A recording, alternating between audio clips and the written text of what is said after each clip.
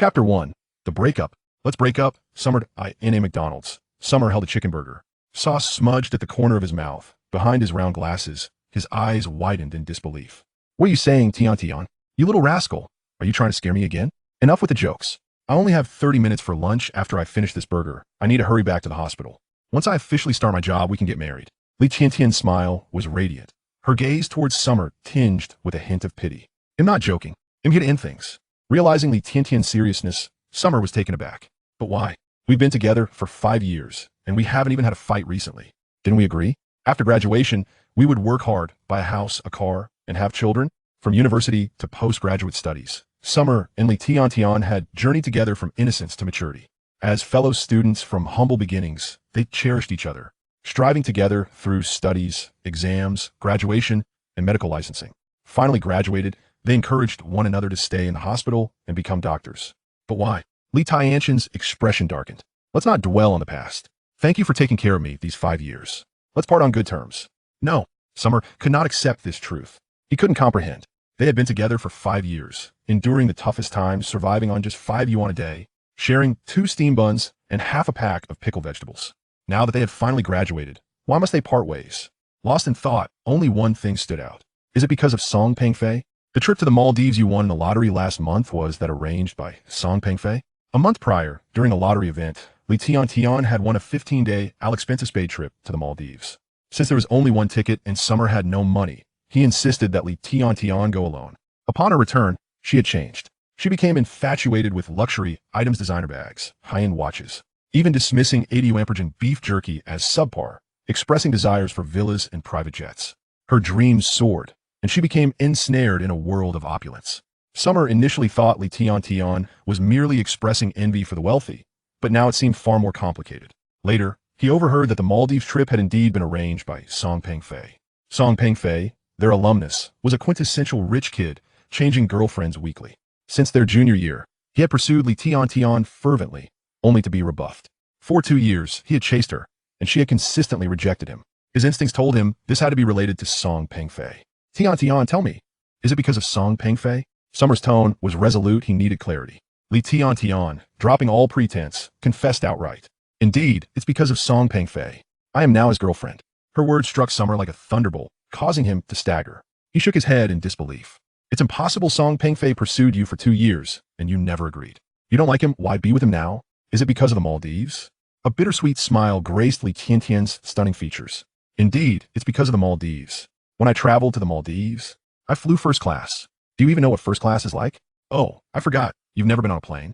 In the Maldives, I stayed in a 7-star hotel. Do you know what a 7-star hotel is? In your world, a 5-star hotel might be the pinnacle.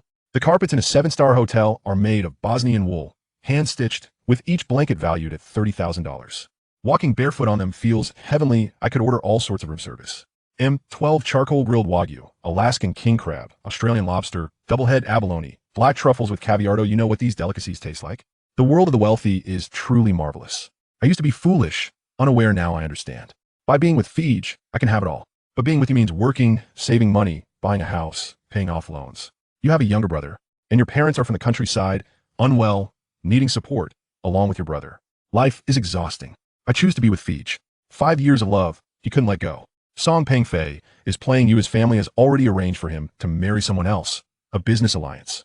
How could a girl like you, with no background, ever marry into the Song family? To him, you're merely a mistress. Li Tiantian chuckled, her smile radiant, her voice sweet as honey. You're mistaken. I'm Fij's little 6. I have 3 older sisters above me. Just last night, I played mahjong with them until dawn. I don't care whether Fij will marry me. I just want to enjoy life as it is. Let it be. Goodbye. Li Tiantian turned away, cold-hearted. Summer shouted, "Don't go."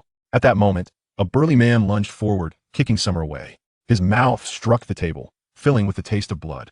Li Tiantian cast a glance at him, her beautiful face blooming with a smile. Oh, I forgot to mention, Fij has assigned me a bodyguard. From now on, if you dare come within a step of me, I'll break your legs. If you want to live, keep your distance from me. The old Li Tiantian would have cried at seeing Summer hurt, but the current Li Tiantian didn't spare him a glance as she turned away. In his despair and fury, a mechanical voice echoed in his mind. Ding, binding the super divine doctor system. 1, 2, 3, 10. Divine doctor system, binding complete. Please claim your newbie gift package. Chapter 2. The super divine doctor system. What? He's super divine, Dr. System? What is this? Summer was bewildered just a second ago. He was choking on his sorrow from the breakup, tears threatening to spill, and now a status bar appeared in his mind, displaying the grand words. Red, refuse. Green, agree. This Summer was dazed for 3 seconds, then felt an overwhelming sense of despair. Is this system compensating me because I was cheated on? The mechanical voice spoke again. The host has 5 seconds to choose. If time exceeds, the host will automatically forfeit the system. Fate, chitri, tri iagri, iagri, iagri. Summer enjoyed reading web novels, where protagonists receiving systems could defy fate, achieving greatness. How could he miss this opportunity? He immediately pressed the green agree button.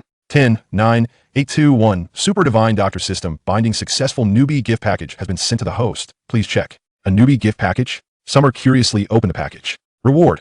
World-class appendicitis surgery experience. Reward. World-class thoracotomy experience. Reward. World-class bone-setting experience. 3 substantial rewards. Images flooded into Summer's mind. Thoracotomy, bone-setting, appendicitis. Having studied these in medical school, he had never performed them himself. Now, the knowledge flowed into his consciousness like a stream. Bone-setting, filming, determining the location of the fracture, and deciding between closed or open surgery. An open surgery necessitates the insertion of bone screws. Anesthesia is administered to alleviate the patient's pain. An incision is made. The fractured bone is aligned, and the screws are affixed. Suturing follows. The process flows seamlessly, akin to a series of artistic displays in an exhibition, bringing a sense of delight to Xiaotian during the summer. The IT is astonishing how beautiful surgery can be. The choice to pursue a medical career stems not only from the prospect of job security and respectable income, but also from the practical considerations of a humble background. Whether he enjoys it or not is of little concern to him. Yet, in this moment, he finds himself enamored with the medical profession. Moreover, his father succumbed to stomach cancer when he was just 16, prompting him to vow to become a competent doctor, one who could alleviate suffering and save lives, ensuring that families remain united and children do not lose their parents. With the system in place, his dreams can now materialize. Are there merely 3 rewards? Is there nothing else? Hey, system, there are numerous surgeries. As a doctor, I can't be limited to just 3. I deserve access to more surgical procedures. Host, please maintain your dignity. The system has already aided you significantly. The remaining surgical techniques must be accrued by you. Accrued? How does one accrue? As Xiaotian posed his query, a vision of an hourglass-like container appeared in his mind, starkly empty. A mechanical voice resounded.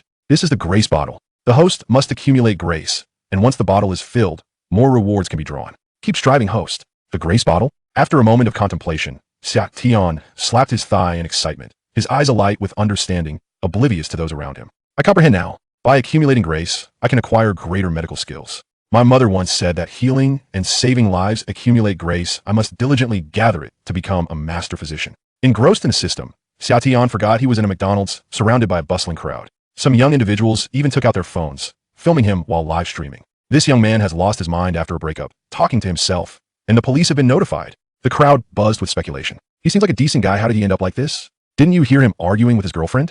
She left him for a wealthy guy. How unfortunate. He's quite handsome, yet he's lost his sanity.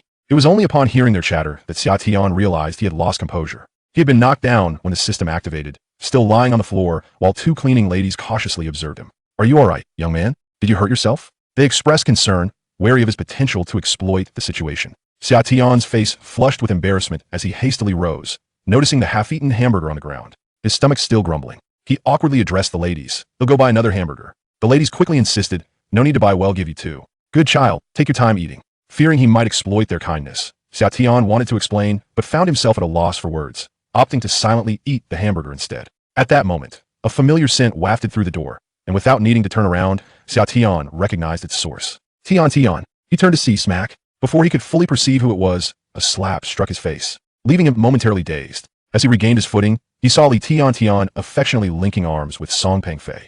Song Pengfei produced a wet wipe, disdainfully cleaning his hands. You truly are naive. Do you think doing well in school guarantees happiness? You, a penniless wretch, are destined to marry an unattractive woman. I'm here to inform you that from this day forth, Li Tian is mine. Dare to entertain any improper thoughts about her, and I shall make you regret it. Get lost. Damn it, this is too much. Xiaotian felt his anger boil. A breakup is one thing, but to come in and slap him? Does he think he's easy to bully? Just as he was about to explode in fury, a sudden commotion erupted. A senior citizen collapsed on the ground, and screams filled the air. Is there a doctor? Someone has fainted. Xiaotian rushed forward. I'm a doctor, let me take a look. Chapter 3. Saving lives. The elderly man appeared ashen, his heart accompanied by irregular sounds, barely clinging to life. Without hesitation, Xiaotian initiated cardiopulmonary resuscitation. 1, 2, 3, 9. Upon reaching the 9th count, he paused, pressing one hand against the patient's forehead while lifting the chin with the other to open the airway, delivering breaths. Following the artificial respiration, he resumed chest compressions at a rate of approximately 100 per minute. The cycle continued relentlessly, 1, 2, 3, 9, for a grueling 20 minutes. Xia Tian repeated the motions, perspiration pouring from him, yet the patient remained unresponsive, despair beginning to envelop the onlookers. It's hopeless. It's been too long. If he were to awaken, he would have done so by now, Li Tiantian remarked impatiently, observing the scene unfold. No, I refuse to give up. I have just acquired the system. I must save him. Xia Tian's mind raced with fervor, resolute in his determination, yet he understood that after 20 minutes of resuscitation, the likelihood of reviving the patient was dismally low. What was the cause? A server shouted before he collapsed. The old man was complaining of severe abdominal pain and had vomited. Abdominal pain, nausea, low blood pressure, pallid skin, all symptoms indicative of internal bleeding. Xia Tian swiftly unbuttoned the elderly man's shirt, revealing a bruise on his chest, reminiscent of an impact. The chest appeared swollen, accompanied by a gurgling sound. However, Xia Tian recognized that it was not merely water, it was blood. Internal bleeding in the lungs. Without immediate intervention, death was inevitable. What to do? What to do? At that moment, an idea struck him like lightning. Without a second thought, he dashed into the back kitchen of McDonald's, seizing a large cleaver, its blade gleaming ominously. Sweat-soaked and disheveled, with frenzied crimson eyes, he inspired shrieks of horror from the surrounding crowd. What is he doing with that knife? How terrifying, even in death. He refuses to give up? Li Tiantian intercepted Xia Tian, admonishing him sternly. Enough. The old man is gone. Let him depart in peace. You must not forget. You are merely an intern. Damn it, get out of my way. Xia Tian shouted, delivering a kick to Li Tiantian's abdomen, sending her sprawling. Song Pengfei rushed to help her, pointing accusingly at Xia Tian, ready to unleash a torrent of curses. You country bumpkin. But before he could finish, Xia Tian raised the cleaver, his bloodshot eyes flashing with a frenzied intensity, causing Song Pengfei to falter and fall silent. Damn it, he has gone mad. Xia Tian lunged to the old man's side, retrieving his first aid kit. Since his internship began, he had carried it with him at all times. Though opportunities to use it were rare, the sight of the kit served as a constant reminder to himself. He was a doctor. A sterile gauze, bandages, iodine, external cleansing wipes, topical spray, sterile gloves, a small surgical knife, and several medications, including antibiotics. In the summer, he placed an antibiotic into the elderly man's mouth. Then, he unfastened the buttons of the old man's shirt and wiped his chest with a cleansing wipe. After ensuring it was clean, he disinfected the area with iodine. Once everything was prepared, the small surgical knife made an incision in the skin of the abdomen. This scene stirred a wave of excitement among the onlookers. What is he doing? His technique appears to be that of a professional doctor, yet this is not an operating room, and there is no anesthesia. He is performing surgery directly on the patient? He is merely an intern. Has he ever stood at an operating table? Absurd. Utterly absurd. The surrounding voices faded from the ears of Xia Tian. At this moment, one thought consumed his mind. To save a life. The tip of the knife pointed downward, creating a roughly 10-centimeter opening. The first step, incision of the skin. The second step, separation of the connective tissue, commonly known as fat. The third step, a critical juncture, is vital in world-class thoracotomy procedures. It is the ultimate test of a surgeon, as it involves splitting the sternum. The sternum is hard, and the surgical knife cannot cut through. A sternum saw is required, yet Xia Tian has none, only a cleaver. Taking a deep breath, he grasped the cleaver and gazed at the ceiling. Although the crowd was unaware of Xia Tian's intentions, an ominous premonition enveloped them. What is he about to do? I do not know his intentions, but I am utterly terrified. The next moment, one of Xia Tian's actions incited a cacophony of horrified screams, reminiscent of a scene from a horror film. Crack! Xia Tian straddled the elderly man, gripping the cleaver tightly, and with a swift motion, brought it down. Blood splattered. Crack! Another strike. The sound of bones cracking resonated. Along with the blood, bits of flesh and shattered bones erupted, splattering the nearby spectators with crimson. The scene descended into chaos. Oh, help! Murder! Blood! A killing! Pandemonium ensued. Guests, waitstaff, and the proprietor all scattered like headless flies, furniture overturned. The place in disarray. Li Tiantian and Song Pengfei stood frozen in shock. Song Pengfei staggered back, shaking his head and shouting, insane. This is madness. Everyone has lost their minds. Li Tiantian, disregarding the pain in her abdomen, followed closely behind Song Pengfei, not daring to look back for fear that Xia Tian would turn his cleaver upon her. At this moment, Xia Tian remained singularly focused, intent on saving the man. Crack! Another blow. The sternum was severed, and he discarded the cleaver, prying open the sternum to reveal a hand's width of space, thrusting his entire hand inside. His fingers applied pressure to the bleeding point. Bare-handed thoracotomy. This scene was captured by onlookers recording with their phones. Chapter 4. Have I caused trouble? Fingers probed through the connective tissue, discovering an exit. The finger thrust inward. It was obstructed. The bleeding ceased, while the other hand massaged the elderly gentleman's heart, aiding in its revival. 1, 2, 3, 4. At that moment, the entire McDonald's was deserted, with onlookers crouched outside, recording the scene through the glass with their phones. Simultaneously, police cars and ambulances arrived. Zhang Ming, the head of the emergency department at the provincial hospital, witnessed this scene through the glass, his legs weakening in fright. His hand trembling as he clutched the emergency kit. He turned to the police car, his pallid face conveying urgency as he addressed the officers. Comrade police, you may enter first. I've heard there has been a murder. We are merely doctors. We cannot handle such matters. You should control the perpetrator first, and then we will enter to save lives. The young officer frowned and replied, saving lives is paramount. Let us enter together. We will restrain the assailant while you attend to the victim. Zhang Ming glanced at the motionless elderly man on the ground, covered in blood. His heart still gripped by the assailant, and weakly remarked, the patient may not survive. At that moment, a voice emerged from within. There's a heartbeat. Director Zhang. Come in quickly. Huh. Zhang Ming was momentarily taken aback. That voice seemed familiar. Upon closer inspection, he exclaimed, goodness. Isn't that my young apprentice?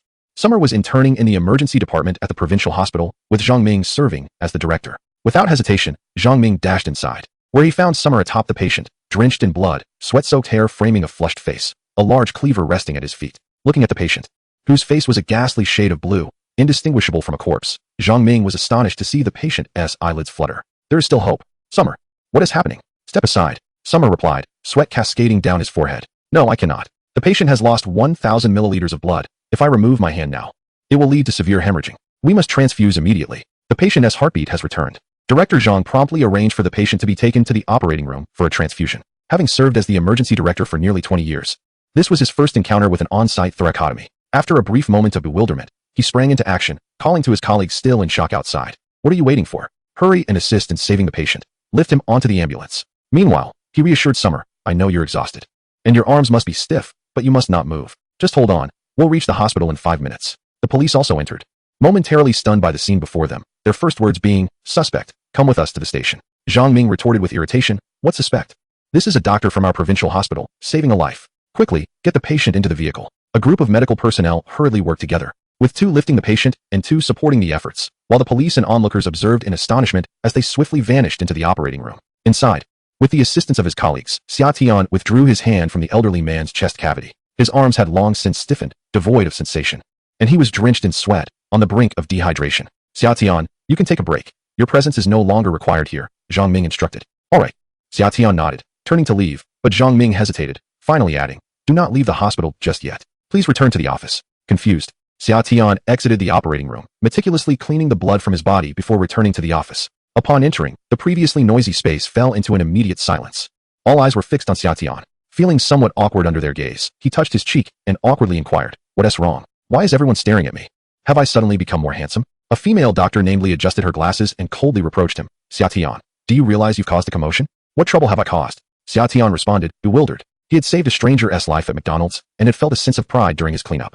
Given that the mortality rate from internal bleeding is as high as 95, once symptoms arise, survival within 10 minutes is virtually impossible. If it weren't for Xia Tian, the elderly man would likely be deceased. How is it that I've caused trouble? The female doctor rolled her eyes and turned to her colleagues, showing the video. At that moment, a fellow student named Wang Xiaobei stood up. He and Xia Tian had been university classmates and roommates, sharing a living space for 5 years, and later interned together at the same hospital. Xia Tian, the video of your heroic act at McDonald's went viral. You should see it for yourself. Xia Tian retrieved his phone and opened Douyin, instantly bringing up the video of his rescue. The footage was extraordinarily popular, flooding Douyin with views. Likes surged to 400,000. Comments reached 20,000, and shares climbed to 10,000, all numbers rapidly escalating. Moreover, major news outlets rushed to report on the incident, with sensational headlines such as Man stabs at McDonald's, and young man strikes back at society after being cheated on by girlfriend. Chapter 5. The murderer in the footage, Xia Tian was seen atop the elderly man, repeatedly striking him with a machete. The camera zoomed out, focusing on Xia Tian's face, flushed and smeared with blood, with bits of flesh splattered on his glasses. Behind the lenses, his crimson eyes reflected a wild frenzy. Desperate to save the elderly man, Xia Tian was frantic. He had always turned red-eyed when anxious. Coupled with the image of him wielding the machete, it presented a scene straight out of a horror film, startling even him. However, he soon found solace in the chaos. He adjusted his glasses and said, at that time, the conditions did not permit the use of a sternum saw, so I had no choice but to resort to a machete. Wang Xiaobei cast a sympathetic glance at Xia Tian and comforted him. I know your intentions are good, but not everyone comprehends your actions. Xia Tian scrolled through the comments, selecting the most liked video, and upon opening the comments, a wave of fury assaulted him. The vitriol threatened to engulf him. Damn, is this person even human? Just because he was dumped by his girlfriend, he resorts to societal vengeance? Every grievance has its source. If someone has wronged you, seek them out. Bullying the weak is a disgrace to humanity. Such filth deserves to be executed. It was alarming to witness a young man commit such acts. It was a disgrace to his parents for raising such a beast. How terrifying it was that a machete in his hand. Even if one is enraged, one should not resort to murder. The comments were overwhelmingly filled with condemnation for Xia Tian. The internet cannot kill, but if it could, Xia Tian would have died over 100 times by now. Simultaneously, Xia Tian's WeChat exploded with notifications. Ding, ding ding ding, ding ding ding ding ding ding. Over 30 messages flooded in from his medical school classmates, mentors, and friends. The video captured Xia Tian's face clearly. Anyone who knew him would recognize him instantly. What on earth is happening, Lao Xia? How could you resort to murder? You're not that kind of person. Is that you in the video? Please tell me it's not you. I was terrified to tears upon seeing it. What is going on, brother? Are you on the run? If you need to escape, just say the word. I'll send you 10,000. Overwhelmed by the chaotic messages, Xia Tian simply powered off his phone. His mother and younger brother lived in the countryside, in a secluded village with outdated phones that couldn't access Douyin, so he needn't worry about them. As for everyone else, let the innocent be exonerated. Xia Tian chose to disregard them. He set his phone aside and opened his laptop, preparing to work. Wang Xiaobei, perplexed, inquired, Xia Tian, what are you doing? Working, Xia Tian replied, adjusting his glasses. His colleagues in the office exchanged bewildered glances. A female doctor, her voice sharp, remarked, don't you think you owe us an explanation? You've committed murder. Previously, Xia Tian was the office's beloved, fetching water, taking out the trash, treating colleagues to milk tea, and winning their affection. Yet now, the looks from his colleagues were tinged with a deep-rooted fear, as if he were a demon arisen from hell. Clearing his throat, Xia Tian bowed to the group. I apologize for my negligence. Given the gravity of this situation, I should have explained myself. Here's what transpired. The elderly gentleman's vital signs had ceased for 20 minutes. I initially suspected pulmonary hemorrhage and knew immediate hemostasis was crucial. However, under the circumstances, I could not achieve that. I had to resort to an open chest approach to stem the bleeding. Hence, the scene you witnessed earlier. He could not help but add, I must say, the human sternum is incredibly resilient, even harder than pork ribs. A profound silence enveloped the room. The sound of a pin dropping could be heard. The Summers declaration paused the office, leaving everyone in stunned silence as they gazed at him. 3 seconds later, a female doctor was the first to regain her composure. With her wide, round eyes bulging, she craned her neck and mustered all her strength to utter a sentence. You performed a chest incision with a kitchen knife in McDonald's? Indeed. Summer nodded affirmatively. The crowd exchanged bewildered glances. The stout Yang pinched Wang Xiaobei's thigh, causing him to yelp in pain and shout furiously at Yang. You fat idiot.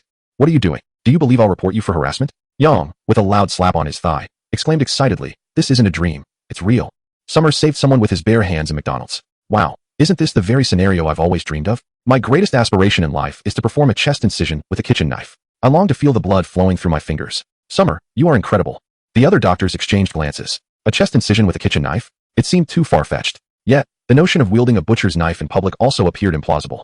Summer was such a sweetheart. How could he possibly commit murder? The female doctor, being the elder among them with over a decade of experience in the emergency room, furrowed her brow and analyzed the situation, concluding that the likelihood of Summer being a murderer was low, especially after having known him for several months. Summer, as your teacher, I must tell you that you are gravely mistaken about this matter. Absolutely mistaken. The female doctor admonished him with a serious expression. We are doctors, and it is our duty to save lives on the road. You may perform first aid or cardiac resuscitation, but a chest incision with a kitchen knife is excessive.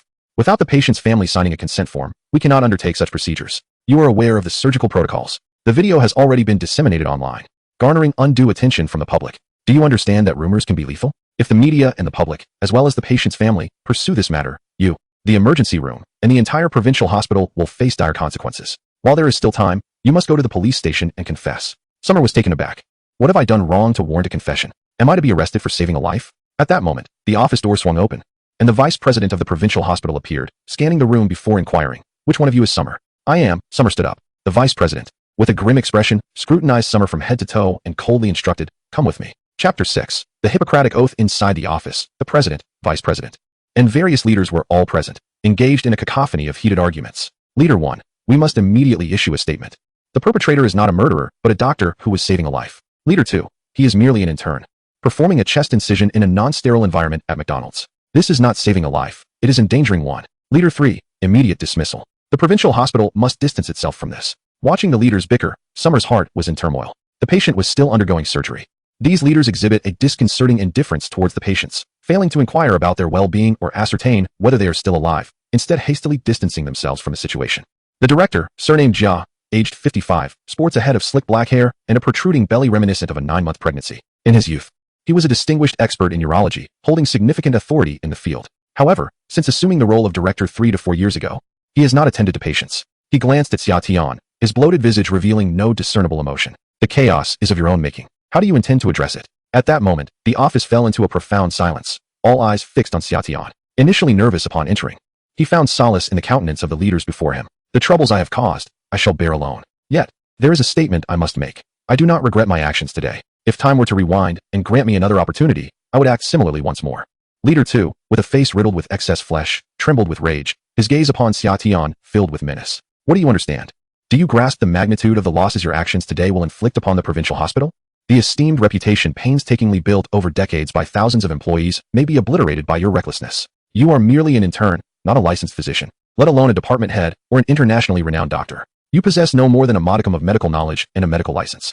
You have no standing to challenge us here. Leader 2's words drew a frown from Xia Tian. He aspired to remain at the provincial hospital as a physician. Ordinarily, such rebuke from superiors would instill fear for his job security. Yet now, he felt no shame and found nothing to fear. Director, greetings, Xia Tian stated, maintaining a dignified composure. First and foremost, I wish to clarify that I am not challenging you. I am merely stating the facts. Earlier today, while dining at McDonald's, I encountered a patient who had collapsed. The individual, approximately 70 years old, exhibited symptoms of severe internal bleeding, including chest swelling, difficulty breathing, and vomiting, alongside visible bruising on the chest. I suspected pulmonary hemorrhage. I administered resuscitation efforts for 20 minutes, yet the patient's heart did not regain its rhythm. Medically, this can be deemed as the patient being deceased. At such a juncture, only surgical intervention to address the bleeding could offer a glimmer of hope. Esteemed leaders, I am acutely aware of the overwhelming public outcry online, with netizens labeling me a lunatic and a murderer. As an intern at the provincial hospital, my actions have undoubtedly cast a significant shadow upon its reputation. The patient's family may pursue legal action against the provincial hospital, potentially resulting in substantial financial repercussions.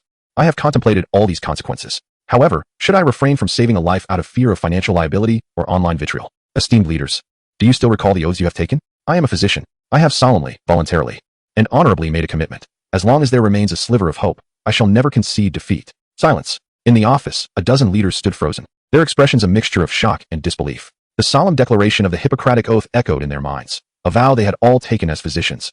Though it had been years since they had last recited it, as medical practitioners, they had pledged to dedicate their lives to humanity, to prioritize the health and well-being of their patients, to respect the autonomy and dignity of those in their care, and to make these commitments solemnly, autonomously, and honorably. The weight of the Hippocratic Oath reverberated within them, leaving them trembling with realization, their faces flushed with shame as they averted their gazes from Xia Tian. It had been so many years since their graduation that they had nearly forgotten their fundamental duty as doctors, to never abandon a life, no matter how slim the chance of saving it, until the very last moment. This was the essence and the moral foundation of a physician. Yet, these leaders had somehow forgotten this basic tenet. Director Jia felt the heat rising in his cheeks as he bowed his head. Over the years, he had become more like a businessman, seduced by money and profit, rather than a healer. He could hardly recall the sensation of holding a scalpel. Reflecting on the past, he felt an overwhelming sense of shame for betraying the white coat he wore. There was a sudden knock at the door. Come in, he called. The door swung open, and Zhang Ming strode in, drenched in sweat, still clad in sterile surgical garb, having had no time to change. He caught sight of Xia Tian and smiled. You're here too. Just in time. He proceeded to inform the leaders about the situation in the operating room. I am here to update you all. The patient had a tumor in the lung that ruptured, causing massive bleeding in the chest cavity. Fortunately, Xia Tian performed an emergency thoracotomy and managed to control the bleeding. The surgery is now complete, and the patient is in the ICU. All vital signs are stable, and the patient is no longer in danger.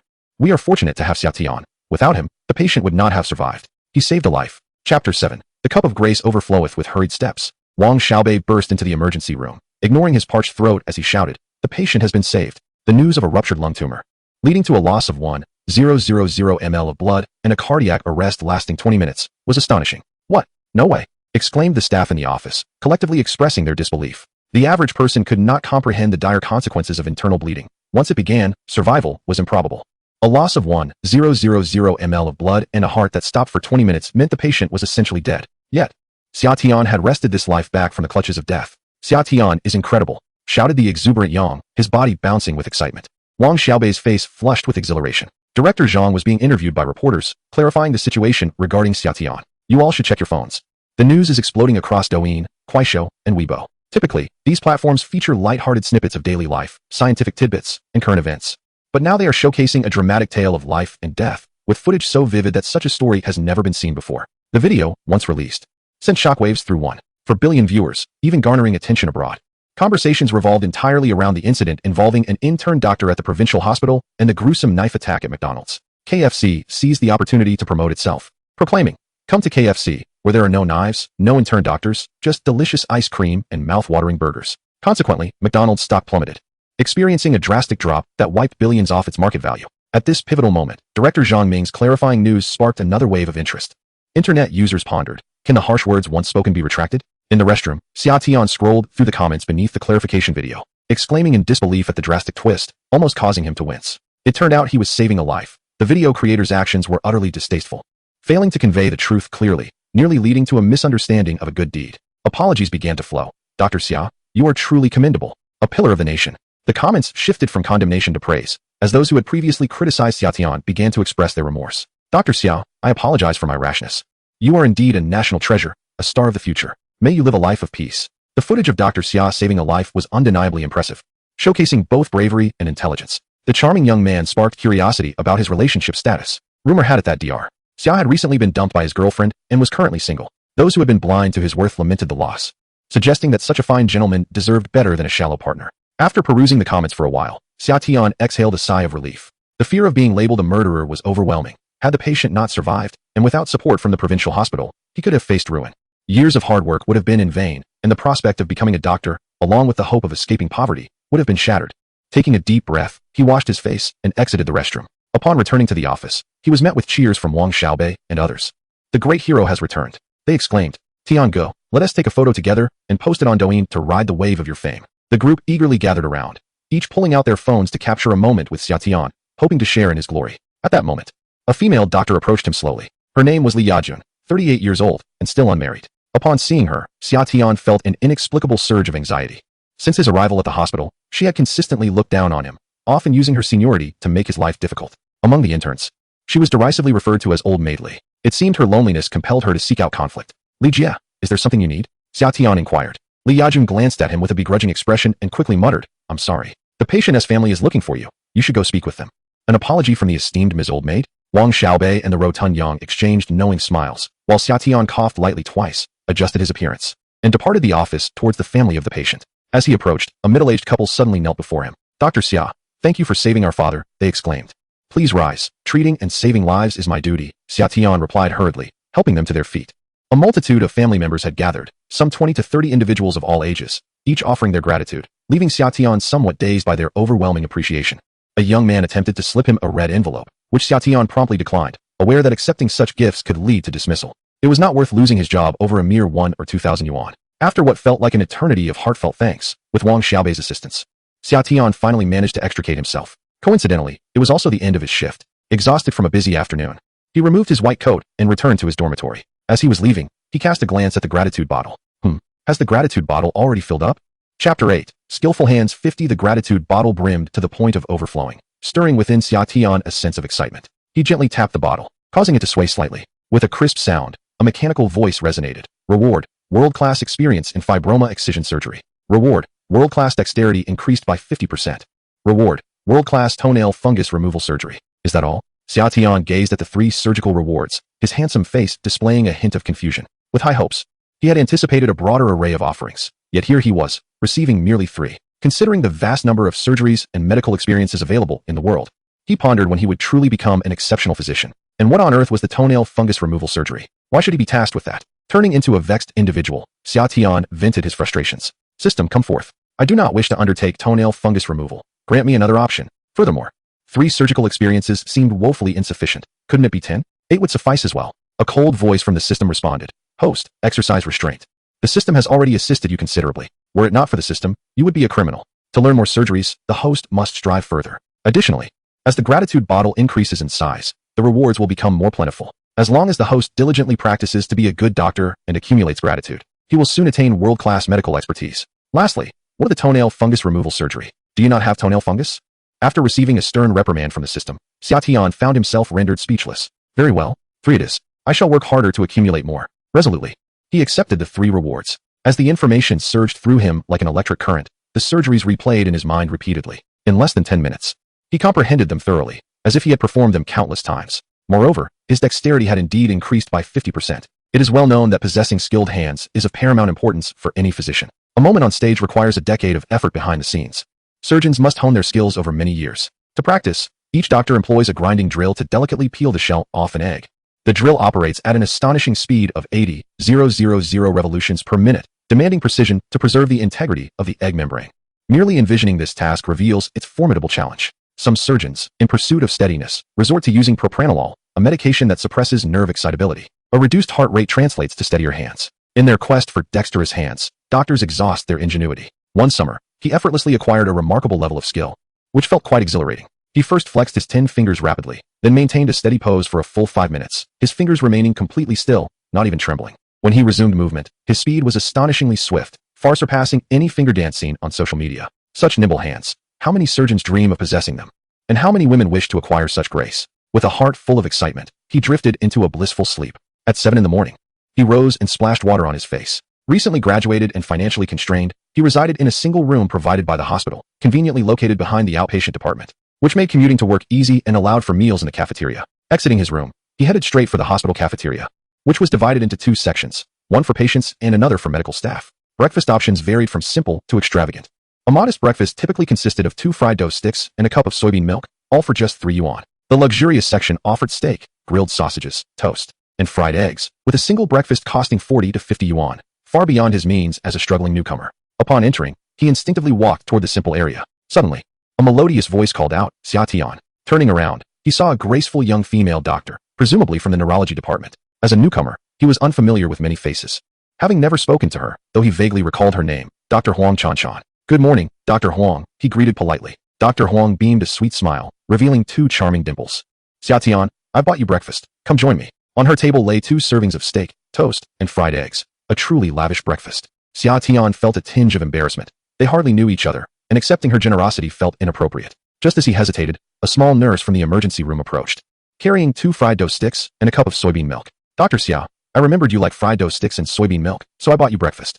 Let us eat together." Caught off guard, Xia Tian was about to respond when Dr. Huang interjected, her tone slightly frosty. "I have already bought breakfast for Dr. Xia. Moreover, fried dough sticks are junk food, a concoction of sugar and oil laden with trans fats. Excessive consumption can be harmful. Given how hard Dr. Xia works, he deserves a proper meal." The small nurse shot Dr. Huang an indignant glance. "I work in the same department as Dr. Xia, yet I remain oblivious to his preferences. Besides, it is not as if we indulge in such meals daily. What significance does it hold? Consuming steak for breakfast does not evoke any sense of monotony. Regardless of its delectable nature, if Dr. Xia does not fancy it, then no treasure can procure his approval." Both parties are steadfast in their positions, leaving Xia Tian caught in an awkward middle ground. Just then, a colleague from the emergency room, Dai Weiwei, approached. Dai Weiwei shot a disapproving glance at the young nurse and Huang Chanjan. "What are you 2 bickering about? We all work in the same hospital, under the same roof, encountering each other daily. Your incessant squabbling leaves Xia Tian in a precarious position. How can he navigate this? Look at your lack of maturity. In your pursuit of Xia Tian, you disregard the dignity of your colleagues. As women, we must uphold our pride and convictions. To buy breakfast for a man is utterly demeaning." Xia Tian cast a grateful glance at Dai Weiwei. Thankfully, she had arrived just in time. Otherwise, he would have been at a loss regarding whom to refuse. He felt compelled to express his gratitude, yet before he could utter a word, Dai Weiwei turned with a smile, presenting a bag to Xia Tian. "Xia Tian, I have brought you breakfast. I made it myself. You must try it." Huang Chanjan scoffed from the side. "Didn't you say that buying breakfast for a man is demeaning? What does this act of yours amount to?" Dai Weiwei shot back with a fierce glint in her eye. "You know nothing. This breakfast is homemade, not store-bought." Xia Tian was left speechless. Chapter 9. The absence of happiness and office romance. In the office, Xia Tian had ordered a takeaway breakfast. Having been preoccupied with the ruckus caused by 3 women in the cafeteria, he had been busy mediating their disputes and had neglected to eat. "Hey, Xia Tian, have you heard? The hospital is planning to reward you." The news of his public act of heroism, where he had saved a person in distress, had garnered commendation. "Now, people across the nation are discussing your actions. You have set an admirable example for our provincial hospital. Rumor has it the director intends to reward you with a sum." Wang Xiaobei, with an air of mystery, gestured with his fingers. 100,000? Recognition is trivial. Praise cannot be consumed. Money is what truly matters. For a freshly graduated student, 100,000 is no insignificant amount, and he felt a surge of excitement. "Is this reward genuine? Don't tease me." Wang Xiaobei frowned. "Why would I jest? We've known each other for years. I would never mislead you. Just wait until the director arrives at work. He will discuss this with you." With a heart racing with anticipation, he awaited the arrival of 8:30 a.m. However, the director did not appear. Perhaps he was in a meeting or had been summoned by the dean. Xia Tian felt a pang of anxiety. At 9 a.m., there was still no sign of him. Deciding not to wait any longer, he began his duties. An emergency case arrived, a child, around 9 years old, with a laceration on his arm. The injury was approximately 10 centimeters long on the right forearm, prompting the emergency room doctors to respond immediately. Xia Tian assessed the wound. "Little one, please make a fist." The young boy wept while clenching his small fist, making a slight motion with his arm to catch his brother's attention. With his mother's assistance, the boy underwent a summer procedure. His clenched fist and moving arm indicated that there were no issues with his bones.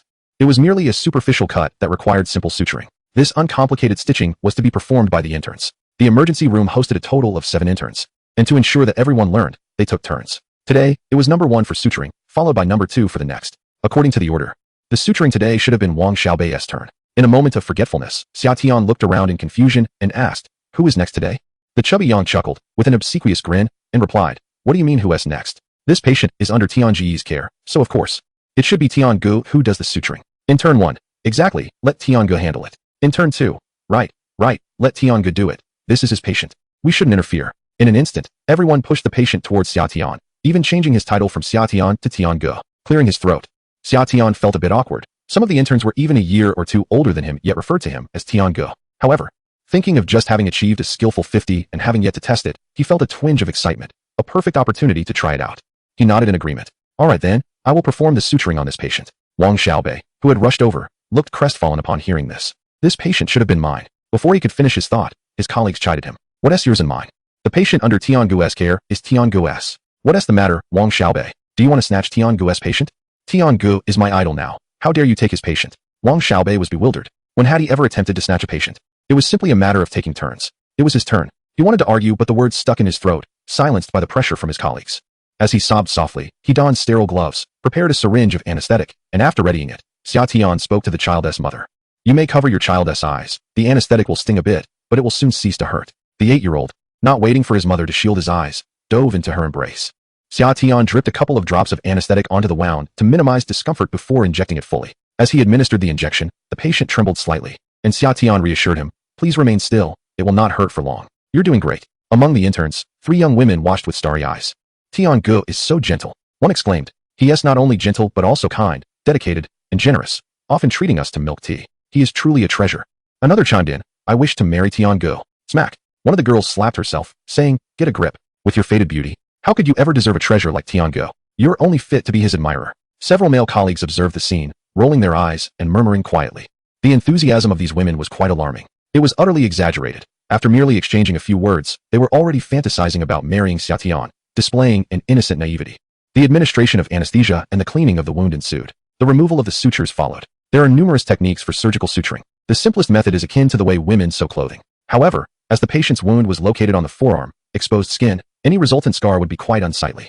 To expedite recovery, Xia Tian opted for an intradermal suture. He selected a 30-gauge absorbable thread, beginning the suturing at a distance neither too close nor too far from the skin edge, ensuring that the needle's entry direction was parallel to the skin. Intradermal suturing is a relatively advanced technique. Xia Tian had only practiced it a few times on grapes and was now attempting it for the first time on human tissue. Initially, he felt a bit anxious, but after 2 stitches, he relaxed. After all, he was a man with deft hands, equivalent to a surgeon with 2 decades of experience. The intradermal suturing was a trivial challenge for him. So easy. In just 8 minutes, from the administration of anesthesia to the dressing of the wound, he completed the task. His colleagues were left in astonishment. In turn, one exclaimed, "Whoa, Brother Tian used intradermal sutures and finished in only 8 minutes." In turn, 2 added, "Not only was it quick, but the technique was also impeccable. There's just a fine line, leaving no visible scar. His skill surpasses even Director Zhang." The 3 female colleagues were on the verge of shrieking with excitement. "Oh my, Brother Tian is so handsome. How can he be so perfect? His focus and seriousness while suturing, I adore it. I must marry him. I absolutely must." A few male colleagues intervened, stopping the infatuated trio. One, sporting a full beard, reprimanded them. "All right, you can save your fantasies. Xia Tian is our colleague. Office romances seldom lead to happiness. By the way, does anyone know what Brother Tian likes to eat? I want to get him a gift." The 3 women turned to the bearded man, questioning, "What are you up to? Don't think we don't know you enjoy drinking soy milk. Just a moment ago, you stated that office romances are unlikely to be happy.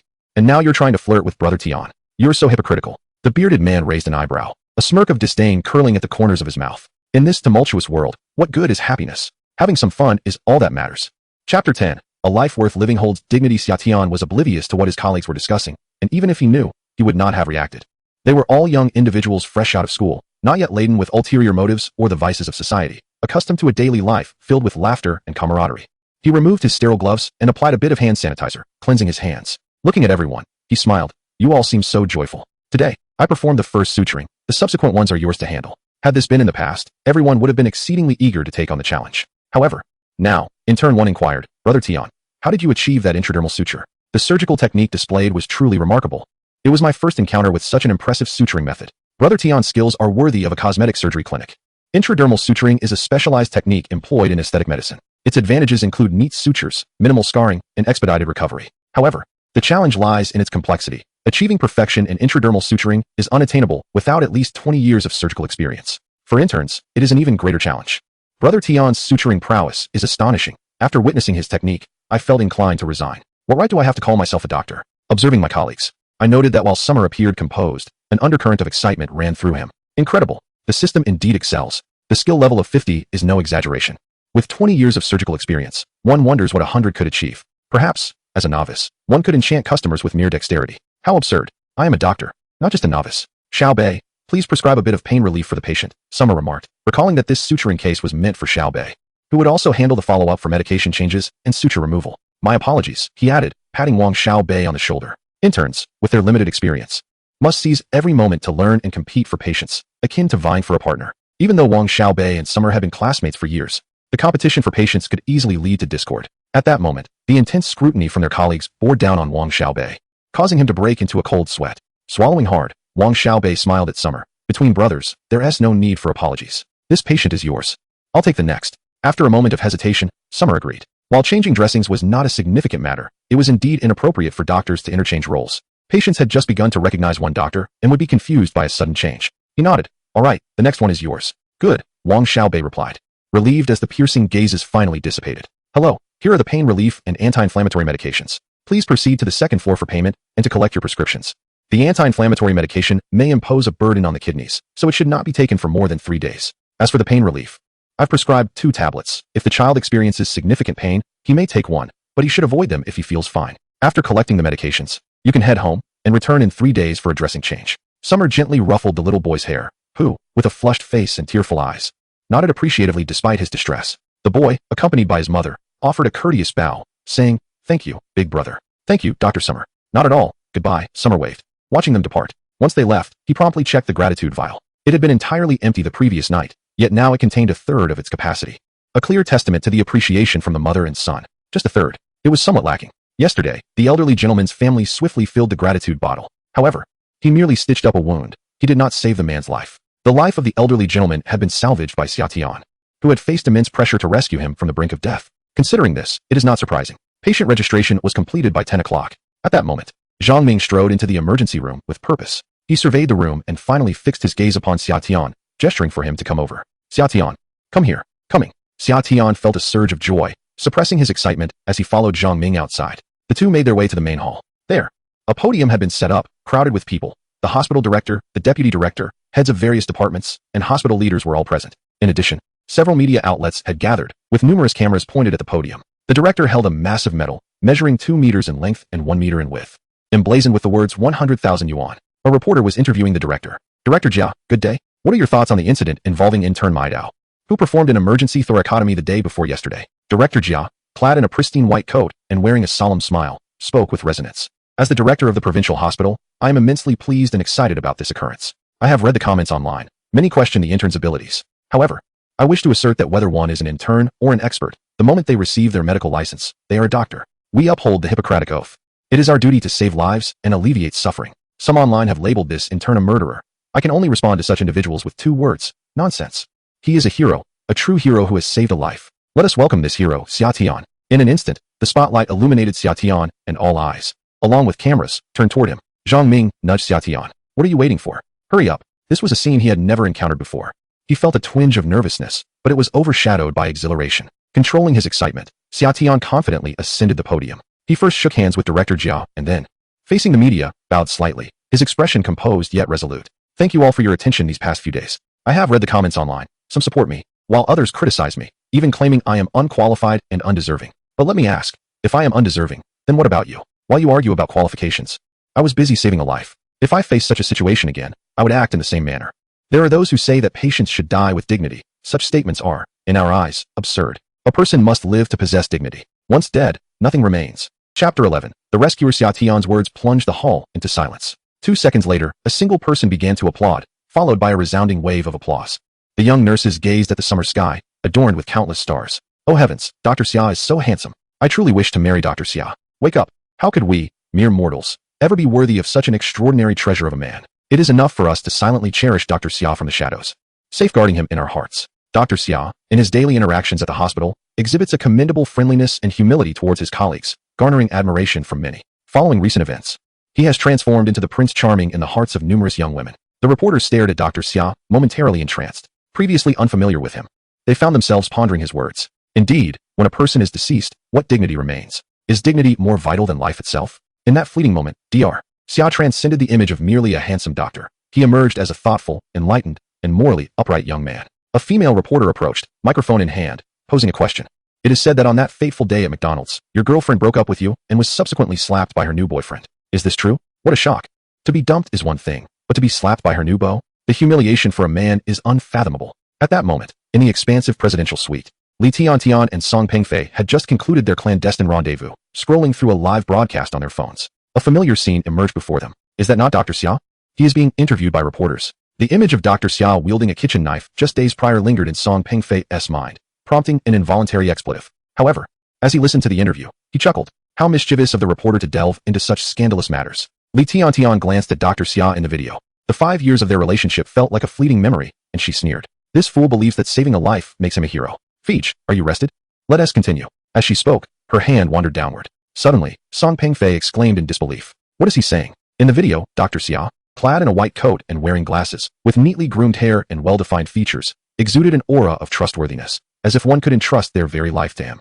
The breakup is true, and the slap is true as well. I was with Li Tiantian for 5 years. She chose to be a mistress to Song Pengfei for money. Oh no, I misspoke. She is the 6th mistress, as she has 3 older sisters above her. The day before our breakup, she played mahjong all night with those sisters. Dr. Xia's revelations left the audience in stunned silence. Brother, this is live. One could sense the discomfort. The female reporter, slightly embarrassed, cleared her throat and said, Dr. Xia, is it truly necessary to disclose such matters? After all, you have both moved on. Let us part on good terms. Exactly, why bring this up?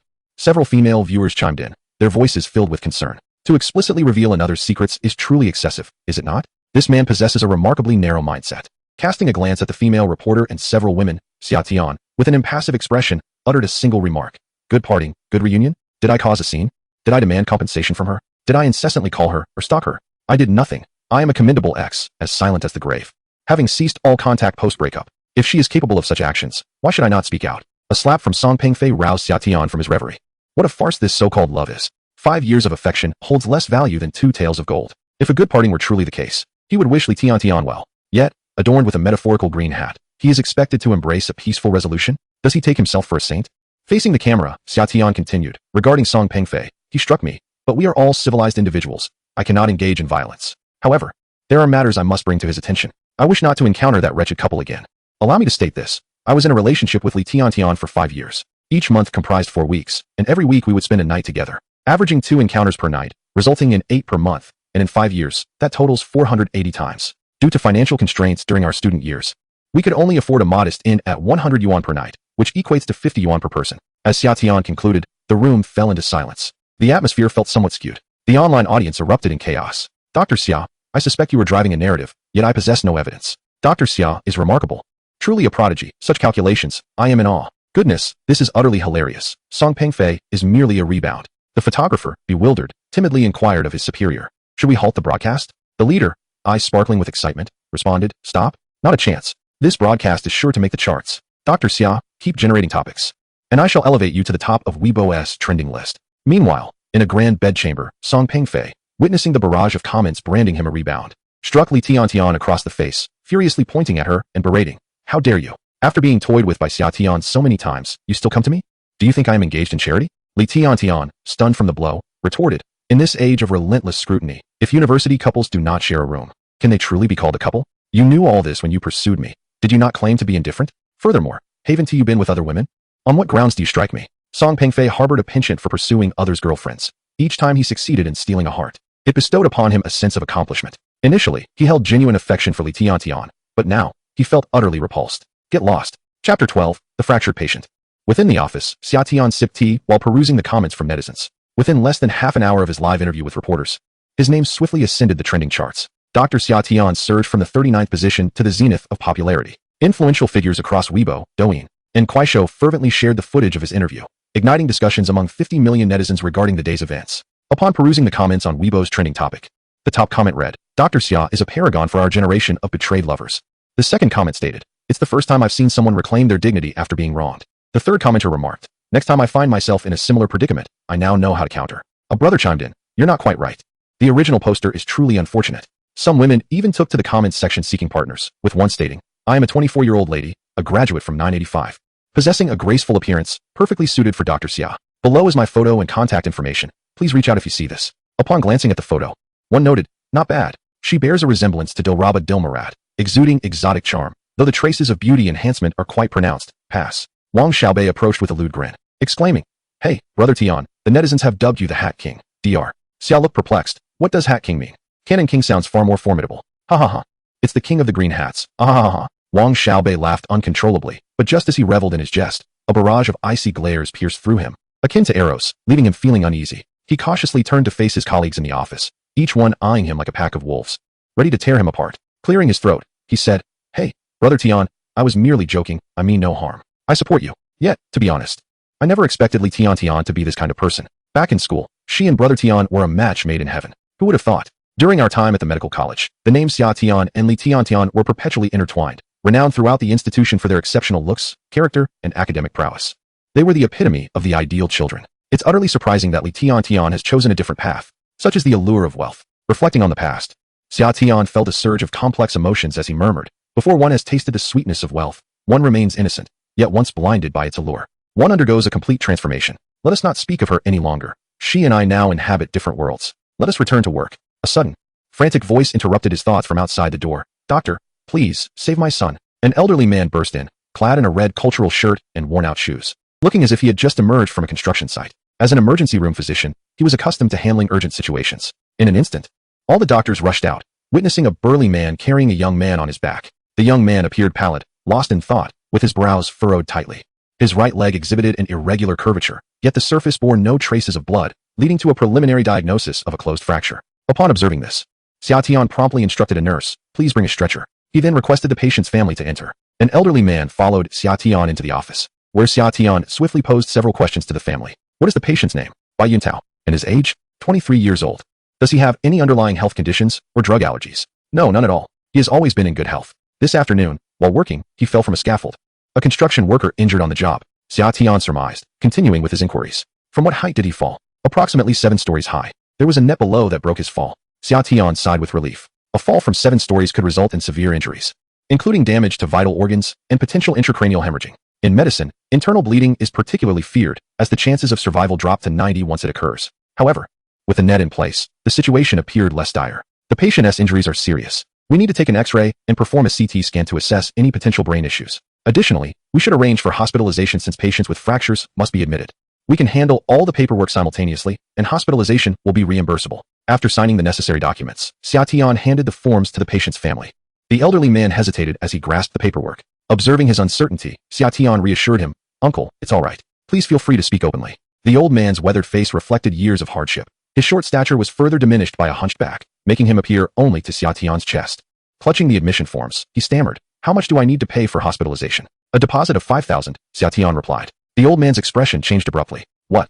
So much money? We don't have health insurance. No health insurance? Xia Tian's brow furrowed in concern. Health insurance typically covers up to 85 of costs. For a non-life-threatening injury like a fracture, a few thousand yuan should suffice for discharge. Yet, without insurance, it would be impossible to leave the hospital without at least 20,000. Seeing the old man's distress, Xia Tian felt a pang of empathy, recalling how his father had succumbed at a young age due to the inability to afford treatment. Uncle, how much more do you need? The elderly man rummaged through his pocket, revealing a crumpled assortment of bills, 100, 50, 20, 10, even a few coins. After counting, he lamented, I only have 3,712 yuan and 50 cents. Will this be enough to treat my son? Outside, Wang Xiaobei and the other intern doctors clustered around, discussing the patient's condition when Li Yajun approached. Glancing at the patient's leg, she exclaimed, closed fracture, with at least 2 breaks. She then turned to Wang Xiaobei and the others, questioning, why haven't you ordered a CT scan for the patient?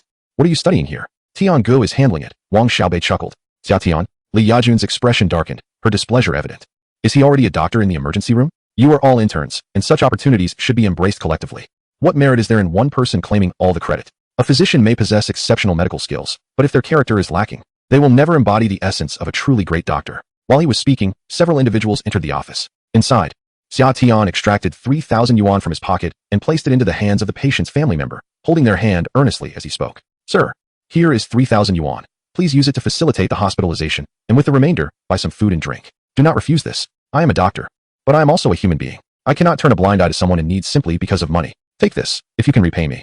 That would be wonderful. If not, it is of no consequence. Chapter 13, The Hospital Flower. The patient is merely 23 years old. While his father appears to be in his 40s, yet years of toil have etched deep wrinkles on his face, making him resemble a man in his 60s or 70s.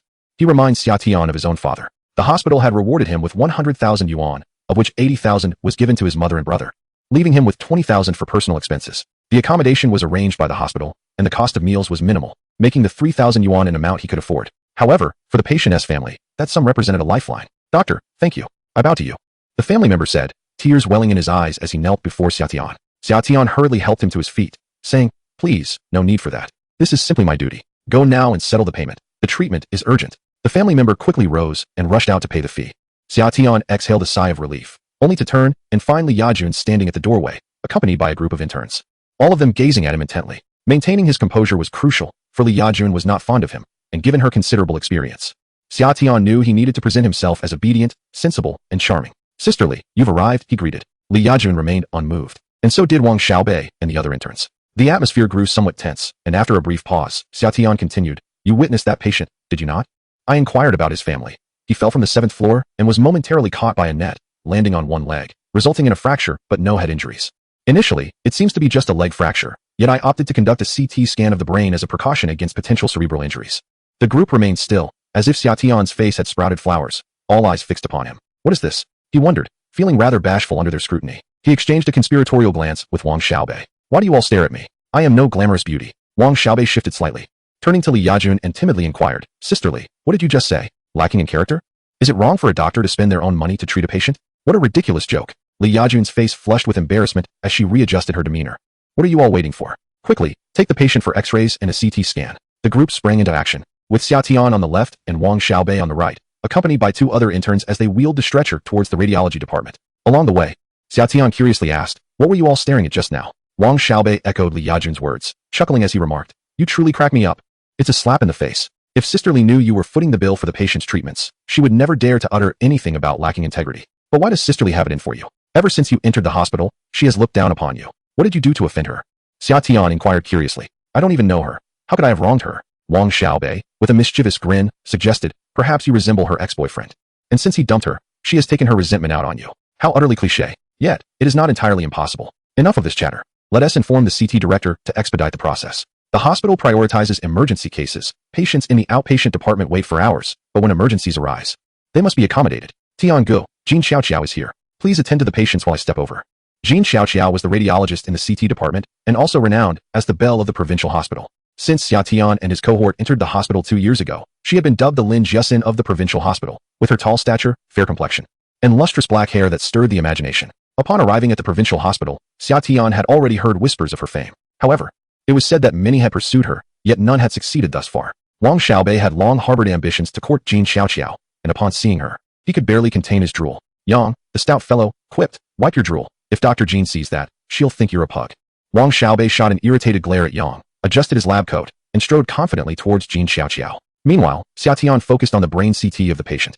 The machine whirred to life, and the computer screen displayed the images of the brain. The frontal lobe appeared normal, as did the parietal lobe, the radiate crown, and the central sulcus. A cursory glance revealed no tumors, no hematomas, and no bleeding. The cerebral cortex was entirely normal, with no signs of injury. "Old Yang, assist the patient down. There's nothing wrong with the brain. Take the patient for a leg x-ray." With the patient injured and unable to walk, the importance of interns became evident. 2 sturdy men helped lift the patient, while another supported the leg, carefully transferring the patient back onto the stretcher. At that moment, Wang Xiaobei returned with a dejected demeanor. The trio glanced at him, and without needing to guess, they understood he had been rebuffed once more. Yang chuckled, "Dr. Jean resembles a movie star, while you look like Song Xiaobao. It's clear you don't match her in appearance. Moreover, I've heard that Dr. Jean is the niece of Director Jia, her mother is his sister, and her father is a bank president. You don't measure up in looks or background. Pursuing her is akin to a toad desiring to eat swan meat." Wang Xiaobei's eyes widened in indignation as he retorted, "Even if I am a toad, I shall be the most ambitious toad. Besides, she hasn't explicitly rejected me. She merely said she was busy tonight. I can ask her out another day." Xia Tian shook his head in resignation. Wang Xiaobei, consumed by thoughts of romance, seems oblivious to the complexities of love. After 5 years of courting Li Tiantian, he finds himself ensnared in a cycle of frustration. Games are off limits, alcohol stirs irritation, and quarrels require soothing. Over time, the emotional toll becomes unbearable. Is it not more delightful to embrace freedom alone rather than seek out suffering? Enough of these daydreams. It is time to proceed with an x-ray. The patient's leg bears at least 2 fractures. The right leg exhibits irregular curvature, with the skin rapidly swelling and turning red, though the injury is closed. It is evident that internal bleeding has commenced, necessitating prompt intervention. The longer the delay, the more perilous the situation becomes. The four hasten their steps. Under the X-ray-S illumination, the group gasps in unison. 3 fractures of the tibia. One bone has fragmented into 4 segments. Look here, Tiangu, they exclaim. The bone has pierced the calf muscle. While it hasn't penetrated completely, there is significant tearing and hematoma. Such a grave injury warrants notifying Director Zhang, does it not? Minor issues may be resolved by the intern doctors, yet major complications must be escalated to the emergency director. As Xia Tian gazes at the images, a series of surgical procedures unfurl in his mind. Anesthesia, reduction, blood extraction, leg immobilization, and casting. Before him, a pair of hands flutters like butterflies, gracefully dancing in his sight. Chapter 14. Fracture surgery in the emergency office. Director Zhang Ming scrutinizes the X-ray, his brows furrowing deeply. 3 fractures in the tibia, resulting in 4 broken segments. It is truly a challenge for the laborers. With a sigh, Director Zhang sets down the film and addresses the interns. Wang Xiaobei. Notify the operating room, and also inform Director Liu from orthopedics to join me for a consultation. The patient's fractures are severe, and I require him at the surgical table. Please arrange for the nurses to conduct routine blood tests on the patient. Being young and without any underlying health issues, the brain CT scan appears satisfactory, so extensive testing is unnecessary. A basic blood test will suffice before surgery. Xia Tian cautiously glances at Director Zhang and inquires, Director, how will the surgery proceed? Zhang Ming picks up his cup and takes a sip of tea, adopting a teaching demeanor as he addresses the group of interns. Although the patient's fractures are closed, the tibia has shattered into 4 pieces, thus conservative treatment is not feasible. An open procedure is required to stabilize the fracture with steel plates. This patient will need 3 steel plates for fixation. The standard surgical procedure involves affixing a stainless steel plate to the fracture site. Once healed, typically within a year, another surgery will be necessary to remove the plates for complete recovery. He continues, the cost of the plates varies. A standard domestic plate ranges from 3 to 4,000, while an imported one may cost between 20 to 30,000. Generally, patients are treated with domestic plates. With 3 fractures, this patient will require 3 plates, amounting to at least 10,000 just for materials. Furthermore, the necessity of a second surgery after a year to remove the plates introduces additional suffering. As these thoughts swirl in his mind, Xia Tian looks at Zhang Ming, hesitating to speak. Zhang Ming glances at him with a smile and asks, what is it? Do you have something to say? Speak your mind candidly. Your presence in the hospital is for learning, so feel free to ask any questions without hesitation. The summer day when McDonald's played a pivotal role in saving a life has been etched in Zhang Ming's memory. He had always admired this young man, and his fondness only deepened with time. When the director spoke, Summer boldly expressed her thoughts. Director, the patient has a closed fracture. If we employ manual reduction and subsequently apply a cast, we can avoid surgery altogether, negating the need for metal plates. This approach not only reduces costs but also eliminates the necessity for a second operation to remove the plates. The recovery time for a cast and a plate is comparable. Yet a cast requires no incision, thereby alleviating the patient's suffering. Hence, I ponder whether we could utilize manual reduction as a treatment method. Manual reduction, as the term implies, involves realigning the fractured bones using hands-on techniques. In essence, it is about straightening the broken bones. The application of a plate serves to stabilize the fracture site. Both methods aim to reunite the bones, which will gradually knit together. However, manual reduction circumvents the need for plates and a secondary surgery. Once the reduction is achieved and the cast is applied, the patient can recuperate steadily. Director Zhang smiled gently, addressing Summer with warmth. First and foremost, I commend you for raising this question. It signifies that you are genuinely contemplating the matter and sincerely considering the patient's welfare. However, the patient has 3 fractures, and manual reduction for such cases is exceedingly challenging. Once Director Liu arrives, I shall discuss your proposal with him and seek his opinion. Director Liu is an orthopedic expert with 2 decades of clinical experience. If he can execute the manual reduction, it would undoubtedly be more beneficial for the patient. Director Zhang's demeanor remained amicable, his gaze soft. After hearing this, Summer nodded appreciatively and thanked him. At that moment, Wang Xiaobei approached, grinning as he queried Zhang Ming, Director, regarding that tumor patient from yesterday, the oncology department mentioned it could be cancer. If it is indeed cancer, before he could finish, Director Zhang shot him a stern look and admonished, the tumor patient has been referred to oncology. If you have inquiries, direct them to the oncologists. Can't you see I'm occupied? Moreover, you've completed your graduate studies and have spent 8 years studying medicine. When faced with a problem, consult the literature rather than running to me with every question. Diligently researching will solidify your understanding. I am not your caretaker. Now, please don't distract me from my work. But you said to ask questions freely. Wang Xiaobei lamented, feeling disheartened. He embraced his portly colleague, seeking comfort. After a brief interval, the stout Yang returned with the complete blood count report. Director, the blood count is normal, liver and kidney functions are stable, no hepatitis B, no HIV. The surgery can proceed. Excellent, Zhang Ming replied leisurely, rising to sip his tea, removing his white coat in preparation to head toward the operating room. Upon witnessing this scene, all the intern doctors in the office rose to their feet, their fervent gazes fixed upon Director Zhang. In such moments, the interns looked at the director with the same adoration as a lovesick maiden gazing upon her beloved. During surgical procedures, the director would invite 2 or 3 interns to observe, explaining the intricacies of the operation as he performed it. Such on-site observation, immersing oneself in the experience, constitutes the finest opportunity for learning. Zhang Ming cast a glance at the eager interns, then spoke Ba. Xiao Tian, Fatty, Li Xiaohong, you three come with me. The trio was elated, hastily washing their hands and changing into scrubs, while those not selected lamented their misfortune. Intern 1. Director, why wasn't I chosen? Is it because I'm short? Intern 2. Not only are you short, but you're also quite unattractive. The director might vomit upon seeing your face during surgery. Intern 1. Indignant. Then why weren't you chosen? Intern 2. Because I am too beautiful. My beauty might distract the director during such a highly focused operation. Intern 1. Pouting. The director is so biased towards Xiao Tian. We all graduated together. We are all interns. How can we learn if the director shows such favoritism? I calculated that in the 3 months of our internship, Xiao Tian has had the opportunity to assist in surgeries twice a week on average, while the rest of us barely get one a week, sometimes even once every 2 weeks. Why is there such a disparity between us? What gives? As he spoke, silence enveloped the office. Upon lifting his gaze, he found everyone staring intently at him, causing him to tense up and quickly amend his statement. Tian Gu is formidable. Chapter 15. Where's the patient? After changing shoes and attire, donning masks and caps to cover their noses and hair, they began the hand-washing procedure. They first applied disinfectant to their hands and forearms, maintaining a posture with arms raised, ensuring they did not droop. This meticulous process lasted 6 minutes, guaranteeing absolute precision before entering the operating room. To alleviate the patient's suffering, the anesthetist had already administered anesthesia beforehand. Director, has Director Liu arrived? The surgery is ready. But orthopedics Director Liu has yet to arrive. The final surgical plan has not been established. Zhang Ming glanced at the time and remarked, he should be here soon.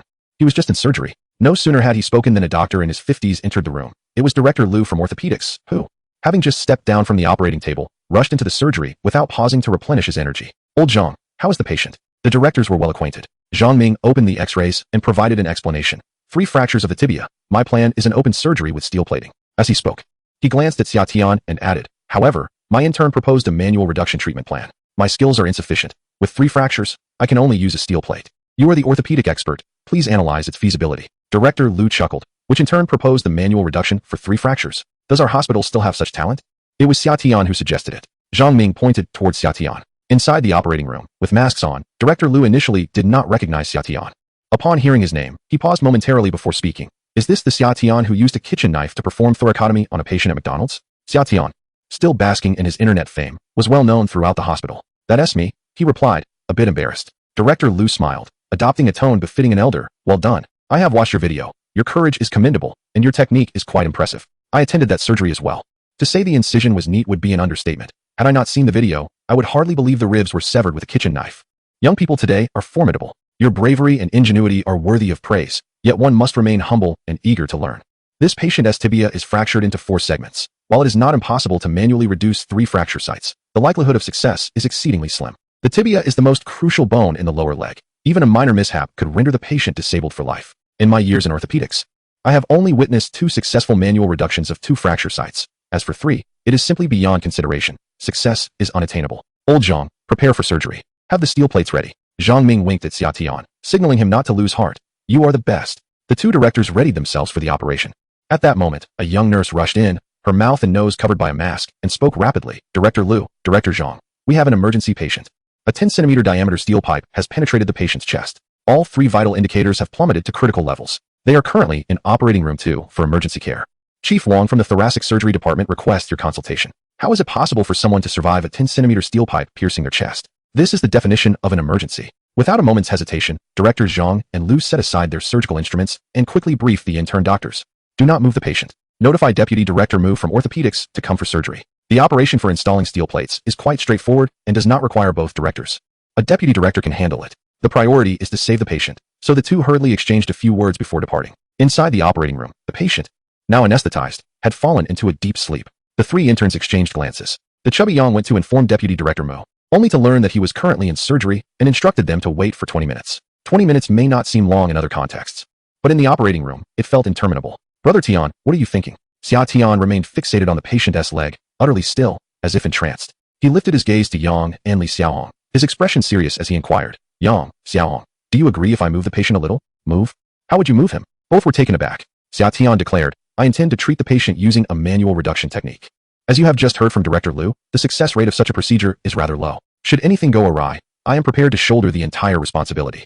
However, you are all present in the operating room, and if an incident occurs, you cannot absolve yourselves of blame. Therefore, I require your consent. If you agree, I shall proceed. If not, we shall await Dr. Mu. Fat Yang and Li Xiaohong exchanged glances. Though they were not from the same university, they had interned together for nearly 3 months, fostering a deep trust in Xiao Tian. To them, He was the exemplary senior, a charming figure known for his kindness. If he says it's fine, it should be all right, they reasoned, yet they understood the weight of the responsibility should anything go wrong. After a moment of hesitation, Li Xiaohong spoke up, I agree, Tian-go. You may proceed, we have faith in you. Moreover, the patient was originally slated for an open surgery. If the reduction fails, they can simply apply a plate. A manual reduction cannot cost a life. I support you. Fat Yang remained conflicted, but Li Xiaohong shot him a penetrating glance. The girl has agreed. What are you afraid of? If you disagree, I shall lose respect for you. With a flushed face, Fat Yang gritted his teeth and said, Tian-go, I also agree. You may proceed. With the consent of his two companions, Xia Tian initiated the procedure. The images in his mind replayed repeatedly as he relied on his dexterous hands, deft and precise. He rotated and displaced the fractured site, ensuring complete correction with meticulous separation. One by one, the 3 segments of fractured bone were realigned, executed with a calm, practiced finesse devoid of any superfluous movements. 5 minutes later, Xia Tian released his hands and scrutinized the patient's right leg, noticing that the irregular shape had vanished. Fat Yang, Xiaohong, come take a look. Is there any curvature remaining in the patient's leg? The trio stared at the leg for a good 30 seconds. Li Xiaohong remarked, it seems to be fine. Fat Yang nodded in agreement. It should be fine. Aside from a bit of redness and swelling, we cannot ascertain if the fracture has been properly aligned without an X-ray. Tian-go, what should we do? Shall we transfer the patient? Xia Tian hesitated for a brief moment before responding. Let us go. In operating room 18, Dr. Mu instructed the team below, you may begin suturing. Operating room 3 has another plating surgery. I must attend to the rotation. Delegating the subsequent tasks to his team, Dr. Mu strode purposefully towards operating room 3. 15 minutes prior, he had been summoned to perform an emergency surgery by an intern, with the instruction being relayed from Director Liu. Dr. Mu, not daring to delay, accelerated the surgical process and arrived 5 minutes early. Upon pushing open the door to operating room 3, he was taken aback. Where's the patient? Chapter 16. The operating room was eerily empty, the patient nowhere to be found, leaving only a nurse to clean up the remnants.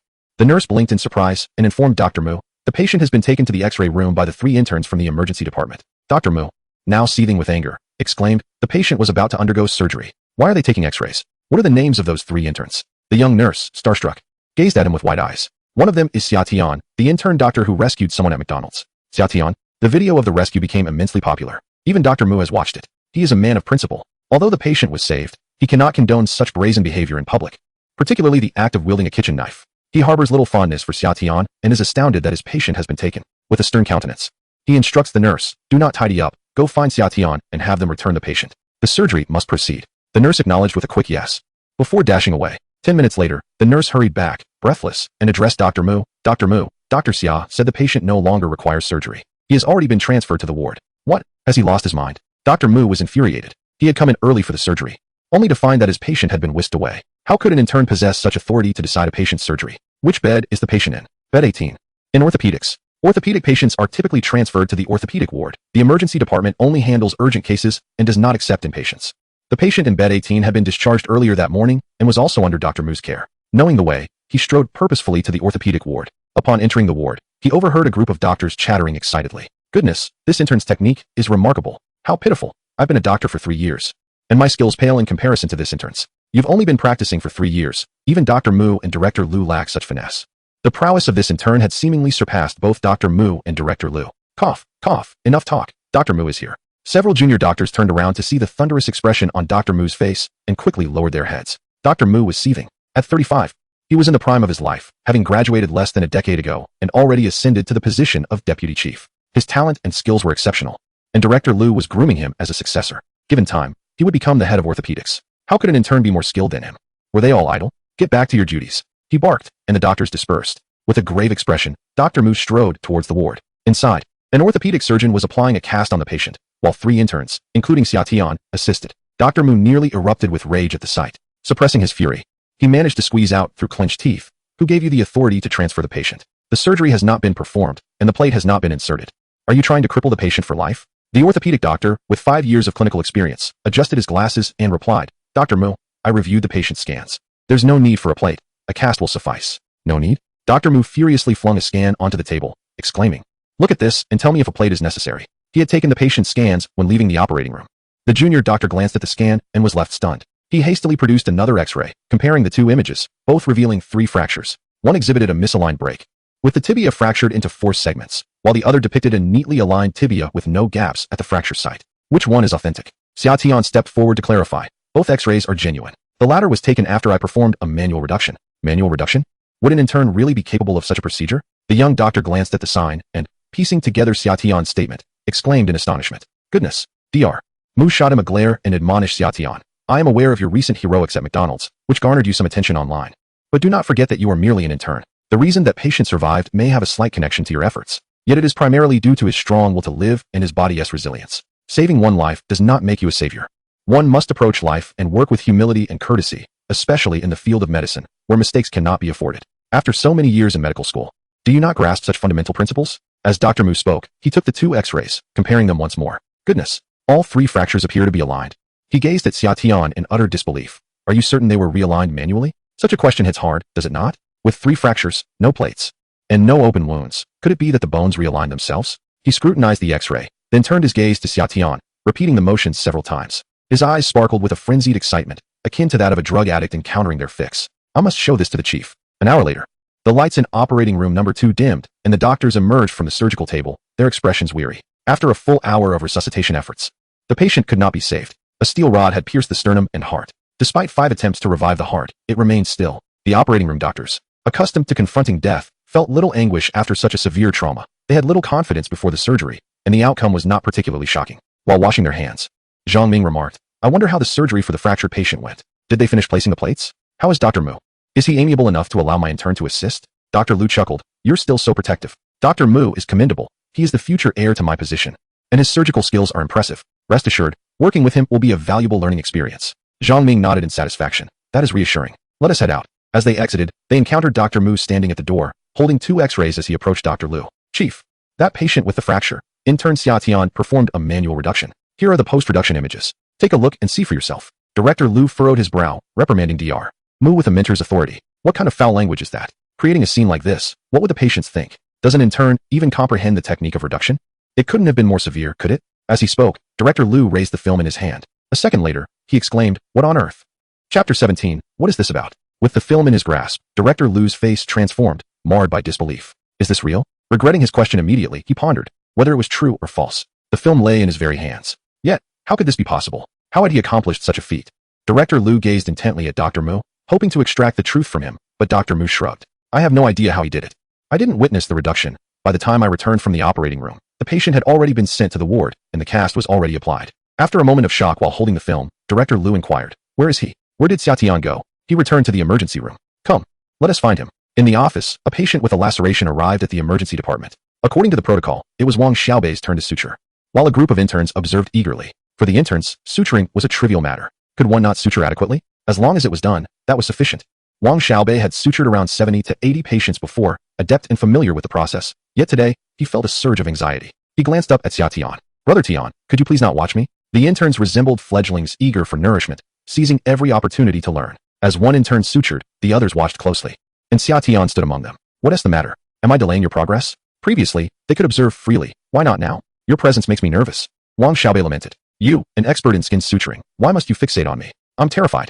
Very well then, Xiaotian replied, shrugging. With his exceptional skills, he deemed it unnecessary to observe the suturing. He would rather delve into his studies. One curious intern inquired, Brother Tian, weren't you in the operating room with the director, performing surgery on a patient with a steel plate? How did you return so quickly? Before Xiaotian could respond, the plump Yang interjected animatedly. You have no idea. Brother Tian is incredible. That patient didn't even undergo surgery. Brother Tian directly reduced the fracture using manipulation. Now, they are casting in orthopedics. Manipulative reduction? Li Yajun, sipping from her thermos, raised her tone sharply. With 3 fractures in the patient's tibia, can manipulation alone ensure proper healing? One misstep, and the alignment could be off, affecting the patient's mobility for life, and he is only 23 years old. Yang cast a cautious glance at Li Yajun, fearful of offending this formidable woman with his words. After the reduction, we performed an x-ray and consulted with the orthopedic doctor. Dr. Mu approved it, which is why they proceeded with the casting. Li Yajun raised an eyebrow. Dr. Mu? He is merely an associate director. It is imperative to consult Director Lu.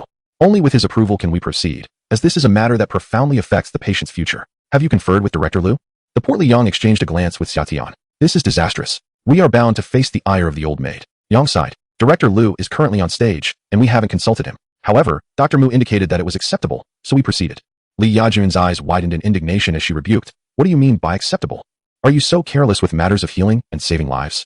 Did your professors in medical school not teach you that a physician's negligence can lead to fatal consequences? Why are you still standing there? Hurry and inform Director Lu, and report the decisions you made without authorization. Xiaotian rose and winked at Yang. I'll go, he said. You needn't accompany me. If someone is to be scolded, let it be me alone. With these thoughts in mind, he approached the office door, but before he could reach it, The door swung open, and Director Liu, along with Zhang Ming and Dr. Mu, rushed in simultaneously. Director Liu held a film in his hand, his cheeks flushed with excitement, and he strode purposefully towards Xia Tian. Given his demeanor, Xia Tian even wondered if Liu might embrace him in a fit of enthusiasm. Director Liu, is there something you need?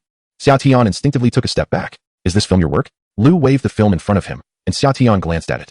It depicted the results after repositioning a fractured patient. He nodded. Yes, it is my work. How did you accomplish this? I need every detail. Director Liu's eyes sparkled with curiosity as he focused intently on Xia Tian. Xia Tian placed 3 pins on the table and gave a brief demonstration. Afterward, feeling somewhat awkward, he remarked, it is challenging to illustrate this. You possess more expertise in repositioning techniques than I do. It primarily depends on the patient's injury condition. It is difficult to convey clearly in such a dry manner. Director Liu stroked his chin, contemplating the pins on the table. Xia Tian was correct. Merely demonstrating was insufficient. True learning occurs through practical instruction. However, the success rate for repositioning 3-part fractures is exceedingly low. I have only successfully repositioned 2-part fractures. Do you possess any secrets to success? I have a system. The moment he acquired the system, it provided him with vast experience in bone setting, making his technique world-class. Honed over decades, far surpassing that of a mere provincial hospital director. Coughing slightly, Xia Tian realized he could not disclose the existence of the system. Instead, he fabricated an excuse. As long as it is a closed fracture, manual repositioning can be employed. 1 segment can be set, 2 segments can be set, and naturally, 3 segments can be set as well. The key is to dare to attempt. What if it succeeds? Director Liu's ability to set 2-part fractures indicates a high level of skill. 3 parts should be trivial for you. Your reluctance stems from an overly cautious mindset, believing it impossible. However, one should never abandon the pursuit of progress. The next time you encounter such a patient, I encourage you to give it a try. I have faith in your capabilities. In the summer, while sitting, Director Liu stood, speaking in a tone reminiscent of an educator imparting wisdom to students. Liu, despite his position as the head of a department, appeared somewhat embarrassed. After all, he was over 50, while Xia Tian was merely in his 20s. Logically and emotionally, it should not be Xia Tian who was admonishing him. Yet, buried deep within was an exhilarating thrill of receiving guidance from a mentor.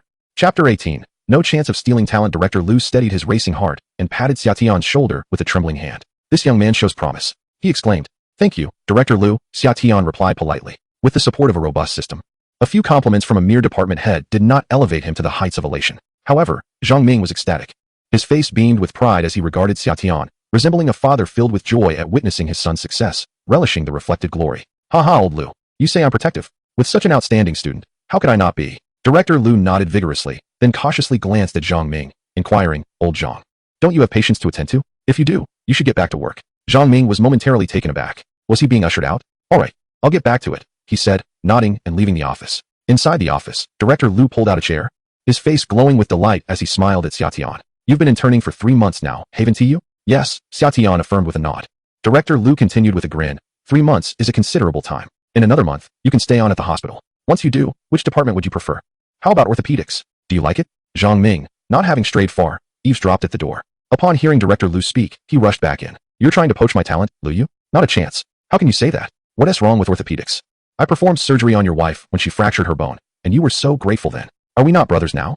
Stealing my apprentice is akin to stealing my wife. Are we not brothers? The banter escalated, with Zhang Ming retorting, where's your wife? You are just a single dog trying to swindle me. No chance. Who are you calling a single dog? Want to fight? Bring it on. I'll let you use one hand. The 2 department heads, both in their 50s, exchanged heated words, their tempers flaring. The interns in the office fell silent, their expressions frozen in disbelief, while Li Yajun and Dr. Mu exchanged awkward glances. Clearing her throat, Li Yajun interjected, Directors Liu and Zhang, it's still working hours. Dr. Mu, equally uncomfortable, added, Directors, we have 2 surgeries coming up shortly. Are you certain you want to engage in this? Realizing their lapse in decorum and noticing the bewildered expressions of the interns, both men felt their faces flush with embarrassment. Director Liu shot a glare at Zhang Ming.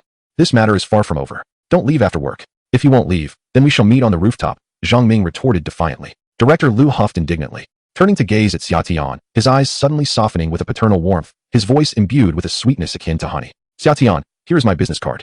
Please keep it. The phone number is also my WeChat. When you find some free time, add me, and let us stay in touch. After placing the card on Xia Tian's desk, Director Liu departed with Dr. Mu. No sooner had they left than Zhang Ming seized the card, tore it to shreds, and tossed it into the trash, muttering, damn it, he stole my person. The office fell into an eerie silence. Xia Tian was utterly bewildered. What was going on? The director, who usually emphasized professionalism and instructed the interns to always maintain a respectable image, had just uttered a curse more fluently than anyone else. Realizing his lapse in composure, Zhang Ming straightened his lab coat and cleared his throat awkwardly. You all carry on. Call me if you need anything. With that, he exited. As soon as Zhang Ming left, the office erupted with excitement. Wang Xiaobei, Li Xiaohong, and the plump Yang all had flushed cheeks, brimming with enthusiasm. Brother Tian, Director Liu and Director Zhang nearly came to blows over you. You're incredible. After all, it was natural for the director to favor someone so skilled.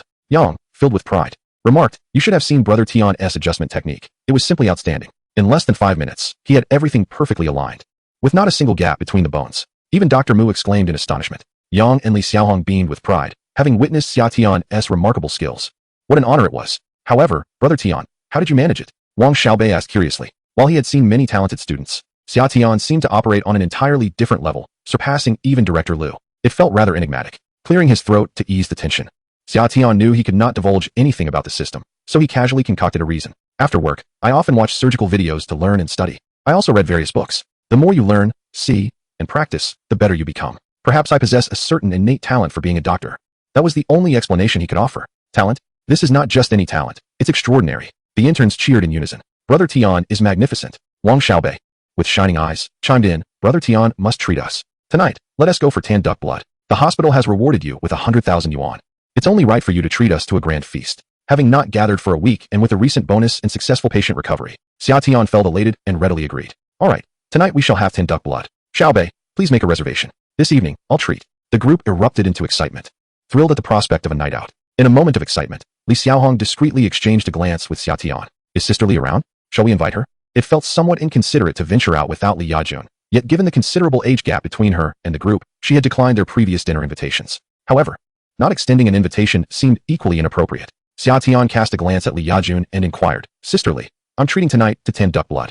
Do you have time to join us? Although Li Yajun had turned down previous gatherings, this time, she ought to refuse outright. Yet, rejection from her was one matter, while not inviting her was another. Xia Tian was prepared for her refusal. To his surprise, Li Yajun lifted her eyelids, hesitated for a couple of seconds, and replied, Send me the location, I'll drive over after work. Chapter 19. A spark again in the afternoon.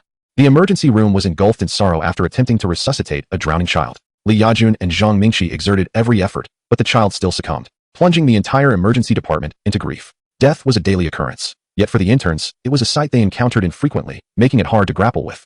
Xia Tian secluded himself in a corner, enveloped in despondency. At that moment, an elderly man knocked on the door, timidly inquiring, Excuse me, is Dr. Xia here? Hearing his name, Xia Tian looked up. I'm here. What is the matter? The elderly man was the father of a patient with a fracture. Sir, what brings you here? Your son is hospitalized in orthopedics. Rest assured, his leg is fine.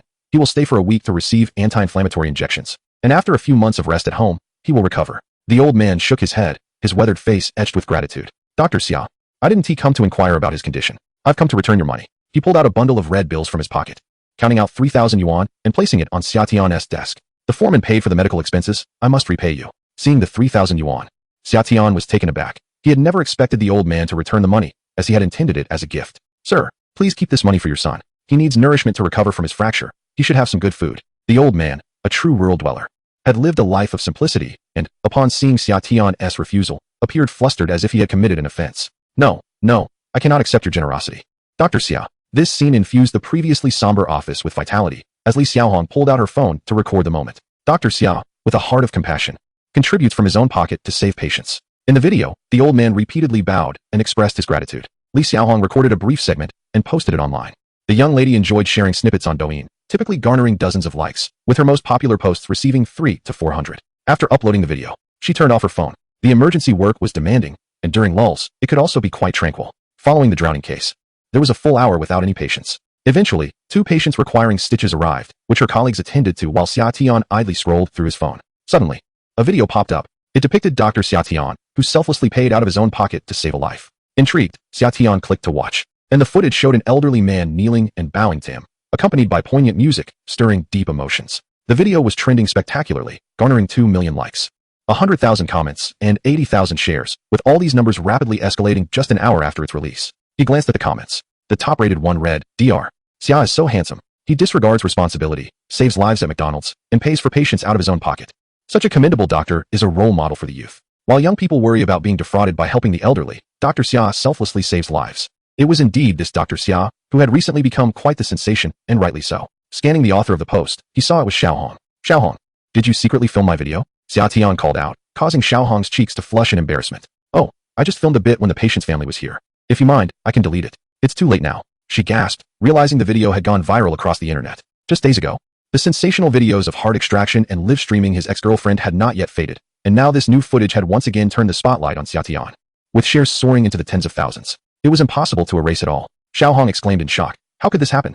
I've actually made it to the trending list. Brother Tian, you're a celebrity now, and the netizens are praising you. Having experienced the previous surges of attention, Xia Tian remained composed this time. Sipping his tea, he replied nonchalantly, Internet celebrities typically enjoy their fame for only a month. Soon, everyone will forget about me.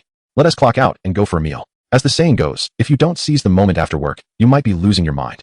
Upon hearing the words clock out, everyone quickly shed their white coats and donned their casual attire, clearing the office in under 10 minutes. At the hot pot restaurant, the group gathered around a bubbling, spicy broth, their faces flushed with delight as they popped open bottles of chilled beer. After all, what is a gathering without some drinks for the young? A few drinks, some boasting, and life feels liberating. However, today, due to Li Yajun's presence, everyone toned it down considerably, refraining from any vulgarities. Wang Xiaobei lifted a bottle of beer, grinning at Li Yajun. Sisterly, care for a drink? His intention was to pour her a glass, but to his surprise, Li Yajun took the entire bottle, downing more than half in one go, leaving the interns wide-eyed in astonishment. Sister Li is incredible.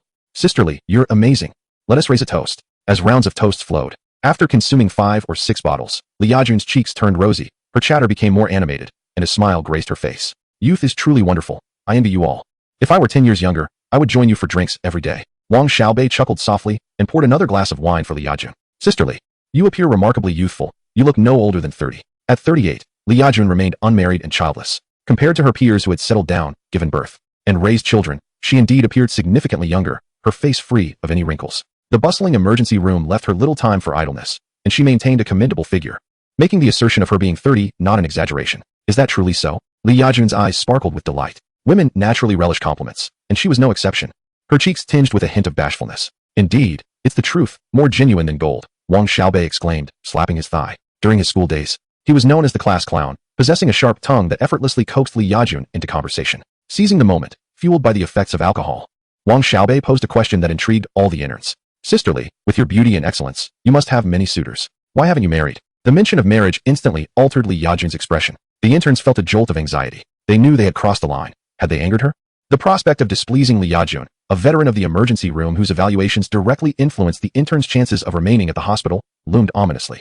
Offending her could equate to losing their jobs. Chapter 20. The interns glared at Wang Xiaobei, their eyes filled with reproach. You talk too much. Why bring up a subject like that? Thanks to your words, we might face collective ruin. Wang Xiaobei felt a wave of despair wash over him. How was I to know that question was off limits? This is so difficult. In the midst of their hopelessness, as they internally screamed for salvation, Li Yajun elegantly raised her glass and took a delicate sip, her gaze revealing a trace of melancholy as she began to recount her story. I was with him for 11 years, from high school through to my graduate studies. He was my first love, my only love. Once I committed to him, my heart never wavered. Others pursued me, some more handsome and accomplished, yet in my eyes, they were all transparent. My resolve was unwavering and unchanging. After graduation, I remained in the emergency room while he took a position at the city hospital. Naturally, our conversations turned to marriage. As an only child, my family demanded a dowry of 300,000 yuan, a fully paid apartment, and a car. My parents believed that raising me was no easy feat, and they were unwilling to compromise on the dowry, 300,000 without a penny less. The subsequent events are predictable. Once again, a promising union was shattered by the burden of dowry. However, the 30,000 yuan dowry from over a decade ago was no small sum. It equated to what would now be $1 million. The interns understood the implications. She seemed so ordinary yet exuded such confidence. We all graduated from medical school, having studied for over 20 years. Who is truly superior? Because of 300,000, a marriage was shattered. We had been together for 11 years. I believed we had become a family, destined to never part ways. I cared not for the bride price, the house, or the car. I was determined to persevere. Even if it meant ending up with nothing, I would marry him. Yet, to my astonishment, he proposed a breakup, and within a month, he had a new girlfriend, marrying her in just 3 months. Now, their child is over 10 years old. Wow, Wang Xiaobei exclaimed with a curse. Isn't he a scumbag? Indeed, he is a scumbag. If there are problems, we should resolve them together. Running away is utterly disgraceful. Such a person is unworthy of lifelong trust. Li Xiaohong, with a face full of gossip, inquired, which doctor from the city hospital is it? How can he be so despicable? Li Yajun cast a fleeting, resentful glance at Xia Tian. A chill ran through Xia Tian. Could it be that dramatic? He vaguely recalled that there was indeed a Dr. Xia at the city hospital, also named Xia Tian. In an instant, Xia Tian became the center of attention once more. Wang Xiaobei opened a bottle of beer and filled Xia Tian's glass. Scumbag, drink up. Down 3 glasses and apologized to Li Jia. What's in the past should remain in the past. What nonsense. I'm not that Xia Tian. I'm merely an intern. What grievance could there be? The rotund Yang kicked Xia Tian under the table and winked at him. What are you dawdling for? Apologize. Clearing his throat, Xia Tian stood and raised his glass toward Li Yajun, appearing reluctantly obligated. Li Jia, what happened back then is now behind us. That scumbag does not deserve you. As a member of the Xia family, I extend my apologies on his behalf. I will drink this glass. He downed the drink in one go. Li Yajun's gaze softened slightly. You are not at fault. He is. I apologize for my previous attitude towards you. As an elder, I extend my regrets. From now on, we are colleagues. Let us work well together. Li Yajun also drank a glass. One drink can alleviate 1,000 sorrows. And with that, bygones became bygones. With the air cleared, Xia Tian felt relieved. Facing Li Yajun's frosty demeanor daily was quite uncomfortable, especially since she held the evaluation scores of the interns, determining whether they could remain at the provincial hospital based on her approval. Now, everything was resolved. Let us celebrate. Come, let us drink. Today, it's on me. Let us eat until I'm penniless. Order whatever you like, it's my treat. Xia Tian generously offered. The meal extended for 3 to 4 hours, and by 10 in the evening, the group prepared to settle the bill and depart. Wang Xiaobei glanced at the receipt and exclaimed, wow, we spent 980 for a meal. Let me check with the owner to see if we can drop a zero. The interns were quite poor. 1,000 yuan was a significant sum for them. Boss, could you possibly drop a zero? This is too expensive. 8 people eating for 980. That's over 100 each, far more than other places. The owner rolled his eyes. You drank 2 cases of beer. Does that not cost money? Dropping a zero is not an option, but I can offer you 2 bottles of soda. Wang Xiaobei persisted. No need for a discount. Even a 30 yuan deduction would suffice. How about I give you 950? You are the most beautiful boss. The boss, a formidable woman, cast a disdainful glance at Wang Xiaobei and retorted, being cute is futile. Business is not charity. Discounts are out of the question. Wang Xiaobei pouted, for his usual charm had failed him this time. Summer approached, patting Wang Xiaobei on the shoulder with a smile. If they want to offer a discount, so be it. Go grab 2 bottles of drinks. I'll cover the cost. Boss, where do I scan to pay? Summer inquired as he took out his phone to settle the bill. The boss stared at him for a moment before exclaiming in surprise. Oh my, you are Dr. Summer? The renowned Dr. Summer from the provincial hospital?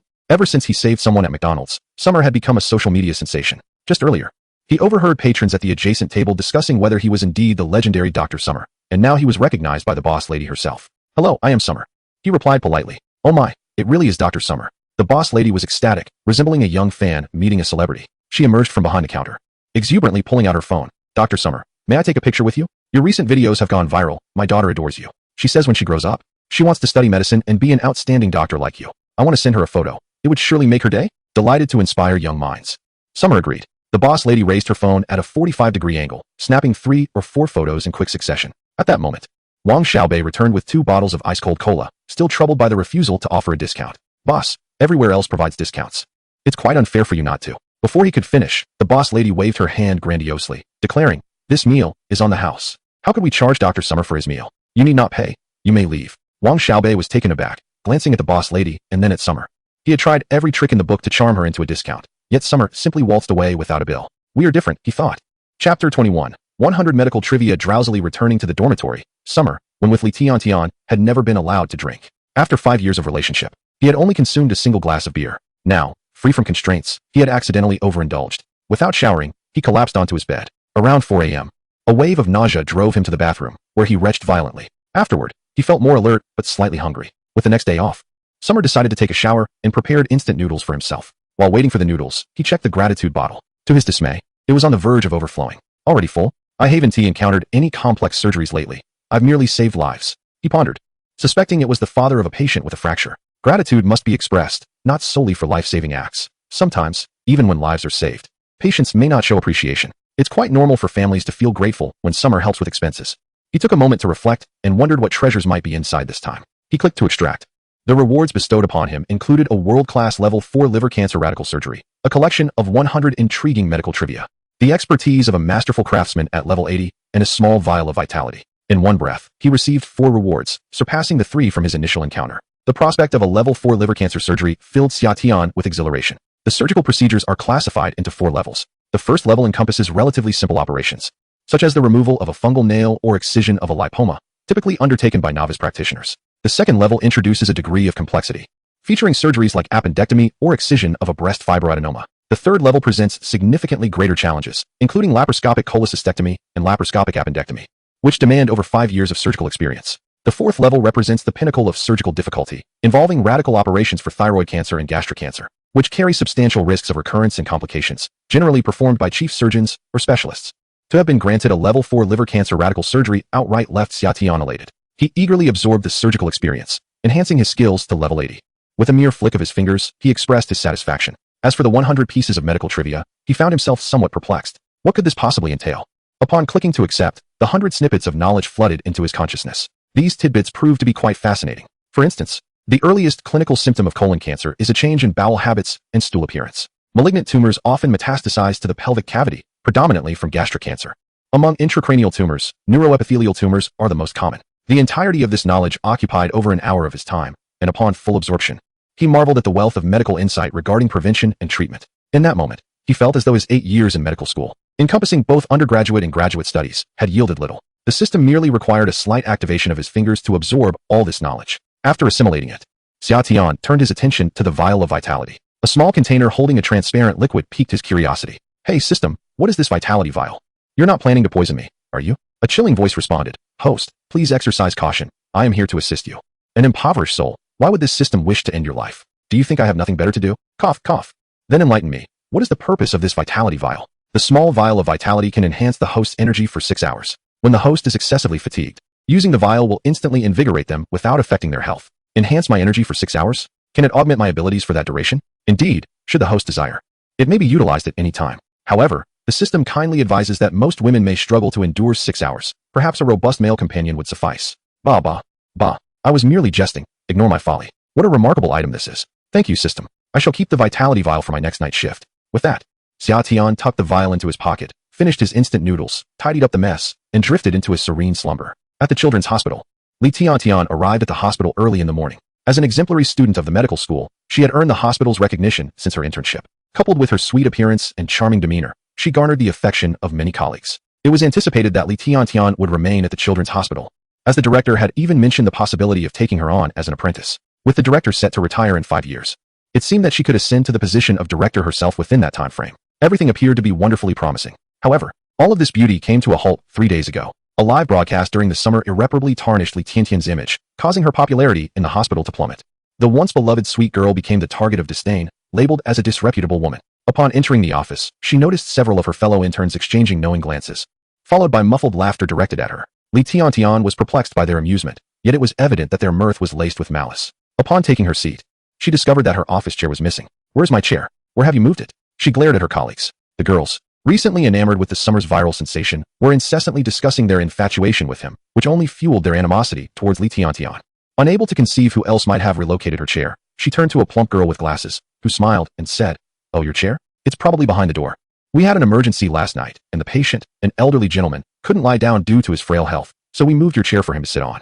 Li Tiantian shot her a glare before heading to retrieve her chair. Upon finding it discarded behind the door, she was horrified to see it covered in filth, a layer of yellow substance that exuded a foul odor. As she reached out to touch it, she recoiled in disgust, exclaiming, "What is this? What smells so terrible?" The chubby girl chuckled and replied, "Oh, I forgot to mention, the elderly gentleman has dementia, and he unfortunately sold your chair during the examination. The family offered to help clean it, but the elderly aunt is too old for such tasks. You're young, Dr. Li. Why not take it outside and wash it? Once clean, it can still be used." Feeling nauseated, Li Tiantian rushed to the restroom to vomit. While she was in the midst of her distress, a classmate from university entered. They had been in the same class and were now interning together at the children's hospital. The classmate glanced at her and remarked, "Oh, is there something new going on? Is it with the summer guy or Song Pengfei? If it's with the summer guy, then you should consider terminating the pregnancy. We wouldn't want to ruin his future. If it's with Song Pengfei, congratulations are in order. However, he wouldn't allow his mistress to keep a child. He would pressure you into an abortion and then leave you. I almost forgot. He has already discarded you, hasn't he? How could young Master Song want someone else's cast-off?" Chapter 22. The target of criticism in the summer, Xia Tian was known for his admirable character and generosity. He held a prominent position among his peers as the president of the student council during his university years. Li Tiantian, blessed with a charming disposition, enjoyed a considerable reputation, largely due to her relationship with Xia Tian. However, following their recent breakup, the scandal surrounding Li Tiantian's infidelity had cast her into the eye of a storm, making her the subject of widespread criticism. Yet, Li Tiantian felt no remorse. She could never forget the opulence of a 7-star hotel, the exquisite tenderness of French foie gras, the melt-in-your-mouth M12 steak, and the delectable sweetness of black truffle caviar. If time were to rewind, she would undoubtedly make the same choice again. She merely opted for a life that she deemed better for herself. She chose self-love. What wrong had she committed? What does my child have to do with you? Do not think for a moment that I am oblivious to your unrequited affection for Xia Tian. You may never have him, but I enjoyed his company for 5 years. You will never surpass me, nor are you worthy of mocking me." The classmates, unperturbed, adjusted their glasses, their hands resting in the pockets of their lab coats, and chuckled amiably. "Do not be upset. We are all classmates. I was merely jesting with you. By the way, the director was looking for you. You should head to the director's office when you are ready. I shall take my leave now, Xiao Lu." Xiao Lu. Recently, her colleagues in the hospital had taken to calling her Xiao Lu behind her back, mocking her as Song Pengfei Xiao Lu, suggesting that even a mistress would rank higher than her, relegating her to a mere 6th position. Frustration coursed through Li Tiantian, causing her to tremble with anger. Gazing into the mirror, she beheld a youthful beauty, an oval face, large eyes, and alluring cherry-red lips. Truly beautiful. They envy me because I eclipse them in beauty. With this thought, her anger subsided. She dabbed her face with a tissue, wiping away the droplets of water, and adjusted her lab coat. Indeed, this young lady is the most beautiful girl on this street. Knock, knock, knock. Three firm knocks echoed as Li Tiantian opened the director's office door, peeking inside. Director, you called for me. Come in, replied Director Yang, head of pediatrics. At 50 years old, she was a renowned authority in her field, having dedicated 30 years to pediatric medicine. In her youth, she had a daughter who tragically passed away at the tender age of 6, due to her demanding career. Director Yang never had a second child. Li Tiantian was born in the same year as her daughter. Upon entering the Children's Hospital, Director Yang had taken a particular interest in her, treating her as her own daughter and nurturing her without reservation. Today, Director Yang was scheduled for a major surgery, and according to protocol, interns were not permitted to participate. However, a week prior, she had indicated that Li Tiantian could accompany her. The thought of this surgery filled Li Tiantian with excitement. The more surgery she participated in, the more knowledge she would acquire, allowing her to excel beyond her peers. Director, you have a surgery scheduled for today, correct? What time should I prepare? Li Tiantian inquired eagerly. Director Yang's expression darkened as she gazed deeply at her. In a subdued tone, she replied, there is no need for you to prepare for the surgery today. I called you here to convey a decision made by the hospital. It has been decided that you are to be dismissed. As of today, you are no longer an intern at this hospital. Director Yang's words struck Li Tiantian like a thunderclap, causing her to shudder involuntarily, sorrow flashing in her beautiful eyes. Director, why? What have I done wrong? Just because I broke up with my boyfriend, must I be dismissed? Her voice trembled, and her pitiful demeanor evoked sympathy. Director Yang sighed deeply. The delicate little flower she had nurtured was, to her dismay, revealed to be a vixen. My heart aches. The public discourse surrounding the hospital has escalated. You know that many netizens have recently come to the children's hospital, armed with cameras under the pretense of gathering material, which has severely disrupted our daily operations. Furthermore, several patients' families have lodged complaints against you, prohibiting your involvement in any treatment. Tiantian, heed my advice. While I understand that youthful exuberance is natural, as a doctor, it is imperative to uphold medical ethics and maintain integrity. Engaging in affairs is something you should avoid in the future. Just a moment ago, Li Tiantian was disheartened by her dismissal, but upon hearing the words maintain integrity, her expression turned icy. Where have I acted without integrity? I am merely pursuing a better life. What crime have I committed? Have I committed murder or arson? If I choose to be a mistress, what business is it of yours? Have I placed a green hat on any of you? What right do you have to judge me? Director Yang was taken aback, adjusting her glasses as she scrutinized Li Tiantian. What is going on with you, child? Are you truly unable to discern right from wrong? Humph. For the sake of your position, I have played the role of the obedient girl, but now that I have been dismissed, I shall no longer indulge your charade. Enough with the lectures. Save your preaching. With such a mouth, perhaps you should consider a dental cleaning. Your husband left you for another woman due to your foul breath. If this children's hospital does not want me, then I shall not stay. With that, Li Tiantian turned on her heel and departed. Director Yang clutched her chest. Overwhelmed with despair, months of tender care had seemingly gone to waste. For the first time, she did not mourn the loss of her daughter. If her daughter had grown to embody such traits, it would have been better had she not lived at all. Back in her office, Li Tiantian grabbed her Chanel bag, removed her versatile trousers, and donned thigh-high stockings along with a short leopard print skirt, completing her ensemble with high heels. Clack, clack, clack. She strutted towards the door, glancing back at her colleagues in the office with a cold smirk. Farewell to a group of individuals whose appearances defy human imagination. From now on, you need not feel inferior. The chubby doctor, unable to contain his anger, shouted, Who are you calling ugly? Stop right there. He tried to rush towards her to deliver a couple of slaps, but was restrained by his colleagues. Don't go. Can't you see the drone outside? She wants to embarrass herself. Humph. Li Tiantian shot them a glare and continued her departure, her high heels clicking against the floor. Suddenly unemployed, a sense of inexplicable panic welled up within her, especially since she has fallen out with Song Pengfei and now has only a few thousand yuan in her pocket. What will her next step be? Passing by a mirror, Li Tiantian momentarily became entranced by the beauty reflected before her. How lovely. I am truly a goddess among mortals. Even without Song Pengfei, there will still be others. For someone like me, a vixen, isn't acquiring wealth as simple as a mere wave of the hand? With this thought, Li Tiantian's spirits lifted, and her lithe waist swayed even more provocatively. At that moment, a bucket of cold water was poured over her head, shocking her to the core. Her heavy makeup was ruined, leaving her looking like neither a person nor a ghost, and even her Chanel handbag was drenched. She looked up and cursed loudly. Who the hell did this? Step forward, I will make you pay. This scene was captured by a drone. Chapter 23, The Appendicitis Patient. Hey, Brother Tian. Have you seen the video? Early in the morning, as Xia Tian settled into his seat, Wang Xiaobei approached with an expression that screamed gossip. What video? Have I been filmed again? Is it going viral? Xia Tian poured himself some tea from a thermos while chatting with colleagues in the office. Wang Xiaobei exchanged glances with his portly friend Yang, both appearing hesitant to speak, while the other colleagues fell silent. Xia Tian waved his hand dismissively, declaring boldly, What are you two sneaking around for? Is there something you can't share with Brother Tian? Speak freely. My composure is strong enough that even if you two come out of the closet right now, I won't bat an eye. With a sly grin, Wang Xiaobei opened the video and presented it to Xia Tian. The footage showed Li Tiantian thoroughly drenched, surrounded by a crowd upstairs, patients, nurses, and doctors alike, all watching her humiliation as she pointed fingers and unleashed a torrent of curses. What a foul-mouthed display. After the slap from Song Pengfei, Xia Tian had lost all hope for Li Tiantian.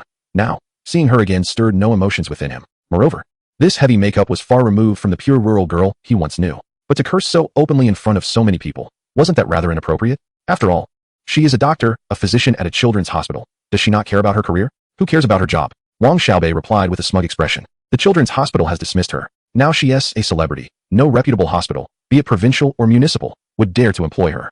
Li Tiantian had truly shot herself in the foot. Xia Tian remained indifferent. Perhaps she has found a wealthy patron. Whether she has a job or not is of no consequence to me. The most important thing is, how she lives her life is none of my business. Wang Xiaobei cautiously warned, Brother Tian, be careful. The day Li Tiantian can't make it on her own, she will definitely come crawling back to you. And then it will be a hassle. Xia Tian felt a twinge of anxiety. Surely not? Wang Xiaobei shrugged. You never know. The emergency room buzzed with activity. A myriad of ailments presenting themselves. One summer morning, I attended to 2 patients suffering from arm injuries, both sustaining fractures. One required a cast and was advised to rest at home, while the other was deemed less severe, needing no cast, and simply instructed to recuperate. At 11:30 a.m., with only half an hour left until our lunch break, a young woman entered the emergency department. She appeared to be around 25 years old, dressed fashionably, accompanied by a young man who seemed to be her boyfriend. Upon their arrival, the woman collapsed onto a chair, her complexion pale and beads of sweat forming on her forehead. The young man, visibly anxious, exclaimed, Doctor, she has a stomach ache. I inquired about the duration of her pain. He replied, it started intermittently last night, initially mild, but then intensified around midnight, prompting her to use the restroom, where she experienced diarrhea. Afterward, she felt somewhat better, but an hour ago, the pain became severe. The woman, in agony, could scarcely utter a word. I hastily summoned a nurse to bring a stretcher, helping her lie down flat. I gently pressed around her navel, asking, does this hurt? At the slightest touch, her body convulsed, and she cried out, it hurts everywhere. The combination of abdominal pain, diarrhea, and muscle tension pointed towards appendicitis. I promptly ordered an ultrasound, instructing Wang Xiaobei and others to assist in transporting the patient for the procedure, as a diagnosis of acute appendicitis would necessitate immediate surgical intervention to prevent complications such as perforation. How painful! The patient writhed on the stretcher, her body curling in discomfort. Her boyfriend stood nearby, nearly in tears. I reassured him, hold her steady. We need to perform an ultrasound. It could be acute appendicitis. Just hang in there, sweetheart.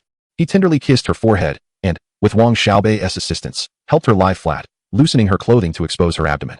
I applied a medical coupling agent and positioned the probe over the area of the appendix. The ultrasound revealed thickened and inflamed appendiceal walls, yet the ureter showed no signs of stones. After reviewing the report, Wang Xiaobei remarked with a sense of relief, it's acute appendicitis. I'll inform the chief to prepare for surgery. However, I furrowed my brow and asked, has the patient's blood work returned? 2 crucial indicators for diagnosing appendicitis are the abdominal ultrasound and the blood count. We needed to observe any swelling in the appendix and a spike in white blood cells, which would indicate inflammation and infection. Yang, our portly colleague, rushed to the lab and soon returned with the blood results. The white blood cell count registered at 75 by 10-9L, with neutrophils at 60, platelets at 200 by 10-9L, and hemoglobin at 120 gl, all within normal ranges. This is puzzling. If it were appendicitis, the count wouldn't be just 75, would it? Yang and Wang Xiaobei exchanged bewildered glances. The patient's symptoms aligned perfectly with appendicitis. Yet the stable white blood cell count suggested no inflammation. How could this be appendicitis? At that moment, a piercing scream echoed through the room. Ah, help, sweetheart, please wake up. The patient collapsed and lost consciousness. Summer immediately sprang into action with 2 others to perform emergency resuscitation. Hurry! Rush the patient to the rescue room and summon Director Zhang. Summer urged, positioning herself over the patient, continuously administering chest compressions. A nurse rushed in with an oxygen mask, placing it over the patient's mouth and nose to ensure adequate oxygen supply. Meanwhile, 2 nurses cleared the way ahead, calling out for everyone to step aside due to the urgency of the situation. Inside the emergency room, Summer shouted, quick, administer Lobalin immediately, along with Su Lin and Flamingo. The nurses complied, delivering 3 injections in rapid succession. The patient's eyelids fluttered, prompting Wang Xiaobei to exclaim, she is waking up. The patient is waking up. A collective sigh of relief swept through the emergency room as all the doctors and nurses relaxed. Summer wiped the sweat from her brow, disregarding the fatigue in her arms, and sought out Zhang Ming for a consultation. She swiftly conveyed the patient's condition and the findings from the examinations. Examining the report, Zhang Ming stated, the ultrasound clearly indicates that the appendix is inflamed. Surgery is required immediately. As for the white blood cell count, I have not encountered such a case before. The patient's condition is critical, and we cannot afford to delay. Prepare yourself, we are heading into surgery. Appendicitis surgery is typically a straightforward procedure, and Zhang Ming, being an experienced chief physician, was unfazed. He smiled at Summer, adding, during this surgery, you will take the lead. Rest assured, with me here, everything will be fine.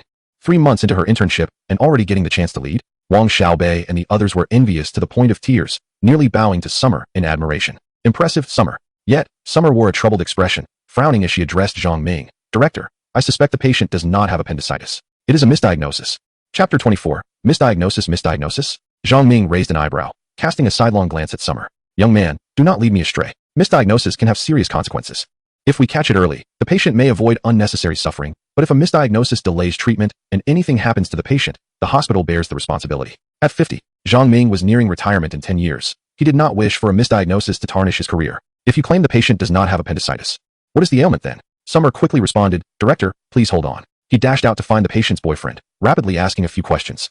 Does the patient have a history of habitual diarrhea or constipation? The boyfriend nodded. Yes, we never cook, always eat takeout, and she loves spicy food. Recently, her diarrhea has become more frequent, though it's not severe. But what does diarrhea have to do with appendicitis? Indeed, Summer's suspicions were confirmed. He swiftly informed the boyfriend. We now suspect that the patient does not have appendicitis and will need further examinations. However, we have already administered pain relief and successfully revived her.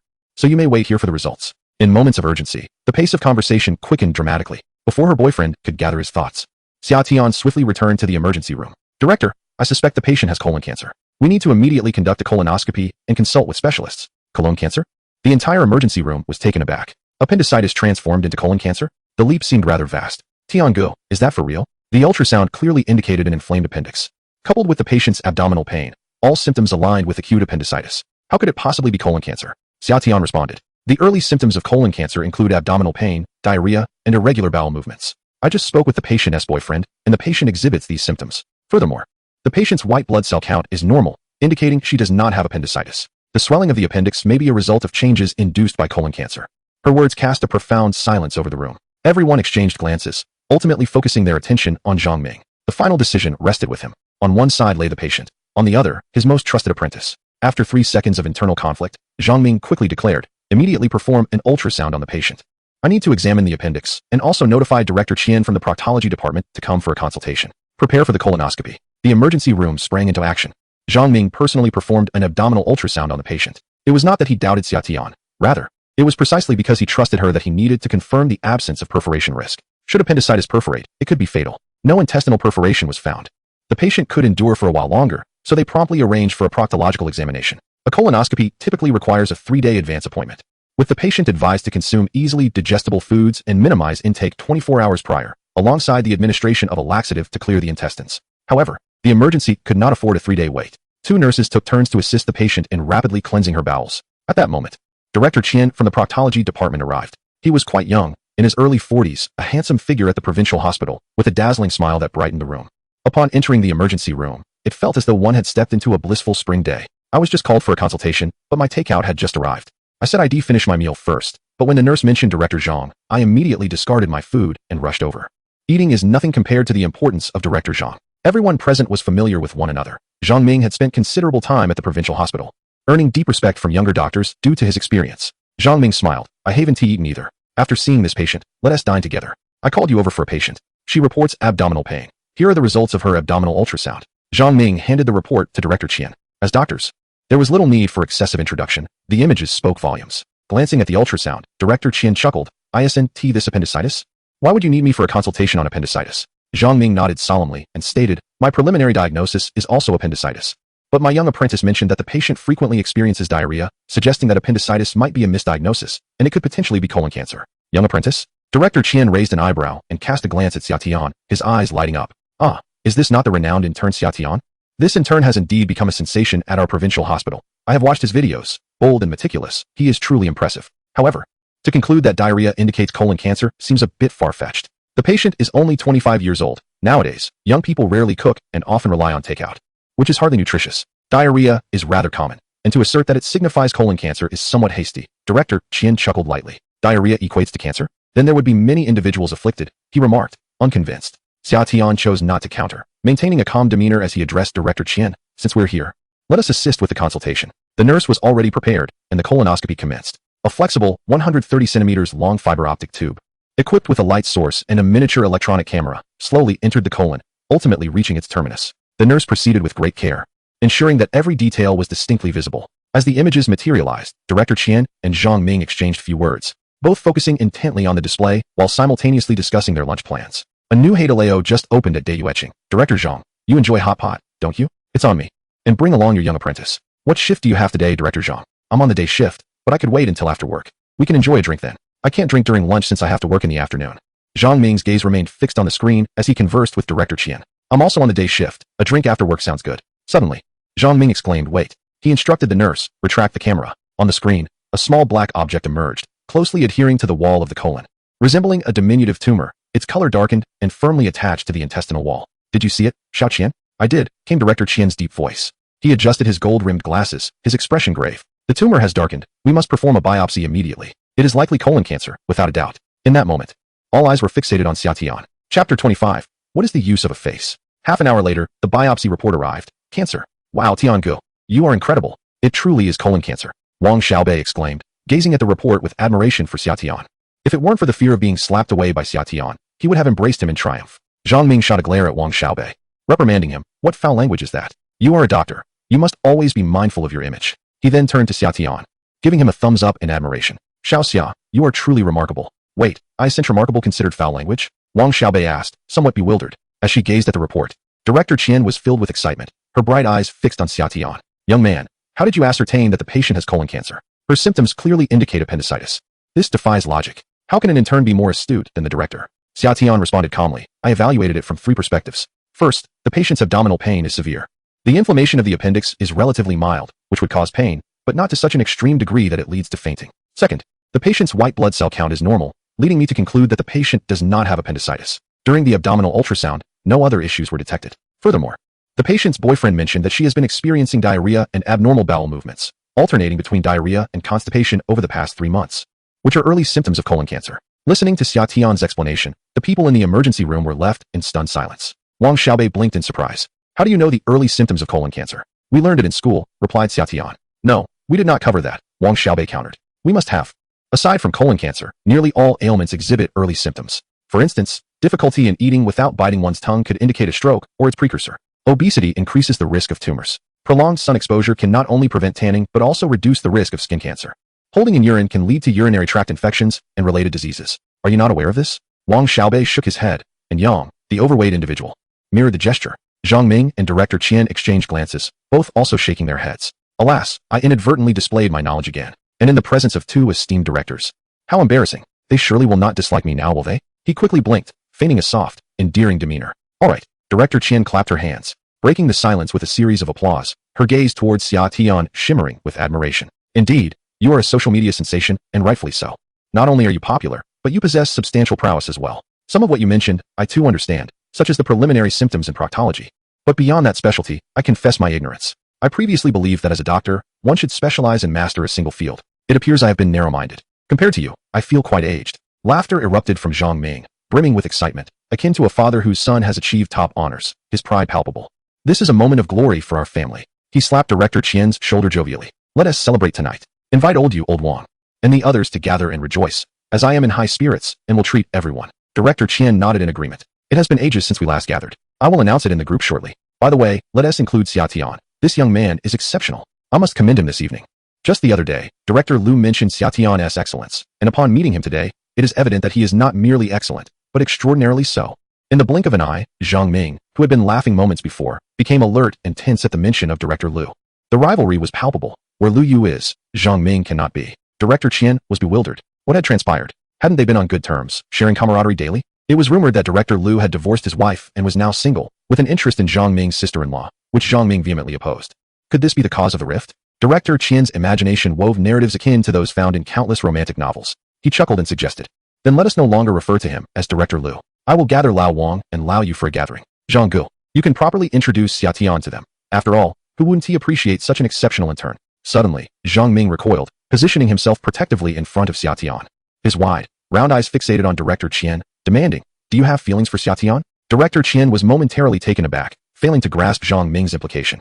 Of course I do. What doctor wouldn't admire a bright intern? As a director, one must not only excel in medical expertise, but also perpetually scout for promising talent, as capable doctors can significantly enhance departmental success. After all, a doctor's salary is modest, with bonuses being the primary source of income.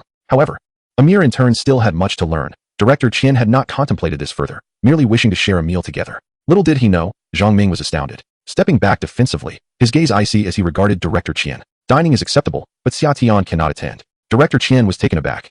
Zhang Ming seemed to convey a message. He was willing to engage in a drink, but would fiercely protect what he deemed his.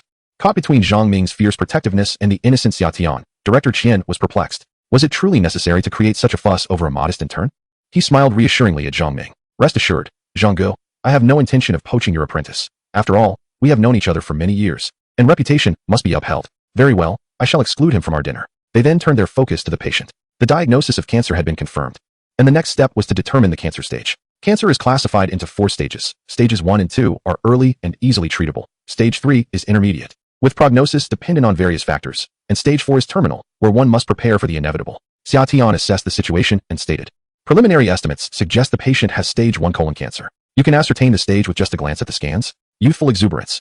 Director Qian remarked with a superficial smile. Let us conduct some tests. We will review the results in 3 days. 3 days later, the patient was confirmed to have Stage 1 colon cancer. Early in the morning, Director Qian arrived at the emergency room. Upon entering his office, he made a beeline for Xia Tian. Ah, Xia, you have been interning for 3 months now. With your abilities, staying at the hospital is undoubtedly within your grasp.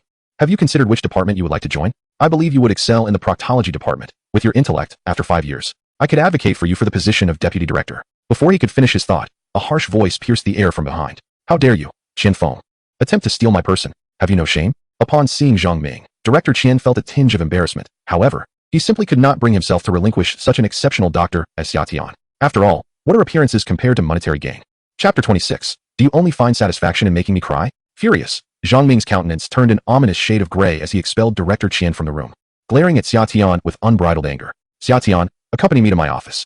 With that, he stormed out, brimming with rage. Zhang Ming, typically gentle and often indulging in light-hearted banter with the interns, could be quite terrifying when he adopted a serious demeanor, instilling fear among the interns. Inside the office, silence reigned. The interns cast sympathetic glances at Xia Tian, who responded with a playful grimace before following Zhang Ming. Once the two departed, the interns were liberated like birds set free, chattering animatedly. Oh, Director Zhang is angry. Brother Tian is in for a reprimand. What did Brother Tian do wrong?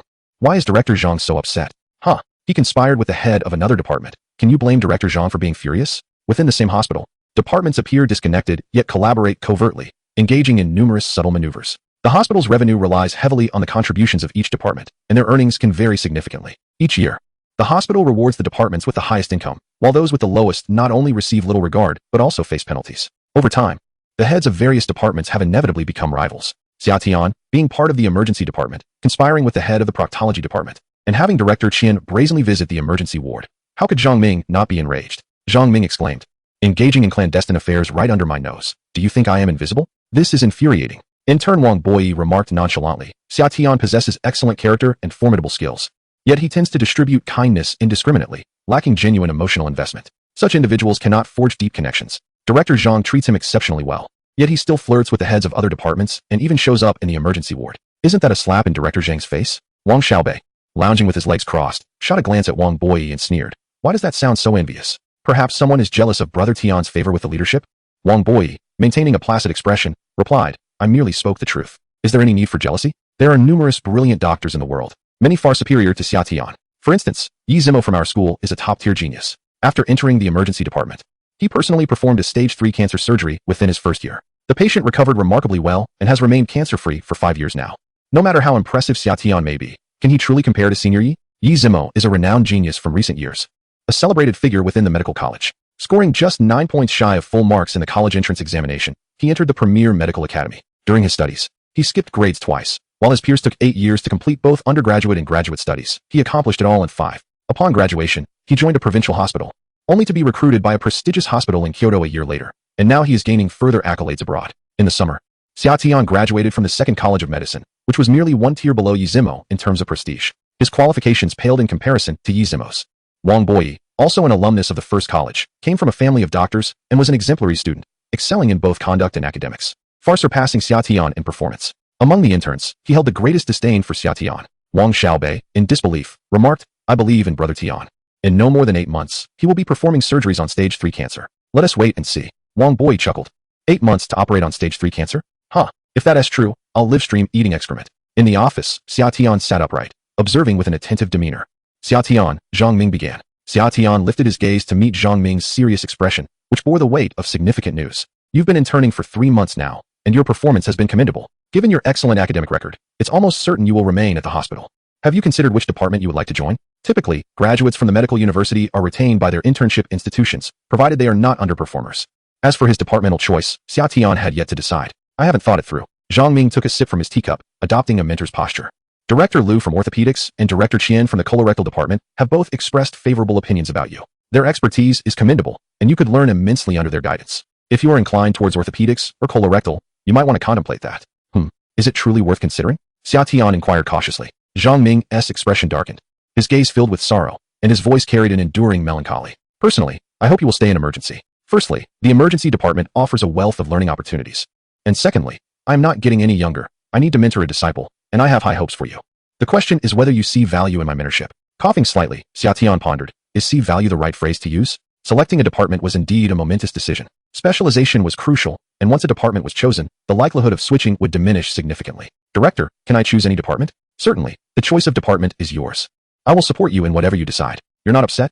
Not at all. Yet, despite his words, Zhang Ming's sorrowful gaze lingered on Xia Tian, as if silently questioning whether his tears would be the only way to satisfy Xia Tian. Clearing his throat, Xia Tian asserted, Director, I wish to remain in emergency for the time being. I want to absorb as much knowledge as possible. As for my future departmental choice, I am uncertain. However, I will not switch departments within the next 3 years. The emergency department provided exposure to a diverse array of patients, allowing for greater learning. And it had always been Xia Tian's top choice. Coupled with Zhang Ming's expectations, how could he dare to refuse? Half an hour later, Xia Tian returned to the office. Upon entering, Wang Xiaobei eagerly inquired, Brother Tian, how did it go? Was the director angry? No. Did the director reprimand you? Not at all. Wang Boyi tilted his head to gaze at the summer sky, chuckling as he remarked, the director was quite furious when he left.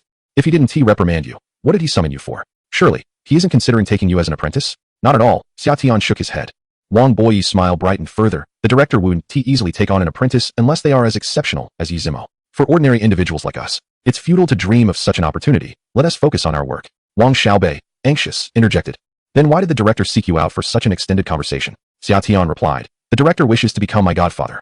Chapter 27. I never intended to show off silence. The sound of a pin dropping could be heard. In the office, everyone was left dumbfounded, their eyes wide with disbelief, staring at Xia Tian like lifeless statues. Goodness, Tiangu, what did you say? The director wants to adopt you as his godson? Wang Xiaobei asked, articulating each word with incredulity. Indeed, Xia Tian nodded. Oh my, is there any justice in the world? A university graduate, interning at the provincial hospital, with comparable academic achievements and looks. Why is there such a disparity between people? Jealousy caused Wang Xiaobei to nearly explode. Wow, Tiangu is impressive. Congratulations. Li Xiaohong was the first to offer her well wishes, her round little glasses hiding the deep affection in her gaze directed at Xia Tian.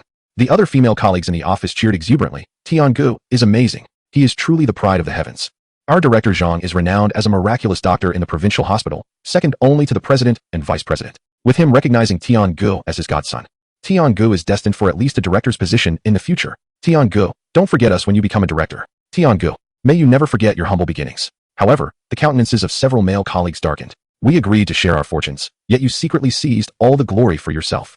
Traitor. This sentiment was especially pronounced among the colleagues from the first hospital of medical university. In terms of qualifications, they were superior to Xia Tian. In terms of looks, they believed themselves equally matched. Why was the spotlight solely on Xia Tian, leaving them in the shadows? Wang Boyi, in particular, was seething with anger. His parents were both doctors. For a doctor to take on an apprentice was a monumental honor. A godson? Was Xia Tian not merely daydreaming? With a derisive snort, he mockingly said, Director Zhang has a daughter as well. Did he mention marrying her off to you? To his surprise, Xia Tian nodded in affirmation. He mentioned that his daughter is 22 years old, currently studying in medical school, and after a few years, we can first get our marriage certificate, and once she graduates, we can hold a wedding and have children. Wang Xiaobei's eyes widened like saucers. Holy cow, Tiangu is striking it rich. Director Zhang's wife is a high-ranking executive at a major company. They are extremely wealthy and live in a villa. Director Zhang owns a Porsche 911. Marrying her means that company, villa, and 911 all belong to you, Tiangu. The opportunity to ascend to the pinnacle of life is at hand. Observing Wang Xiaobei's excitement, Xia Tian adjusted his glasses and stated, I declined. I recently experienced a breakup and have no desire to engage in a romantic relationship in the near future. My primary focus now is on my career. The crowd was once again taken aback. What? Tiangu, you actually turned it down? An opportunity that fell from the sky, and you rejected it? Wang Boyi, just a moment ago consumed by envy and resentment, burst into laughter the next second, shaking his head in disbelief. You poor fellow. Talented and appreciated, yet still unable to shed your rustic nature. What standing does Director Zhang hold? How can an intern refuse such an offer? It's akin to an emperor proposing his daughter to a minister, and the minister declining. Doesn't the emperor care about his dignity? In life, a successful individual must devote 3 parts to their work and 7 parts to interpersonal relationships. Those who occupy the pinnacle of the pyramid are adept at socializing and utilizing others, while those who merely bury their heads in labor are destined to be employees. Xiao Tian, with an emotional intelligence too low, may manage for a short time, but eventually will offend others. Wang Boyi, with a mocking gaze, inquired of Xiao Tian. What did the director say? Did he merely smile and say nothing? The esteemed director cannot openly show displeasure. A smile paired with silence speaks volumes of his intent. He did speak, Xiao Tian replied. After I declined, he paused for a moment, then sighed, stating that he had underestimated my worth. That his daughter was unworthy of someone as exceptional as me. The office fell silent once more. Wang Boyi's eyes were bloodshot, as if he might transform into a vengeful titan and unleash his fury upon Xiao Tian, perhaps even snapping his fingers to erase him. Could you be any more pretentious? I am not being pretentious. I merely conveyed the director's words to you all. If you think me pretentious, then so be it, Xiao Tian shrugged, displaying a nonchalant demeanor. From the moment he acquired the system, he had already become a favored individual. Attracting envy was an inevitable fate. After all, he was indeed remarkable and strikingly handsome. It would be unnatural not to incite jealousy. Xiao Tian was mentally prepared and knew it wouldn't interfere with his work. At 3 in the afternoon, a distinguished gentleman entered the emergency room, clad in an Armani suit, adorned with a Bidali watch, his hair meticulously styled with hairspray, boldly announcing, I am the boss. I am wealthy. Following him was a secretary. He strode in with confidence, his complexion radiant, seemingly devoid of any ailments. Doctor, I've been feeling a bit of chest tightness lately. Please prescribe me some medication. I have a meeting to attend in half an hour. The boss's demeanor was exceedingly relaxed, exuding confidence in his health. How long have you experienced this tightness? Xiao Tian asked while filling out the registration. About half a month. I suppose. It's not constant. Occasionally I feel tightness, but it passes after a while. Though the boss spoke lightly, Xiao Tian felt a chill run down his spine. Half a month of chest tightness, and only now did he seek medical attention? Such symptoms could indicate a myriad of serious conditions. Lung cancer, myocardial infarction, coronary heart disease, cardiovascular constriction. One could list dozens of potential issues, each grave in its own right. Wherever one may be, the sound of the swana heralds a feast throughout the village. A blood test and an electrocardiogram were ordered, 2 examinations in one breath. Proceed with the tests immediately, commanded Xiao Tian. He presented the orders to the boss, who glanced at them and chuckled. I only feel a bit of chest tightness. Surely, such extensive tests are unnecessary. Can't you just prescribe some medication? Xiao Tian, with a serious demeanor, replied, these 2 examinations are imperative. Please have them done at once. They are not costly and can be completed swiftly. With a resolute attitude, Xiao Tian observed the boss, who, with a hint of impatience, took the orders to undergo the tests. 15 minutes later, the boss's assistant handed Xiao Tian some routine results while the boss was occupied on a phone call. Chest tightness typically indicates cardiac issues, and Xiao Tian focused on the 3 markers for myocardial infarction. Myoglobin at 110 ml, creatine kinase isoenzyme at 120 U/ml. Good heavens. Myocardial infarction. All 3 indicators were at critical levels, with the patient at risk of sudden death. Maintaining his composure before a diagnosis, Xiao Tian anxiously inquired of the assistant. What about the electrocardiogram? Has it been done? The assistant glanced back at the boss still engaged in a phone meeting. Not yet. Our boss is in a conference call, and it may take another hour before he finishes. Chapter 28. Dr. Xiao strikes out. This is absurd. Xiao Tian was at a loss for words. What takes precedence, money or life? The electrocardiogram must be performed immediately. Summon the patient forth. Sensing Xiao Tian's displeasure, the assistant cautiously asked, is there a problem? Is the blood test result not favorable? I consulted Baidu. The white blood cells are within normal limits. If the white blood cell count is fine, it indicates the body is healthy, right? A smirk crossed Xiao Tian's face, while internally he cursed. Further testing with the electrocardiogram is essential for confirmation. Please call him for the test without delay. If we procrastinate any longer, it may be too late. Seeing Xiao Tian's grim expression, the assistant relayed a few words to the boss at the doorway, gesturing towards Xiao Tian as he spoke, which did not please the boss. The assistant hurried back, delivering the message. Our boss said he is negotiating a 2 million business deal and will proceed with the tests after the meeting. Xiao Tian felt a surge of frustration. Li Yajun, witnessing the situation, offered consolation. As doctors, we strive to save lives. Some individuals seem intent on their own demise.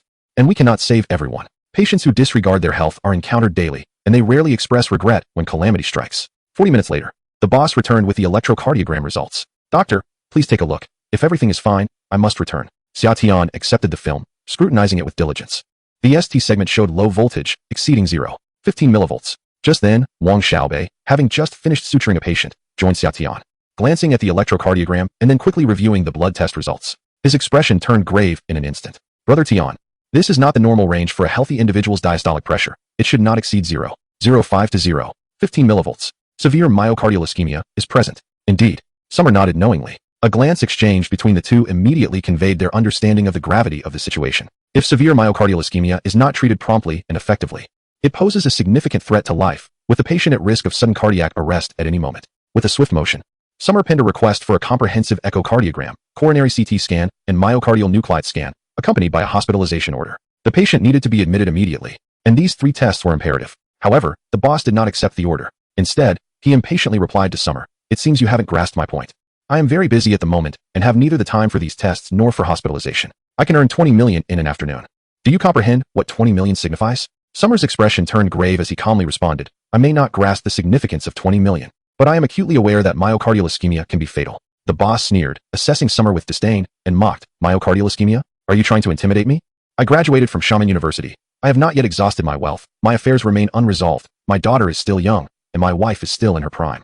The heavens do not claim the likes of me. Do not obstruct my path. Step aside." What nonsense. Do the heavens truly care whether you have spent all your money? Have you become overly confident? Sir, I must respectfully disagree with your assertion. Your physical well-being is unrelated to your financial status or the age of your wife. I am your physician, and I bear responsibility for your health. Your body can no longer endure the demands of work. You must be hospitalized immediately to restore your health, allowing you to earn more. The boss's phone rang again, and he chose to ignore Summer, taking the call while pushing past him and heading outside. "Wait. If you wish to leave, you must sign this disclaimer. When a patient is in danger of losing their life, a doctor has the obligation to insist on hospitalization. However, should the patient refuse, they must sign a disclaimer, absolving the hospital of any responsibility should complications arise. Get out of my way. Do not block the path." An assistant shoved Summer aside as they strode towards the exit. "You haven't signed yet? You can't just leave." Summer pursued them. The assistant turned back, his expression darkening, and scolded, "What is wrong with you? Are you some sort of leech?" Summer retorted coolly, "If you wish to depart, sign this disclaimer. Affix your signature to acknowledge your refusal for hospitalization. Once you leave this hospital, should you experience sudden death, the hospital will bear no responsibility." The boss's expression darkened, glaring coldly at Summer, and fumed, "Young man, mind your words. Are you cursing me?" Summer remained impassive. "I am not. Your current condition puts you at imminent risk of sudden death. If you insist on leaving, you may do so after signing." The assistant pushed against Summer's chest, pointing a finger at him with ire. "Who do you think you are to curse me? Don't think I'm unaware of your hospital-esque schemes. Hospitalization and tests are merely means for you to profit, correct? I have heard that the commission for a month of hospitalization is at least 200. To curse our boss for a mere 200 yuan. Do you have any idea of our boss's wealth, which amounts to billions? You shameless lot, once exploiting the poor. Now you dare to take advantage of the wealthy as well." Upon entering, they immediately bombard us with a slew of tests, incessantly speaking of sudden death. "Why don't you go and meet your end instead?" Summer's expression darkened as he glared at his assistant, reprimanding, "Silence. You know nothing and merely shout. This is a hospital, not your local market." Turning to face the boss, Summer's gaze was piercing as he implored once more, "Money can always be earned. Once life is lost, everything is lost. For the sake of your daughter and wife, please agree to hospitalization." Many patients refuse cooperation. Most doctors have grown accustomed to it. If you wish to leave, then leave. They will not obstruct you. Life is ultimately your own. As a doctor, Summer made one last effort. The boss glanced at him, said nothing, and picked up the waiver, signing his name with a flourish and adding 6 bold characters. "I refuse hospitalization. Can I leave now?" Without waiting for Summer's response, the boss turned and walked away, clutching his phone. The assistant pointed a finger at Summer's nose, sneering, "Get lost, country bumpkin. Just the sight of you disgusts me. Without treatment, the patient is doomed. His wife is still young, and his daughter is still small." Watching a life ebb away helplessly filled Summer with a sense of powerlessness. The assistant's derisive tone ignited his anger. With fury surging, Summer launched a punch. The lobby buzzed with activity, and as the two quarreled, many heads turned in their direction. That punch elicited gasps throughout the hall. "Ah, Dr. Summer has struck someone." Chapter 29. The fifth day, inside the office. Summer sat motionless in his chair, eyes fixed on the floor, while Zhang Ming paced back and forth behind the desk. "Explain yourself. What has happened? You are not usually an impulsive person, yet you struck a patient. You are a doctor. If you must fight, do it in the office. But in the lobby, in front of the entire hospital staff and numerous patients? If this gets out, your actions could tarnish the reputation of the provincial hospital. Speak up.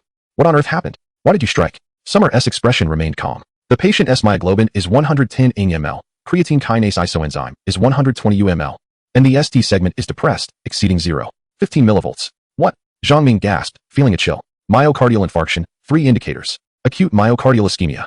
An emergency within an emergency. Almost every doctor tightens at the mention of these indicators. Once they are elevated, the patient may die at any moment. The patient refused treatment, and I struck the assistant, not the patient," Summer muttered, lowering his head. Zhang Ming, just a moment ago incredulous that Summer could resort to violence, sighed deeply after hearing the explanation. In the Summer, it was not a person he struck, but rather a soul that refused to awaken. Zhang Ming gently patted his shoulder, offering comfort akin to that of a father to his son. Each individual has their own fate, and wealth and honor are determined by heaven.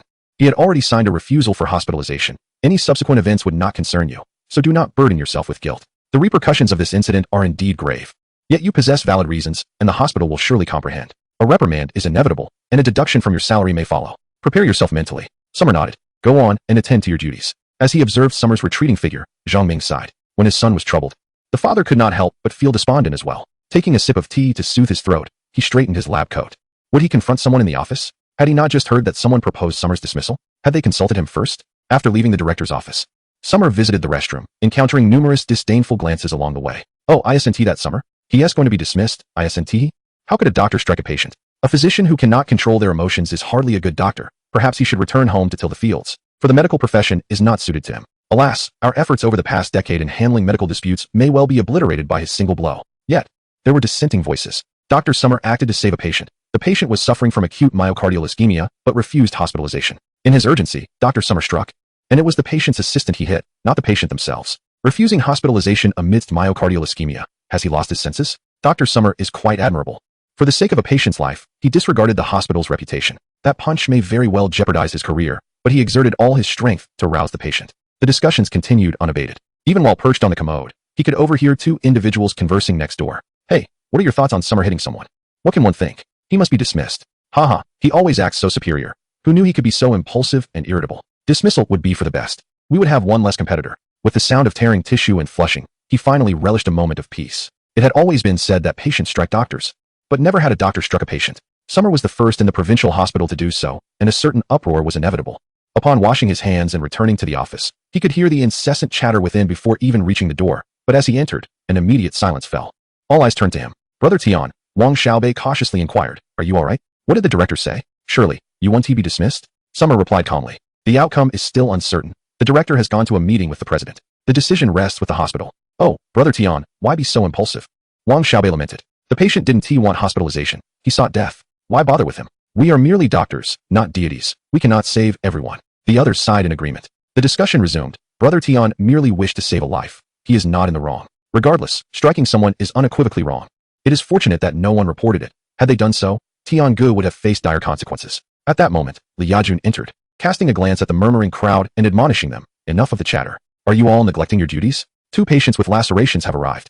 A few of you need to attend to them. The group sprang into action, restoring tranquility to the office. With a knowing glint in her eye, Li Yajun winked at Xia Tian and whispered, you did the right thing. I support you. Thank you, Xia Tian replied, returning to his tasks. On the following day, an emergency case involving a patient with a compound fracture of the leg was brought in. This procedure, classified as a level 2 surgery, allowed the interns to observe the surgical process. Typically, everyone would rush to attend to such cases, especially Xia Tian, the darling of the emergency department. However, this time, he remained unmoved. Tian Gu, let's go, Wang Xiaobei called out. You all go ahead. I won't be joining, Xia Tian responded indifferently. Wang Xiaobei was perplexed. Nearby, Wang Boyi scoffed. Are you afraid to go? Worried you might lose control and inadvertently harm the patient? That would be a serious issue.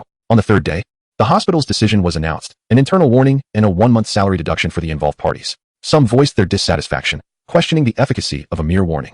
He should be dismissed. Hitting a patient without consequence is outrageous. It was reported that Director Zhang, fiercely protective of his own, had stormed into the president's office, threatening resignation, which ultimately secured Xia Tian's position. By the 4th day, as work concluded, the conversation turned to celebration. Tomorrow's payday. Let us go out for hot pot. How about splitting the bill? Sounds good, I'll join. Hey, let us ask Tian Gu to come along. What for? To have him beat someone up? Be quiet.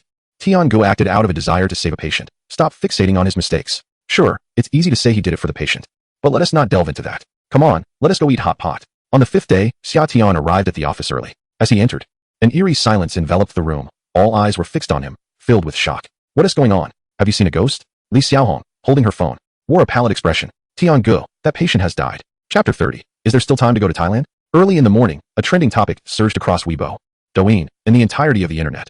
A 40-year-old CEO collapsed and died on his way to work. Just 5 days prior, he had visited the hospital for a checkup, where doctors informed him of acute myocardial ischemia requiring immediate hospitalization. He declined treatment, citing his busy work schedule. 5 days later, he succumbed to a heart attack.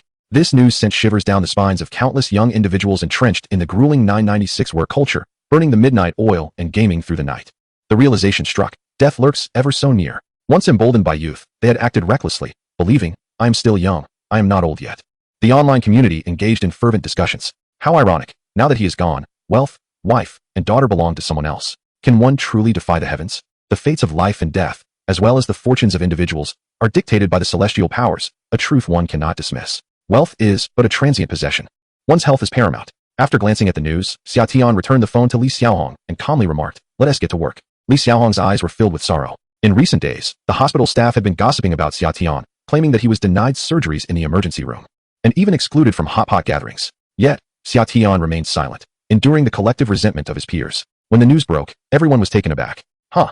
What were you saying a few days ago? That Tiangu was in the wrong. How does it feel now? A slap in the face, isn't it? For the sake of a patient's life, Tiangu was willing to sacrifice his own career. Who among you can say the same? Everyone spoke sweetly about medical ethics and the image of a doctor, but what hollow notions they were. Shouldn't the foremost duty of a physician be to prioritize the treatment of patients? Ask yourselves, who among you could truly uphold that? Yet, Tiangu did. He is remarkable. Knowing him is my pride. Wang Xiaobei, filled with fervor, reflected on their years of shared dormitory life. Having been roommates for 8 years, they were practically family. Witnessing Xia Tian being wronged stirred his discontent, and now he felt a sense of vindication. Wang Boyi and others wore grim expressions, bowing their heads in silence. Li Yajun shot a glance at Wang Xiaobei. It's work hours. We have patients in the emergency room. Let us get to it. All right, I'm on it. Wang Xiaobei replied enthusiastically, pulling Xia Tian along as he addressed the group. Today, as first patient goes to Tiangu. I trust there are no objections? Without waiting for a response, he continued. Good. Then let's proceed. After a morning of busy work, the news of a patient's demise transformed Xia Tian's reputation at the provincial hospital dramatically. He shifted from being perceived as a hot-tempered, incompetent doctor to one who, for the sake of his patients, was willing to jeopardize his own career, a paragon of moral integrity and excellence. Throughout the morning, many praised Xia Tian, giving him a thumbs up, yet he remained unperturbed. Wang Xiaobei, curious, inquired, Tiangu, why aren't you more excited? A patient has died. This validates your diagnosis. Xia Tian replied calmly. From the moment he refused treatment, I anticipated this outcome. There is nothing to celebrate. Furthermore, a life has been lost, regardless of their significance. One should hold reverence for the deceased. I cannot indulge in mockery. With that, Xia Tian strode away. In the heat of a September afternoon, Wang Xiaobei felt a chill run down his spine. Xia Tian's words reverberated within him. Such noble character, such serene disposition, such a tender heart. Just moments ago, he had been laughing. Now, he wished to slap himself. A life was lost. What was there to be merry about? Had it not been for Tiangu's reminder, he would still be basking in ignorance. Now, he thought to himself, I have been a fool. Tiangu is truly impressive. I wish to marry him. Is it too late to take a trip to Thailand? Lunchtime approached. On a summer day, I ordered takeout, and, after finishing my meal, decided to rest in the lounge for a while. During the typical lunch break, only 2 people remained in the office while the others rested in the lounge. I opened WeChat and noticed the class group chat was buzzing with discussions about the sudden death of a CEO. My goodness, how terrifying. This businessman was quite young. And it's such a pity he has gone. But what is there to pity? I have little sympathy for those who disregard medical advice. I often think they deserve their fate. Just then, my classmate Suya emerged, wiping her brow. Let us show some respect for the deceased and refrain from speaking ill, she suggested. Li Mu grinned and remarked, Ah, Suya, you've been quite busy lately, haven't you? By the way, I heard the deceased visited the hospital 5 days ago for an examination but refused to be hospitalized. Was it your hospital? Suya replied, No. But I did hear my senior mention this matter. Perhaps it was him who attended to the case. Oh, I see. It must be Senior Tung then. No wonder he is so remarkable, Li Mu said with a mischievous grin. Only Tung could be worthy of Suya, a match made in heaven. Suya blushed and said, Don't say such things. I'm not even sure if he was the attending physician. I heard him mention it during dinner the day before yesterday. It could have been him. Tung Ziming, a brilliant graduate from the second hospital affiliated with the medical university, was a year above Suya. During their university days, he had been in a relationship with her. Suya was renowned as the second most beautiful girl in class.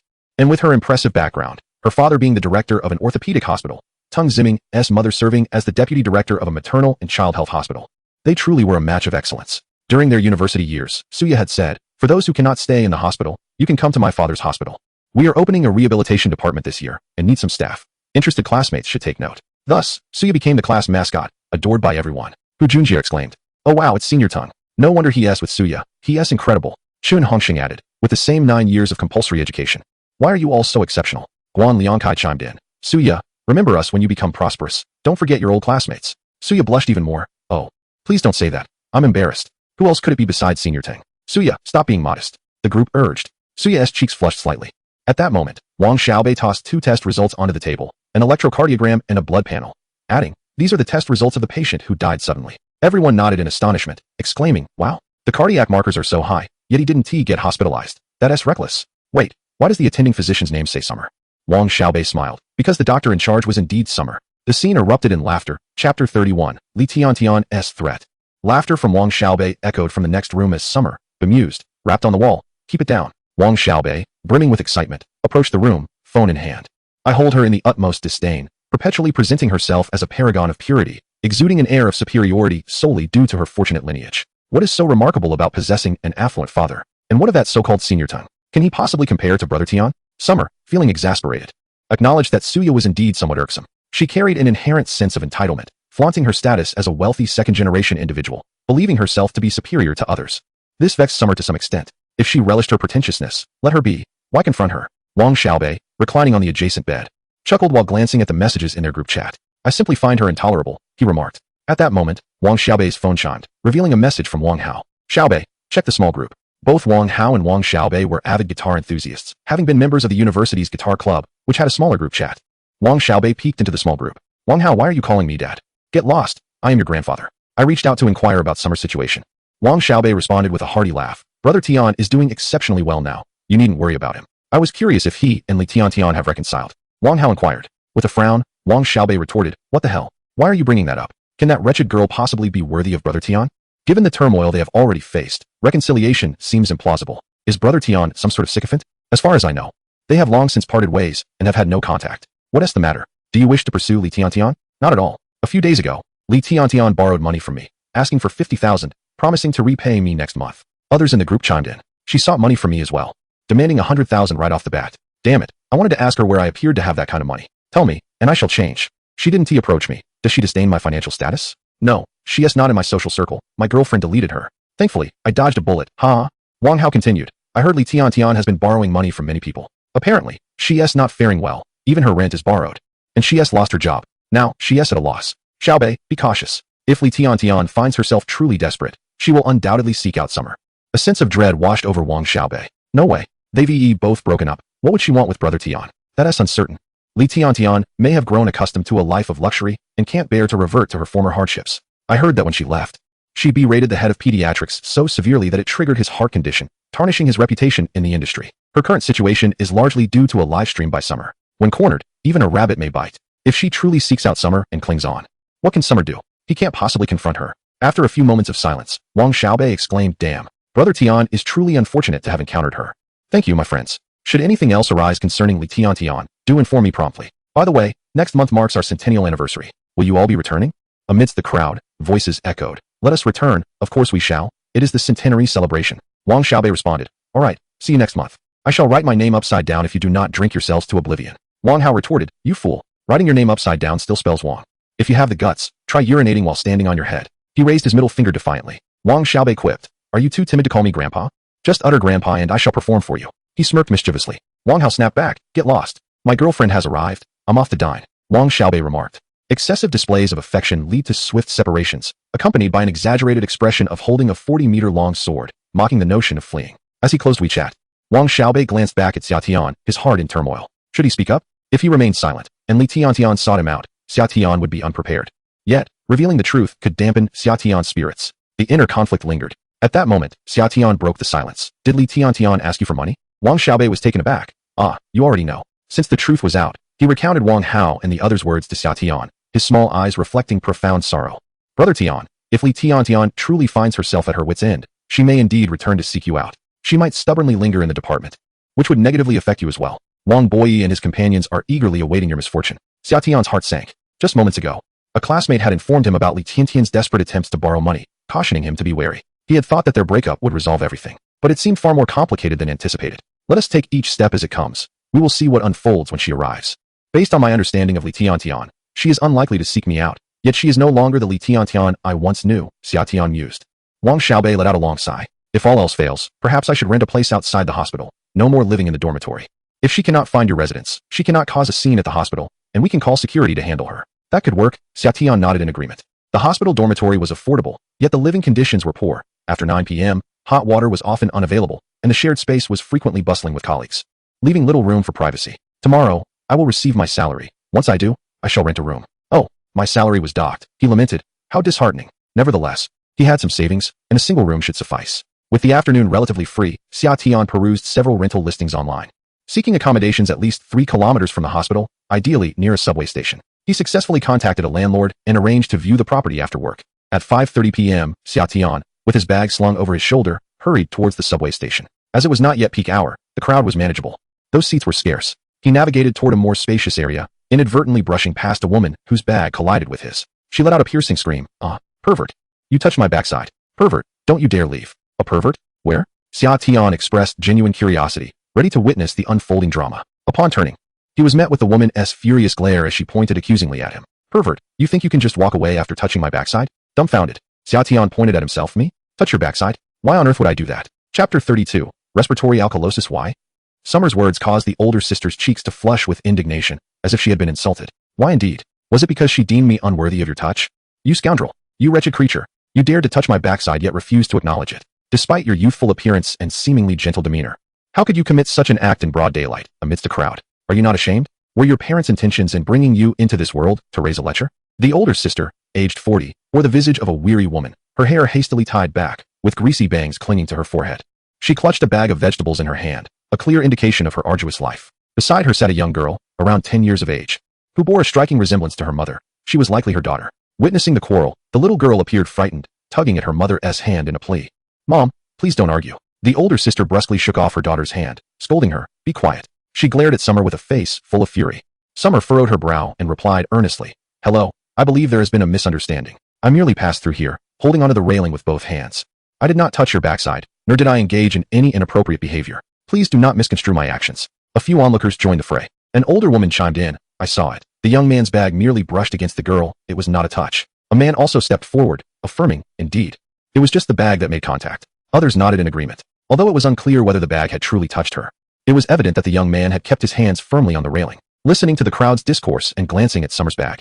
The older sister's furrowed brow remained unyielding. She began to realize this was a misunderstanding. In that case, just apologize, and we can let this matter rest. Apologize? Summer was at a loss for words. Why should I apologize? I did not touch you. The older sister glared at her, pointing at Summer's backpack. Your bag touched me, and you must apologize. Summer retorted, You yourself said it was my bag that brushed against you. Let it apologize then. The older sister was relentless. You are twisting words. Look at your youth and your poor character. There are children on the subway. Is this the example you wish to set for them? In disbelief, Summer replied. You mentioned there are children on the subway. Your daughter is right here. Is this how you wish to be a role model for her? You want an apology? Very well, I apologize. I am sorry that my bag brushed against you. Does that suffice? This was utterly exasperating. Encountering such a person left no room for reason. Unable to bear it any longer, Summer muttered a parting remark and turned to walk to another carriage, seeking a seat to scroll through her phone. 10 minutes later, a shriek erupted from the adjacent carriage. Help! Darling, don't frighten your mother. Please say something. Help! Is there a doctor? As a physician by instinct, Xiatian immediately set aside his phone and rushed over. There he beheld a distressed woman, weeping uncontrollably as she clutched her daughter. The girl's eyes brimmed with tears, her hands curled inward like claws, while her left foot was rigid and turned inwards. Her consciousness was hazy. She could only respond to her mother's cries with her pupils, unable to utter a word. This was a classic case of respiratory alkalosis. Respiratory alkalosis arises from excessive rapid shallow breathing, resulting in an excessive expulsion of carbon dioxide from the body. While the severity of respiratory alkalosis can be debated, it is neither trivial nor insignificant. The body's abnormal response can lead to psychological stress, heightened nervous tension, and even faster breathing, thus exacerbating the alkalosis. During alkalosis, the levels of free calcium and magnesium ions in the plasma decrease, potentially leading to hypokalemia, arrhythmias, and even death. I am Dr. Xia from the provincial hospital.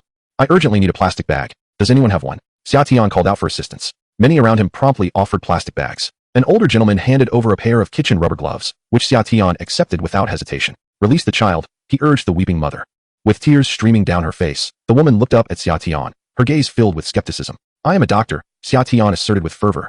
You must trust me now. If we delay further, your child may suffocate. Quickly let her go. Cases of alkalosis are not uncommon. Often, parents, unaware of the condition, tend to clutch their children tightly when they see their bodies rigid and their hands resembling claws. Unbeknownst to them, the tighter they hold on, the more they exacerbate the symptoms. Others around began to chide the mother. Listen to the doctor. He is here to help.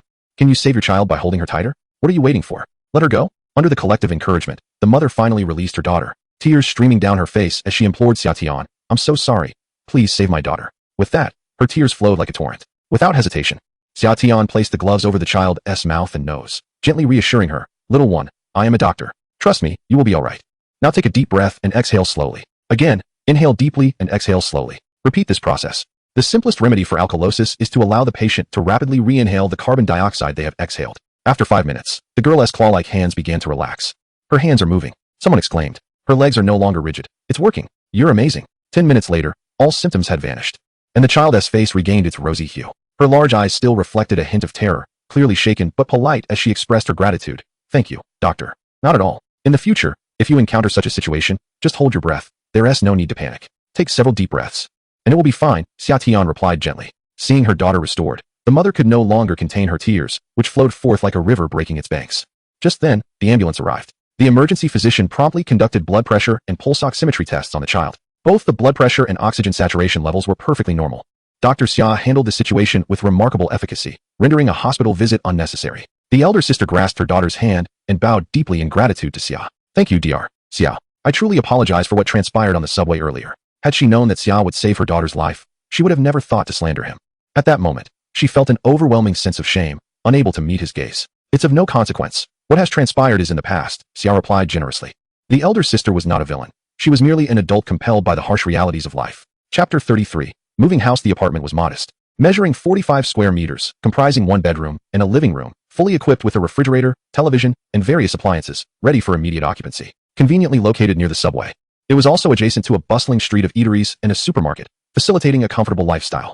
The distance to the provincial hospital was just 3 subway stops away, neither too far nor too close. The previous tenant, a young woman, had maintained the place impeccably, leaving Xia highly satisfied. He promptly signed a 1-year lease agreement with the landlord and paid the rent up front, after which the landlord handed over the keys and departed. A new chapter in life began. Just 3 months post-graduation, Xia experienced a profound transformation. He had regained his single status and relocated to a new home. His next objective was to work diligently, earn money, and eventually purchase a spacious residence in the city, where he could bring his mother and younger brother to live with him. As for more distant aspirations, Xia had yet to formulate a plan. He decided to take life one step at a time. With minimal luggage, he called upon Wang Xiaobei, and together they swiftly moved his belongings, purchasing a new comforter, fresh sheets, towels, and shampoo, all in one trip to the supermarket. Once the apartment was organized, Xia treated Wang Xiaobei to a barbecue at the nearby food street. During their meal, Wang Xiaobei kept stealing glances at Xia. Xia shot him a look. Is there something you wish to say? Feel free. As long as it isn't a confession of love. Wang Xiaobei grinned awkwardly, took a sip of beer, and chuckled. It's nothing serious. I just feel you've changed quite a bit. You used to excel in your studies, but now it seems you've entered a whole new realm. Have you encountered some extraordinary experience? Indeed. Xia nodded. I have acquired a system that aids me in becoming a miraculous doctor. Wang Xiaobei scoffed. Do you take me for a fool? If you don't wish to elaborate, that's fine. Nonetheless, I must admit your hard work is commendable. Though I still maintain I am the more handsome one, which balances things out. Xia glanced at Wang Xiaobei, who bore a striking resemblance to Song Xiaobao, and meekly replied, as long as you're happy. At 8 in the morning, Xia squeezed into the crowded subway during rush hour, heading to the provincial hospital. Upon entering the ward, he encountered a patient who had ingested pesticide, with Li Yajun and Wang Boyi attending to the case. What type of pesticide did he consume? Li Yajun inquired. The patient's husband, visibly anxious, responded, paraquat. What?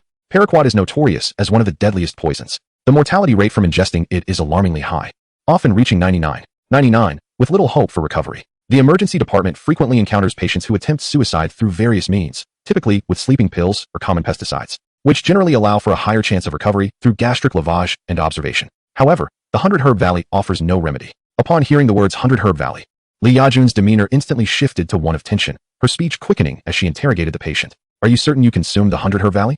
How much did you drink? Are you sure it went down? The patient, still lucid and not yet under the influence of any drug, nodded in affirmation. Yes, I drank a large bottle of mineral water. With a start, Li Yajun dropped her pen, urgently instructing Wang Boyi. Quickly take the patient to the emergency room and notify Director Zhang. We need Director Li from gastroenterology for a consultation. A flurry of activity ensued as the patient was rushed for rescue. The office fell into a heavy silence. Is there any treatment for 100 Herb Valley? Wang Xiaobei asked weakly. Summer shook his head. I don't know. It seems unlikely. The system had not provided any medical knowledge regarding poisoning. And based solely on his limited medical understanding, he deduced that consumption of 100 Herb Valley was incurable. Otherwise, Li Yajun would not have been so anxious to summon 2 directors for a consultation. In the past, people did not resort to suicide even when they were starving. Now, with improved conditions, the number of suicides has tragically increased. It was pitiful. The patient appeared quite young, likely still a student. How could a mother bear to lose her child? A somber atmosphere enveloped the office. An hour later, a man's wailing echoed from outside. Wang Boyi returned to the office, weary and defeated. He uttered, the patient has passed away. I'm going out for a smoke. You all handle the next patient. I don't wish to see anyone today. Doctors, too, are human, experiencing a spectrum of emotions, especially inexperienced interns who, having witnessed little death, feel an overwhelming sense of helplessness watching a patient die before their eyes. The sorrow was palpable. No one spoke, but Wang Xiaobei placed a comforting hand on his shoulder. One patient lost, yet countless others remain. The emergency room must continue its relentless pace. At 9:30, a 20-year-old male, supported by classmates, arrived at the emergency room. Doctor, my stomach hurts terribly. How long has it been hurting? Since last night, on and off, but this morning it has become particularly painful. Lie down, let me examine you. With the assistance of his classmates, the patient reclined on the examination bed. Summer donned gloves and gently pressed around the patient's navel. Does it hurt here? He asked, pressing the upper left area. The patient replied, yes, but that is not the worst part. Summer pressed on the upper right side. Not very painful. The patient shook his head. It hurts below. Then, Summer pressed down on the lower right abdomen, eliciting a cry of agony from the patient. It hurts. Right here. It started hurting last night, and I feel nauseous. I can't eat. I vomited. Doctor, am I going to die? The patient's face paled with pain, but his voice remained strong. Declaring he was going to die seemed overly dramatic. Summer smiled reassuringly. You haven't even started the grind of a 996-work schedule or taken on a mortgage. How could you possibly die? Rest assured, it is likely appendicitis. We'll run a complete blood count and an abdominal ultrasound to confirm the cause. Also, you're still a student, right? Acute appendicitis requires immediate surgery, so please inform your parents. I shall first administer an analgesic to alleviate your suffering and prepare a vial of atropine sulfate.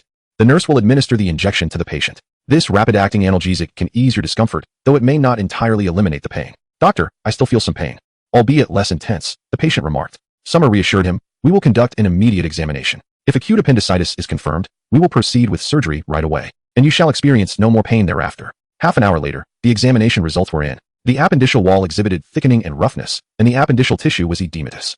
No stones were found in the ureter. The white blood cell count was 15 by 10-9L, indicating acute appendicitis necessitating immediate surgical intervention. Otherwise, the patient would endure significant suffering and risk intestinal perforation. At this juncture, the patient's family arrived. Summer and Zhang Ming provided an urgent report on the patient's condition, emphasizing the need for immediate surgery. If the family consents, please come forward to sign the consent form, and we will arrange for the operation now. Appendicitis is a common ailment, classified as a level 2 surgery with minimal risk and no recurrence rate. The patient can be discharged 1 week post-operation without any impact on future health. The family expressed a sense of optimism. Yes, let us proceed with the surgery at once. Will you be performing the operation? The family inquired, looking at Zhang Ming, whose name tag bore the title of chief physician. However, to their surprise, Zhang Ming smiled and pointed to Summer, saying, Dr. Summer will be the lead surgeon. Chapter 34. The first surgery as lead surgeon for a physician. Performing the first surgery as the lead surgeon is akin to a man's first experience, filled with anticipation, anxiety, and excitement. The exhilaration was palpable. Nearby, Wang Xiaobei's eyes widened in astonishment as he glanced at Summer and then at Chief Zhang, feeling a pang of envy. We are not the same. Dr. Summer is a remarkably skilled and experienced physician. The appendectomy is a straightforward procedure that generally concludes within half an hour. You need not worry. Furthermore, I will serve as the second assistant to Dr. Summer. Zhang Ming winked at him, adding, stay close to me, and there will be rewards. Summer suppressed his urge to leap with excitement, striving to maintain composure. Once the family signed the surgical agreement, he would be ready for the operation. The family exchanged glances, surprised, and turned to Zhang Ming. Aren't you performing the surgery? They queried, their eyes darting back to Summer. The patient's mother murmured, this doctor appears rather young. Is he merely practicing on my son? The father furrowed his brow, scrutinizing Summer. Chief Zhang, I apologize. I understand that appendicitis is a minor ailment and a simple procedure for you doctors, but as a parent, we remain somewhat apprehensive. We would prefer that you perform the surgery. In the eyes of many, a physician's age often correlates with their skill and experience, a notion that generally holds true. Yet Summer possessed a systematic advantage. From the very first day, the system had equipped him with the expertise for appendectomies, placing him at a world-class level. Across the entire provincial hospital, no physician surpassed Summer in capability. However, the patient does not require his assistance, and he cannot simply declare his prowess. I am exceptional. Trust in me, and you shall attain immortality. With a smile on his face, Xia Tian turned to Zhang Ming and suggested, Director, let us proceed according to the wishes of the patient's family. You take the lead. Zhang Ming shot him a glare. Foolish boy, love must be pursued. Unyielding. Zhang Ming addressed the couple. My surgical schedule is fully booked for this afternoon, and currently, there are no doctors available at the provincial hospital to operate on the patient. If you insist on waiting, it may be postponed for 3 days. The patient is suffering from acute appendicitis. Although painkillers have been administered, the agony persists. If you choose not to utilize Dr. Xia's services, the patient will endure 3 days of suffering, or you may consider transferring to another hospital. The gravity of Zhang Ming's words shocked those around him. He would rather not take on a new patient than deny Xia Tian the opportunity to perform the surgery. This camaraderie was deeply moving, even to Xia Tian. Rumor had it that Zhang Ming's daughter was of average appearance, but under dim lighting, all faces appeared similar. The patient's family hesitated. The mother glanced at her husband and quietly inquired, what should we do? Shall we proceed with Dr. Xia? It was evident that the father held the final say in this family. After a few moments of contemplation, he turned to the others and said, let us confer for a moment. Please hold on. He took out his phone and made a call for consultation. Zhang Ming patted Xia Tian on the chest and cheerfully remarked, prepare yourself. Are you nervous about your first surgery? Not at all. Xia Tian shook his head. To claim he felt no nerves would be disingenuous, as it was indeed his first time. Yet, bolstered by the system, he felt confident in his ability to execute the surgery flawlessly. 10 minutes later, the patient's father approached, looking somewhat regretful. Director Zhang, I apologize, but before he could finish, a bright voice interjected, Dr. Xia. A young man accompanied by a middle-aged couple approached. The young man pointed at Xia Tian and exclaimed, Uncle, Aunt, this is Dr. Xia, who diagnosed Ning Ning's condition as not appendicitis, but rather colon cancer. Without Dr. Xia, she would have been misdiagnosed and the cancer would have gone undetected. Director Qian has informed us that, due to the early detection of the colon cancer, a single surgery could suffice for treatment, even eliminating the need for chemotherapy. We owe a great debt of gratitude to Dr. Xia. The young man was none other than the boyfriend of the early-stage colon cancer patient. On that day, he had brought her to the hospital, where she was initially diagnosed with acute appendicitis. Thanks to Xia Tian's insistence, Director Qian from the proctology department was consulted. leading to the correct diagnosis of colon cancer instead of appendicitis. Early-stage cancer is often elusive, yet the cure rate is remarkably high. Because of Xia Tian's perseverance, the patient was able to discover her condition early and achieve recovery. The family had come specifically to express their gratitude to Xia Tian. Dr. Xia, greetings. Thanks to you, Ning Ning's condition has stabilized. You are a benefactor to our family. They presented him with a substantial red envelope. With Zhang Ming present, Xia Tian felt compelled to decline. He quickly returned the envelope and declared with conviction, the healing of ailments and the salvation of lives is the solemn duty of physicians.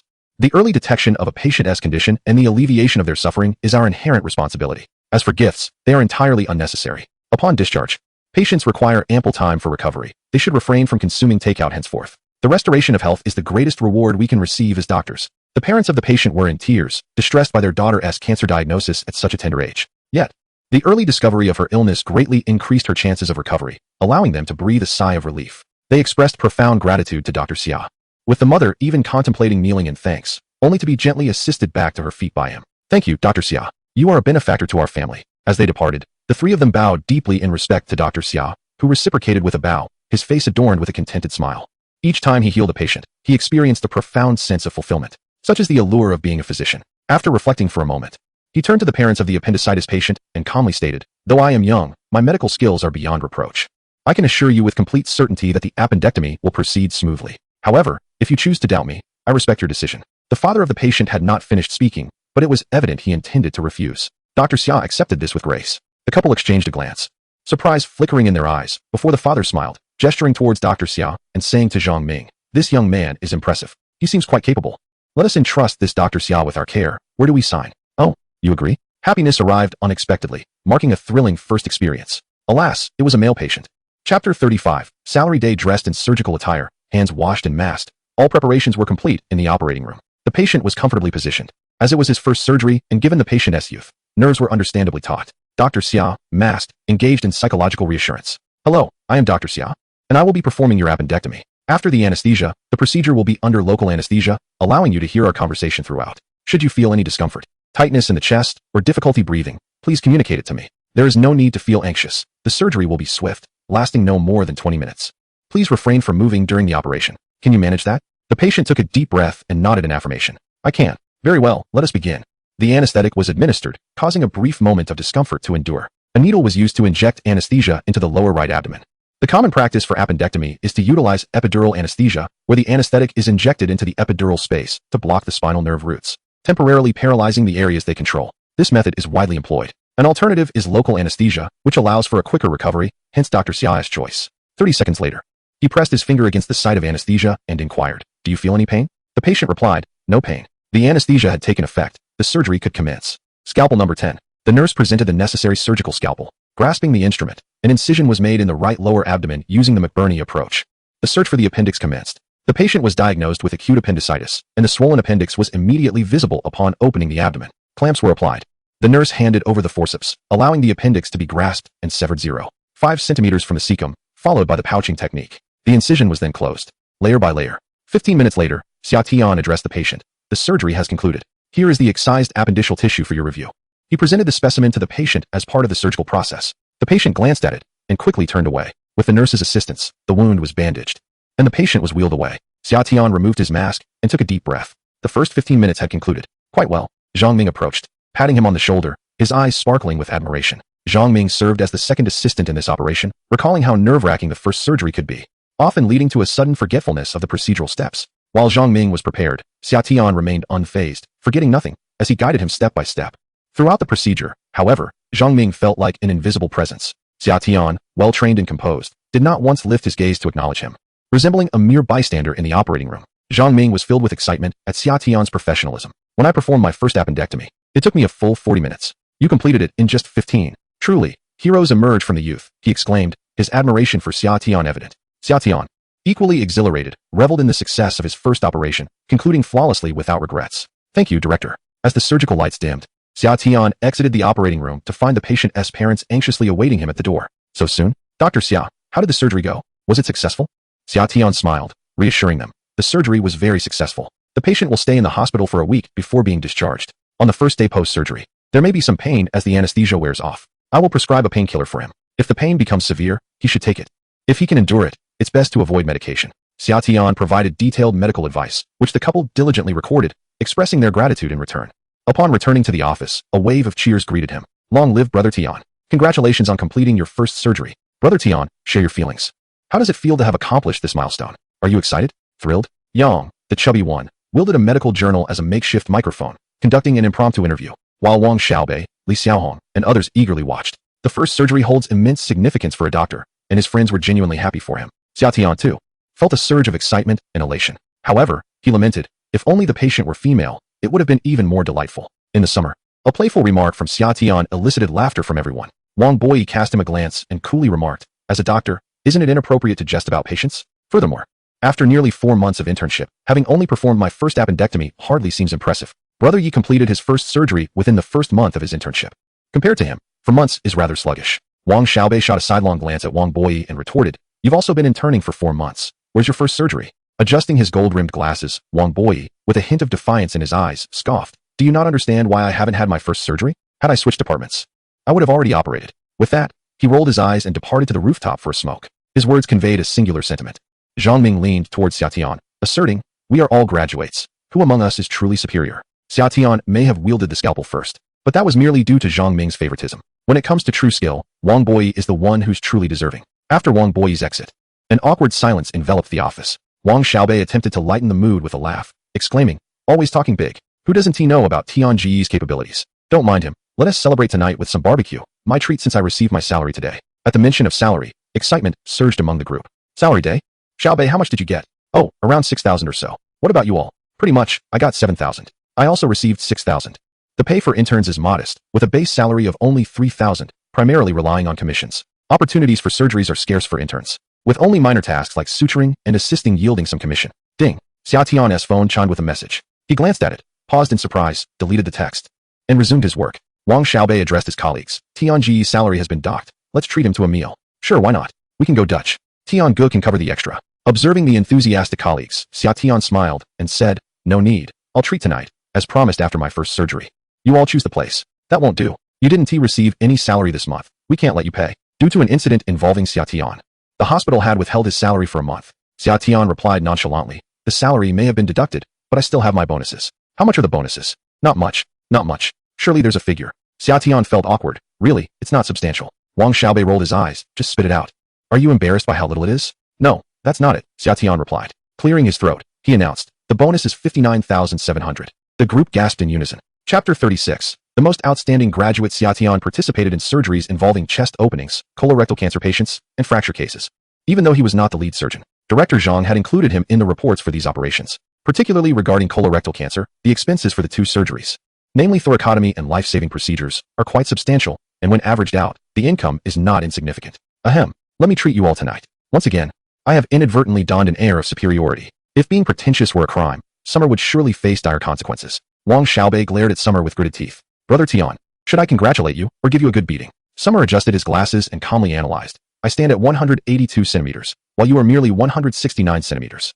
My weight is 70 kilograms. Yours is 60 kilograms. My wingspan measures 185 centimeters. Yours is 170 centimeters. I participated in a Sanzhou club in university and trained in martial arts for 7 years. You, on the other hand, joined the guitar club and have played for 7 years. Should you wish to strike me, it is not out of the question. However, do bear in mind that I shall retaliate. Wang Xiaobei paused for half a second before slumping down dejectedly. Comparing oneself to others can be utterly disheartening. Woe is me. He lamented, you shall treat us tonight. After a brief moment of sorrow, Wang Xiaobei added, it is imperative that Brother Tian covers the expenses. That amounts to nearly 60,000 yuan, a considerable sum, and we do not even have a fraction of that. How pitiful. The emotional impact was significant, and the insult profound. Let us celebrate together. The others chimed in. Summer repeatedly bowed to the crowd. All right. I shall treat you. I shall treat you. You may choose the venue. The unexpected bonus of over 50,000 yuan had taken him by surprise. When the message arrived, Summer was astonished by the amount. He had always known that surgical bonuses were generous, yet he had not anticipated such a high figure, surpassing the earnings of some attending physicians with 3 to 4 years of experience. Nevertheless, given his world-class medical expertise, it was only fitting that he would receive a substantial bonus. After a flurry of activity, it was time for a break. Following lunch, Summer reclined in the lounge. At that moment, a notification from the class group chimed in. Suya announced to everyone, dear classmates, next Friday marks the 100th anniversary of our medical university. As alumni, all are invited to participate. The celebration will award the most outstanding graduate with a rumored prize of 200,000 yuan. I hope one of our class members can win this honor. Suya, the class monitor, had set off a flurry of excitement with her message. Wow, that is impressive. A prize of 200,000 yuan. I just received an 8,000 yuan salary today, which is nearly 2 years worth of my earnings. I really want it. I really want it. I really want it. Suya added, I really want it too. Hu Junjie chimed in with a mischievous grin. Suya is looking to find Brother Tong, who has an 8-pack and can keep you entertained all night. Suya retorted, please mind your language, Hu. This is a class group. Let us keep it appropriate. Hu Junjie replied, understood. I shall retract my comment. The message was promptly retracted. Hu Junjie continued, Suya, as our esteemed class monitor, could you shed some light on the criteria for selecting the outstanding graduate? Suya responded, from what I understand. It is based on a recommendation from the hospitals after a 4-month internship, taking into account the number of surgeries participated in, the patients cured, and overall work performance. The most outstanding student will then earn the title of excellent graduate. Upon hearing this, everyone began to express their discontent with baby emojis. It was disastrous. My skills were lacking, and I was certain I wouldn't be evaluated favorably. After 4 months of internship, I had yet to even set foot in an operating room. How disheartening. I had entered the operating room once, but was promptly ushered out within minutes. Interns possess no rights. Typically, interns in hospitals are looked down upon. Just a few days prior, I was reprimanded by a junior training doctor. It was infuriating. I had merely made a minor error after spending considerable time with the chief, and he berated me as if I were beneath him. I hold a medical license, while he does not even possess one. At that moment, Lu Yuning made an appearance. Who could doubt that the exceptional graduate must be class leader Su? This morning, class leader Su had served as the second assistant in surgery. After graduation, Lu Yuning began working at Su Ya's father's orthopedic hospital, and the two have remained close friends. One remark from Lu Yuning sent the entire class group into a frenzy. Class leader Su is remarkable. Indeed, she is a second assistant. While I have yet to even touch a scalpel, how envious I am of Suya. Suya, having received a bonus of 200,000 yuan, is treating us to a meal. Suya blushed and expressed, oh, it's just being a second assistant. I am not the lead surgeon. We have many outstanding interns among our graduates, such as Dr. Xia. Is Xia Tian present? Xia Tian generally refrains from speaking in the class group, preferring to observe the happenings around him. Suya directly addressed him, and he responded, I'm here. How have you been, Xia Tian? It's been a while since we last saw you. I heard you're doing quite well at the provincial hospital. You are undoubtedly the most exemplary student in our class. By the way, have you served as a second assistant yet? In the operating room, 2 doctors are required. The lead surgeon is the first assistant, who is the most crucial physician during a procedure, while the second assistant supports the first, assisting with suturing and minor tasks, and handling equipment. When the first assistant is overwhelmed, the second assistant must step in. The first and second assistants must work in harmony, and in critical moments, the second assistant must also rise to the occasion. Usually, once one has served as a second assistant, the role of first assistant is not far behind. Xia Tian raised an eyebrow. Are you asking if I've been a second assistant? If I had, would I be showing off? Xia Tian felt speechless and casually remarked. I haven't. Hu Junjie interjected. Neither has Xia Tian served as a second assistant. I feel balanced now. If our class's most outstanding student hasn't been a second assistant, I'm no longer anxious. Chen Hongsheng chimed in. Yes. Xia Tian hasn't been a second assistant either. We are not in a hurry. Guan Liangkai added. Still, class leader Su is impressive. After just 4 months of internship, she has become a second assistant, leaving us far behind. We worship her. We worship class leader Su. We worship class leader Su. We worship class leader Su. Xia Tian gazed at the class group, feeling a wave of exasperation. What a bunch of sycophants. Is it really necessary? He disliked speaking in the group precisely because of the attitude displayed by his classmates, a nauseating sense of servility. He turned off his phone and went to sleep. Ding dong. His phone buzzed once more. It was Suya. Xia Tian, you must keep pushing forward. Don't be disheartened by temporary setbacks. I believe you will soon become a second assistant. If you require any assistance, do not hesitate to reach out to me. My father knows the head of the neurology department at the provincial hospital. If you cannot manage in the emergency room, I can ask him to assist you. Take care of you? Xia Tian was taken aback. Suya was indeed quite pretentious. Initially, she intended to keep a low profile, but since others were flaunting their prowess, she decided to respond in kind. Xia Tian quietly remarked, I just completed my first surgery as the lead surgeon this morning. Chapter 37. Night shift. The class group fell into a brief silence. Moments later, a classmate sent a thumbs up emoji. Tiangu is amazing. As expected of Tiangu. You have surpassed our class record by performing as the lead surgeon after merely 4 months of internship. Tiangu, let me cling to your success. Tiangu, can I get a hug during the school anniversary? I want to bask in your brilliance. At the orthopedic hospital's cafeteria, Suya glanced at her phone and suddenly lost her appetite. Lead surgeon after 4 months of internship? Is he a genius? She looked up at her father, pouting in indignation. Dad, when will you let me be the lead surgeon? I have been interning for 4 months. You said my medical skills are quite good. Why won't you let me operate? Director Su, an expert in orthopedics with profound knowledge, had been mentoring Suya without reservation. However, being her father, he indulged her whims to some extent. She tossed her chopsticks onto the table, displaying a child's temper. My classmates have been lead surgeons after 4 months. I don't care.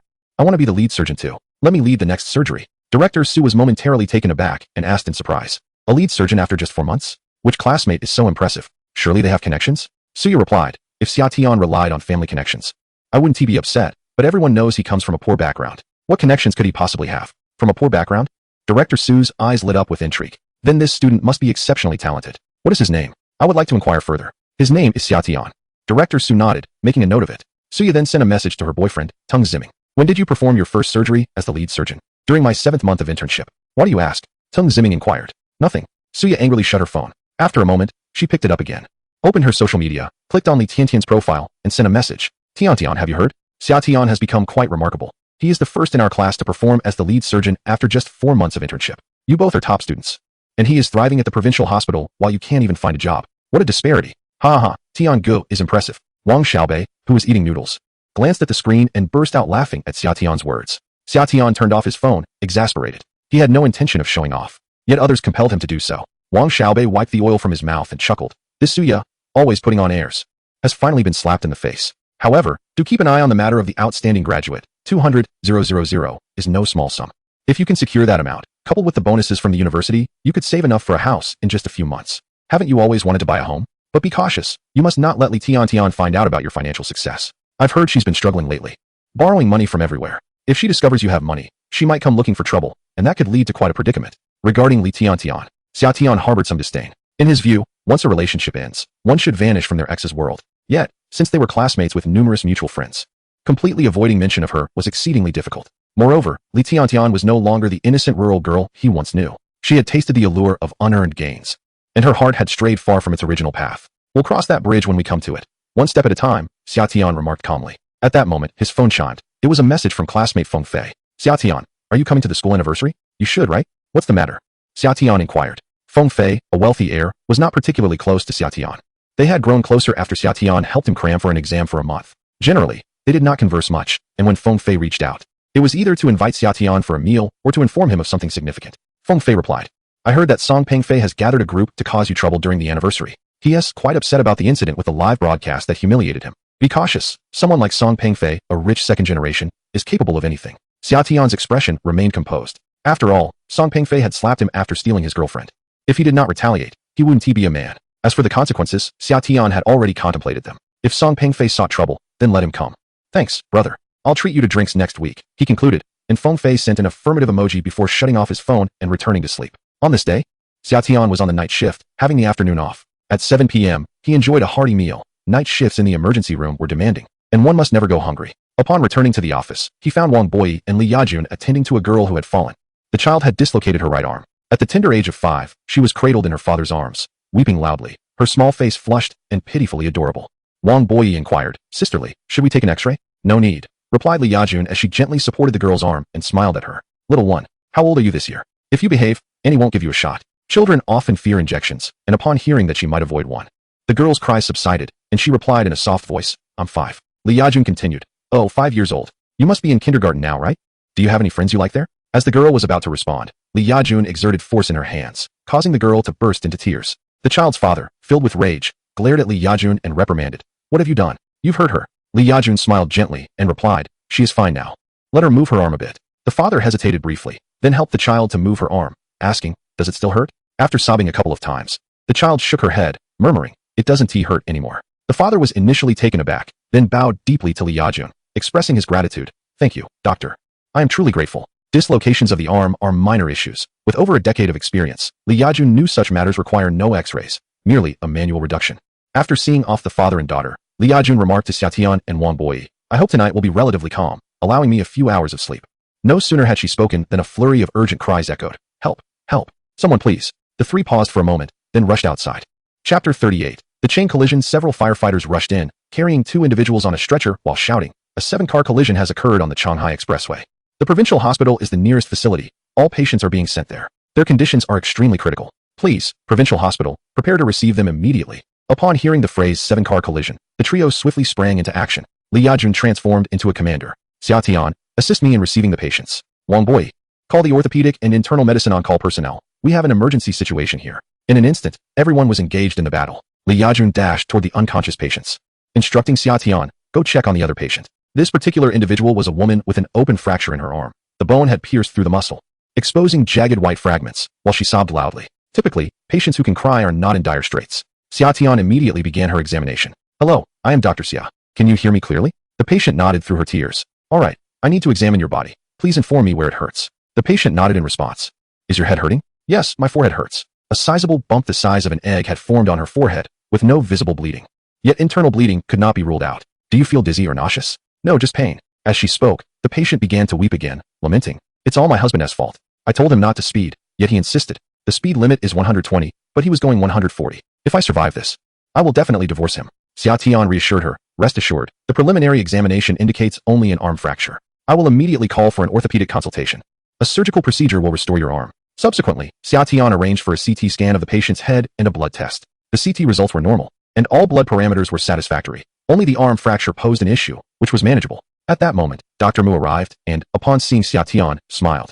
You are on night duty as well. During their last encounter, Dr. Mu was profoundly impressed by Xia Tian's deftness in resetting a patient's injury. Xia Tian nodded in acknowledgement and promptly reported on the patient's condition, an open fracture of the right arm accompanied by torn muscle tissue, necessitating immediate surgery.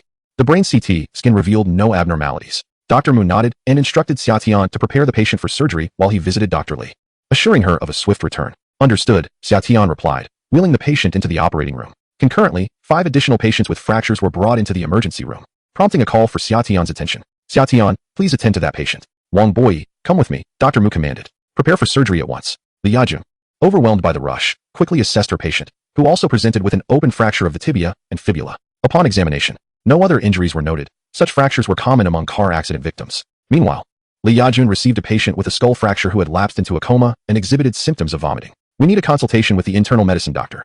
She stated, Dr. Li, I suspect the patient has suffered a cerebral hemorrhage and requires urgent surgical intervention. Will you assist me in the operating room? Given the urgency of the situation, it was customary for Li Yajun to join the procedure. However, the emergency department was inundated with patients, all awaiting surgical care for their fractures. At that moment, a clear voice interrupted the chaos. May I offer my assistance? A man approached, impeccably dressed in a tailored suit. His handsome features exuding calm confidence, though his crisp white shirt bore fresh bloodstains. The eyes of the onlookers instinctively shifted to the crimson splatters on his collar. As a habit ingrained in medical professionals, the first instinct was to ascertain whether he was injured. The man smiled and replied, This is not my blood. I am unharmed. I am a physician. I was nearby when the accident occurred and immediately rushed to assist the victims, which is how I got some blood on me. By the way, my name is... Before he could finish, Wang Boyi gasped. Yi Shixiao, is that you? Indeed, I am Yi Zimo, he said, returning Wang Boyi's gaze with a smile. I never expected to encounter a junior here. Yi Zimo was a renowned prodigy from the medical university, having completed an 8-year curriculum in just 5 years. He was recruited at a high salary by one of the nation's top hospitals upon graduation, eventually opting for the prestigious first hospital of the capital. Within 3 years, he ascended to the position of department head. It was rumored that the hospital offered him the vice president role, but he chose to further his studies abroad. Just an hour prior, he had disembarked from a flight, only to find himself embroiled in a multi-car accident on the expressway. As a physician, he instinctively joined the rescue efforts. Li Yajun scrutinized Yi Zimo, her tone measured. I have heard much about your reputation, though I have yet to meet you in person. Do you have your medical credentials with you? Certainly, Yi Zimo replied, retrieving his documents from his bag. Here are my medical license, identification card, passport, and driver's license. I assure you, I am not some bizarre individual. I am indeed a physician. Wang Boyi was ecstatic, for Yi Zimo was his idol. A young fan encountered the idol of their dreams. Wang Boyi, overwhelmed with excitement, felt an urge to scream. After glancing at the credentials and confirming it was Yi Zimo, Li Yajun shook hands with him. Greetings, Dr. Yi. According to the regulations, you are not a physician at the provincial hospital and thus lack the authority to attend to patients. However, today is an exceptional circumstance. If Dr. Yi is willing, we invite you to join us in this endeavor. Of course, Yi Zimo replied with a solemn nod. The admiration in the junior's gaze deeply gratified him. Even though he had traveled abroad, he still considered himself the most radiant star. He didn't even glance my way? At that moment, Yi Zimo noticed someone. When he uttered his name, the doctor didn't even spare him a look. Was the name Yi Zimo not enough to command his attention? Chapter 39. Thank you for bringing me on stage, Dr. Mu. The patient is still in the operating room. I have already summoned the anesthetist. And we must proceed with the surgery, Xia Tian said, visibly anxious. The emergency room was overflowing with patients suffering from fractures. What does it matter if he is a senior? The patients take precedence. All right, Xia Tian, follow me to the operating room. Dr. Mu nodded, striding alongside Xia Tian toward the surgical suite. Yi Zimo observed Xia Tian's retreating figure and casually inquired, Is this Xia Tian the attending physician? Wang Boyi scoffed lightly.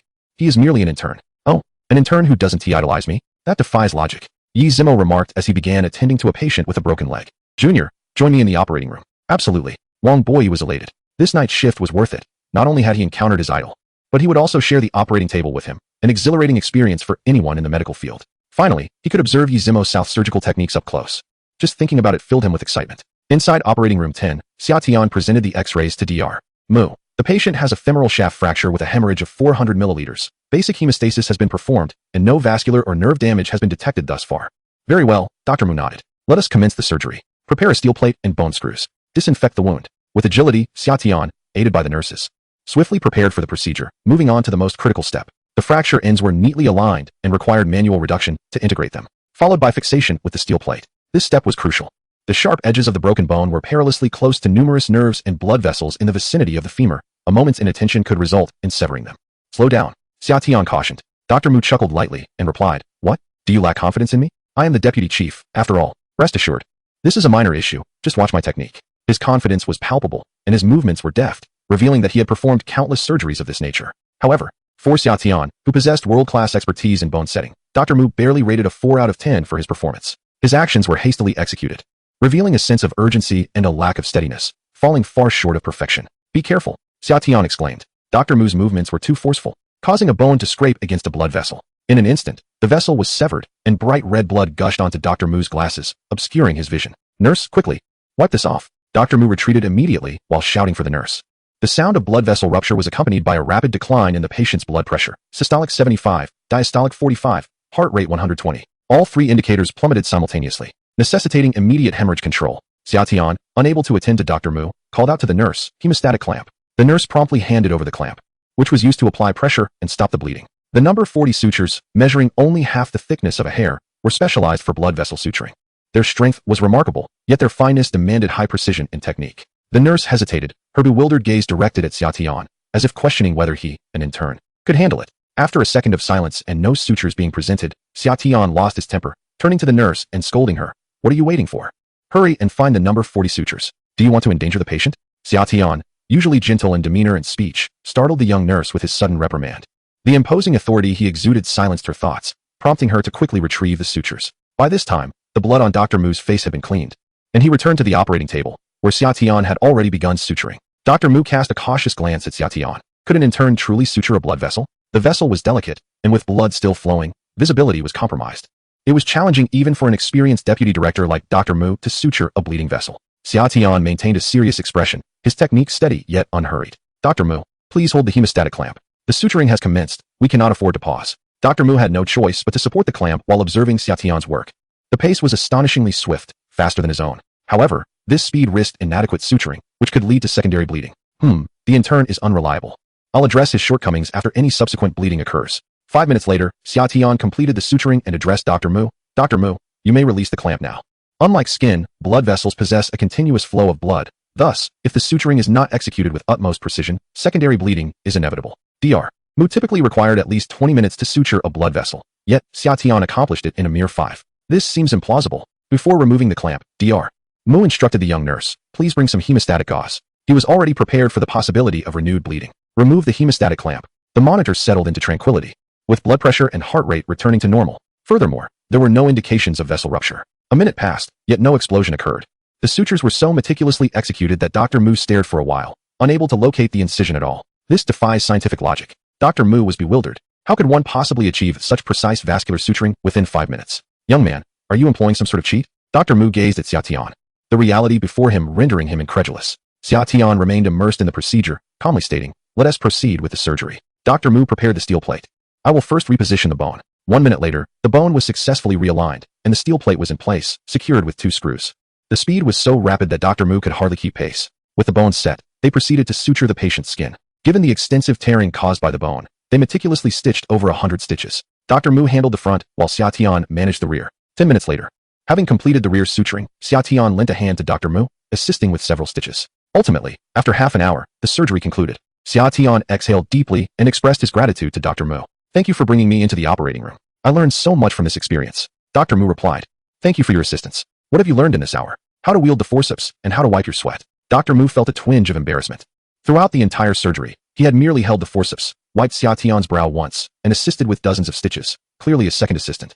While Xia Tian was the primary surgeon. Clearing his throat, Dr. Mu said, Little Xia, you did quite well. He patted Xia Tian on the shoulder, his face flushed with pride. At that moment, a nurse rushed in, exclaiming, the operating room 3 requires the assistance of both doctors. The patient's right foot is completely severed.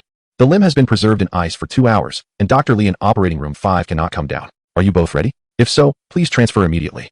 Without a moment's hesitation, they dashed toward operating room 3. Inside, the The patient was under general anesthesia, with the right foot severed at the ankle, muscles torn, tendons and blood vessels completely ruptured. The incision was already exhibiting signs of deep bruising and discoloration, and a strong metallic scent filled the air. Suddenly, beeping resonated as the monitor flashed red lights. Blood pressure and heart rate plummeted to near zero levels. This is bad. The patient is in ventricular fibrillation, Dr. Mu exclaimed.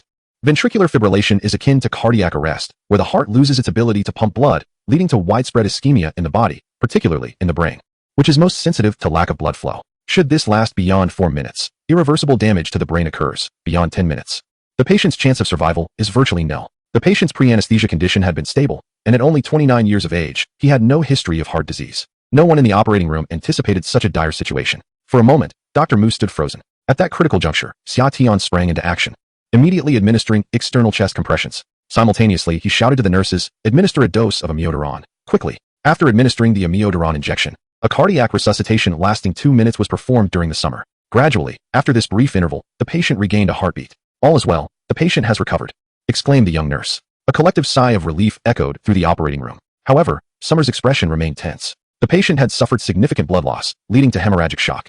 The surgery needed to be completed within 1 hour. Otherwise, the risk of secondary ventricular fibrillation would loom large. "Dr. Mu, it's time to prepare for the surgery."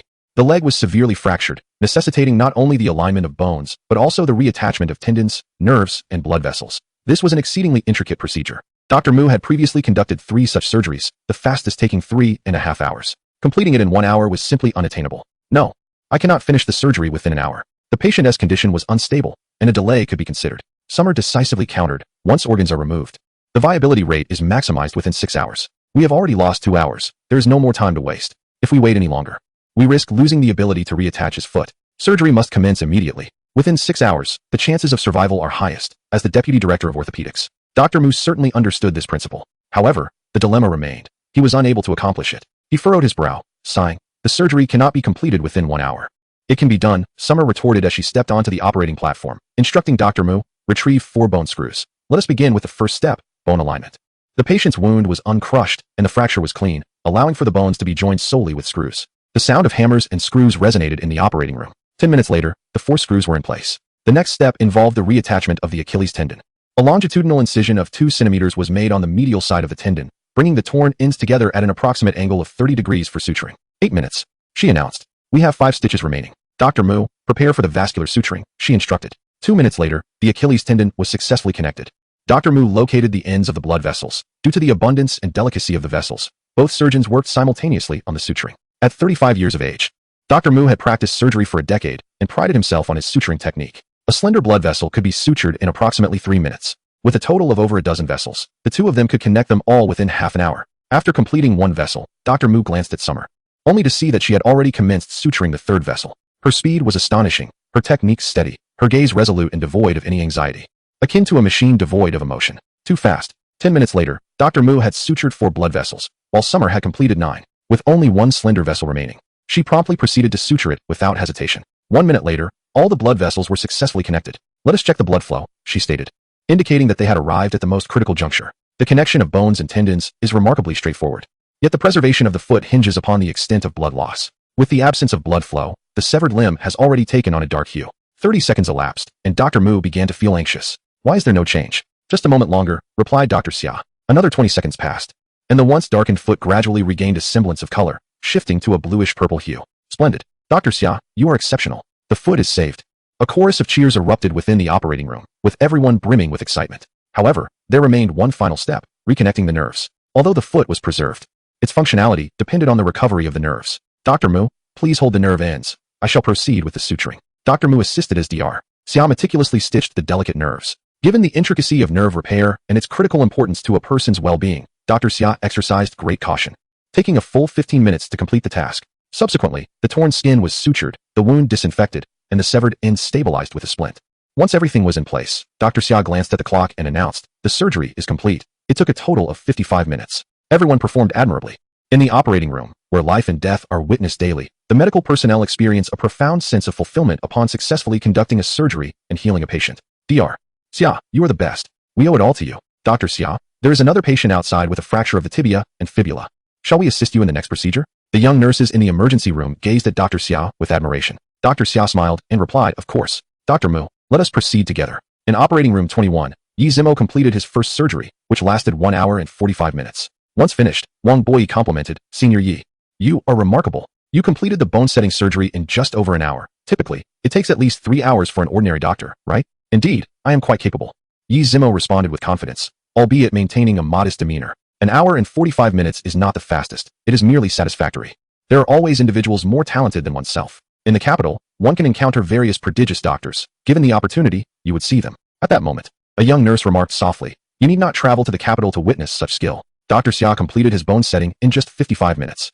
Chapter 41. This is not scientific, huh? Someone excels beyond me? That is inconceivable. Yi Zimo chuckled and replied, "Bone setting surgeries vary in complexity. The femoral fracture I performed required vascular repair and bone alignment, necessitating more time. A simple finger or toe fracture can be completed in less than half an hour. I conducted a surgery on a femoral fracture. Can a mere intern compare to my expertise?" Wang Boyi rolled his eyes at the nurse, asserting that they were not even comparable procedures. Dr. Xia's patient had a relatively mild condition, and the surgery was not particularly complicated, making it incomparable to Senior Ye's case. At that moment, the young nurse quietly interjected. In the summer, Dr. Xia performed a complete amputation surgery, during which the patient's right foot was entirely severed. In addition to bone reattachment, tendons, nerves, and numerous blood vessels needed to be connected. What? Yi Zimo was taken aback. A complete amputation surgery completed in just 55 minutes? Indeed. The young nurse who had just assisted Dr. Xia was now turning her thoughts to his handsome and impressive demeanor during the operation. Whenever Dr. Xia was mentioned, pride illuminated the nurse's face. "I work alongside Dr. Xia? How wonderful." Wang Boyi was stunned. 55 minutes? Incredible. That speed surpasses even Director Liu. Yi Zimo furrowed his brow, his expression grave. "Is the surgery confirmed to be successful after only 55 minutes? Where's the patient? Take me to see." This is utterly absurd. As a physician, a complete amputation cannot be performed in less than 2 hours. The steps of bone reattachment, tendon repair, nerve connection, and blood vessel suturing are numerous and must be executed meticulously. Any mistake could ruin the patient's life. To Yi Zimo, completing the surgery in 55 minutes was not a testament to Dr. Xia's skill, but rather a perilous threat to the patient. "The patient has been moved to the ICU," the young nurse informed. Yi Zimo removed his surgical gown and said to Wang Boyi, "Junior brother, take me to the ICU." "Sure, senior brother, follow me," Wang Boyi replied. Leading the way, the two strode purposefully towards the ICU, and along the way, Wang Boyi cautiously inquired, "Yi senior brother, is 55 minutes too fast? The survival rate for a complete amputation is quite low. If it fails, is there a chance for recovery?" Yi Zimo's expression remained serious as he shook his head. "Not necessarily. Perhaps there is a chance, or perhaps there is not. Let's first check on the patient." 5 minutes later, the two arrived at the ICU. The young nurse, seeing two doctors approaching, did not impede their entry. The ICU was filled to capacity due to a series of car accidents that night. Wang Boyi quickly asked, "Which one is the patient with the severed leg?" "Bed 18, the nurse pointed out. The two hurried towards bed 18, where the patient was still under anesthesia and had their right leg elevated and secured. Yi Zimo glanced over, his expression grave and his tone displeased. "Take it down. This is sheer madness. A 55-minute surgery has virtually no chance of success, and the patient is still so young. Do you intend to leave him a cripple? Do the interns at the provincial hospital wield such authority?" Wang Boyi's cheeks flushed with embarrassment as he responded, "The provincial hospital is quite good. It's just that some doctors are not very professional. For instance, Zhang Ming." In Wang Boyi's view, Dr. Xia's rise was due to Zhang Ming's favoritism, while the medical skills were roughly comparable among peers. At that moment, an ICU nurse approached, urgently blocking the two. "What are you doing? The patient just underwent surgery. Dr. Xia has instructed that they must not be disturbed. What will happen if the wound becomes misaligned?" Wang Boyi scoffed. "We are here to save the patient. As for Dr. Xia, he is merely an intern." As he spoke, Wang Boyi deftly unwrapped the bandage. The moment the bandage fell away, both of them were momentarily stunned. Before their eyes, the severed end was impeccably sutured, and the detached foot had already regained its hue, with the patient even slightly wiggling his toes. Wang Boyi, taken aback, inquired of Yi Zimo, "Brother Yi, is the color of the severed foot correct? Shouldn't it be a bit more vibrant?" The bruising at the severed end is quite normal. The ability to move the toes indicates that the nerves and blood vessels have been successfully reconnected. The operation was exceedingly successful. Yi Zimo was equally dumbfounded. Could it be that a 55-minute surgery had actually revived the limb? This defied logic. After a prolonged pause, he instructed Wang Boyi, "Let's reapply the bandage." The severed portion has survived. The two proceeded to meticulously wrap the bandage once more. Nearby, a young nurse cast a disdainful glance at them. "You may doubt yourselves, but you cannot doubt Dr. Xia." Infuriated, Wang Boyi glared at the nurse and retorted, "What does Dr. Xia amount to? This is Dr. Yi Zimo, the most outstanding graduate from our medical university in the past 20 years. Upon hearing Yi Zimo's name, the nurse's eyes lit up with surprise. "You are truly Brother Yi?" Another little admirer had appeared. "There's no helping it. I wish to remain low profile, but my abilities do not allow for such modesty." Yi Zimo flashed a bright smile, his demeanor polite and gentle. "Indeed, I am Yi Zimo. Did you also graduate from the medical university?" The medical school offers a nursing program, and during his studies, many nursing students were fond of Yi Zimo. The nurse before him, with her round face and sparkling eyes, exuded a cuteness that was simply irresistible. "I graduated from the nursing program last year. I have heard of your illustrious name, Brother Yi. There are many legends about you at school, claiming you are a genius doctor. The nurse chatted animatedly. Yi Zimo felt an immense sense of pride, yet he maintained a humble facade. With a cheerful demeanor, he replied, "Such rumors are exaggerated. I am no genius doctor. I merely put in a bit more effort than the average person, and the school's recognition is simply flattering. Come and worship me already." Yi Zimo relished the adoration from his juniors, particularly from the lovely female students. The nurse confidently nodded and remarked, "Indeed, the rumors are exaggerated. Compared to Dr. Xiao, Brother Yi is rather ordinary and not as handsome. If there's nothing else, please leave the ICU. Do not disturb the patient's rest." With a sharp sound, the door swung shut, leaving the two outside. Gazing at the ICU door, Yi Zimo's mind was a whirlpool of confusion. What the hell is going on? Chapter 42. The most outstanding student from the medical university in 20 years among all departments. The emergency room is the most exhausting, especially during night shifts. A series of car accidents kept everyone on their toes throughout the night, with surgeries following one after another. There was barely a moment to rest, let alone time to visit the restroom. At 6 a.m., with an hour and a half remaining in the night shift, everyone was utterly fatigued. During a break, everyone returned to the office to replenish their energy with some refreshments. Wang Boyi handed a pack of cookies to Yi Zimo. "Brother Yi, have a bite. At this hour, there's hardly any takeaway available, and most patients have been admitted. It's best to refuel a bit." Yi Zimo took a few cookies and began to munch on them, his gaze drifting towards Xia Tian. "Dr. Xia, would you care for a cookie?" He offered the bag. Xia Tian glanced at the durian-flavored cookies, which did not appeal to him, and shook his head. "No, thank you. You enjoy them, Brother Yi." Yi Zimo chuckled lightly, replying, "You're still young. Take care to rest, especially during night shifts. It's vital to replenish your energy. Typically, when we work night shifts, we prepare some snacks. If we don't bring our own, the junior colleagues will make sure we have some. I have cookies, after all. You don't." Xia Tian retorted playfully. "Humph. I am the most outstanding student at the medical university." Unbeknownst to him, Yi Zimo had begun to perceive Xia Tian as his rival. At that moment, a young nurse entered, carrying a bag of hot buns and presenting them to Xia Tian. "Dr. Xia, enjoy these hot buns. My mother made them with beef filling. After a long night, you must be starving. Also, here is a cup of milk tea." The sight of the hot buns and milk tea made Yi Zimo regard his cookies with newfound disdain, realizing they seemed rather unappealing in comparison. Maintaining his composure, he smiled at Xia Tian and remarked, "Dr. Xia, you're quite popular at the provincial hospital. I heard you performed 4 surgeries tonight. It must have been quite arduous. How does it feel to be a second assistant?" After leaving the ICU, Yi Zimo had inquired about the surgeries Xia Tian performed alongside Dr. Mu, the deputy director of orthopedics. With his assistants, it was understandable that they could finish the surgery in just 55 minutes. However, Xia Tian was merely a junior assistant. Xia Tian shot a glance at Yi Zimo, sensing something amiss. Was this esteemed brother Yi harboring jealousy? Maintaining a polite demeanor, he smiled faintly. "It feels quite good, being a small second assistant." Yi Zimo smirked inwardly at this response. Soon after, Dr. Mu entered, looking weary after a long night, sighing repeatedly. "I'm getting old. I can't take it anymore. After staying up all night, I feel like I might collapse." Spotting the meat buns, Xia Tian offered one to Dr. Mu. "Here, have a meat bun, and there's half a cup of milk tea left. If you don't mind, please enjoy it." "Mind?" At this point, what is there to mind? Dr. Mu devoured a bun and gulped down the milk tea. He sighed, reflecting, "Really, age is catching up. My back feels like it's about to give out. If we have another surgery, I might just be the one to collapse. You young folks should take good care of your health, aiming for 8 hours of sleep and regular exercise. Don't let your bodies fail you before you even grow old." Yi Zimo handed Dr. Mu a pack of cookies with a smile. Dr. Mu is still quite young, and with regular exercise, his vitality will surely improve over time. By the way, I heard that Dr. Mu performed an amputation surgery in just 55 minutes. That is truly remarkable. In the capital, I have yet to hear of any physician capable of completing an amputation within an hour. No wonder he is the successor to the chief. Dr. Mu's skills command my utmost admiration. Dr. Mu paused, glancing at Xia Tian and then at Yi Zimo, and replied calmly, "I did not perform the surgery. I am not that skilled. For an amputation, it would take me at least 2 hours. In 55 minutes, I wouldn't even have finished suturing the blood vessels." Yi Zimo was taken aback. "It wasn't you? Did Director Liu come over?" In the entire provincial hospital, only Director Liu Yu possesses such finesse. If it was indeed Director Liu who performed the surgery, that would be more understandable. After all, completing an amputation in 55 minutes is extraordinary. If it was Director Liu who conducted the operation, then Xia Tian was merely a third assistant? A small sense of pride swelled within Yi Zimo. Dr.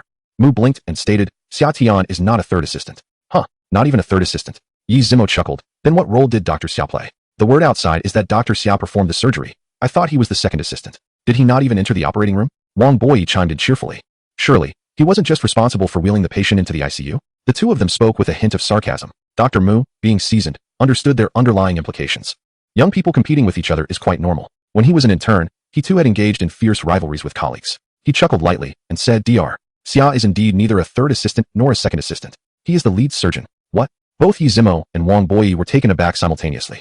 "This cannot be true. Who is playing a trick on me?" Dr. Mu smiled and explained, "From the very first surgery, Xia Tian has been the lead surgeon. Due to the patient losing excessive blood and going into ventricular fibrillation in the operating room, the surgery had to be completed within an hour. Otherwise, the patient would be in grave danger. My suturing skills are not that swift. Hence, Dr. Xia took the lead. All 4 orthopedic surgeries were led by Dr. Xia. I was the second assistant. After speaking, Dr. Mu winked at Xia Tian, saying, I support you, brother. Yi Zimo's expression darkened, and he forced a smile. So it was indeed Dr. Xia who performed the surgery. Dr. Xia is truly a genius physician. Remarkably outstanding. Dr. Mu nodded in agreement with Yi Zimo's remark. Dr. Xia is indeed a prodigy. As a graduate from the medical university, Xia Tian is undoubtedly the most exceptional student the institution has seen in the past 2 decades. Unmatched by anyone. Wait a moment. The title of the most outstanding student in the past 20 years clearly belongs to him. Chapter 43. The Poor Firefighter. How I Long to Remain Modest, Yet It Proves Difficult. Xia Tian sighed in lament. Dr. Mu has exaggerated. It is actually Brother Yi who stands as the most exceptional graduate of the medical university. During my time in school, I merely attended the second hospital and cannot compare to Brother Ye's brilliance. Summer exchanged a few courteous remarks. On the surface, Yi Zimo wore a cheerful smile. Yet inwardly, he felt a wave of frustration. To think that he, who has always been regarded as a prodigy, was outshone today by a mere intern? How infuriating. As he scrutinized Summer closely, he muttered inwardly, goodness, he is even more handsome than I am. His irritation deepened. Wang Boi, in utter disarray, could hardly comprehend that Summer had performed the surgery, completing it within 55 minutes. For surgeries in one night? Was this not a dream? Could he truly be more outstanding than Brother Yi? No, this must be a figment of my imagination. I refuse to believe it. Slapping his cheeks, Wang Boi announced. I shall check on Sister Li. She should be finishing her surgery soon. As the backbone of the emergency department, Li Yajun had been summoned for a craniotomy and had yet to leave the operating room. This surgery had lasted a grueling 6 hours, a true test of endurance for any ordinary individual. Half an hour later, Li Yajun emerged from the operating room, exhausted. She was promptly escorted to the break room to rest. You all hold the fort for a while. I need to take a breather, she instructed before promptly falling asleep. The day shift doctors would arrive after 7:30, and until they did, the night shift doctors had to persist until the very last moment. After a night of relentless toil, fatigue began to weigh heavily on everyone. At that moment, a wave of drowsiness enveloped the room. Suddenly, a piercing scream shattered the stillness. Thud, thud, thud. The sound of hurried footsteps approached as a young nurse burst in, shouting, a patient has multiple fractures and is in critical condition. Quick, we need to save him. In an instant, everyone surged forward. A group of firefighters rushed in, carrying one of their own on a stretcher. The firefighter was in tatters, bloodied and battered, resembling someone who had been caught in an explosion. Both legs were severed, and another firefighter cradled the severed limbs. Additionally, the patient had sustained shrapnel wounds to his right arm and multiple fractures throughout his body. The sight left everyone gasping in horror. What had transpired? How could the injuries be so severe? An older firefighter, his face smeared with soot, explained, an explosion occurred nearby, and he was injured in the blast. Doctor, he is only 19 years old. Please, you must save him. I implore you. 19. Still a child. In that moment, the hearts of everyone present tightened with concern. Blood tests, x-rays, brain CT scans, chest radiographs. Dr. Chin swiftly ordered a dozen tests. Half an hour later, Wang Boi reported to the group, the patient has type O blood. With a hemoglobin concentration of 140 gl, red blood cells at 5.0 million, and white blood cells at 7.0 thousand. Both legs are fractured. The right arm has a humeral fracture, and the left wrist shows fractures in both the radius and ulna. Currently, the patient's vital signs are stable, with rapid hemostasis and no significant blood loss. The brain CT shows no abnormalities, and the chest X-ray is normal. The patient requires immediate surgery, as he has 3 fractures in addition to the 2 severed legs. It is evident how much the patient is suffering. Doctors Qian, Yi Zimo, and Xia Tian wore exceptionally grim expressions. The firefighters had it tough. Li Yajun had succumbed to unconsciousness, and with the patient suffering from multiple fractures, it was unequivocal that this surgery required the expertise of the deputy director of orthopedics. Wang Boi and Yi Zimo awaited his decision. Dr. Qian, please sign off on the surgery. Yi Zimo presented the surgical plan before him. The lead surgeon's signature was imperative for the procedure to commence. Dr. Qian glanced at the plan, his gaze settling on Xia Tian. Xia Tian, you shall take the lead. Understood, Xia Tian nodded. Dr. Qian, with a decisive flourish, affixed his signature and addressed Wang Boi and Yi Zimo. You two will assist on stage. The patient is young and in good health, but we cannot afford to delay. Let us all support Dr. Xia and strive to complete the surgery expeditiously. Assist Dr. Xia? Yi Zimo was taken aback. Was this some kind of international jest? He was a distinguished genius doctor, having risen to the position of surgical chief in the capital city merely 3 years post-graduation. To assist an intern? Yi Zimo felt a sting of indignation. Wang Boi cast a sidelong glance at Xia Tian, voicing his skepticism. Can Xia Tian manage? If Dr. Qian is fatigued, perhaps let senior brother Yi take the lead. After all, he is a chief physician. Dr. Qian, caught in an awkward moment, glanced between Yi Zimo and Xia Tian. Xia Tian then spoke up, let us collaborate. Senior brother Yi and I can each handle a leg, while Wang Boi can manage the humeral fracture. Dr. Qian, you will attend to the 2 fractures on the left arm. Together, we can expedite the procedure and aim to complete it before our shift's end. Without waiting for Wang Boi and Yi Zimo's response, Dr. Qian decisively declared, all right, it's settled. Let us proceed to the operating room. You all go ahead. I need to visit the restroom, Xia Tian said as he hurried off. Watching his retreating figure, Wang Boi chuckled. Could it be that he is going to be sick? In the first 3 years of an intern's career, It's not uncommon to be overwhelmed to the point of nausea. Night shifts are grueling, requiring not only physical endurance, but also extreme mental fortitude. After a night of performing for consecutive surgeries, one could easily feel dizzy. Wang Boyi and Yi Zimo had already become lightheaded after completing just 2 surgeries. How much more for Xia Tian? Yi Zimo felt confident. He was not only a prodigious doctor, but also possessed extraordinary stamina. During his internship at the capital S hospital, his remarkable vigor had earned him the respect of all the doctors there. Perhaps Xia Tian was indeed exceptional and more handsome than himself, but in terms of stamina, he was not lacking. Let us go to the operating room. The patient's humeral fracture is clear. A steel plate will suffice. Conduct the surgery swiftly, aiming to finish within 20 minutes, and then take over for Xia Tian's procedure. I suspect he won't last until the end of the surgery and may faint. It is not uncommon for doctors to become exhausted in the operating room. Understood, Wang Boyi replied with palpable excitement. In the restroom, Xia Tian splashed cold water on his face, gazing into the mirror at his sunken eyes, devoid of spirit, and his pale complexion, which suggested he could faint at any moment. Exhausted, utterly fatigued, he felt he might not hold on much longer. The frigid water splashed against his cheeks as he retrieved a diminutive vial from his pocket. An energy elixir. The last time the energy potion was replenished, he received a small bottle. The vial was sealed with a tiny cork, and upon uncorking it, a wave of fragrant aroma enveloped him. He downed it in one gulp. It bore a slightly sweet taste. Chapter 44. Is he a Superman? Upon consuming the energy potion, a shiver coursed through Xia Tian's entire being. A surge of warmth rising from the soles of his feet to the crown of his head, invigorating his senses. The fatigue, drowsiness, and nausea that plagued him vanished entirely. At that moment, he felt utterly revitalized, akin to having consumed a burst of exhilarating chewing gum, unable to pause. Indeed, the system had not deceived him. A round of applause for the system. The small energy vial could sustain him for over 6 hours, yielding remarkable effects. Before entering the restroom, Xia Tian felt as though he might be sick from exhaustion. Upon departure, he emerged like an exuberant rooster, brimming with confidence. As he approached the stage, Dr. Qian, Wang Boyi, and Yi Zimo were already within the operating room, their eyes sunken and heavy with dark circles, utterly fatigued. Are you ready? Let us commence the operation. Xia Tian's eyes sparkled, radiating an aura of brilliance, his voice resonating with a newfound vigor, a stark contrast to his previous state. Wang Boyi and Yi Zimo exchanged glances. Has he taken something? Perhaps a stimulant? It could be a fleeting burst of energy. The operation began. The quartet divided their tasks. With Wang Boyi's humeral fracture being the simplest, the break was clean, and the nerves and blood vessels required no suturing, merely a steel plate for stabilization. The most challenging cases were the 2 severed limbs.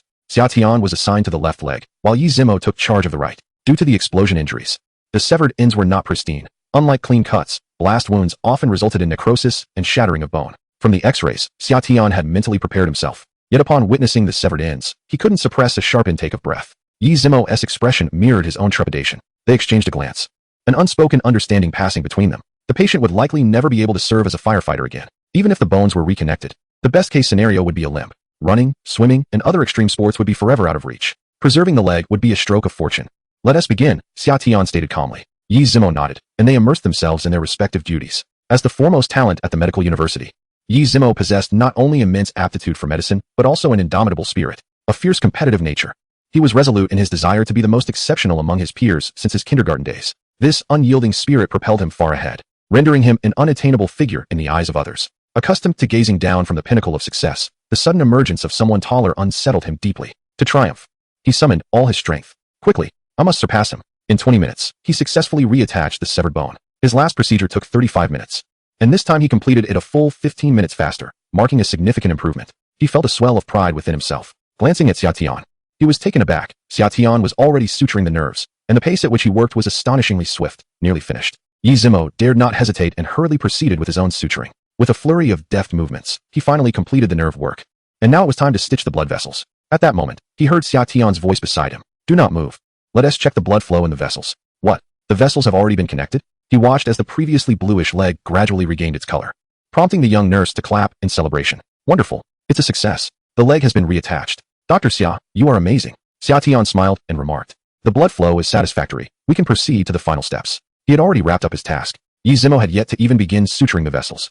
There were dozens of vessels in the leg, all exceedingly delicate, necessitating impeccable skills. Otherwise, a moment's carelessness could obstruct blood flow, and if the blood could not circulate, the leg would be irretrievable. But how could this be? How is he working so swiftly? I cannot believe I have lost. I have been bested by an intern. Yi Zimo felt utterly dazed, the scene before him almost too surreal to comprehend. Suddenly, darkness enveloped him, and he fainted entirely. Ah, Dr. Yi, Brother Yi. Everyone hastily set aside their tasks to assist Yi Zimo. Dr. Qian, who was engaged in nerve work, cast a glance at Yi Zimo and instructed Wang Boyi, help Dr. Yi to rest and get him some glucose. You should also wash up and take a break. I will finish the remaining work with Xia Tian. Wang Boyi felt a twinge of resentment. This was his first solo bone-setting procedure. He had only completed half of it and had just inserted a bone nail before being sent away, leaving him somewhat disgruntled. However, since Dr. Qian had spoken, he dared not protest and helped Yi Zimo away. After an indeterminate amount of time, Yi Zimo regained consciousness. He licked his parched lips and noticed a young woman sitting beside him. Upon seeing him awake, she gently said, "Dr. Yi, you're awake? I'm Li Xiaohong from the emergency department. You must be thirsty. Let me pour you a glass of water. This is sweetened water. It will help replenish your strength." Yi Zimo drank 2 large cups of the sweetened water, finally feeling a semblance of alertness return. Though his mind still remained foggy and his weary body needed at least a full night's rest to recuperate. What time is it? The day had brightened considerably, and the day shift doctors were arriving for work. It's already 9:30. Rubbing his eyes, Yi Zimo inquired, "Where's Wang Boyi? Where has he gone?" "He has gone back to sleep. Your situation has been reported to the hospital, and they expressed immense gratitude towards you. Originally, the director wanted to treat you to a meal, but having heard you worked throughout the night, they advised you to take a good rest today. This is a hotel near the hospital. The room has been booked for you. Brother Yi, please go rest now." "All right." Yi Zimo took the room key and stood up unsteadily. As he walked, he asked, "What about Xia Tian? Has he gone back to sleep?" Li Xiaohong replied, "Dr. Xia is still in the operating room. The firefighter patient experienced ventricular fibrillation just as the surgery was nearing completion. He has a congenital patent foramen ovale, and the explosion stimulated his heart. Currently, both Dr. Li and Dr. Xia are engaged in cardiac repair." "What? Still in the operating room? Since last night? He hasn't left the surgical table?" Yi Zimo blinked in disbelief, questioning again, "Are you saying he hasn't stepped down at all? He didn't faint?" Li Xiaohong shook her head. "No, he hasn't. May I observe the surgery?" Yi Zimo was entirely unconvinced. "Unless he witnessed it himself." "Certainly, I'll take you there." There was a small room behind the operating theater designated for surgical observation, accessible to the hospital's doctors whenever they had time. Upon entering the observation room, they were greeted by a chorus of hearty laughter. "Haha, Li Jia, you are simply too amusing. After this night shift, you must treat us." Inside the operating room, Xia Tian was animated and jovial, far from resembling someone who had been performing surgery all night. Yi Zimo was astounded. Is he some sort of superhuman? Chapter 45. A remarkably strong man on the highway, a 7-car pileup, and an exploding fuel truck surged to the top of trending news. Whenever medical professionals encountered such headlines, they couldn't help but reflect. Last night's emergency shift must have been exhausting, right? Exhausting doesn't begin to cover it. I heard that 7 people were so worn out they vomited, and 3 fainted. All the nurses in the operating room were sick. It was grueling. They didn't stop for an entire night. Hey, did you hear? Dr. Xia performed 5 consecutive surgeries last night, without a break. The last patient experienced a cardiac event, and he remained at the table until the very end, returning to rest only at 10 o'clock. My goodness, that's over 10 hours of surgery. Dr. Xia is incredible. He truly is a man of endurance. The entire provincial hospital buzzed with discussions about the previous night's car accident. Wang Xiaobei glanced at the chattering nurses and smiled. What are you all so cheerful about? My birthday is next month. Do you have time to celebrate together? During moments of idleness, colleagues often teased one another, especially someone like Wang Xiaobei, who was eager to find a partner. Whether it was an occasion or not, he would come over to flirt with the nurses. The 2 nurses exchanged glances, asking us out. You want to ask both of us? Do you think we nurses are easy to tease? You might as well give up. We want to be interested. Wang Xiaobei remained unperturbed, grinning. It's an ancient tradition for men to marry and women to wed. I'm single, and you're single. Why not give each other a chance? Don't just think I'm a charming rogue because I'm handsome. In reality, I'm an extraordinary gentleman. Wang Xiaobei was accustomed to his playful banter, and the nurses were unfazed. The 2 nurses exchanged smiles and responded, whether you are an extraordinary gentleman remains to be seen. But can you match Dr. Xiao's endurance? If not, don't bother us. Wang Xiaobei was left speechless. From 7 in the evening until 10 the following morning. Who could endure such an extensive surgery without feeling faint or nauseous? Unbeknownst to them, summer once again elevated the standards of mate selection for unmarried female doctors and nurses at the provincial hospital. Upon returning to the office, Wang Xiaobei could not help but voice his frustration. Tiangu truly defies human limits. He has, in an imperceptible manner, raised the bar for our female colleagues' expectations. Who can withstand over 10 consecutive hours in such a demanding environment? Goodness, how was I unaware of his endurance until now? The stout Yang, with a hint of fragility, remarked, if you had known, that would have been quite the predicament. However, Tiangu is indeed remarkable. After such an extensive surgery, I expected him to faint upon leaving the operating room, yet he didn't. He even ordered takeout before resting. Such a man has me smitten, Wang Xiaobei groaned, feeling nauseated. Can you refrain from repulsing me? Tiangu would never harbor feelings for you. I'm simply disheartened. In college, I was a solitary soul, believing that entering the workforce would lead to romance, yet it appears that finding a partner has become even more challenging. Woe is me. Ding dong. His phone chimed. He reached for it and glanced at the time. It was already noon the next day. After returning home at 10:30 the previous evening, he felt no trace of fatigue. He took a shower, tidied up, and only laid down to rest at noon. Wait a minute, had he really slept for 24 hours? Suddenly alert, he scrutinized his phone. Indeed, he had slumbered for a full day. Since it was a day off following his shift, he hadn't set an alarm. Yet sleeping for 24 hours seemed rather excessive, especially without ingesting even a drop of water. He felt as though he might perish from hunger. Rising, he downed a large glass of water to rehydrate and replenish potassium levels. Then, he addressed the system. Hey, system, come forth. I've slept for 24 hours. yet I still feel exhausted. Is there an issue with the energy vial? The system responded in a cold monotone. The energy vial is utilized to enhance vitality temporarily. Before using the vial, the host was already in a state of deficit. Thus, the boost leads to further depletion. After utilizing the vial, the host should rest adequately and consume nourishing food to recuperate. What a scam. He had thought the energy vial was a true source of energy. Wasn't he this akin to substance abuse? While it provided a temporary uplift, his body remained in a state of deficit. Summer held back his critique. The system continued. Excessive energy expenditure has led to bodily depletion, making replenishment necessary. The energy vial will not cause illness or organ failure, and it does enhance the host's physical constitution to some extent. Enhancement. Summer's eyes sparkled with intrigue. He clenched his fist, feeling a slight increase in strength. This revelation thrilled him. If I use the energy vial long term, could I transform into a figure akin to Tyson, capable of defeating foes with a single punch? Indeed. But it requires an immense quantity of energy vials. How exhilarating. It turned out he could not only become a miraculous healer, but also gain strength. He quickly glanced at the vial of grace. Since the last time the gratitude jar was full, several days have passed, during which Summer has treated at least 10 patients. The jar is just shy of overflowing. Why is it taking so long to fill? The first patient filled the jar. Yet this time it seems to be taking an eternity. However, the jar grows larger each time, requiring more gratitude than before. This time, I estimate at least 5 surgeries will be performed. The thought fills me with a sense of excitement. The refrigerator contains only eggs and instant noodles. After a continuous 24-hour slumber, I must replenish my energy, wash my face, brush my teeth, and venture out in search of sustenance. Behind my rented accommodation lies a bustling street of eateries. Today is Saturday, and the food street is particularly lively. Summer ordered a serving of barbecue and a hot stone bibimbap. Just as I settled down, a voice filled with surprise reached my ears. Tian-go, is that you? I looked up to see a familiar face, my classmate, Zhang Mingming. A smile graced my lips. Mingming, what a coincidence. Do you live around here too? Zhang Mingming, holding her takeout bibimbap, replied with a smile. I work at the nearby children's hospital. I just stepped out to grab lunch. Are you off today, Tian-go? Yes. I am, I nodded. Zhang Mingming, brimming with enthusiasm, engaged me in casual conversation before inquiring. Are you returning to school for the 100th anniversary celebration next week? Of course. I affirmed. The centennial celebration is a significant event, and as a recent graduate, my presence is essential. Oh, I see, Zhang Mingming said, her expression hesitant as she looked at me. After a moment of internal conflict, she spoke up. Ahem.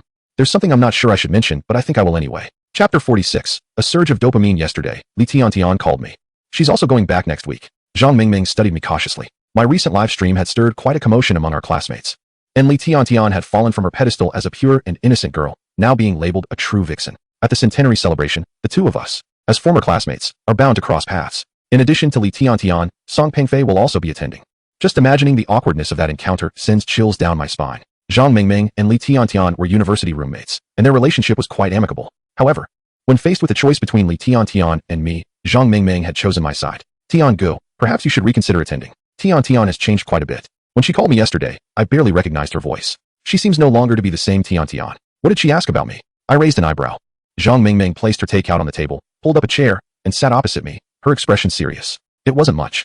She merely mentioned hearing you were doing quite well. The emergency department head at the provincial hospital thinks highly of you and may want to keep you there. It was just some gossip. I didn't divulge too much about your situation, but I sensed a certain coldness in her tone, as if she harbored some resentment towards you.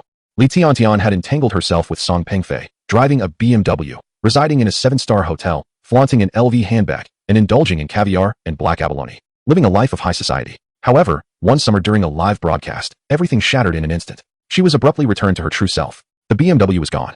The LV handbag was lost, and she even lost her job. She reverted to being the rural girl who had emerged from a poverty-stricken village. If one had never possessed such luxuries, one would not feel sorrow. It was precisely because she had once tasted that life that the sudden disappearance of it all created a profound psychological imbalance. She felt anger towards Xiatian, perhaps even hatred. All right, I understand. Thank you, Mingming. I will still attend the 100th anniversary celebration. It's a significant occasion for the medical university that has nurtured us for so many years. I must return to celebrate my alma mater's birthday. Xiatian's emotions were tumultuous. It was impossible for him to be indifferent. Yet, he would not allow Li Tiantian and Song Pengfei's matters to disrupt his plans. After all, the top graduate would receive a reward of 200,000 yuan. Regardless of the circumstances, Xiatian was determined to seize the opportunity. 200,000 is no trivial sum. To forfeit such a reward over 2 worthless individuals is unthinkable. All right, Zhang Mingming nodded, giving Xiatian an encouraging gesture. Go for it, Tian-go. I will always support you. When you have time, let us go out for a meal together. Zhang Mingming's cheeks flushed as her gaze towards Xiatian turned shy. Xiatian chuckled. Sure, let us arrange something when I'm free. After 8 years of study, countless classmates had harbored secret affections for Xiatian. But all confessions were met with rejection, as he had been with Li Tiantian at that time. For 5 long years, Li Tiantian had been everything to Xiatian. Apart from her, no other girl captured his interest. He never anticipated their relationship would end this way. Now single, The girls who once hesitated were beginning to make their moves. However, he was not in the mindset for romance. He was focused on earning money, buying a house, and bringing his mother and younger brother over. Those were his priorities. After a hearty meal, he went to purchase some fruits. At the fruit store, a little boy bumped his arm and drew a bit of blood, and Xia Tian happened to be present. "Let me take a look. I'm a doctor." The child cried incessantly, and his mother appeared quite worried. "Doctor, is there a fracture? This child has always been mischievous. He broke his leg a year ago. Let me examine him." Xia Tian gently held the child's arm and moved it slightly. The child did not visibly resist. After 5 minutes, Xia Tian reassured. "The bone is fine. It's just a minor abrasion. Disinfect and bandage it, and he will be all right. Children have strong self-healing abilities. No need for a hospital visit." Xia Tian went to the nearby pharmacy, purchasing disposable iodine, gauze, and medical cotton swabs to disinfect and bandage the little boy's wound. All done. Avoid water on the wound for 7 days, and steer clear of spicy food, crabs, and bullfrogs. Additionally, in the future, do refrain from mischief, or else the uncle will have to administer an injection. Children inherently dread vaccinations. Upon hearing Summer mention the needle, a look of terror flickered in the little boy's eyes, and he nodded repeatedly. "I shall not be mischievous again. I promise not to be naughty anymore. Thank you, uncle." Summer chuckled softly, gently ruffling the child's hair. "Go play now." "Thank you, Dr. Summer." The child's mother bowed deeply and expressed her gratitude profusely. Summer waved his hand graciously. It's merely a small task, no need to dwell on it. Bandaging a wound is a trivial matter for Summer, yet for the child's mother, it was an immense favor. The elder sister was also a sincere person. She continuously expressed her thanks and gifted him a plethora of exquisite fruits, mangosteen, cherries, loquats, and young coconuts, all of which were quite costly. Unable to decline, Summer had no choice but to carry them home in numerous bags. After tidying up his room, he played a few ranked matches. By 3 in the afternoon, Summer climbed back into bed. Exhausted. Time for more sleep. Before dozing off, he glanced at the vending. Is it already full? It had been nearly empty at noon, just a drop short, but now, the entire vending was brimming. Eagerly, Summer clicked to claim his rewards. Reward, world-class B-cell lymphoma treatment. Reward, world-class intestinal obstruction treatment. Reward, world-class toxicology diagnosis compendium. Reward, 2 small energy vials. Reward, 1 super dopamine. Chapter 47. It arrived. 5 rewards in one breath. Summer was utterly elated. B-cell lymphoma encompasses both Hodgkin's and non-Hodgkin's lymphomas. This illness is significantly related to immune deficiencies, viral infections, and environmental factors, though its incidence is not particularly high. During his 3-month internship, Summer had yet to encounter a single case of B-cell lymphoma. In contrast, intestinal obstruction was quite common, with at least 3 or 4 cases each month. He decided to absorb the 2 surgical rewards first. The third reward, the world-class toxicology diagnosis compendium, filled him with delight. There are myriad forms of poisoning. Most patients exhibit symptoms like vomiting and dizziness, making it challenging to differentiate between the various types of toxins. Even seasoned doctors with decades of experience may struggle to identify the specific poison at a glance.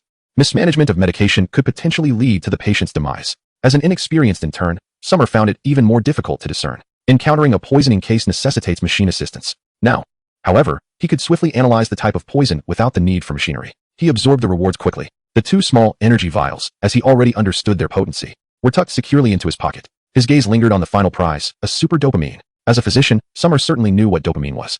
It is a precursor to the neurotransmitter norepinephrine, stimulating the heart and kidneys. Typically employed for patients suffering from myocardial infarction, endotoxic shock, and cardiac surgery. Excessive use of dopamine can also pose certain risks to the body. The intricacies of drugs reveal a fascinating parallel. Xia Tian found himself perplexed.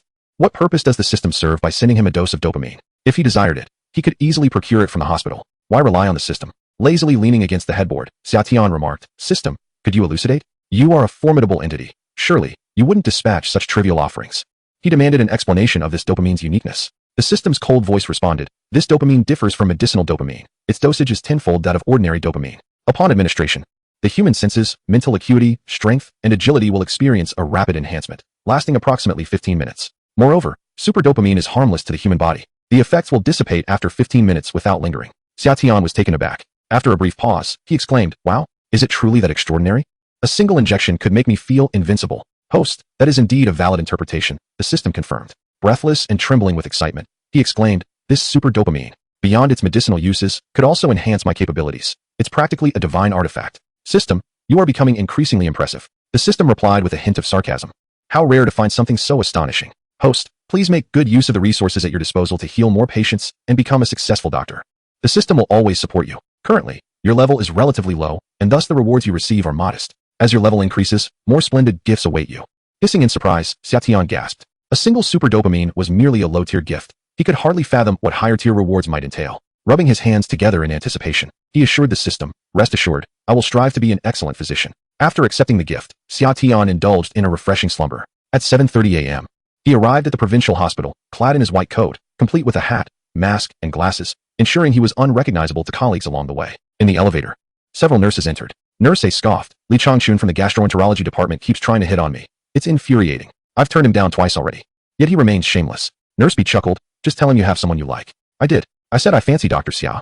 And he claimed he could become Dr. Xia, Nurse A replied. Nurse B stifled a laugh, then asked him if he can match Dr. Xia's stamina. Nurse A made a face of disdain. How could he possibly compare? He doesn't even have half the endurance of Dr. Xia. Nurse B agreed. In the entire provincial hospital, I doubt there is a man who can rival Dr. Xia's stamina. Xia Tian thought to himself, who am I? Where am I? How do they know about my stamina? With lingering questions, he entered his office. As soon as he stepped inside, Wang Xiaobei and others rushed over, excitedly exclaiming, Tian Ge, you've truly become remarkable. You stood on stage for hours, and now you're the most talked about figure in our hospital. You are the most enduring man in the provincial hospital. Ah, it turns out they were referring to the surgeries. He sighed with relief. He smiled and said, I often engage in physical training. My physical condition is relatively good. I took some breaks in between, and around 4 or 5 o'clock. The emergency room nurses provided me with a few buns and a cup of milk tea. Otherwise, I would have collapsed long ago. That is quite impressive, I replied. Enduring over 10 hours of surgery makes my legs weak just thinking about it. Furthermore, I heard you performed 5 surgeries single-handedly?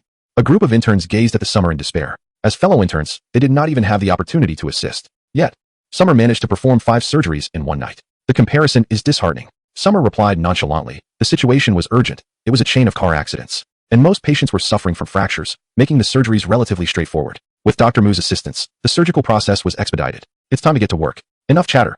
Let's get busy, he said as he donned his white coat and headed to the consultation room. Typically, only attending physicians or higher hold consultations in such rooms. A few days prior, Zhang Ming had arranged a desk and chair for Summer to see patients. No sooner had he settled in than a patient, clutching their abdomen and supported by others, entered. Doctor, my father is experiencing abdominal pain. Could you please examine him? Summer inquired. Is the pain persistent? Is it sharp, dull, or a feeling of fullness? The patient responded. Initially, it was a feeling of fullness. I took some medication, and it improved somewhat. However, in recent days, it has begun to feel sharp and dull, especially at night, and there is some pain in the chest area. The patient's family member asked. Could the chest pain indicate a heart issue? Summer clarified. Chest pain is not solely indicative of heart problems. Issues with the lungs or liver may also cause such discomfort. I will prescribe some tests for you to complete. He ordered several examinations, including ultrasound, CT scans, MRI, hepatic angiography, and PET-CT, all at once. The patient, accompanied by family, obediently went for the tests. By 4 o'clock in the afternoon, the family brought the various results to Summer. Doctor, the results are in. Could you take a look and see what the issue is? Summer took the 5 reports, glanced over them briefly, and felt his heart race. Here it comes. Chapter 48. What if there is disagreement? Ultrasound, color Doppler imaging has revealed lesions. CT, a tumor measuring 35 centimeters by 69 centimeters is present on the patient's liver. MRI, abnormal blood supply to the tumor. Observing the indicators, Summer suppressed his excitement and asked the patient's family, has the patient experienced symptoms such as upper abdominal fullness, indigestion, nausea, vomiting, or diarrhea? The family member paused for a moment before responding, yes. For about a year, but it hasn't been severe. My father always believed it was simply due to aging and declining health. Summer continued. Has the patient been experiencing habitual fevers in the afternoons? Typically low grade, not exceeding 39 degrees Celsius. The family member nodded vigorously. Yes, frequently. He has visited the hospital several times before. And the doctor prescribed some antipyretic medication which alleviated the issue. Doctor, what is the diagnosis? What is wrong with my father? Is it a serious illness? Since my father retired, his health has significantly deteriorated. He frequently suffers from minor ailments. Yet isn't this a common occurrence with aging?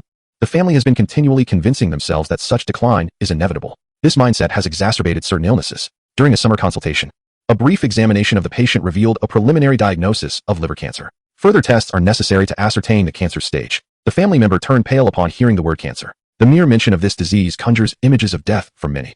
Despite the fact that early-stage cancers are often highly treatable, yet, most individuals tend to neglect their health and dismiss minor issues. Adopting an ostrich mentality, believing that if they avoid the hospital, they will remain unwell, which ultimately worsens their conditions. Doctor, my father is only 61 years old.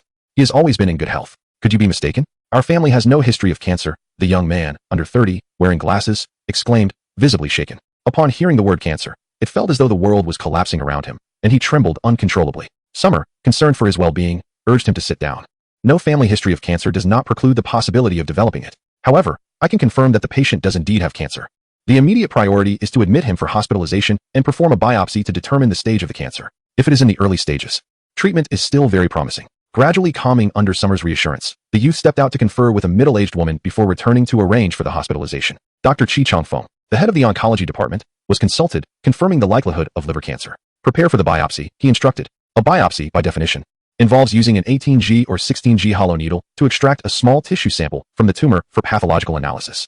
2 days later, Summer personally retrieved the biopsy report from the laboratory. It indicated stage 3A with vascular invasion but no extrahepatic metastasis. Immediately, she sought out Dr. Chi. Director Chi, the lesions have not fully metastasized. If we can surgically excise them completely, is there a chance for a cure? Just days prior, she had learned that even stage 4 liver cancer could be treated. Stage 3 is also amenable to treatment, she noted, feeling a surge of hope. Dr.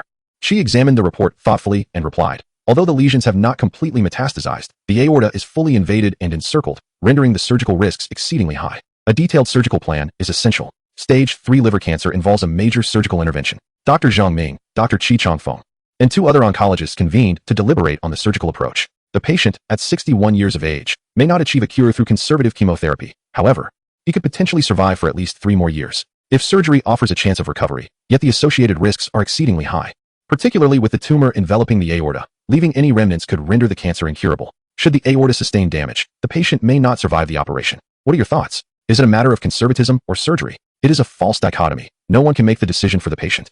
Yet doctors can enhance the likelihood of surgical success. Director Chi, what is the success rate of the surgery? Xia Tian inquired. Chi Chongfeng cast a glance at Xia Tian, surprised to see this in turn present. Typically, such consultations are restricted even for resident physicians. A quick look at Zhang Ming clarified his understanding. He responded to Xia Tian's question. I have a 65 confidence. 65 is too low. If given the choice, the patient's family would undoubtedly opt for conservative treatment, a doctor interjected. I have heard that Professor Tan is currently in Jiangnan City. He is an expert in this field. We could invite him to perform the surgery. Chi Chongfeng nodded. I was just considering Professor Tan as well. However, we must consult the patient's family to see if they are agreeable. Xia, please inquire if they would be willing to engage an expert. Professor Tan is a master in this domain, though the cost will be higher. Possibly an additional 20 to 30,000 yuan, which cannot be reimbursed. If they agree, I will call Professor Tan tonight. Understood. Xia Tian nodded, conveying the proposal to the patient's family, who readily consented without hesitation. As long as it can cure the illness, money is not an issue. Xia Tian relayed their decision to everyone. Chi Chongfeng affirmed, very well, I will contact Professor Tan tonight and provide you with a response by tomorrow. Now, everyone, please return to your duties. After the meeting adjourned, Xia Tian followed Zhang Ming towards the emergency room, his brow furrowed with concern. Zhang Ming glanced at him and asked, do you wish to participate in this surgery? Absolutely. Xia Tian replied without hesitation. Then you shall, Zhang Ming remarked casually. Yet Xia Tian remained troubled, expressing, but I am merely an intern. The patient has already been transferred to oncology. If it were an emergency case, I could accompany you in the operating room. Now, I cannot even enter the surgical suite. Xia Tian felt disheartened. He had finally encountered a liver cancer patient, but due to his low status, he was barred from the operating room. It felt akin to finally meeting a beautiful woman after a month of online chatting, only to find her indisposed with her period and mouth ulcers. A truly crushing disappointment. Zhang Ming chuckled, if you want to participate, just go for it. You need not worry, as I will ensure you are included. Xia Tian's eyes lit up with excitement. Director, will you be operating as well? If Zhang Ming were to operate, he could indeed bring Xia Tian along. I will not, Zhang Ming replied, shaking his head. Xia Tian was perplexed. I could speak to Chi Chongfeng and request that you be allowed as a third assistant. What if he disagrees? Disagree? Zhang Ming, with his hands clasped behind his back, cleared his throat and declared, if I do not receive agreement, I shall weep until I do. Summer, Chapter 49, Surgical Failure. It was 8 o'clock in the morning. Inside the emergency room, a group of intern doctors gathered to discuss. Have you heard? Professor Tan has come to consult, exclaimed one. The esteemed Professor Tan from the capital. Remarkable. Wang Xiaobei, spotting Summer, shouted, Brother Tian, your patient with stage 3 liver cancer. Director Chi has sought out Professor Tan to perform the surgery. He is a titan in this field, with a success rate of 90%. There is hope for the patient. Indeed, Summer replied with a forced smile. In truth, he wished to perform this surgery himself, given his world-class expertise. However, as a mere intern, proposing to take the lead on a stage 3 liver cancer operation would likely meet resistance, not only from the hospital, but also from the patient's family. Brother Tian, are you assisting in the surgery? This is your patient after all. Surely, you can participate in the operation, right? Being on the same stage as Professor Tan would be quite impressive. Wang Xiaobei was clearly exhilarated. Nearby, Wang Boyi scoffed and retorted. For a stage 3 liver cancer resection with Professor Tan as the lead surgeon, interns are not even allowed to observe, let alone assist. Only attending physicians are deemed worthy of such an opportunity. No matter how exceptional an intern may be, they cannot qualify to assist Professor Tan. Wang Xiaobei rolled his eyes and confidently stated, dreams are essential. What if they come true? Don't you agree, Brother Tian? After their meeting yesterday, Zhang Ming returned to the office while Summer was preoccupied with work. They had yet to communicate. As for whether he would assist in the surgery, he was uncertain. But Zhang Ming had never gone back on his word. Perhaps there was hope. Summer nodded. Dreams should exist. Perhaps it is indeed possible. Exactly. One must possess dreams. Wang Xiaobei chimed in. Observing their exchange, Wang Boyi sneered. Naive. It is vital to possess self-awareness. One should undertake endeavors commensurate with their abilities. With such trivial skills, to aspire for grand roles, do they not fear ridicule? No sooner had he spoken than Zhang Ming entered the office, instructing Summer, prepare yourself. At 1 o'clock this afternoon in operating room 8, you will assist Professor Tan as the 4th assistant. Yes. Thank you, Director. Summer was elated. Zhang Ming had indeed fulfilled his promise. Perform well, Zhang Ming winked before exiting the office. At that moment, silence enveloped the office. Wang Xiaobei's gaze fell upon Wang Boyi, his beady eyes arching a brow. What did you just say? Naive? Perhaps that describes you. Wang Boyi's face flushed crimson, tumultuous thoughts swirling within. He had intended to mock Summer, but found himself the fool instead. Some individuals simply cannot bear to see others succeed, Wang Xiaobei remarked, admonishing Wang Boyi. We all share the same roof. It is prudent to foster good relations for smoother collaboration in the future. However, some, with such potent jealousy, should consider whether they belong in medicine or should rather pursue a career in contrarianism. Wang Boyi's cheeks were flushed, and she shot a venomous glare at Wang Xiaobei, reprimanding him. Whether I can become a doctor is not for you to decide. Just because you have the director's favor, does that mean you can take the stage? Don't think that having someone in your corner gives you the right to act recklessly. With that, Wang Boyi slammed the door behind her as she stormed out. The office fell into silence. Wang Xiaobei let out a cold laugh, mocking, what kind of person is she? Jealous of Tiangu is one thing, but she won't even let others speak? Tiangu is simply superior to her, and to all of us, really. What's there to deny? There are always those who excel beyond us in this world.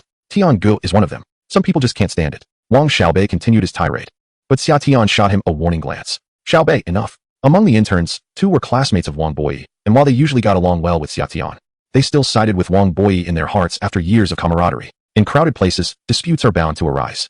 Xia Tian was aware of the subtle discontent from Wang Boyi and her companions, but their animosity had now surfaced. However, Xia Tian was indifferent. After all, a colleague's disdain meant little to him. As long as it didn't hinder his work, he remained unconcerned. At 12:50 p.m., Xia Tian left the office and headed toward the operating room, escorted by Zhang Ming. On the way, Zhang Ming shared some rules, such as Professor Tan's aversion to chatter and his preference for cleanliness in attire. He meticulously cautioned Xia Tian about Professor Tan's eccentricities, anxious that Xia Tian might be dismissed during the surgery due to any misstep. Rest assured, Director, I will remain silent at the appropriate times, Xia Tian replied. Yet, he hesitated. Director, what is it? Zhang Ming inquired. Clearing his throat, Xia Tian awkwardly asked, did you really go to Director Qi and cry? At 50 years old, Zhang Ming, known for his fiery temperament from years in emergency medicine, had scolded many interns during their initial training. Wang Xiaobei had once been kicked by Zhang Ming for submitting an incorrect report that led to a misdiagnosis of a patient's gastritis as stomach cancer. It was rumored that Zhang Ming had been a military doctor in his youth, standing tall at 6 feet. The thought of him crying was almost unfathomable. Zhang Ming chuckled at him. What do you think? In the operating room, Director Qi and another associate chief surgeon had already scrubbed in, while Professor Tan had yet to arrive. Xia Tian hurriedly washed his hands and donned his surgical attire before entering the operating room. Director Qi glanced at him and said flatly, insert the tube and administer anesthesia. General anesthesia is essential for major surgeries. Once the patient was anesthetized, Professor Tan entered. At 69, he was clearly in his twilight years, yet his vitality was remarkable. He stood tall and moved with purpose. Let us begin the surgery, he declared, taking charge without further ado, directly initiating the abdominal procedure. Peeling away the diaphragm, the complete liver was unveiled. The next step was to excise the tumor. Professor Tan, with his wealth of experience and exceptional skill, had thus far encountered no complications. At that moment, he furrowed his brow and addressed Director Qi, saying, Xiao Qi, take a look. Director Qi cast a glance downward, his expression grim as he met Professor Tan's gaze. The tumor had adhered to surrounding tissues, rendering it impossible to detach cleanly. Should the surgery proceed? Professor Tan sighed heavily, laying down his scalpel and removing his mask to speak to Director Qi. Notify the family. The operation has failed. Chapter 50. The conclusion of surgery under the surgical lights. Professor Tan's countenance was profoundly troubled. As a top-tier professor, abandoning the operation midway marked a significant blemish on his illustrious career. He would not have relinquished the endeavor unless absolutely necessary. However, the current circumstances dictated otherwise. The tumor had fused with the hepatic artery and adjacent tissues, making complete excision unattainable. A breach of the tumor or the artery would result in the patient's immediate demise. Prior to the operation, Professor Tan had been 90% confident. Now, he held not even a 10% assurance. Continuing the surgery would likely lead to the patient's death on the operating table. Conversely, ceasing the procedure and opting for chemotherapy might afford the patient several months, or even up to 3 years of life. Professor Tan chose the latter. Cease the surgery. Xiao Qi, please handle the remaining arrangements and inform the family. With that, Professor Tan set down the scalpel and turned to leave. Director Qi let out a deep sigh and addressed the associate chief physician, Tianlai, please close the abdomen. He then exited as well. Summer was left in a state of shock. They had given up? Just like that? Without even attempting to fight? Dr. Sheng, Summer awkwardly interjected. The patient had high hopes for the provincial hospital. Although the success rate is low, shouldn't we at least try? Sheng Tianlai, at the age of 32, was brimming with youthful vigor. The audacity of youth compelled him to advocate for a bold attempt. After all, what if it succeeded? Yet, with Professor Tan and Director Qi having spoken, dissent was not an option. Once Professor Tan had made his decision, there was no room for opposition. Xiaoxia, you understand how to close the abdomen, correct? Director Zhang mentioned you are quite capable. I will leave the remaining tasks to you. After closing the abdomen, ensure proper disinfection for the patient before departing. After giving Summer a reassuring pat on the shoulder, Sheng Tianlai exited the operating room. At that moment, only Summer remained in the surgical theater, accompanied by 4 nurses. Staring at the tumor, Summer stood motionless. Was this truly surrender? The patient could only hope for a maximum of 3 years, 5 at best. However, realistically, life expectancy was likely to dwindle to mere months. After a lifetime of hard work, having just retired to enjoy the fruits of his labor, was he to succumb now? No, I am a doctor. As long as there exists a glimmer of hope, I shall not yield. Dr. Summer, shall we suture the wound? Nurse Xiaoli inquired, noticing Summer's stillness. No. Prepare for surgery. Xiaoli, come here and assist me with suction. Summer grasped the scalpel, ready to take decisive action. Xiaoli was bewildered, exchanging glances with the other 3 nurses in the operating room. What was he planning to do? Did he intend to perform the surgery himself? Was he out of his mind? Professor Tan had already declared the operation a failure. As an intern, Xia Tian, the 4th assistant at the operating table, lacked the qualifications to lead the surgery. The hospital had strict regulations in place. Unless the chief physician granted permission with a signature, interns were prohibited from performing surgeries. Xia Tian was violating hospital policy. He could be expelled. Head nurse he furrowed her brow and addressed Xia Tian, Dr. Xia.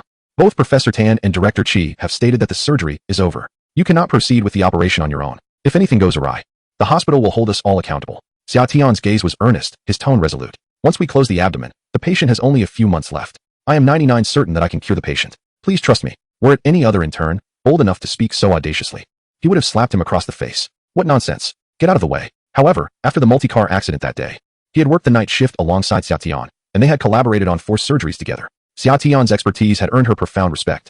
After 20 years as an operating room nurse, she could discern a doctor's skill at a glance. To date, no physician at the provincial hospital had surpassed Xia Tian's capabilities.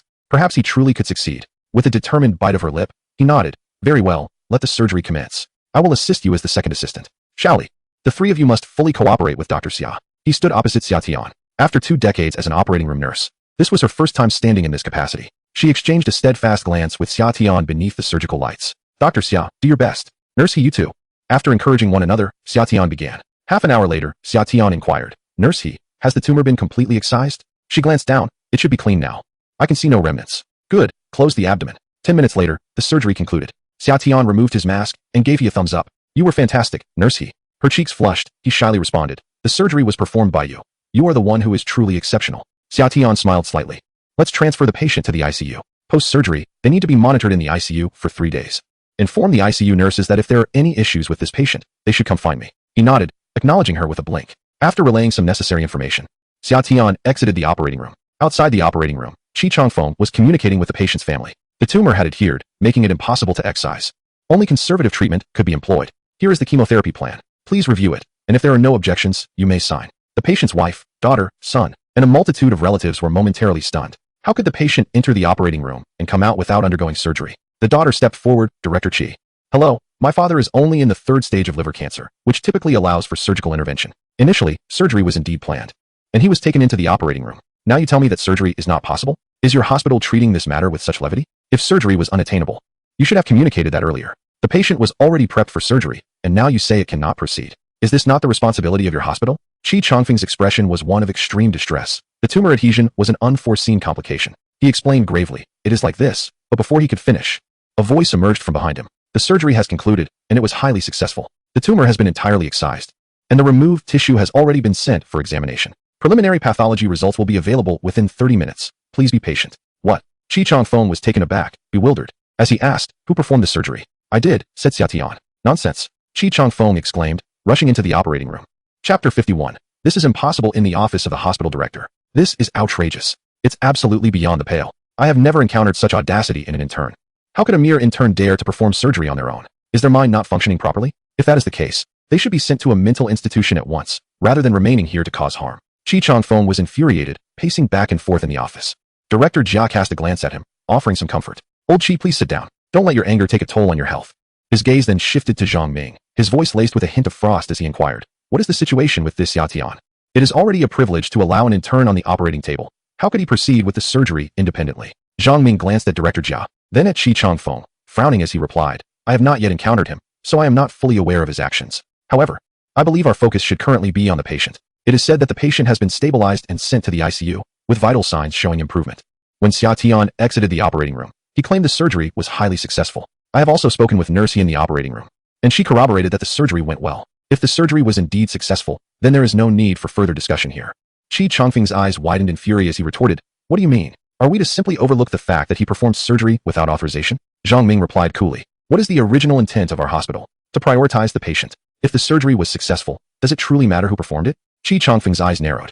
Ready to erupt. Director Jia interjected. Indeed, old Zhang is correct. The patient's welfare must come first. Have someone check on the patient's status. Qi Chongfeng scoffed derisively. Very well. Prioritizing the patient.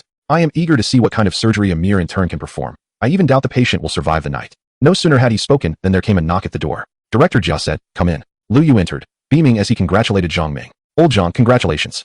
Zhang Ming was momentarily taken aback. What are you congratulating me for? He asked. Your remarkable apprentice has truly excelled. I just sent a patient for an imaging test.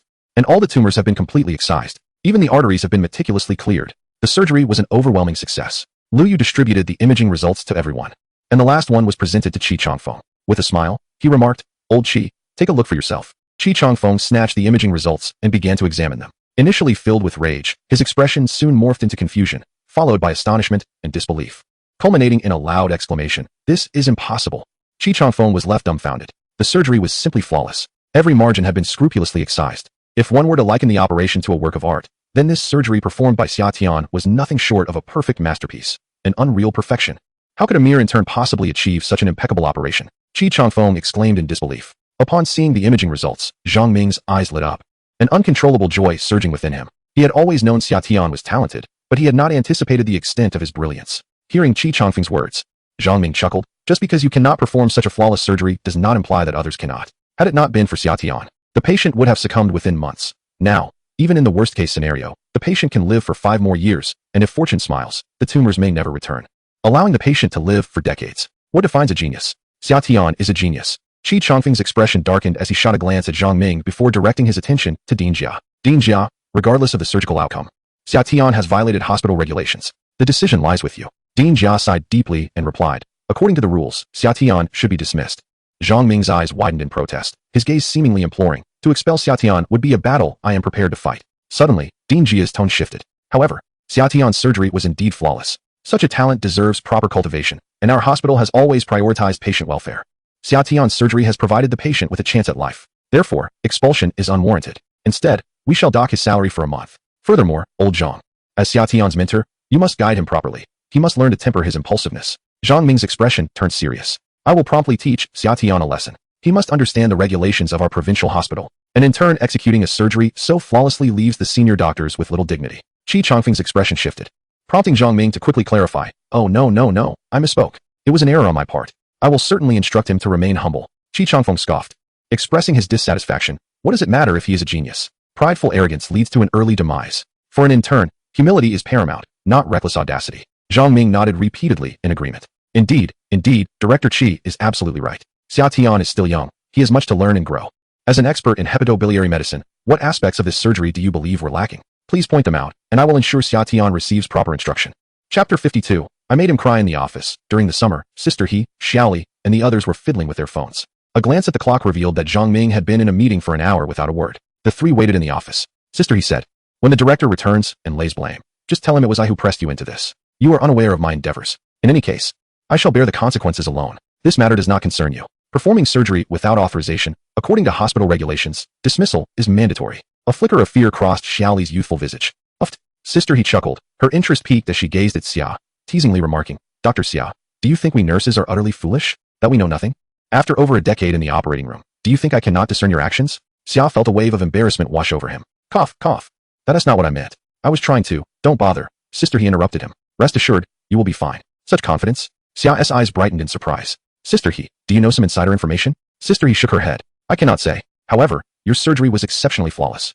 In my extensive years as a nurse, I have yet to witness a surgeon as impeccable as you. If such a perfect doctor were to be dismissed, what would be the point of the provincial hospital? At worst, you could simply find work elsewhere. Live boldly, and without fear. Suddenly, Xia remembered that Sister He's husband was involved in business. Their family must not be short of money. It was no wonder. Nevertheless, having served as the head nurse in the operating room for years, she could easily secure another position. Xia cast a sheepish glance at Xiaoli. Xiaoli, I apologize. I have a classmate who runs an orthopedic clinic. If you need to leave the provincial hospital, I can assist you in finding a position there. Xiaoli, initially apprehensive, now appeared quite at ease after Sister He's words. Sitting comfortably in her chair, she crossed her legs and scrolled through her phone.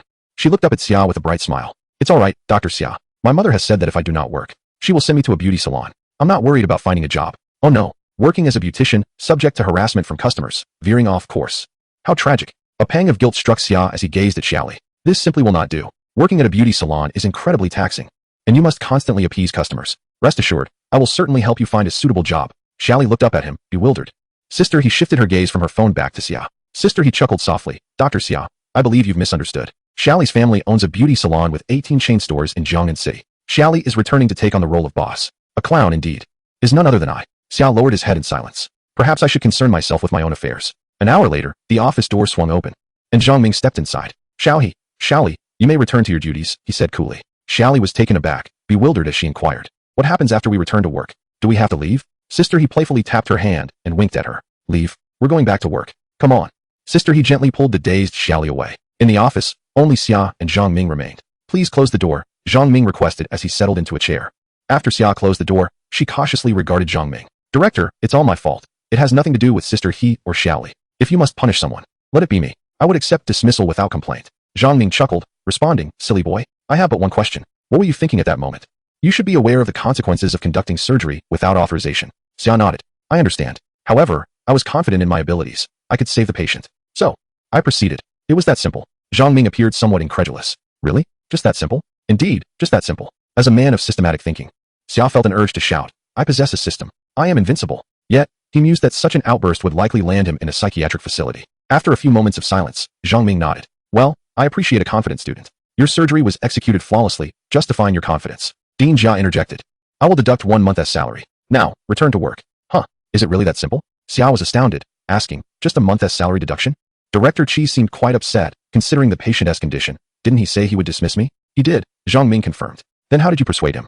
Xia timidly inquired, did you cry again? Zhang Ming responded with a mysterious smile, shaking his head. I did not cry, but I made him cry. Huh. Xia was left in a daze. Before he could gather his thoughts, Zhang Ming asked, you're returning to medical university tomorrow, correct? Yes, I am.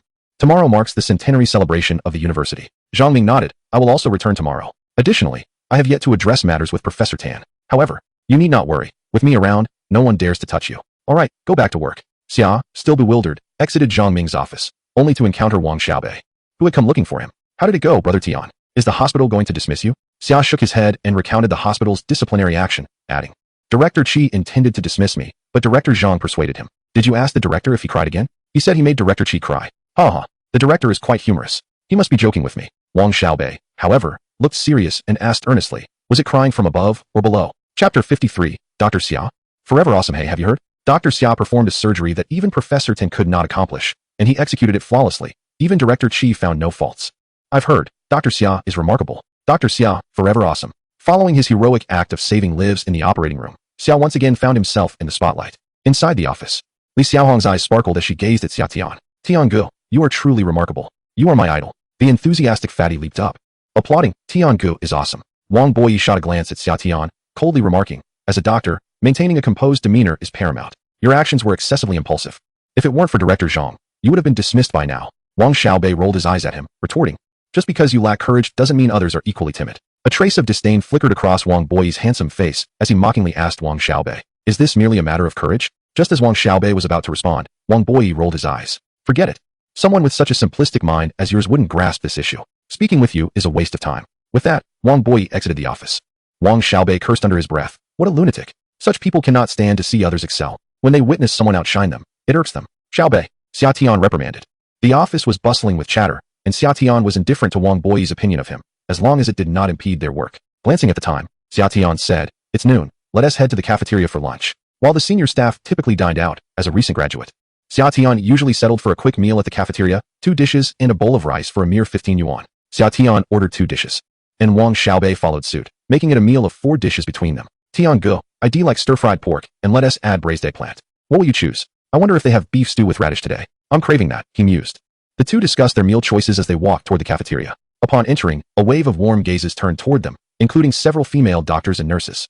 Wang Xiaobei froze momentarily, his pockmarked face flushing with embarrassment. Tiangu, I think a few nurses are sneaking glances at me. Do you think they have a crush on me? Xia Tian replied. Take a closer look. Who are they really watching? After observing for a moment, Wang Xiaobei's proud expression quickly faded. Being with you, I can't find a girlfriend. We're all brothers here. When will you help me set up with someone? Xia Tian shrugged. I don't have a girlfriend myself. How could I arrange one for you? Wang Xiaobei reconsidered. That's true. Haha, you're also a single dog. Today they do have beef stew with radish. Let us line up. The chef at the provincial hospital cafeteria hailed from northeast China and had previously worked as a head chef in a 5-star hotel, resulting in exceptionally flavorful dishes. The cafeteria was often packed during lunch, and the two managed to secure a seat just as they sat down. Barely settled, Sheng Tianlai approached, carrying a plate. Upon seeing him, Xia Tian stood to greet him. Dr. Sheng. Sheng Tianlai waved his hands dismissively. No need for such formality, just sit. He looked at Xia Tian. Smiling warmly, you are now quite the celebrity at our provincial hospital. I have seen the images of your post-operative results. Impressive. If I possessed your technology, I would undoubtedly make the same choices as you. However, your unauthorized surgery has incited considerable ire from Director Qi, with patients in the hepatobiliary department. Conducting an unsanctioned operation in the summer, should anything go awry, Qi Changfeng would bear the responsibility, and his anger is entirely justified. Summer was also aware of the potential consequences prior to the surgery. I empathize with Director Qi's frustration. Nevertheless, the patient's tumor is progressing at an alarming rate, necessitating immediate surgical intervention. I lack the time to provide explanations. With a deep sigh, Sheng Tianlai remarked, this patient is truly peculiar. The imaging from merely a day prior showed no signs of adhesion. You have saved his life. However, you must exercise caution. Sheng Tianlai lowered his voice, glancing around before quietly informing Summer. Director Qi has disclosed your unauthorized surgery to Professor Tan. He is exceedingly furious. It is said that tomorrow evening, Dean Jia is hosting a dinner for Professor Tan, and he may seek to impeach you. Wang Xiaobei, alarmed, quickly inquired, will Tiango be dismissed? Sheng Tianlai shook his head. I cannot say. However, there is no need for excessive worry. With Director Zhang's presence, Summer will be fine. After all, Director Zhang has a fondness for Summer. A light-hearted tone accompanied the statement, though it shifted in nuance with the addition of a mischievous laugh. I shall not sit with you, he continued, for if Director Qi were to discover me at your table, he might speculate that I am involved with you. I shall find another table. As Sheng Tianlai prepared to depart, he gestured encouragingly towards Summer, saying, keep it up. Dr. Summer, you are forever the best.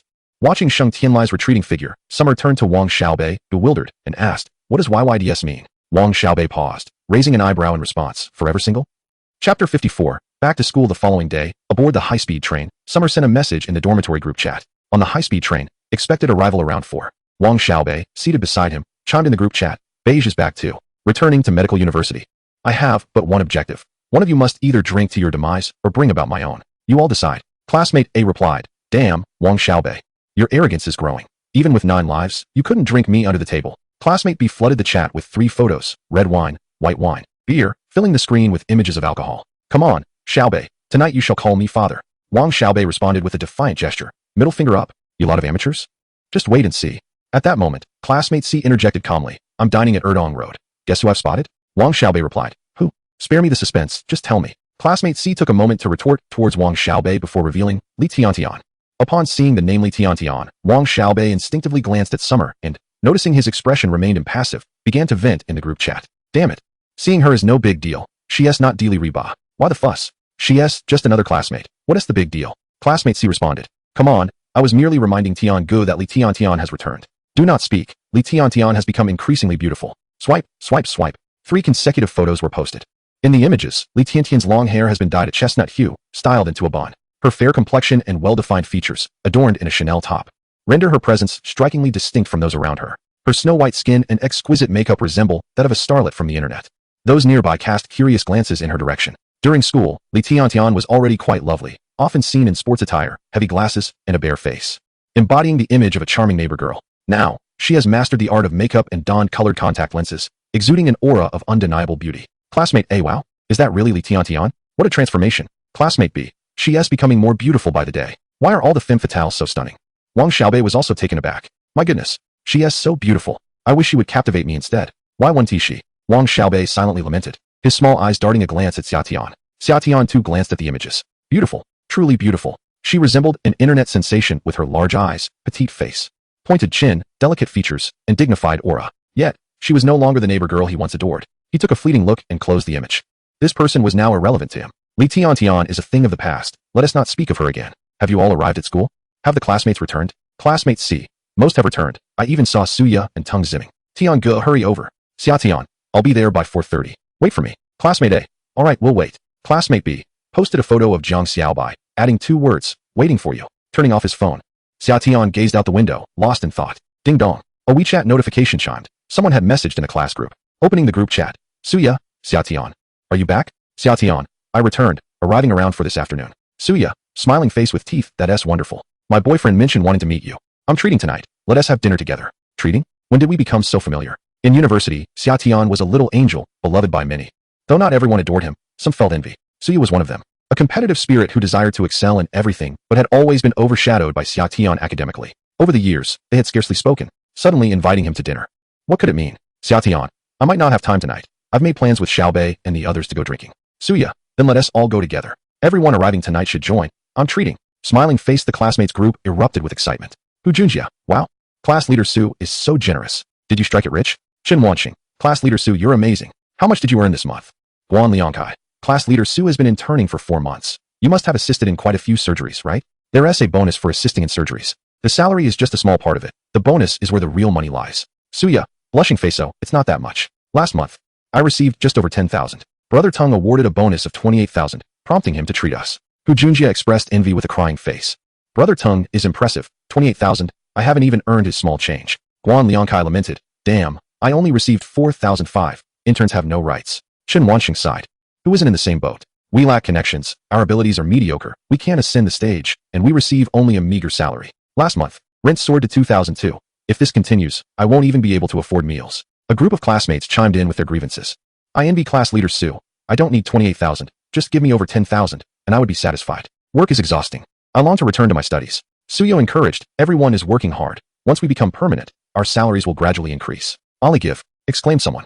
Xia Tian observed quietly from the side, without speaking. Suya reiterated, Xia classmate, it's settled then. Brother Tung will treat us tonight. Come with Xiao Bei and the others. There's no need to be polite with him. Xia Tian hesitated. Is that appropriate? I'm not familiar with Brother Tung. Suya smiled. What does familiarity matter? We are all classmates. Who cares if he earns more? TSK.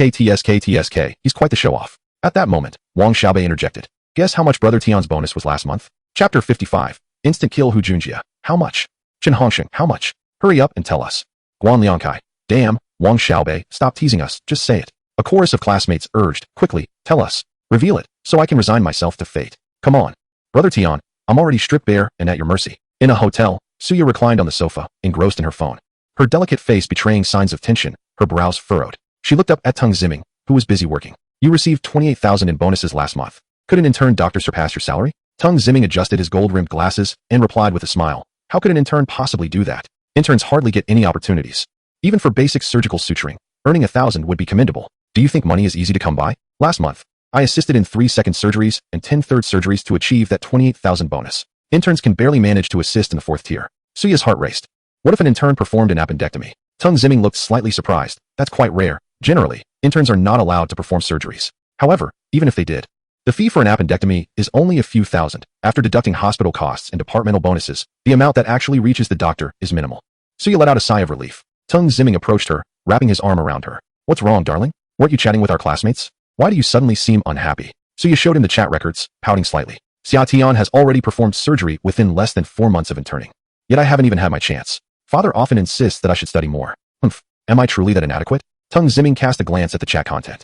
After leaving a cliffhanger, Wang Xiaobei vanished, eliciting curses from their classmates. Tung Ziming understood Suya's competitive nature and chuckled, saying, completing my first surgery after 4 months of internship is not particularly remarkable. It was merely a minor appendectomy. You are in an orthopedic hospital, performing tertiary surgeries.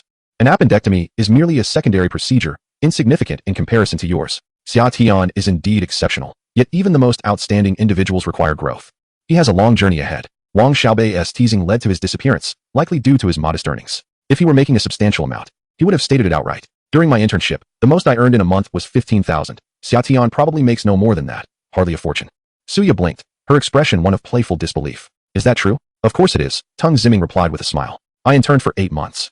I know well enough. The path you are traversing is the same one I once walked. Silly girl. If you don't believe me, you can ask other classmates.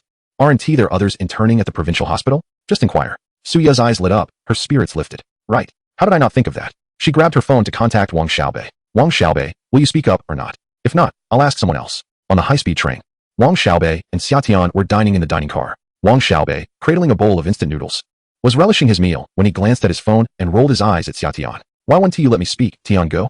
Suya just loves to show off. It's time to dampen her enthusiasm. Xia Tian picked up a piece of meat, chewing as he replied. What is there to discuss? If she enjoys talking, let her. Isn't it nice when someone treats us? Wang Xiaobei reconsidered. Discussing it would mean treating others, which seemed unwarranted. He chuckled. Hee, Tian go is clever. Being with you means good food. The group chat was abuzz with activity. Suya, Wang Xiaobei, Hu Junjia, and Chen Hongsheng all chimed in, while Wang Xiaobei feigned ignorance. Everyone's inquiring about Xia Tian. Xia Tian, please respond. Just give us a number to put our minds at ease. With a dog emoji, Xia Tian replied, Tian go, come out quickly. You scoundrel, Xia Tian. Do you believe I'll cry for you? Amidst the unfinished meal, the phone buzzed incessantly, and Xia Tian helplessly replied, "Don't listen to Wang Xiaobei's nonsense. It's hardly worth mentioning. One must remain humble. While flaunting wealth may be gratifying, it inevitably leads to treating others." Suya grinned. "I'll blindly guess 15,000. Hu Junjie remarked, "Wow, 15,000 is quite high." Chen Hongxing added, "Tian Ge is impressive." Guan Liangkai questioned, "Is it really that high?" 15,000. Xia Tian insisted, "There is truly not much. Stop guessing. I don't wish to show off." Upon reading Xia Tian's message, Suya's delicate face broke into a smile as she remarked to Teng Ziming, "Xia Tian probably doesn't have much. Wang Xiaobei is just putting on airs. At most, it's merely 10,000. Haha, just 10,000. Not even surpassing my worth. How delightful." At this moment, Huang Chengqing interjected, "I know how much Tianji's bonus is, but since he hasn't disclosed it, I won't either." Hu Junjie asked, "Is it more than Senior Teng's?" Huang Chengqing replied, "How much is Senior Teng's? I haven't inquired." Hu Junjie responded, "It's 28,000. Suya added with a blushing emoji, "Oh, Senior Teng's salary is quite ordinary, nothing exceptional. Students, please don't use him as a benchmark." After posting, Suya awaited Huang Chengqing's envious reactions, shock, envy, and tears. 28,000. For a fresh graduate, that's an astronomical figure. "Come on, envy me." Huang Chengqing did not respond. Is she off crying in jealousy? How amusing. 10 minutes later, Huang Chengqing reappeared. "I was busy earlier. Senior Teng's salary is indeed ordinary. After nearly 2 years since graduation, he only earns 28,000. Wasn't he awarded the title of top graduate back then? He pales in comparison to Tian Ge. I won't disclose the exact amount, but I can say Tian Ge utterly surpasses Senior Teng." Chapter 56. The newspaper seller Su Yu addressed the classmates. Hu Junjie, Huang Chengqing. "Chengqing, is it true? Tian Ge has surpassed Senior Teng. Is he heading for the stars?" Huang Chengqing vanished again. The group redirected their inquiries towards Xia Tian. "Tian Ge, come out and tell us your bonus. Is Tian Ge truly this low-key?" Xia Tian, as always, maintained a low profile. Wang Xiaobei glanced at Xia Tian, who had already donned a sleep mask and was dozing off, and quietly replied in the group, "Forget it, Tian Ge is asleep. It's not much, less than 1 million. The rest, you can guess." Hu Junjie and Wang Xiaobei replied, "Damn, Wang Xiaobei. Are you intentionally being cryptic? Do you believe I would blow up your secrets?" Wang Xiaobei retorted with a smirk, "I don't believe you, unless you strip first." Hu Junjie responded with a vomiting emoji, "You're still as twisted as ever." Wang Xiaobei chuckled, "Enough of that. I'm going to take a nap as well.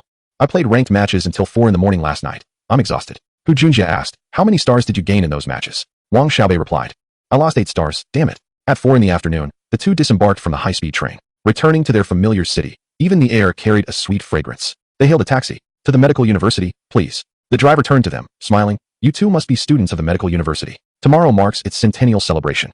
Are you both back for the festivities?" Wang Xiaobei, being quite talkative, replied cheerfully, "Yes, it seems you know quite a bit about the medical university." The driver opened up. "In my younger days, I drove a taxi near the medical university at night. I often saw students dressed in revealing outfits and heavily made up, hailing cabs to nightclubs. One girl, rumored to be in the nursing program, would take my cab every night, leaving at 11 and returning at 5 in the morning." "What was she doing?" Wang Xiaobei inquired. The driver chuckled. "She was selling newspapers. It is said that her family is not well off, and her tuition fees were earned by selling newspapers." Wang Xiaobei was taken aback, exclaiming, "Seriously? Is this true?" The master replied earnestly, "Is there any doubt? Once, she was beaten by a client, and I took her to the hospital and covered her medical expenses. Once she recovered, she repaid me and even bought me a pack of cigarettes.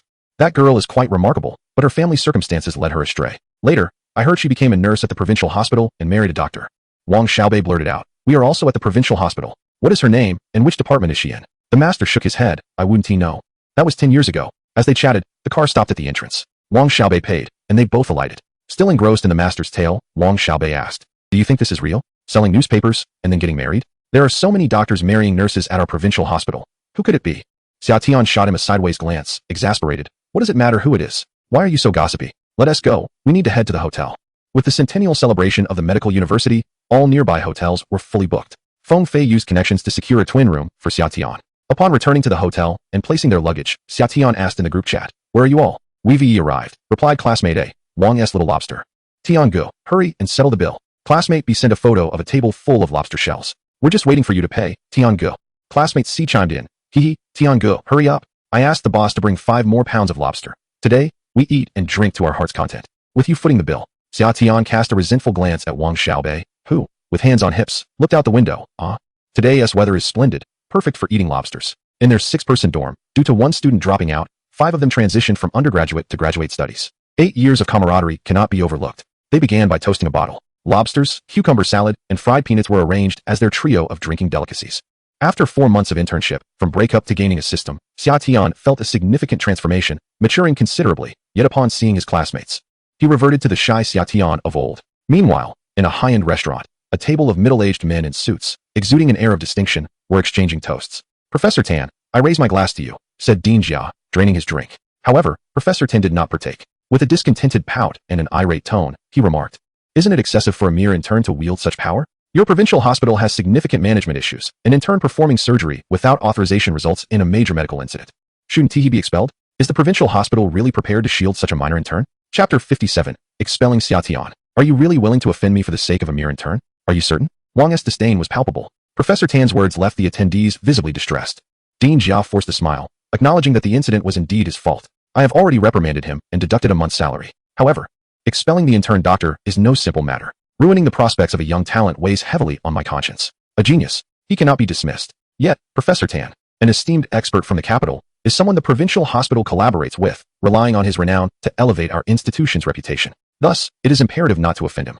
Professor Tan rolled his eyes disdainfully and remarked ominously, "Is Dean Jia reluctant out of compassion or simply unwilling to proceed with the expulsion?" With a raised eyebrow, he added, "You have 1 second to reconsider." Dean Jia's expression shifted slightly as he glanced at the others, who were all furrowing their brows, contemplating how to remedy the situation. Clearly, Summer's unauthorized surgery had incensed Professor Tan, who now sought to eliminate him. Chi Chongfeng let out a slight snort, his expression reflecting his displeasure. Professor Tan was right. As a physician, one must adhere to the hospital's regulations, regardless of one's talent. I acknowledge that Summer is a prodigy, with an exceptional capacity for learning and remarkable qualities. However, rules are rules. Without regulations, chaos ensues. Performing surgery without the consent of the attending physician, disregarding hospital protocols and the patient's well-being, poses an immense risk. Any minor error during the procedure could result in the loss of a precious life. This is not a toy to be manipulated at will. Having practiced medicine for decades, I have never encountered such an audacious intern. If left unchecked, would he not become a disruptive force? In my view, Summer should indeed be expelled. A year ago, Chi Chongfeng had the fortune of meeting Professor Tan while studying in the capital. As the saying goes, one seeks higher ground while water flows downward. Chi Chongfeng was intent on ingratiating himself with Professor Tan, knowing his fondness for wellness practices, wild honey, and wild ginseng. He diligently employed the art of flattery, posting on social media, promptly liking posts, and offering warmth during holidays, delivering tokens of appreciation at the earliest opportunity, and even soliciting family support to boost his online presence. Every conversation with Professor Tan was meticulously crafted after a year of devoted admiration, and he finally established a rapport with the esteemed professor, now in the throes of a budding relationship. However, Summer's actions fell like a bucket of cold water upon them, prompting a moment of reflection. You two are not suited for each other. Just yesterday, Chi Chongfeng had invited Professor Tan to dinner, only to be met with a callous refusal. Heartbroken, he spent the entire night smoking, even changing his social media handle to the lonely cigarette in the midnight. That wretched Summer. He must be expelled. Chi Chongfeng's tone was resolute, leaving no room for dissent. Old Chi, take a moment to calm down. Let us enjoy the meal. Dean Jia said with a smile, placing a piece of sweetened sour pork into Chi Chongfeng's bowl. We can discuss the expulsion matter further. Today, we are hosting a banquet for Professor Tan. Let's engage in some interesting conversation. Old Chi, I have heard that your son has begun dating. What is the young lady like? Is she beautiful? Dean Jia's insinuation was clear. Enough of your rambling. Just enjoy your meal. However, to everyone's surprise, Chi Chongfeng remained unyielding, his expression resolute. This matter must be addressed appropriately. Professor Tan has traveled a great distance. Should the provincial hospital not show him due respect? Dean Jia found himself at a loss. Chi Chongfeng was adamant about taking action against Xia Tian. As the head of the hospital, he knew he could not offend Professor Tan. The only solution was to dismiss Xia Tian. At that moment, Zhang Ming cleared his throat and joined the conversation. His gaze filled with indignation. Old Chi was right. Xia Tian's actions were excessive, disregarding the hospital's regulations. How can one who does not respect the rules be a good doctor? As the head of the emergency department, Xia Tian is my apprentice. As his mentor, I must apologize to you, Professor Tan. I am truly sorry. Zhang Ming stood up, bowing at a perfect 90-degree angle, deeply expressing his contrition. As the head of the emergency department, Zhang Ming also had his pride. This bow was one that Professor Tan could not ignore, repeatedly urging, "Please rise, Xiao Zhang. This matter does not concern you." To be frank, the intern's behavior was indeed reprehensible, and I do not wish to make things difficult for him. However, if I do not intervene and allow this to continue, it would ultimately harm him. Zhang Ming nodded fervently, overwhelmed with gratitude. Indeed, Professor Tan is correct. Xia Tian is truly despicable. You cannot imagine. I heard he performed surgery on a patient without your consent. I was nearly driven to the brink of rage. When I saw him, I could not help but slap him across the face. As a teacher, it is wrong to resort to violence, but my anger overwhelmed me.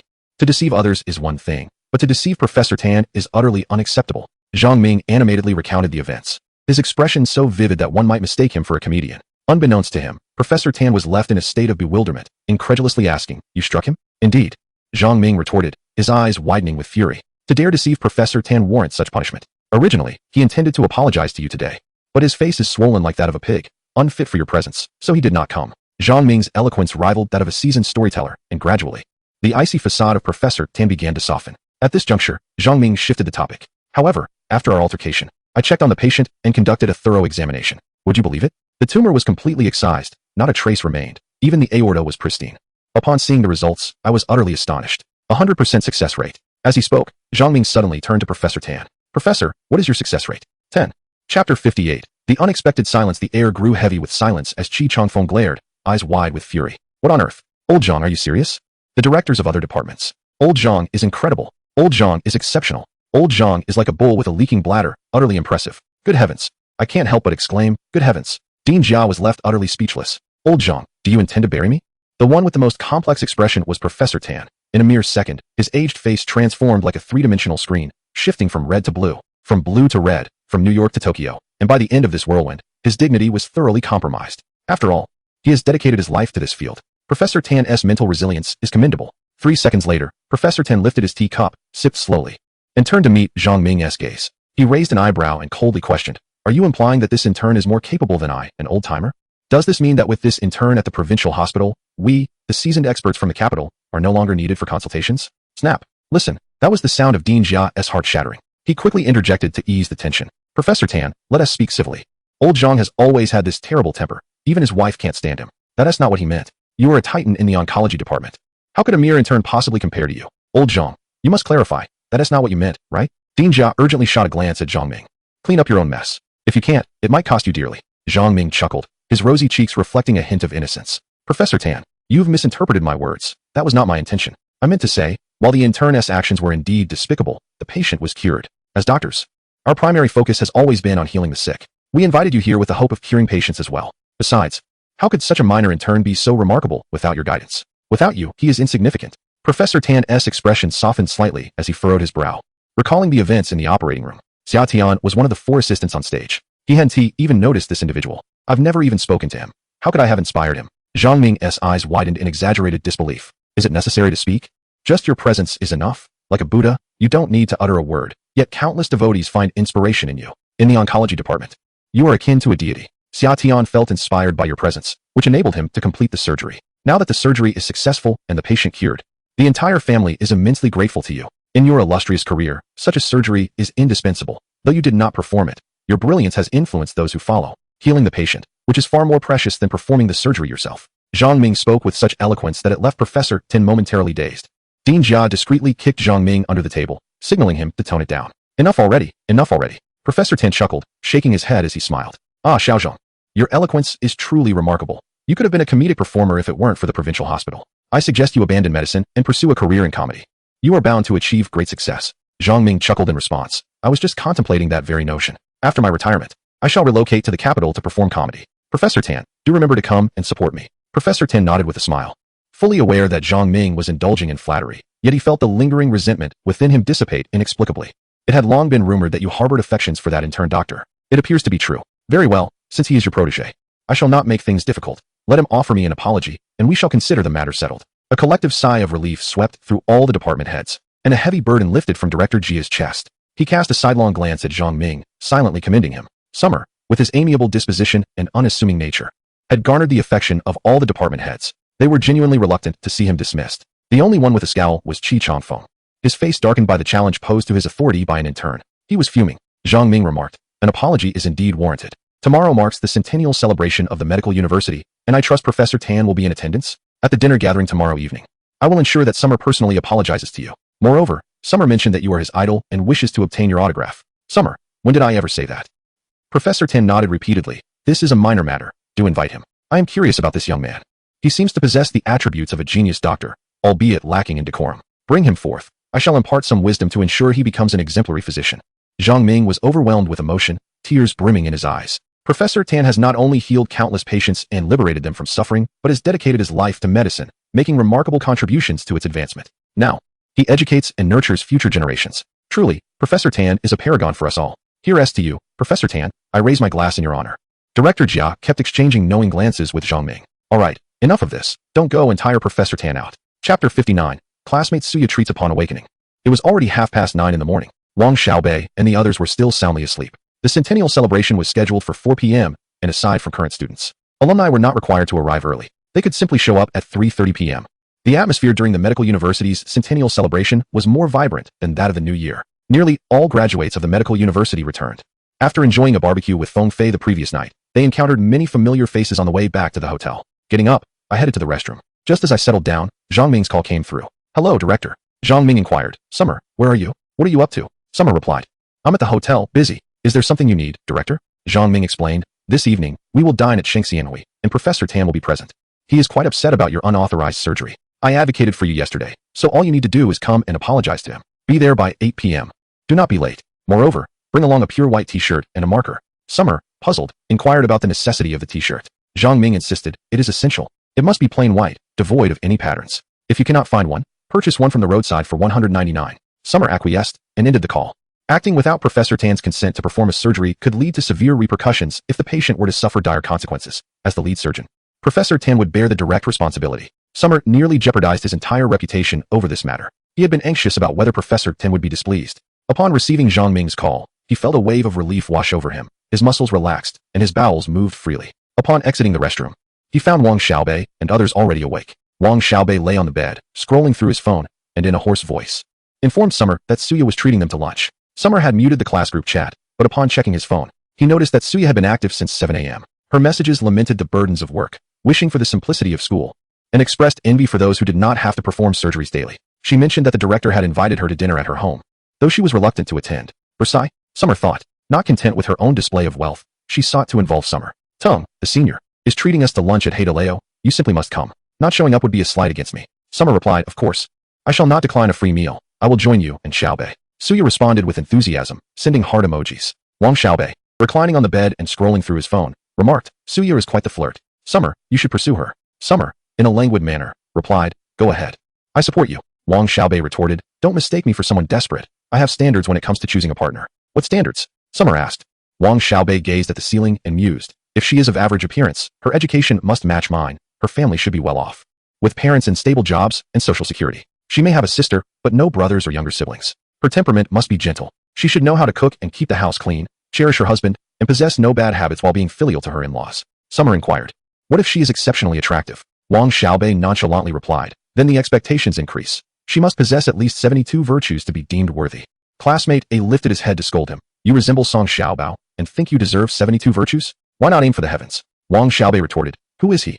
Why should I aim for the heavens?" Wang Xiaobei was known for his banter, and his friends were accustomed to it. Yet Summer was curious about these 72 virtues. What do they entail? Wang Xiaobei grinned mischievously, beauty and 71 additional postures. "Wow!" Classmate B exclaimed without looking up. Summer rolled his eyes in disbelief. It was indeed a rather unserious remark. Classmate C chuckled and quipped, 71 postures? You can't even manage one. A young virgin, brimming with thoughts. Wang Xiaobei had been yearning to find love since his freshman year, yet he graduated without ever having a girlfriend. There was a moment of opportunity when a girl took the initiative to invite him out for an excursion beyond the campus. They dined together, strolled through the streets, and indulged in arcade games, emerging from the gaming center just before midnight. The girl suggested that since they were far from school, they should check into a hotel. Wang Xiaobei, with unwavering conviction, replied, "Isn't it expensive to stay in a hotel?" Thus, under his resolute insistence, they rode shared bicycles for 20 kilometers back to the dormitory at the stroke of midnight. When he returned, drenched in sweat, his friends in the summer laughed until they nearly collapsed. "Enough of the nonsense. Get up, tidy yourself, and take a shower. Suya has arranged lunch at Haidaleo for 11 o'clock. We should leave early. I need to buy a white t-shirt. We have a 2-day trip, and I didn't pack many clothes. Only 2 t-shirts, both patterned. Zhang Ming specifically instructed me to get a plain white t-shirt." At 10:30, the 5 of them set out. Numerous small shops lined the school gate, offering reasonably priced items. They casually purchased a white t-shirt and made their way to Haidaleo. Chapter 60. The new era of women. Haidaleo was bustling with activity. Most of the seats were occupied by classmates, with the remaining spaces filled primarily by students from the medical university, leaving only a few sporadic patrons. Upon entering, Summer immediately caused a stir. "Hey, Tiangu. Wow. You look even more handsome. Tiangu, it's been a while. Let us take a photo together." As a charismatic figure in his class, Summer had always been well-liked. His viral video of performing a chest-opening procedure at McDonald's while live-streaming, where he criticized Li Tian and Song Pengfei, had made him a sensation. He had become a celebrity at the medical university. Suya stood to greet Summer. "Summer, it's been a long time. This is my boyfriend, Tung Ziming. You all know him." Tung Ziming, seated beside Suya, merely nodded at Summer without rising, acknowledging him with a slight gesture. "Su Banzhong, you are becoming more beautiful," Summer remarked. "And Tung Shixiang is quite handsome as well. You two are a perfect match. Please, take a seat." Summer found an empty spot to sit down. Haidaleo lacked private rooms, featuring only large communal tables. Summer sat directly opposite Suya and Tung Ziming, with several other classmates nearby, who regarded him with keen curiosity. "Tiangu, I watched your video of the chest-opening procedure at McDonald's. My goodness, I still can't believe how brave you were. What if the patient had died? Wouldn't you end up in prison? In prison? How could that happen? I'm a man backed by the system. Summer laughed it off. At that moment, I acted impulsively without considering the consequences. Tiangu, you're incredible. I could never do that. Although I am a doctor, I wouldn't dare operate outside the proper protocols. What if the family accused me of malpractice? We're just too poor for that. I wouldn't dare either. But what impressed me the most was when you live-streamed your criticism of Li Tian and Song Pengfei. It was absolutely hilarious. I bet Song Pengfei was furious. When this matter arises, the number of participants in the discussion diminishes. After all, Li Tian is their classmate, having shared 8 years together. And there exists a certain emotional bond. The mention of Li Tian evokes a complex sentiment among the crowd. A flicker of displeasure crossed Su Ya's delicate visage. I did not watch Tianji's live stream, but I later viewed the replay. In truth, it left me feeling quite distressed. Tian has it tough. Why must one go to such extremes? A breakup should ideally allow for an amicable parting. Discussing private matters during a live broadcast seems rather inappropriate. Su Ya's voice echoed. How petty. Seeking revenge after a breakup. What sort of man is that? Xia Tian cast a sidelong glance at Su Ya. Are you disparaging me? Xia Tian offered a faint smile, her gaze settling on Teng Ziming. Brother Teng must be quite happy with class leader Su. However, class leader Su's assertive nature leaves little room for error. Brother Teng will have his challenges. Teng Ziming affectionately draped his arm around his girlfriend's shoulders, displaying their affection.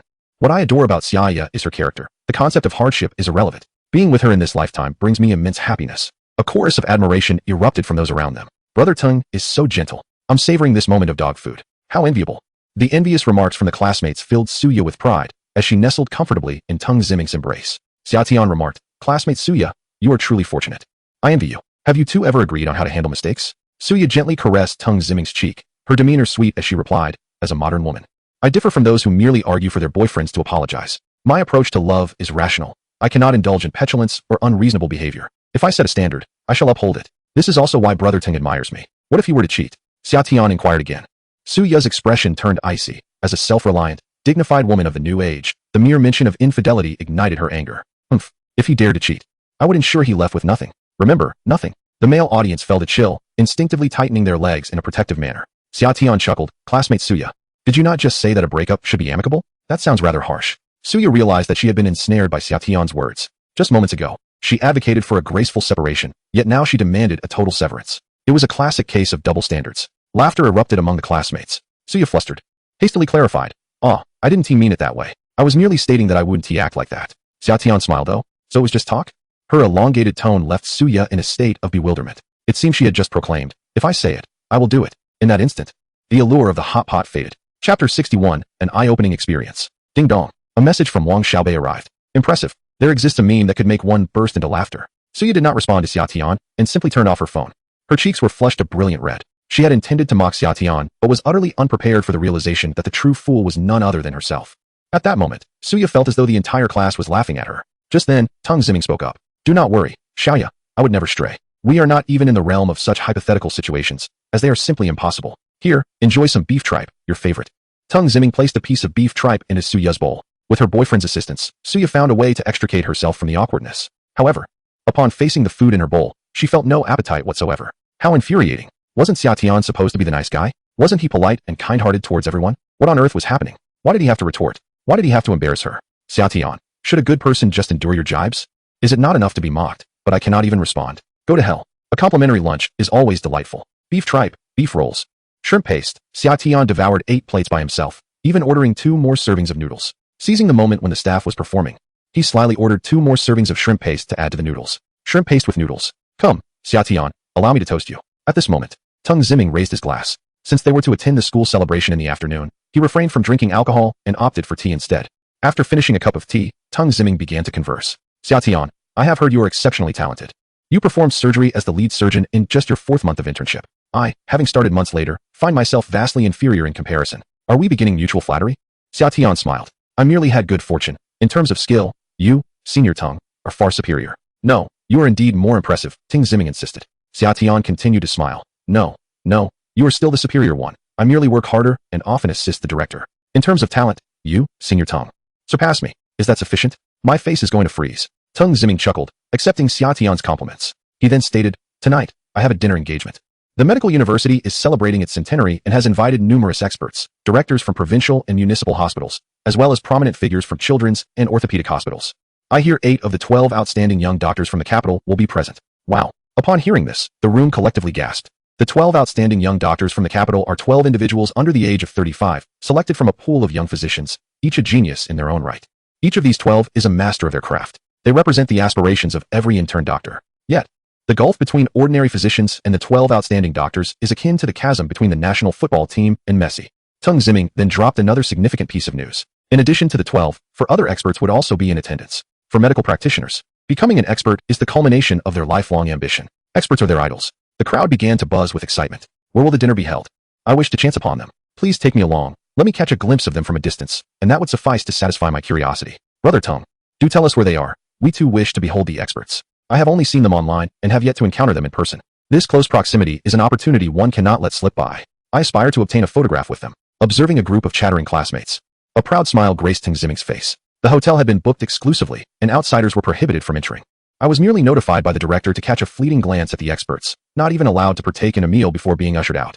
Although it was just a fleeting moment, at least I had the chance to witness them. Others were devoid of even that opportunity. The classmates wore expressions of dismay. Oh, how I envy Brother Teng. My dream is merely to catch a glimpse. Indeed, Brother Teng is remarkable. The director treats him exceptionally well.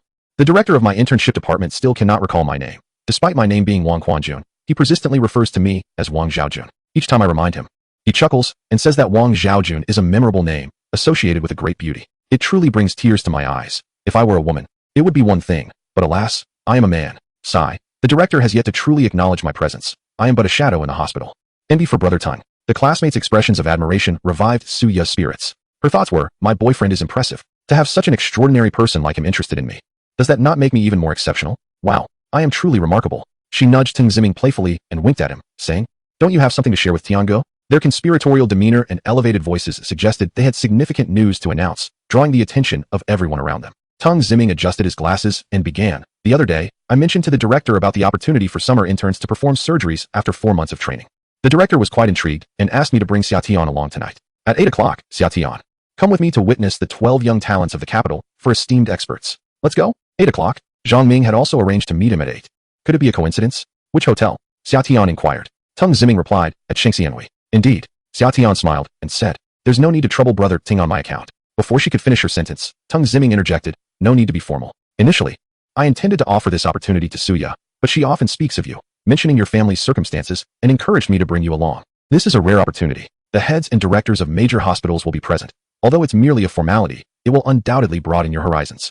Do not feel bashful. Even if we are not well acquainted, you are a classmate of Suya S, and thus, we are friends. Xia Tian shook her head.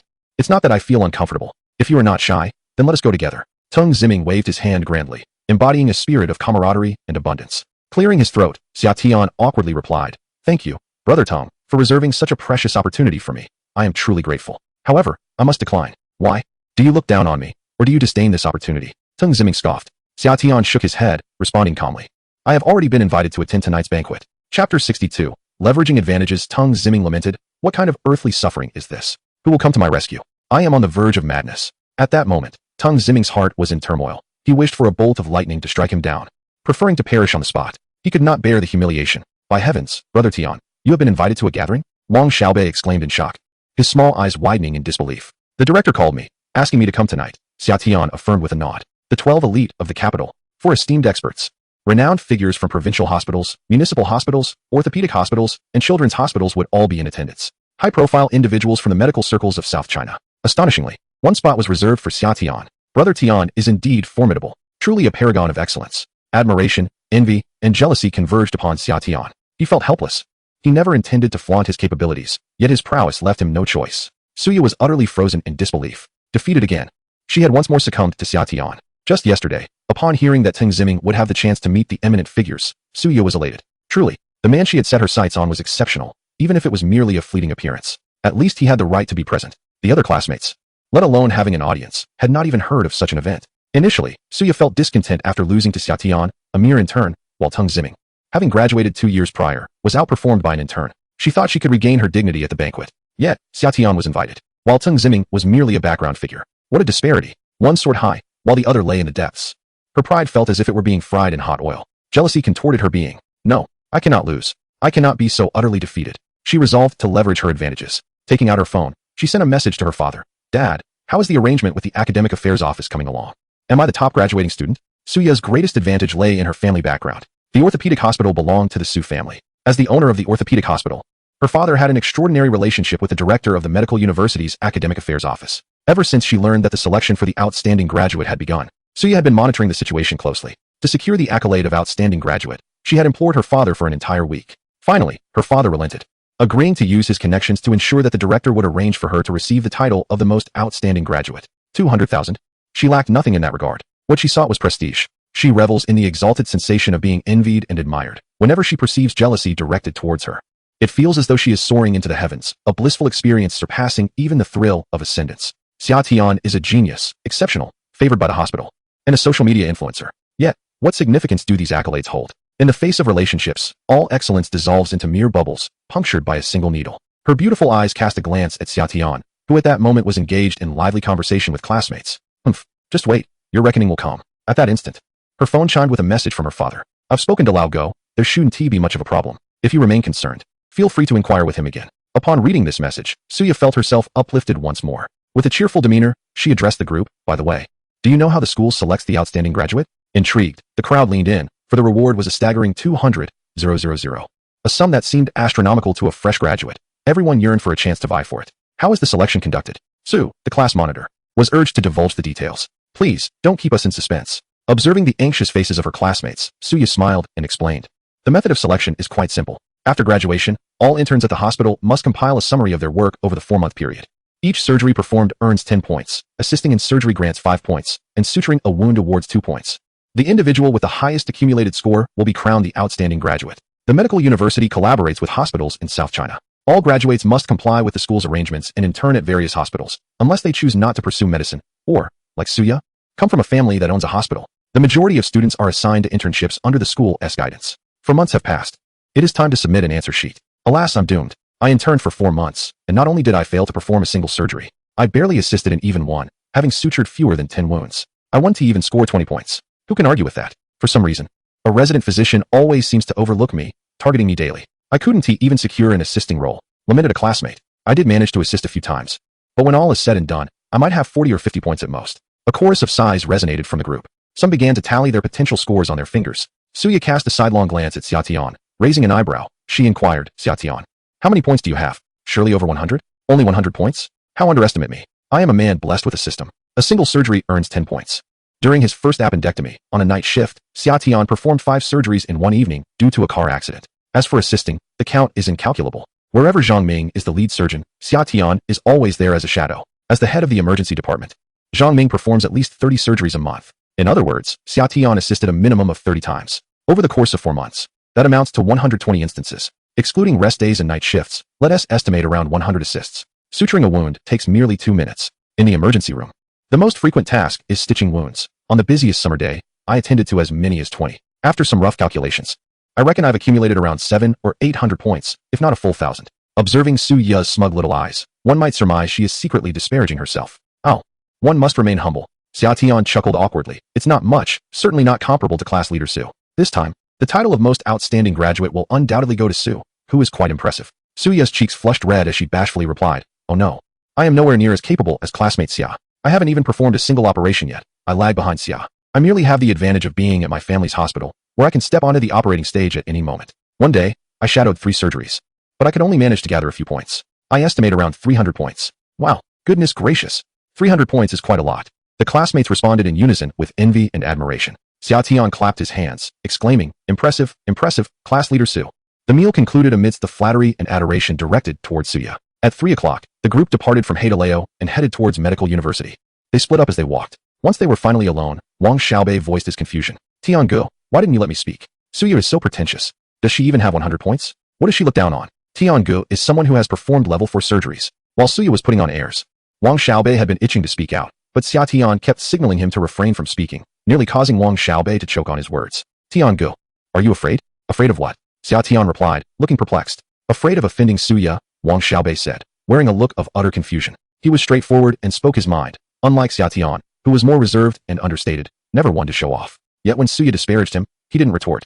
Isn't that a bit cowardly? Xia Tian burst into laughter and playfully tapped Wang Xiaobei on the head. Do you consider Tiangu a coward? Haven't you heard the saying?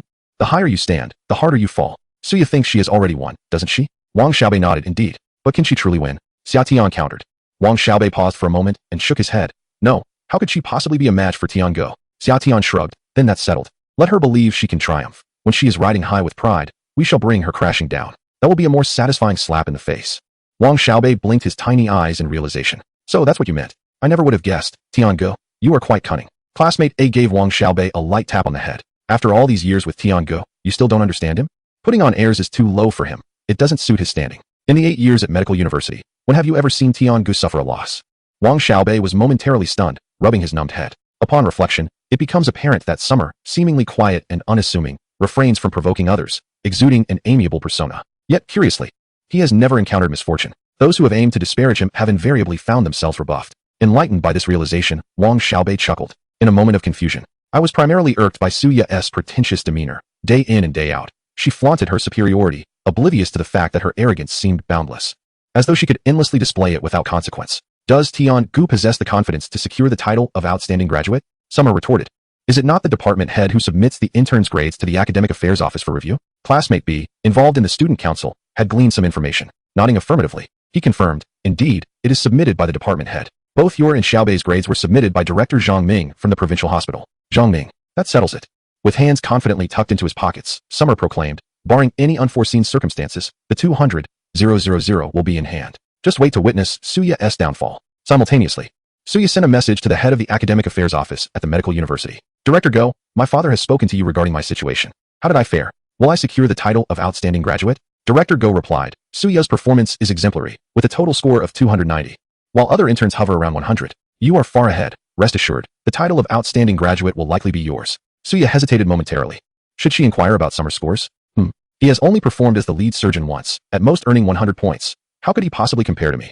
A grand ceremony awaited, where the principal would present awards before the entire institution, attended by esteemed alumni and all faculty and students, promising a magnificent spectacle filled with throngs of attendees. Suya had already envisioned herself radiating on the podium, her spirits soaring high. Opening WeChat. She sent a message in a small group. The 200,000 prize is nearly in my grasp. Tonight, I shall host a celebratory dinner. Chapter 64. The burden of praise at 3:30 in the afternoon. The entrance of the medical university was thronged with people, recent graduates and alumni alike, all eager to partake in the centennial celebration. The atmosphere was bustling and vibrant. Summer and his companions located their class organization. Wow, Tian Go is looking dapper again. By the way, have you seen Li Tiantian? A classmate nudged Summer, gesturing discreetly towards a cluster of individuals not far off. Li Tiantian is over there.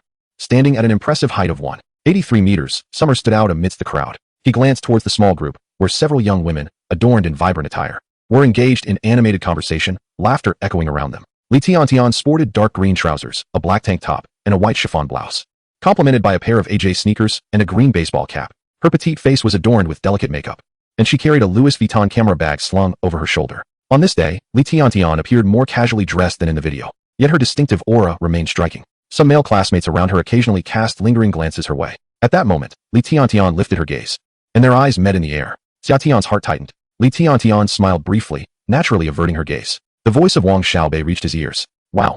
Li Tiantian actually smiled at you. Tian Go, you should make a quick getaway. This Li Tiantian surely harbors ill intentions. I've heard she has borrowed a substantial amount of money from people. Almost every classmate has been approached by her. Song Pengfei joined in. If it comes to it, we can always fight, but we can't really lay a finger on Li Tiantian. Let's just leave. Xia Tian furrowed his brow. He couldn't decipher the meaning behind Li Tiantian's smile. Yet, he was frightened away by a mere smile. Was that not rather pathetic? If he were to flee, he should at least have secured 21st. It's fine, we needn't pay her any mind. Let us head inside. As the gates opened, Xia Tian and his companions followed the crowd into the school. The centenary celebration of the medical university was a momentous occasion that attracted a multitude of attendees. To facilitate broader participation, the university had set up a stage on the grand playground, with the soccer and basketball fields teeming with people. A group of dancers performed the dance phoenix, spreading its wings on the stage. In the front row sat the directors of various hospitals and eminent experts from the capital, while the second row was occupied by university officials and some of the university's most distinguished alumni. Xia Tian cast a distant glance and noted the presence of Dean Jia and Professor Tan. There was also Yi Zimo. Could he be considered exceptional? Oh, he is one of the 12 young masters of the capital. TSK. The 12 young masters of the capital are not all that impressive. The selection criteria are rather lenient. Yi Zimo, how dare you offend me? That night, while on duty, although the two did not share the stage, Xia Tian observed the subsequent patients. Yi Zimo's patients evidently recovered more slowly than those he had operated on, although recovery speed is also contingent upon the patient's physical condition. However, the surgical approach is closely related as well. For instance, an 18-year-old lad with a closed fracture of the tibia and fibula had only one fracture site. Given the patient's youth, a non-surgical reduction could have sufficed. This method does not require an incision and subsequently eliminates the need for plate removal. Being so young, with ample milk and calcium supplements, he could have recovered in a few months. Yet, Yi Zimo opted to insert a plate. Even when rest for a few months would have sufficed, thus necessitating 2 surgeries. Financially, this operation incurred an additional expense of around 10,000 yuan. Xia Tian found this maneuver perplexing. Perhaps the myth surrounding him had raised expectations unconsciously. In truth, he was only slightly more capable than the average individual. Xiao, my dear. A sweet voice broke through, and Suya approached with an expression of pure delight. Xia Tian smiled. Class monitor Su, what brings you such joy? Do share. Let us partake in your happiness. The classmates gathered in groups, and many around them inquired. Surely, class monitor Su's exuberance must signal some momentous announcement. Did Senior Ting propose? Could it be? ISNT class monitor Su supposed to prioritize work and refrain from marriage for 5 years? What could possibly incite such joy? Suya's petite face flushed, and she fidgeted as she said, "Oh, it's nothing much." Yet her expression urged everyone on. Hurry and ask me. Inquire about what has transpired. If you don't ask, how can I show off? Xia Tian, seizing the opportunity, urged, Class monitor Su, do not keep us in suspense, please share. Others chimed in. Yes, do tell us. I'm anxious with anticipation. Suya's face reddened further, and she feigned reluctance, murmuring softly. I just received notification that I might be the most outstanding graduate. I'm merely saying might, no guarantees. Upon finishing, Suya shyly lowered her gaze. All right then, you may now indulge in envy and jealousy. Wang Xiaobei's expression shifted dramatically. Wow, she is truly skilled at putting on a facade. He glanced at Xia Tian, wondering if he would expose her. Xia Tian, however, appeared genuinely astonished, exclaiming in exaggerated awe. Wow, Class monitor Su is amazing. I'm so envious. You are my idol. Chapter 65. What is this scent? The conference commenced, with President Zhang from the medical university delivering a speech that garnered thunderous applause. A century of trials and triumphs. A century of flourishing achievements. Let us traverse the tunnel of time, feel the fervor of medicine, and celebrate our centennial anniversary together. A round of applause followed, succeeded by an interminable speech. As the opening remarks unfolded, attendees began to engage in idle chatter. A 200,000 yuan prize. How enviable for Class monitor Su. Jealousy transforms me. Oh, Class monitor Su has always excelled. Her prowess is undeniable, and with a prestigious family background working at their own hospital, she can take the stage whenever she pleases. I cannot compare. The murmurs of her classmates delighted Suya, who lifted her chin high, resembling an imperious swan. Her lofty gaze fell upon Xia Tian. Suya remarked, Classmate Xia is truly the most outstanding. He was the first to perform a surgery in our class. I merely have more opportunities due to my family's advantages. In terms of skill, Classmate Xia surpasses me greatly. Xia Tian shook his head repeatedly. No. Class monitor Su is far too modest. I merely had a stroke of luck. You are undoubtedly more impressive. Suya smiled. Classmate Xia should not deflect praise. I've heard you are doing quite well at the provincial hospital. The director holds you in high regard, and your income is commendable. Classmate Xia should be able to remain at the provincial hospital. The provincial hospital has a collaborative relationship with the orthopedic hospital. My father mentioned that after the internship, I will be handling the transition of work, which may involve frequently transporting patients to the provincial hospital, so we will be seeing each other often. After the internship, I will start as a resident physician. Aside from interns, resident physicians occupy the lowest tier in the hospital hierarchy. It takes 2 years of work to qualify as an attending physician. As the heir to the orthopedic hospital, the hospital's ranking differs from that of public hospitals. Upon completing her internship, Suya will directly assume the position of vice president. Only a few months remain until the conclusion of the internship. When they next meet, Xia Tian will be the most junior resident, while Suya will have ascended to the position of vice dean. Their statuses will be incomparable. Suya has already envisioned the moment when Xia Tian will address her as vice dean. Handsome and exceptional, what does it matter? I shall forever hold a higher rank. Xia Tian furrows his brow slightly. What is that scent? Ah, the scent of pressure. A familiar aroma, a well-known concoction. He chuckles awkwardly. Well then, I suppose I must rely on you more in the future, class leader Su. No trouble at all, Suya replies with a smug expression. At that moment, Yi Zimo steps onto the stage to deliver his speech. Under the sunlight, he embodies a charming and radiant presence, with striking features reminiscent of a comic book hero. His academic excellence, having skipped 2 grades, has rendered him a legend at the medical university, earning him the title of Prince Charming in the eyes of all the female students. His appearance immediately incites a frenzy. Wow, Senior Yi is so handsome. Is this Senior Yi? He seems quite sunny, but in terms of looks, I think Tian Gu is more attractive. I feel the same. Tian Gu is indeed more handsome.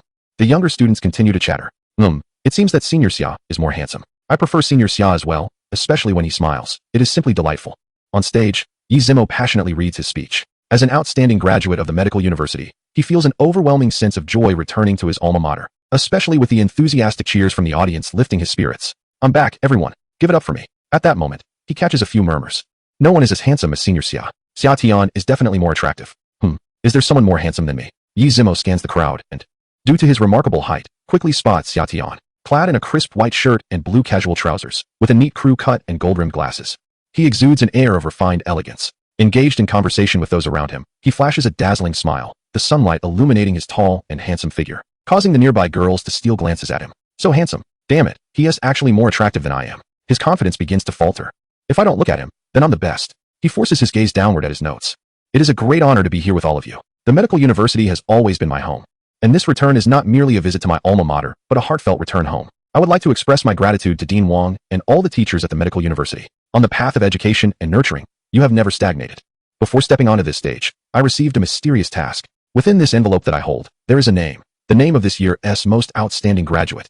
Can anyone guess who it is? Yi Zimo holds up an envelope, capturing the attention of everyone present. Suddenly, all eyes turn towards Suya. Class Leader Su, are you ready to take the stage and receive your award? Class Leader Su is truly remarkable, having won a prize. Class Leader Su is treating us all to a meal. Suya's heart raced with excitement. Her moment of glory had finally arrived. At this instant, she was oblivious to the adoration of her classmates, her gaze intensely fixed upon Yi Zimo on the stage. Yi Zimo opened the envelope, glanced at the name, furrowed his brow slightly, and then looked out into the crowd. Suya was overwhelmed with exhilaration. He looked at me. Holding the envelope with a smile, Yi Zimo announced, "This name brings me great joy." Chapter 66. I cannot accomplish this. Suya straightened her back, lifted her chin, adjusted her attire, and prepared to ascend the stage. Just then, Yi Zimo's voice resonated. The most outstanding graduate of this year is Xia Tian from the second class of the medical university.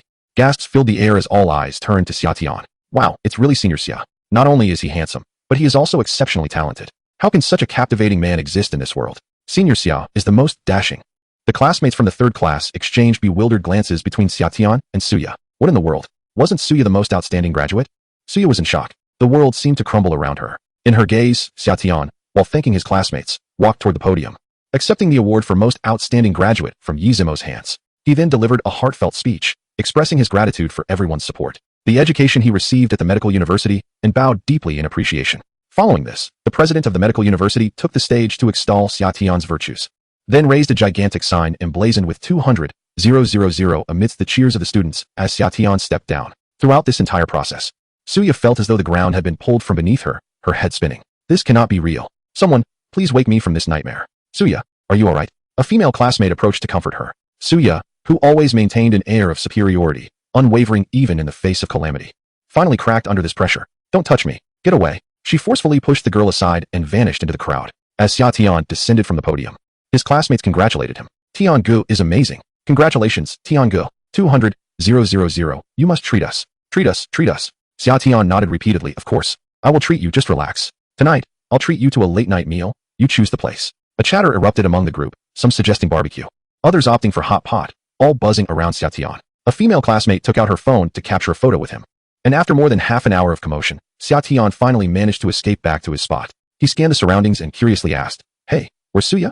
Laughter erupted all around. Wang Xiaobei burst into laughter, vividly recounting the scene of Suya's escape, tears streaming down his face from mirth. "Brother Tian, you missed her expression. It was absolutely splendid. I nearly died from laughter. You're remarkable, Brother Tian. You're truly my brother." Xia Tian, standing on tiptoe, peered toward the back of the crowd and softly remarked, "She must have cried, right? This incident must have dealt her quite a blow. I noticed her eyes were red when she ran away." Seeing Xia Tian craning her neck, Wang Xiaobei furrowed his brow and asked, "What's up? Are you planning to go find her?" A significant blow, yet it is her own doing. Always putting on airs. And to do so while stepping on others' heads. People like her deserve a harsh slap in the face. No need for kindness. Don't go delivering her tissues. She doesn't deserve it. Xia Tian shook her head. "I didn't intend to bring her tissues." "Then what do you plan to do?" Xia Tian replied, "I'm going to record a video of her crying in the corner. Whenever I feel down, I can watch it, and it will lift my spirits." Uffed. Wang Xiaobei spat out his drink. "You're incredible, Brother Tian. You're truly a scheming devil." Xia Tian rolled her eyes. "What do you expect?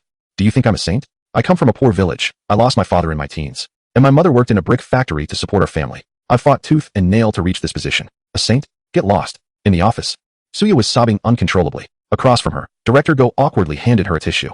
"Xiaoya, please don't cry. This situation is unavoidable.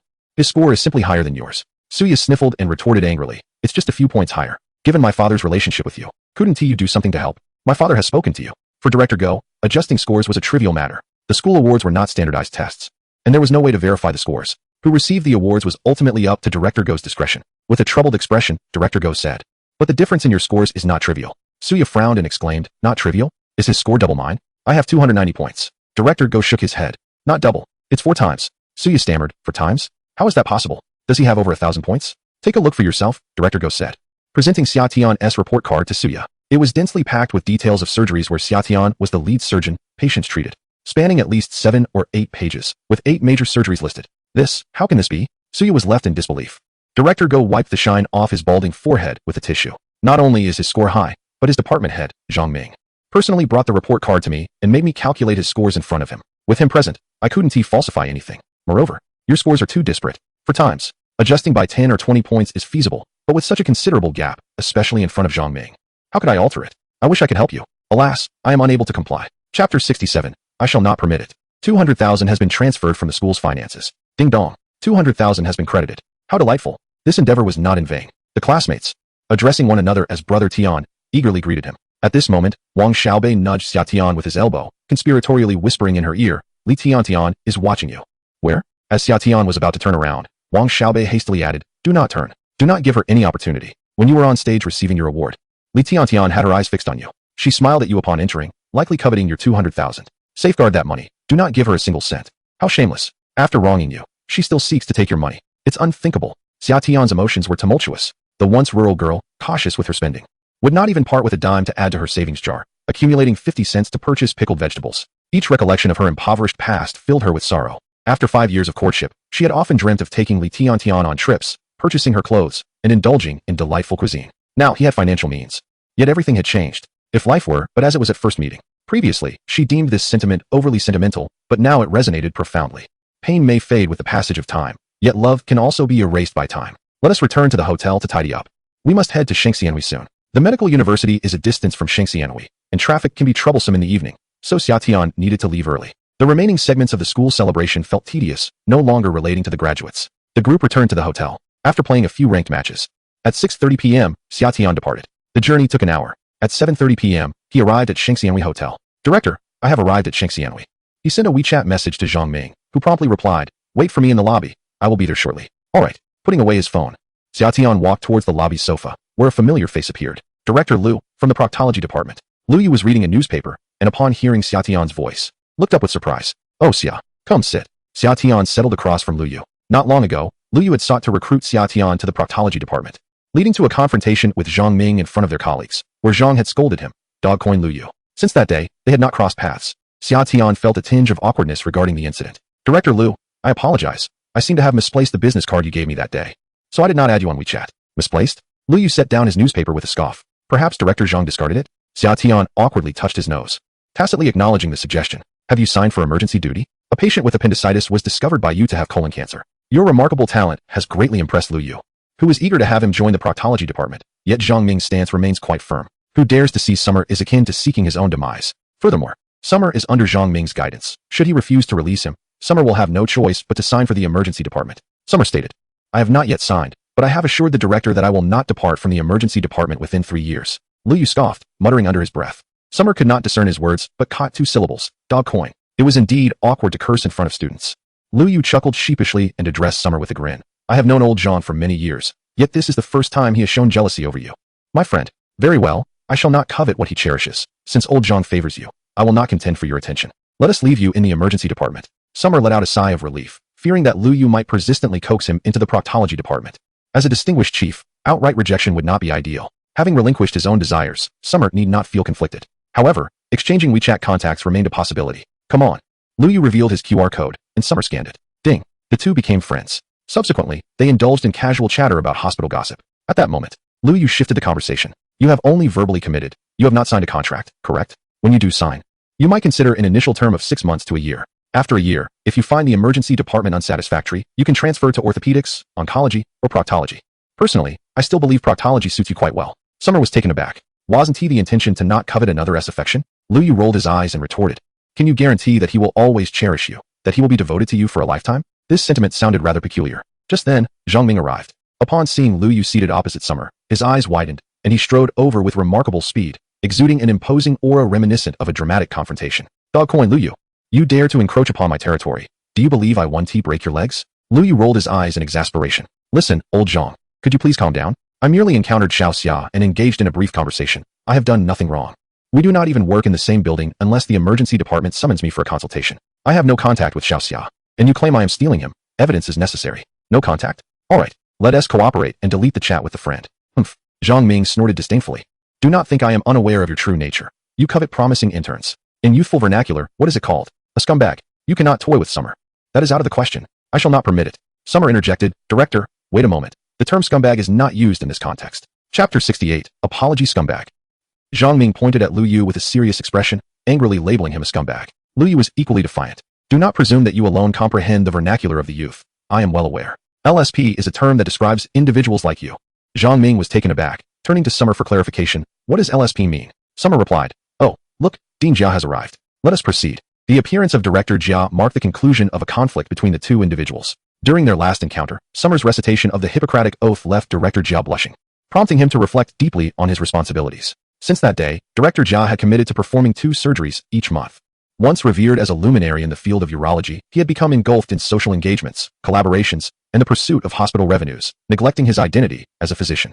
However, under Summer's reminder, he regained his clarity. Once, he had shared the fervor of youth akin to Summer's. Ah, Summer, you've arrived. I observed the surgery on the tumor. Splendid work. No wonder Director Zhang has such high regard for you. You are truly exceptional, Director Jia remarked, patting Summer on the shoulder. Summer, with a smile, expressed his gratitude, humbly attributing his success to Director Zhang's guidance. Director Jia's expression shifted, and he quickly glanced around to ensure Professor Tan was not present. He leaned in and whispered to Summer, when you see Professor Tan later, make sure to apologize. He is quite upset about your unauthorized surgery. As an intern, you lack the qualifications for such procedures, and should anything have gone amiss, Professor Tan would bear the responsibility. Your actions have angered him. Initially, Professor Tan intended to have you dismissed, but it was only through Director Zhang's insistence that he consented to your apology instead. Summer was taken aback. The threat of dismissal was more serious than he had anticipated. That day, Zhang Ming had called him with a relaxed tone, mentioning that the matter had been resolved without elaborating on the details. Summer had assumed it was a minor issue, completely unaware that Professor Tan had demanded his expulsion. Thank you, Director, Summer said, bowing deeply in gratitude to Zhang Ming. Since his employment began, Zhang Ming had consistently supported him selflessly, never expecting anything in return. In Summer's heart, Zhang Ming resembled a father figure. With a warm smile, Zhang Ming patted Summer's shoulder. Is there a need for thanks between us? Come, let us proceed. Professor Tan is awaiting you. By the way, have you brought the white t-shirt and the marker? Yes, Summer replied, holding the bag with a perplexed expression, failing to grasp Zhang Ming's intentions. Noticing his confusion, Zhang Ming calmly explained, I told Professor Tan that he is your idol, and that you wish to have his autograph. When you meet him, present the t-shirt and marker, request his signature, and apologize. That will resolve the issue. Now understanding, Summer nodded, still feeling somewhat embarrassed. I'm sorry for causing you trouble, Director. My sole focus was on saving the patient, and I didn't consider the ramifications. Zhang Ming, hands clasped behind his back, raised an eyebrow. Trouble me? Do not be deceived by my position as a mere emergency department director. The likes of most would find it difficult to trouble me. It is but a trivial matter, not worthy of concern. Is it truly just a single sentence? Queried Xia Tian. Indeed, merely a solitary sentence. Zhang Ming affirmed resolutely. Xia Tian nodded, albeit with a lingering sense of unease. Nonetheless, the director had spoken, and thus it would be accepted at face value. At the grand banquet hosted by President Wang of the Medical University, luminaries from 2/3 of all hospitals in South China were gathered, filling the expansive hall with a multitude of experts and prodigies, a veritable temple of medicine. Director, I shall step out to the restroom. You may proceed without me. Zhang Ming suggested. Go ahead, take a seat over there. He pointed to a vacant spot. Xia Tian nodded and made his way to the restroom, where he turned on the tap, adjusting his appearance to ensure there were no flaws. Today's gathering was of significant stature. His shirt was pristine, his hair neatly arranged. He wiped his glasses with a damp tissue, rendering them more luminous. Once satisfied with his preparations, Xia Tian readied to return. As he turned, he unexpectedly collided with a familiar face. Tung Shixiang. It was none other than Tung Ziming. Surprised to see Xia Tian, Tung's brows furrowed, revealing his displeasure. I heard you made Xia cry? He accused. When did I ever do that? Xia Tian was taken aback, and then recalled the award ceremony. The award for the most outstanding graduate was conferred upon me. I had no knowledge of her distress. Did she truly cry? Tung Ziming shot him a disdainful glare and spoke in a threatening tone. Xia Tian, I am aware of your capabilities and intelligence. There is no need for pretense in front of me. I understand your motivations. Xiaoya relishes showing off, and you, unable to tolerate it, revel in her misfortunes. Is it worthwhile for a man to contend with a girl? Because of Xia Tian, Suya had been weeping in the hotel, even declaring her desire to break up with Tung Ziming, which left him in a tumultuous state of mind, further solidifying his disdain for Xia Tian. Xia Tian raised an eyebrow, palms upturned. What have I done wrong? The title of most outstanding graduate was awarded by the school. I did not snatch it away. How can this be construed as contention? Is excellence a fault? Such reasoning is utterly absurd. Tung Ziming scoffed, casting a venomous glance at Xia Tian. Do not feign innocence. I have encountered many hypocrites like you. Should I witness you making Suya cry again, I shall not let you off lightly. Here we go again. I did nothing. Xia Tian sighed, weary of the explanation. Upon returning to his seat, he found Professor Tan had arrived. Upon seeing Xia Tian, Tan remarked, your face has healed quite swiftly. What is wrong with my face? Xia Tian responded, utterly bewildered by the unfolding events. Director Jia quickly interjected. This young man hails from a rural background, his skin resilient. A couple of slaps and a good night's sleep, and he'll be just fine. Others chimed in, affirming his words. Young people have thick skin. A couple of slaps won't hinder them. Indeed, with that hard head of his, I doubt even a brick would draw blood. As the directors exchanged banter, Xia Tian was left in a state of confusion. What on earth? When did I receive 2 slaps? What is the script? Indeed, it is not as simple as a mere phrase. Xia Tian, not one to be easily fooled, discerned that Dean Jia and the various directors were rallying in support of him. The atmosphere had been sufficiently cultivated. It was now his turn to perform. He stood upright, his posture straight, a solemn and respectful expression adorning his countenance as he approached Professor Tan. Bowing deeply, he addressed the professor. I sincerely apologize for proceeding with the surgery without your consent. One bow was offered to express his remorse, while a second conveyed his gratitude. Thank you? Professor Tan inquired with curiosity. Xia Tian, his eyes brimming with tears, replied, It is because you were present in the operating room. Your mere presence profoundly moved me, instilling in me a sense of values and life goals. The brilliance of your extraordinary life illuminates my path. Typically, I am not an impulsive person, but seeing you ignited my fighting spirit. I believe I can heal my patients. As long as there is a glimmer of hope, I shall never surrender. This is what you once said. As a doctor, one must never easily forsake a patient's life, even at the risk of imprisonment. Did I say that? I seem to have no recollection, Professor Tan mused. Xia Tian's earnest demeanor greatly pleased him. All right, rise. Young man, a bit of fervor is commendable. And by the way, your surgery was quite commendable. You saved a life. Well done. As an elder, he relished the feeling of being admired. Seizing the moment, Xia Tian implored, Professor Tan, might I request a small favor? Could you please sign my shirt? He produced a pristine white t-shirt and a marker, observing the immaculate garment. Professor Tan frowned. Oh dear, such a clean shirt. How could you wear it after I sign? Xia Tian's eyes widened dramatically as he exclaimed, a shirt signed by Professor Tan? How could I possibly wear it? I intend to take it home, frame it, and hang it above my bed, so that I may gaze upon it each night, motivating myself to become an exceptional person like you. Professor Tan's aged face blossomed with delight, his gnarled hand patting Xia Tian's shoulder. Ah, little Zhang. This truly is your disciple. His eloquence mirrors yours. You are both about to make this old man dizzy. Zhang Ming chuckled. I have taught him only how to heal. I have never instructed him on his eloquence. Besides, Xia Tian is typically a reticent individual. These words are genuinely inspired. Indeed, they are my heartfelt sentiments. Xia Tian affirmed repeatedly. The master and disciple harmoniously exchanged words, leaving Professor Tan beaming with joy, repeatedly gesturing for them to cease. All right. I appreciate your sentiments. The past is behind us. Moving forward, you must act with greater composure, especially as a doctor. One must be prudent and avoid reckless decisions. With that, Professor Tan inscribed his name on the white t-shirt. Take it with you. Xia Tian cradled the t-shirt in both hands, lifting it before him, gazing reverently at Professor Tan's signature, and sighed with deep emotion. One day, when I found myself in dire straits, unable to afford a meal, Professor Tan's signature sold for enough to allow me to marry 3 wives and have a dozen or so chubby children. The entire table erupted in laughter. This young man certainly knows how to speak. He is indeed a worthy disciple of old Zhang. Dean Jia exchanged a knowing glance with Xia Tian. Well done. Here is a chicken leg as a reward. Apologies were offered, and Professor Tan graciously chose not to pursue the matter further. Dean Jia let out a sigh of relief. Enjoying the meal in a more relaxed atmosphere, the group exchanged toasts, and as a junior member, Xia Tian proactively poured drinks for the esteemed guests. After a few glasses of alcohol, Professor Tan opened up. Xia, during the conference at the medical university today, were you not recognized as the most outstanding recent graduate?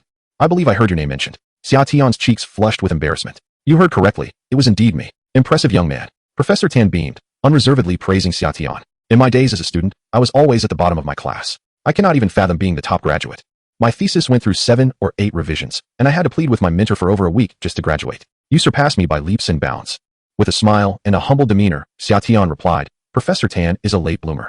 I have merely put in considerable effort early on and reached a pinnacle that is challenging to surpass. Now, I wish to calm my mind and steadily progress to become a good doctor. Professor Tan represents my life's ambition. You are the sun in my professional journey, and I shall always strive toward you, hoping that one day, I can stand shoulder to shoulder with you beneath the sun. Professor Tan laughed heartily, pointing at Xia Tian, his wrinkled face glowing with joy. This young man knows how to speak, aspiring to stand alongside the sun. Very well. I shall await the day when we stand side by side. But do hurry, for I am nearing 70 and cannot wait too long. With flattery well placed, Xia Tian seized the moment. Given Professor Tan's spirit, I believe you could still wait another 40 years. In 40 years, we shall operate together on stage. Come, Professor Tan. I toast to you. Chapter 70. Undermining Professor Tan raised his glass and downed it in one gulp, his wrinkled face flushed with color, his approving gaze fixed upon Xia Tian. Xia, I heard from Xiao Zhang that the surgery was remarkably successful. How did you accomplish that? I have a system. Of course. I couldn't reveal the whole truth. Xia Tian took a sip of tea to moisten his throat. The patient's vital signs were stable, and they were relatively young. Moreover, the tumor was in stage 3, so I felt compelled to take the risk. As for the surgical procedure, it followed standard protocols. Before proceeding, I anticipated various complications that might arise during the operation, including the possibility of the patient dying on the operating table. However, if I were to abandon the surgery, the patient would only have 3 months left. Additionally, I noticed that the area where the tumor adhered to the skin had a dark red coloration, which was not evident during the chest CT. Therefore, the tumor must have changed within the last 24 hours. The speed at which events unfolded was indeed remarkable. However, it also indicated that the adhesions were not particularly secure. When I gently peeled them away with my hand, I discovered that the tumor could easily be detached from the skin. This realization instilled in me a profound confidence that I could save the patient's life. Summer's words plunged Professor Tan into deep contemplation. After a considerable pause, he exhaled a long sigh, looking utterly despondent. Alas, I am growing old, he murmured. He had overlooked the dark red adhesions and the CT findings mentioned by Xia, and upon observing the tumor's connection to the skin, he had hastily abandoned the surgical procedure. It was my negligence that almost led to the patient's surgical failure, he lamented, his gaze heavy with regret. In that moment, he did not cast blame on Xia for proceeding with the surgery without permission, nor did he feel resentment at being outperformed by a mere intern. Rather, he was consumed by a deep-seated guilt. In his youth, he had dedicated himself wholeheartedly to his work, striving to heal his patients. Yet, after decades of labor, his once fervent zeal had gradually dulled, especially after attaining the status of professor. Prestige and wealth became easily accessible, and the glances of the hospital director, colleagues, and department heads towards him were filled with respect, often laden with flattery. Over time, Professor Tan's heart soared ever higher, and he frequently found himself unaware of his patients' names before stepping into the operating room, let alone considering the intricacies of surgical plans. He fancied himself a deity in the realm of oncology. If he deemed a case untreatable, then it was indeed beyond remedy. Xia's words resonated in his ears like a clarion call. Wake up. You are a doctor, not a god. Xia? Today you have imparted a valuable lesson to this old man. I raise my glass to you, Professor Tan declared, rising to toast Xia. Oh no, Professor. That would not be proper. Xia is still but a child, and such indulgence would spoil him. Director Jia interjected quickly, lifting his own glass with a cheerful grin. Come, let us all raise our glasses and celebrate this splendid occasion. Xia joined in, lifting his glass and downing its contents in one gulp. The thought of receiving a toast from Professor Tan, given the disparity in qualifications and age, made Xia hesitant to accept. Yet, refusing might provoke the professor's ire. Fortunately, Director Jia's quick thinking alleviated Xia's embarrassment. After consuming a few drinks, Professor Tan's gaze became somewhat unfocused, and his speech grew slurred, clearly indicating he had imbibed a bit too much. Director Jia arranged for a vehicle to take him back to the hotel. Xia, Professor Tan grasped Xia's hand before departing, his tongue thickening as he asked, would you be interested in working in the capital? You could join the Capital Tumor Hospital with an annual salary of 500,000. Besides the salary, you would have the opportunity to assist in my surgeries. The room fell silent, all present taken aback. The Capital Tumor Hospital. This institution ranked among the top 10 hospitals in the nation. An annual salary of 500,000 was akin to a director-level compensation. But the pivotal promise lay in his next words, you could assist in my surgeries. It is well known that Professor Tan has ceased outpatient consultations and exclusively performs surgeries, sometimes undertaking 7 or 8 operations in a single day. Following in his footsteps, Xia Tian can rapidly evolve into a top-tier physician. The next selection for the 12 young talents of the capital will undoubtedly include Xia Tian. Moreover, the commission from surgeries is exceedingly lucrative, far surpassing a regular salary. An annual income of $1 million is not merely a dream. Chi Chongfeng has been fervently seeking Professor Tan's favor for 2 to 3 years, all in hopes of securing a position at the oncology hospital in the capital. Regrettably, despite his persistent efforts, Professor Tan has yet to extend an invitation to him. Now, he invites Xia Tian? Why should that be? Is it merely because he is younger and more handsome? I was also quite the dashing figure in my youth. Jealousy has rendered Chi Chongfeng utterly agitated. Xia Tian hesitated momentarily, instinctively glancing at Zhang Ming. Zhang Ming's expression was impassive, yet his gaze seemed to convey, if you wish to go, then by all means, I bear no resentment. Xia Tian felt a tightening in his chest and quickly addressed Professor Tan, expressing gratitude for his kindness. I have already signed with the provincial hospital, and I hope we may collaborate in the future. Professor Tan sighed, a look of regret crossing his face. What a pity. Very well, then work diligently at the provincial hospital. Should you desire to come to the capital in the future, do not hesitate to reach out. Absolutely, Xia Tian replied. Director Jia's car arrived, and Xia Tian and his companions escorted Professor Tan to the vehicle. After his departure, the group began their return journey. Along the way, Zhang Ming, with his hands behind his back, remarked to Xia Tian, you have yet to sign the contract. Where you choose to go is your prerogative. If you wish to head to the capital, I shall not hinder you. Really, you won't stop me? Xia Tian shot a sidelong glance at Zhang Ming. I have promised the director to remain in the emergency department of the provincial hospital. I have no intentions of moving elsewhere, at least not for the next 3 years. Zhang Ming maintained an expression of indifference, exuding an air of nonchalance. This is your own decision, but do not blame me if you find yourself regretting it later. With that, he strode forward, playfully slapping Director Liu Yu on the backside and laughing boisterously. Let us drink. Pup. I'm in a good mood. Ha ha ha. Chapter 71. A leisurely stroll. How dare you, Zhang? I'll have you dealt with. Liu Yu exclaimed in anger. Zhang Ming turned back, casting a sidelong glance at him. You think you could take me down? I'd be the one to defeat you. Liu Yu, exasperated, retorted. Damn it. Summon the waiter for drinks. Today, I'll drink him under the table, or my wife will run off with someone else. Xia Tian interjected. Director Liu, do you even have a wife? You're quite the single dog yourself. Having been colleagues for decades, they had always engaged in playful banter, and Director Jia had grown accustomed to their antics. He chuckled and slowed his pace to walk beside Xia Tian, cheerfully saying, "Xia, you performed admirably today. Director Zhang holds you in high regard, and I share that sentiment.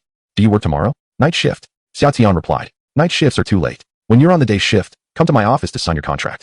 You've been interning for 4 months now. It's time to conclude that chapter." Director Jia's words made Summer's heart race like a startled fawn.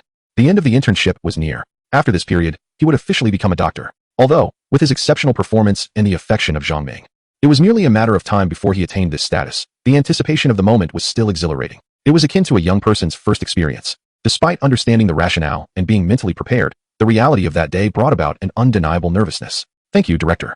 I shall strive to excel and not disappoint Director Zhang, Director Jia, or the provincial hospital's nurturing." Summer expressed his gratitude with a deep bow. Director Jia, with a benevolent demeanor, advised him, "Perform well in the future. Go now. Keep an eye on your mentor. His liver isn't well. He should limit his drinking to safeguard his health." Zhang Ming had served in the military during his youth and was notorious for his heavy drinking. 5 years prior, he was diagnosed with alcoholic liver disease. After a regimen of sobriety, exercise, and treatment, he had recovered, yet excessive drinking remained ill-advised. In silence, Summer replaced the Guojiao 1573 with Snowflake light beer. After a few bottles, he found himself unable to consume more, his stomach feeling full. At midnight, the gathering dispersed.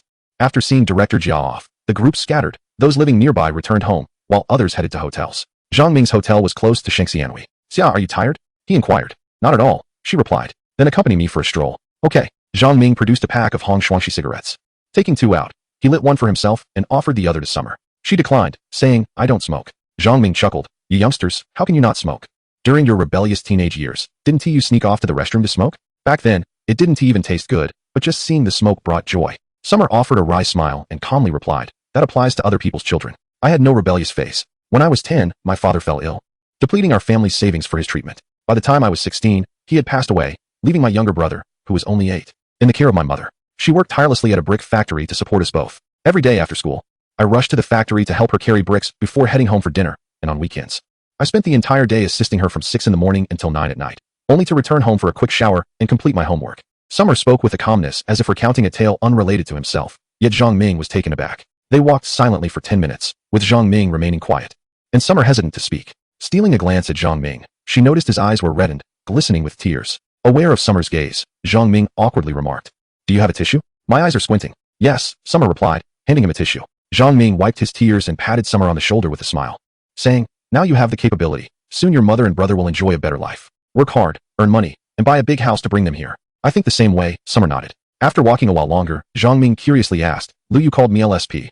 What does that mean?" In the summer, when Lu Yu was cursing, he shouted the phonetic sounds of English letters, likely unaware of the meaning of LSP. He only recognized it as a derogatory term. Should I enlighten him on its meaning? After a moment of hesitation, Xia Tian casually provided a definition. "It means necrophilia." Zhang Ming's eyes widened, and suddenly, he burst into laughter. "Ha ha ha, you've cracked me up. This guy actually knows how to insult. I am indeed a necrophiliac." Xia Tian was taken aback. Zhang Ming elaborated. Back in school, there were very few corpse specimens. With dozens of students vying for a single specimen, it was nearly impossible to obtain one. After voicing our concerns about the scarcity, the school somehow acquired over 100 specimens. In pursuit of knowledge, a few of us roommates resorted to stealing specimens. We dissected over 100 specimens, but while stealing the last one, we were caught by the school and received a collective reprimand. Since then, I've been known as the corpse thief. At last year's reunion, people still reminisced about it. The label LSP fits me quite well, so I changed my WeChat name. Xia Tian panicked. "Director, wait, isn't this inappropriate?" Without lifting his head, Zhang Ming replied, "What is inappropriate about it? How can I stop him?" Xia Tian was on the verge of madness. "It's changed." Zhang Ming presented his phone to Xia Tian. "Take a look, isn't it quite imposing?" Xia Tian focused his gaze. WeChat name, LSP Zhang Ming. Xia Tian exclaimed, "Is it too late to agree to Professor Tan going to the Capital Tumor Hospital now?" Chapter 72. Farewell. After escorting Zhang Ming back to the hotel, Xia Tian took a taxi to a barbecue stall at the entrance of the medical university. It was now midnight. The barbecue stall was bustling with energy. A group of classmates were engaging in drinking games, laughing heartily. Even the female classmates, who typically abstained from alcohol, were joining in. Surprisingly, 3 burly men had not yet had a drink with a single female classmate. Upon arrival, Xia Tian found Wang Xiaobei already on his second round of vomiting. "Come, let us raise a toast to everyone. 8 years of camaraderie. Although we had our differences during our studies, with 2 male classmates even having fought with me, now that we've graduated, no one holds a grudge. Those were the days of our youth." Xia Tian raised his glass, and a chorus of voices responded. The classmates all lifted their glasses. Even Wang Xiaobei, who had just finished retching, raised his cup, shouting loudly, "Drink. Tian, good drink." After downing a glass, Xia Tian began to feel lightheaded. Though he had a decent tolerance for alcohol, he could not withstand 2 rounds. After a few beers, he switched to iced red tea. Scanning the crowd, Xia Tian observed. Oh, where's class leader Su? Didn't we invite her? Wang Xiaobei chuckled. Suyu is probably still in the hotel crying. He burst into laughter. The classmates joined in, sharing a knowing laugh about Suyu's penchant for pretentiousness. They all understood that, while outwardly supporting her, they secretly disdained her. What is so impressive about merely having a good family background? Can she compare to Tiango? At that moment, Feng Fei approached Xia Tian with a grim expression. Xia Tian, Li Tiantian has arrived. The mere mention of Li Tiantian's name brought an abrupt halt to all conversations. A profound silence enveloped the establishment. As the gaze of every patron fixated upon Xia Tian, even those who had been reclining on the tables lifted their heads, intrigued. What was her purpose here? Wang Xiaobei's expression was one of indignation. How dare she show up? She should leave. Today, Tiango is treating us, and he hasn't extended an invitation to Li Tiantian. So she should not be allowed inside. A female classmate, who maintained a cordial relationship with Li Tiantian, shot Wang Xiaobei a disapproving glare and retorted, Wang Xiaobei, must you speak so harshly? Tiantian may have erred, but chasing her away is entirely unjust. After asserting her thoughts, the girl exited, only to return shortly with a message. Tiantian has said she won't come in. Tiango, you should step outside for a moment. Wang Xiaobei slammed his palm on the table, visibly agitated. Damn. What more does she want? Hasn't she caused enough trouble for Tiango? Do not go out. She harbors no good intentions. Surely she only seeks to extort money from you after seeing you received a bonus of 200,000 today. Do not give that wretched girl even the slightest opportunity. She should leave. The female classmate glared at Wang Xiaobei. Wang Xiaobei, please temper your words. Furthermore, this is a matter between Tiango and Tiantian. Let him decide for himself. She turned to Xia Tian. Tiango, the choice is yours. If you wish to avoid seeing Tiantian, you need not step outside. Xia Tian placed a reassuring hand on Wang Xiaobei's shoulder and replied calmly, I will go out for a moment. You continue enjoying your drinks. Wang Xiaobei attempted to dissuade him, but Xia Tian nodded, assuring him, it's all right. Whether it was about money, seeking trouble, or any other reason, it was essential to confront the situation. Evasion was not an option. Under the watchful eyes of all, Xia Tian exited the barbecue restaurant. Outside, Li Tiantian stood adorned in a lovely Lolita dress, complemented by a puff-sleeve blouse and petite leather shoes, her delicate figure accentuated by a charming cap. A Gucci handbag rested in her grasp as she leaned against a sleek black Mercedes. Upon spotting Xia Tian, a radiant smile graced her finely crafted features. Long time no see, she greeted. Xia Tian inquired with calm composure. Do you require something from me? Li Tiantian elegantly retrieved a pack of lady cigarettes from her bag, extracted one, and deftly lit it, inhaling deeply with the finesse of a seasoned smoker. After exhaling a delicate smoke ring, she spoke softly, it's nothing of great consequence. I have some belongings at your place. Please send them to me. I have changed my residence, and I'll send you my new address shortly. By the way, you've blocked me on WeChat. I'll text you instead. During their time together, they had kept their graduation certificates and diplomas together, but after their separation, Li Tiantian's degree certificate remained in Xia Tian's possession. He had contemplated returning it during his last move, yet was this truly the sole reason for her visit? Is that all? No request for money? No seeking of trouble? Xia Tian probed. Li Tiantian elegantly flicked the ash from her cigarette, her cherry red lips forming an enigmatic smile.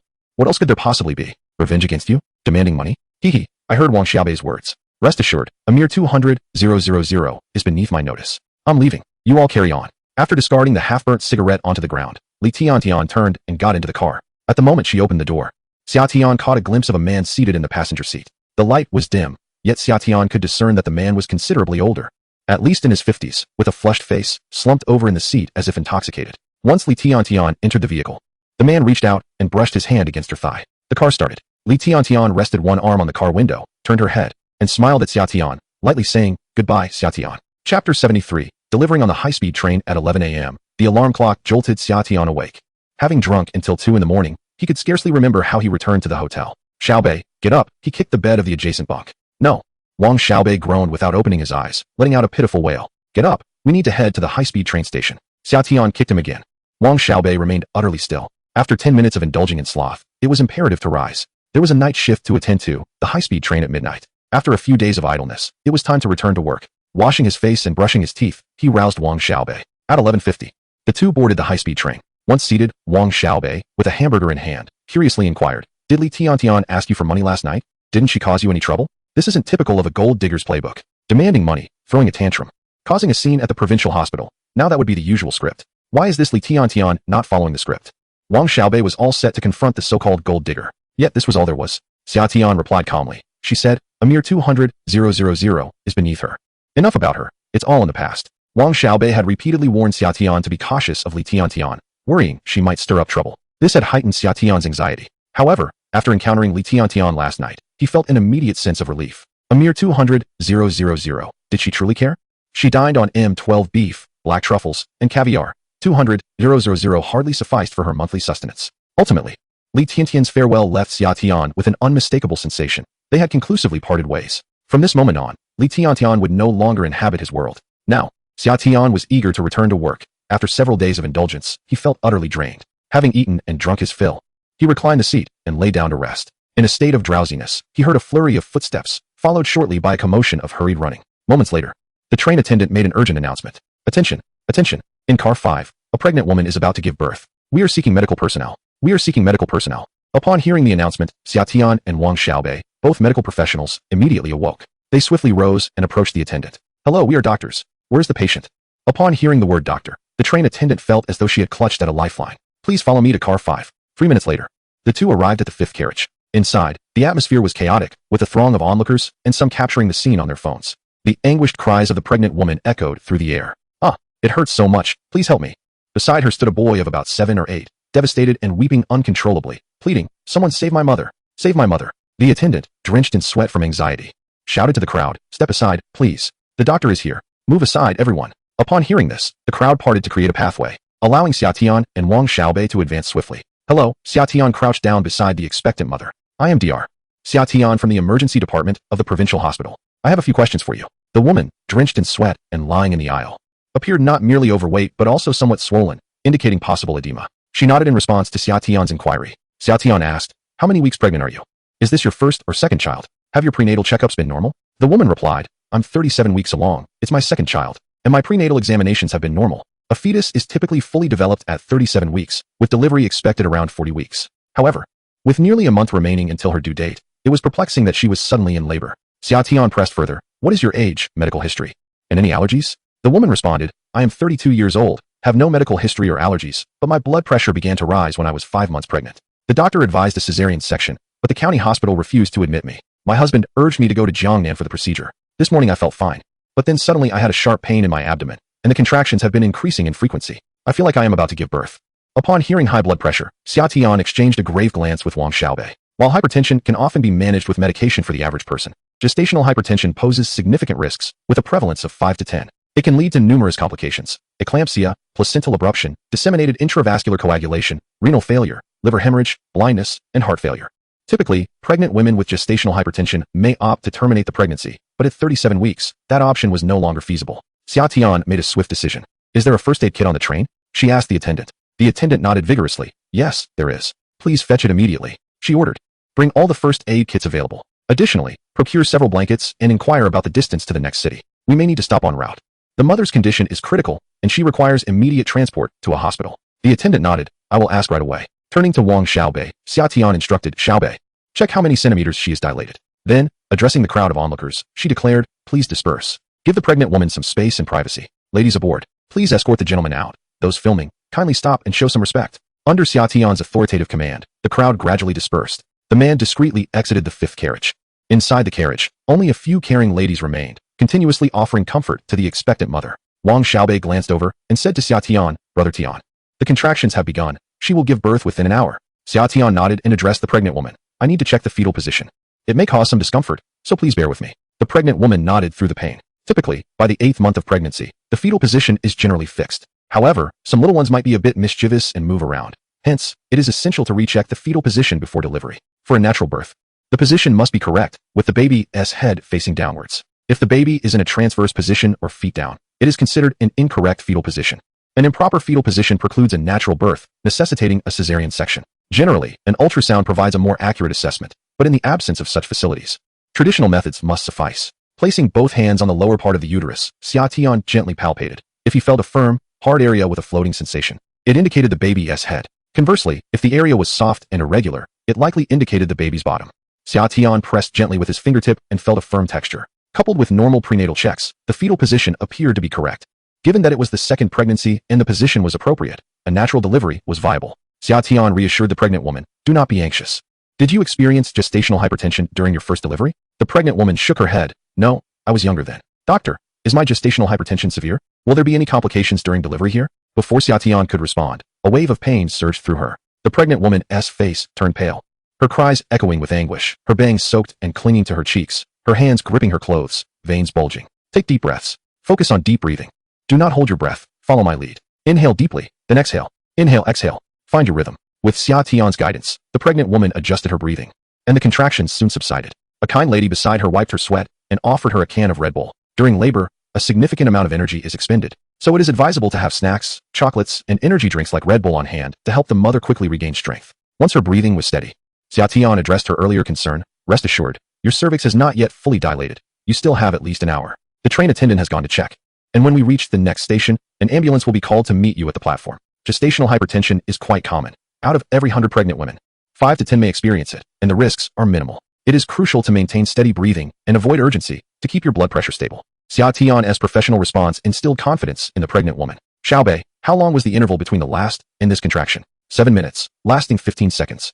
Let us check the cervix again. All right. They coordinated effectively, with Wang Xiaobei assisting. After a brief examination, Wang Xiaobei's countenance darkened. The cervix had dilated to 4 centimeters, approximately 7 centimeters. Xia Tian felt a heavy weight in her heart. Full dilation occurs at 10 centimeters, with contractions every 4 minutes lasting 30 seconds.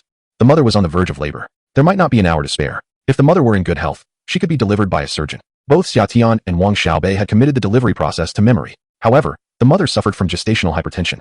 A sudden spike in blood pressure during labor could lead to a catastrophic intracranial hemorrhage, or even brain death. A glance at the frightened little boy, tears brimming in his eyes, tightened Xia Tian's chest. No mishaps, not in front of the child. Where was the train attendant? Why had they not returned yet? Xia Tian shouted into the crowd. The attendant's voice grew nearer. They were coming. With the sound drawing closer, 2 attendants rushed in, carrying 4 large emergency medical kits. Dr. Xia, this is the medical emergency kit. Additionally, I have spoken to the train conductor. It will take 45 minutes to reach the next station, Qinzhou. We have already notified the hospital there, and an ambulance will be on standby at the station, ready to transport the patient as soon as we arrive. Can the patient wait for 45 minutes? The attendant, a young woman in her 20s, wore an anxious expression on her youthful face. 45 minutes felt too long. Just moments ago, she had predicted that the mother had an hour left, but the contractions were becoming more frequent. The possibility of imminent delivery loomed. I will do my best, Xia Tian assured the attendant. In these 45 minutes, we must prepare for the mother to deliver unexpectedly. Gather clean towels and hot water, and be ready to assist us. The attendant's eyes glistened with fear as she nodded in response. All right, Dr. Xiao, I will prepare right away. At that moment, the atmosphere in the carriage was as tense as a pressure cooker on the brink of explosion. The mother was visibly tense. For a patient with hypertension, stress could cause a dangerous spike in blood pressure. Xia Tian wiped the seriousness from her face and smiled warmly at the mother. Did you find out if it's a boy or a girl during the prenatal checkup? The mother replied. The doctor said the baby is a little teapot, so it should be a boy. Hospital regulations prohibited the disclosure of the fetus's gender, yet doctors often hinted at it. A little teapot, fond of pink clothes. Xia Tian chuckled, playfully remarking. This little teapot is quite impatient, wanting to jump out before the due date. Since we're on the high-speed train, we shall name him Lao Tai upon his arrival. Laughter erupted around them, with praises for Dr. Xia's choice of name. Lao Tai sounds lovely, let us call him that. The mother was also amused by Xia Tian's lightheartedness. For a moment, the tension in the carriage eased. Just then, another contraction struck, and the mother let out a piercing scream. Wang Xiaobei checked the cervix. Tian Gu, the cervix is fully dilated. The baby is about to be born. The pregnant woman, on the verge of fainting from pain, suddenly widened her eyes at Wang Xiaobei's words, exclaiming, What? We haven't even reached Changsha, and I'm not at the hospital yet. Xia Tian comforted her. Focus on your breathing. Rest assured, we are here. There is nothing to fear. The man, eager and impatient, was ready to take action. Come, let us welcome him. Chapter 75. The birth. Xia Tian's words lightened the atmosphere within the train carriage, filling it with anticipation for the arrival of the little one. Xiaobei, fetch the gauze, saline solution, alcohol swabs, gloves, and masks from the first aid kit. The emergency kit on the high-speed train was remarkably comprehensive. Besides the standard supplies, it included scissors, a small surgical knife, triangular bandages, adhesive tape, band-aids, cotton swabs, and even a flashlight. In addition to the medical kit, there were outdoor and earthquake emergency kits, though those would not be needed. The medical first aid kit was more than sufficient for delivering a baby. Using the alcohol swabs, he sterilized his hands, surgical knife, and scissors, donning a mask in the process. He utilized the saline solution to cleanse the birthing canal. At this moment, the contractions, which had previously occurred every 7 minutes, had intensified to every 4 minutes, and the duration of each contraction increased from 15 seconds to 30 seconds. The time had come for the birth. Having studied childbirth extensively and participated in numerous deliveries, this was Xia Tian's first time actually delivering a baby. Moreover, the midwife had not been present to assist him. He relied solely on his 8 years of medical knowledge. Doctor, help! The excruciating pain prompted the pregnant woman to cry out for assistance. The little boy, frightened, began to cry again. Xia Tian furrowed his brow and shouted to those nearby. Who will take care of the child? The 7 or 8-year-old boy, already understanding and remembering much, would likely find the sight of childbirth distressing, potentially leaving him with a significant psychological scar. At that moment, a woman accompanied by a little girl offered the boy a pack of cookies. Come here, dear. Sit with Annie and your sister. I have a tablet and some cookies. You can watch cartoons together. How does that sound? Typically, children, upon hearing of cartoons and cookies, would rush over, but the boy remained devotedly by his mother's side. I want to stay with mommy. I'm not going anywhere. The pregnant woman's face was pale with pain as she forced her eyes open, reassuring her son, Xiao Liang, listen to mommy. Go with Annie and watch the cartoons first. Let the doctor take care of me. Hearing his mother's words, the boy glanced at Xia Tian, his dark pupils reflecting deep fear. Uncle, please make sure to help my mommy, okay? All right, little one. I will do my best. Now go and play, Xia Tian replied, nodding at the boy. Satisfied with Xia Tian's assurance, the boy reluctantly followed the woman away. The pregnant woman's anguished cries filled the entire carriage. The pain of labor stemmed from contractions that radiated not just in the abdomen, but also to the lumbar region, pelvis, and thighs. The bladder, urethra, and rectum were under pressure, and the pelvic seams began to open. The entire skeletal structure is undergoing a transformation. At this moment, it feels as if every bone is fracturing, and the anguish is indescribable. Breathe deeply. Inhale, exhale. Summer reminds the expectant mother to be mindful of her emotions. Remain calm. For a pregnant woman with hypertension, natural delivery poses significant risks. Xiao Bei, please measure her blood pressure. There is an electronic sphygmomanometer in the first aid kit. A minute later, a look of anxiety crosses Wang Xiaobei's face. Tian Go, the systolic pressure is 149 millimeters of mercury, and the diastolic pressure is 98 millimeters of mercury. A weight settles in Summer's heart. The normal blood pressure values for pregnant women are a systolic range of 90 to 139 millimeters of mercury and a diastolic range of 60 to 89 millimeters of mercury. This woman's readings are considerably above the average. The two exchanged a glance, mentally preparing themselves. Check the dilation, Summer shouted to the mother. I can see the baby's head. Push. Again push. It's no use. The head is too large. It won't come out. We must perform an episiotomy. Xiao Bei, sterilize the scalpel. The procedure is done without anesthesia, as anesthetics can have a profound impact on the mother's body. Furthermore, the pain of childbirth far surpasses the discomfort of a single incision, which is why many women experience little sensation during an episiotomy. Wang Xiaobei swiftly handed the knife to Summer in under a minute. Grasping the blade carefully, Summer ensured not to injure the infant. A lateral incision was made. Once completed, he secured the scalpel and addressed the mother. Once more. With each push, the mother felt she was on the verge of success. Summer even sensed that with just a little more effort, the child could emerge. Yet, the mother was utterly exhausted. An aunt continuously wiped the mother's brow, stating to Summer, Doctor, she has no strength left. Please consider another approach. Summer furrowed his brow. You assist in the delivery. He instructed Wang Xiaobei. Apply pressure to her abdomen and help the baby out. Wang Xiaobei was momentarily taken aback. I can't do that. He had only assisted in 2 cesarean sections and, as an intern, had solely performed suturing. He had never assisted in a delivery. Overwhelmed, he hesitated. Considering the sensitivity of the mother's abdomen, how much pressure should he apply? What if he applied too much and harmed the child? Conversely, what if he applied too little and the baby could not be delivered? You deliver. I will assist, Summer declared without hesitation, switching places with Wang Xiaobei. With both hands on the mother's abdomen, he turned to her. We will exert our strength together. Let us strive to bring the little one into the world. The mother weakly nodded at Summer, then took a deep breath. 1, 2, 3, now push. The mother summoned every ounce of her strength, while Summer exerted force to help the baby emerge. In that instant, the sensation of resistance vanished. Wang Xiaobei cried out, the baby is out. He swiftly cut the umbilical cord, placing the infant against his palm, gently patting the baby's back and bottom. In the womb, the infant's lungs remain closed. And at the moment of birth, a vigorous cry is essential to open the lungs and expel the amniotic fluid from the mouth and nose. With a resounding wail, the baby let out a loud cry after a couple of gentle pats from Wang Xiaobei. The carriage erupted into applause. It's a boy. How wonderful, exclaimed the crowd. The doctors are truly remarkable. Our little one has finally arrived. Laughter filled the air, and the train attendants sighed in relief. Wang Xiaobei wrapped the baby in a clean towel and presented him to Xia Tian. Brother Tian, please examine him. Check for Down syndrome. Children with Down syndrome exhibit distinctive features such as slanted eyes, wide spacing, developmental delays, and often, accompanying deformities. They are also prone to premature birth. So it is crucial to check for Down syndrome in cases of preterm labor. After a thorough examination, Xia Tian shook his head, cradling the infant and smiling. Our little one is perfectly healthy. His cries are strong and clear. Let us welcome him. Applause resonated once more throughout the carriage. Let us return him to his mother, Xia Tian said, placing the child in the mother's arms. You've now welcomed your second son, and you must save for both of them to buy a house and find wives. You must strive to live well. The mother's pale face managed a weak nod in acknowledgement. Thank you, doctor, she said, kissing the baby's tiny face. Suddenly, her smile vanished, and her complexion turned ashen. Her eyes rolling back. Chapter 76. Unable to wait. Doctor, she has fainted, cried an aunt in alarm. Instantly, tension gripped the carriage. Xia Tian rushed forward, handing the baby to the aunt. Please take care of him. He quickly began to pat the mother's cheeks. Wake up. Don't sleep. Please awaken. He patted firmly, reddening her cheeks, but she showed no response, her head resting on her chest. Fortunately, he could still detect a heartbeat, and her breathing remained steady. She had merely fainted.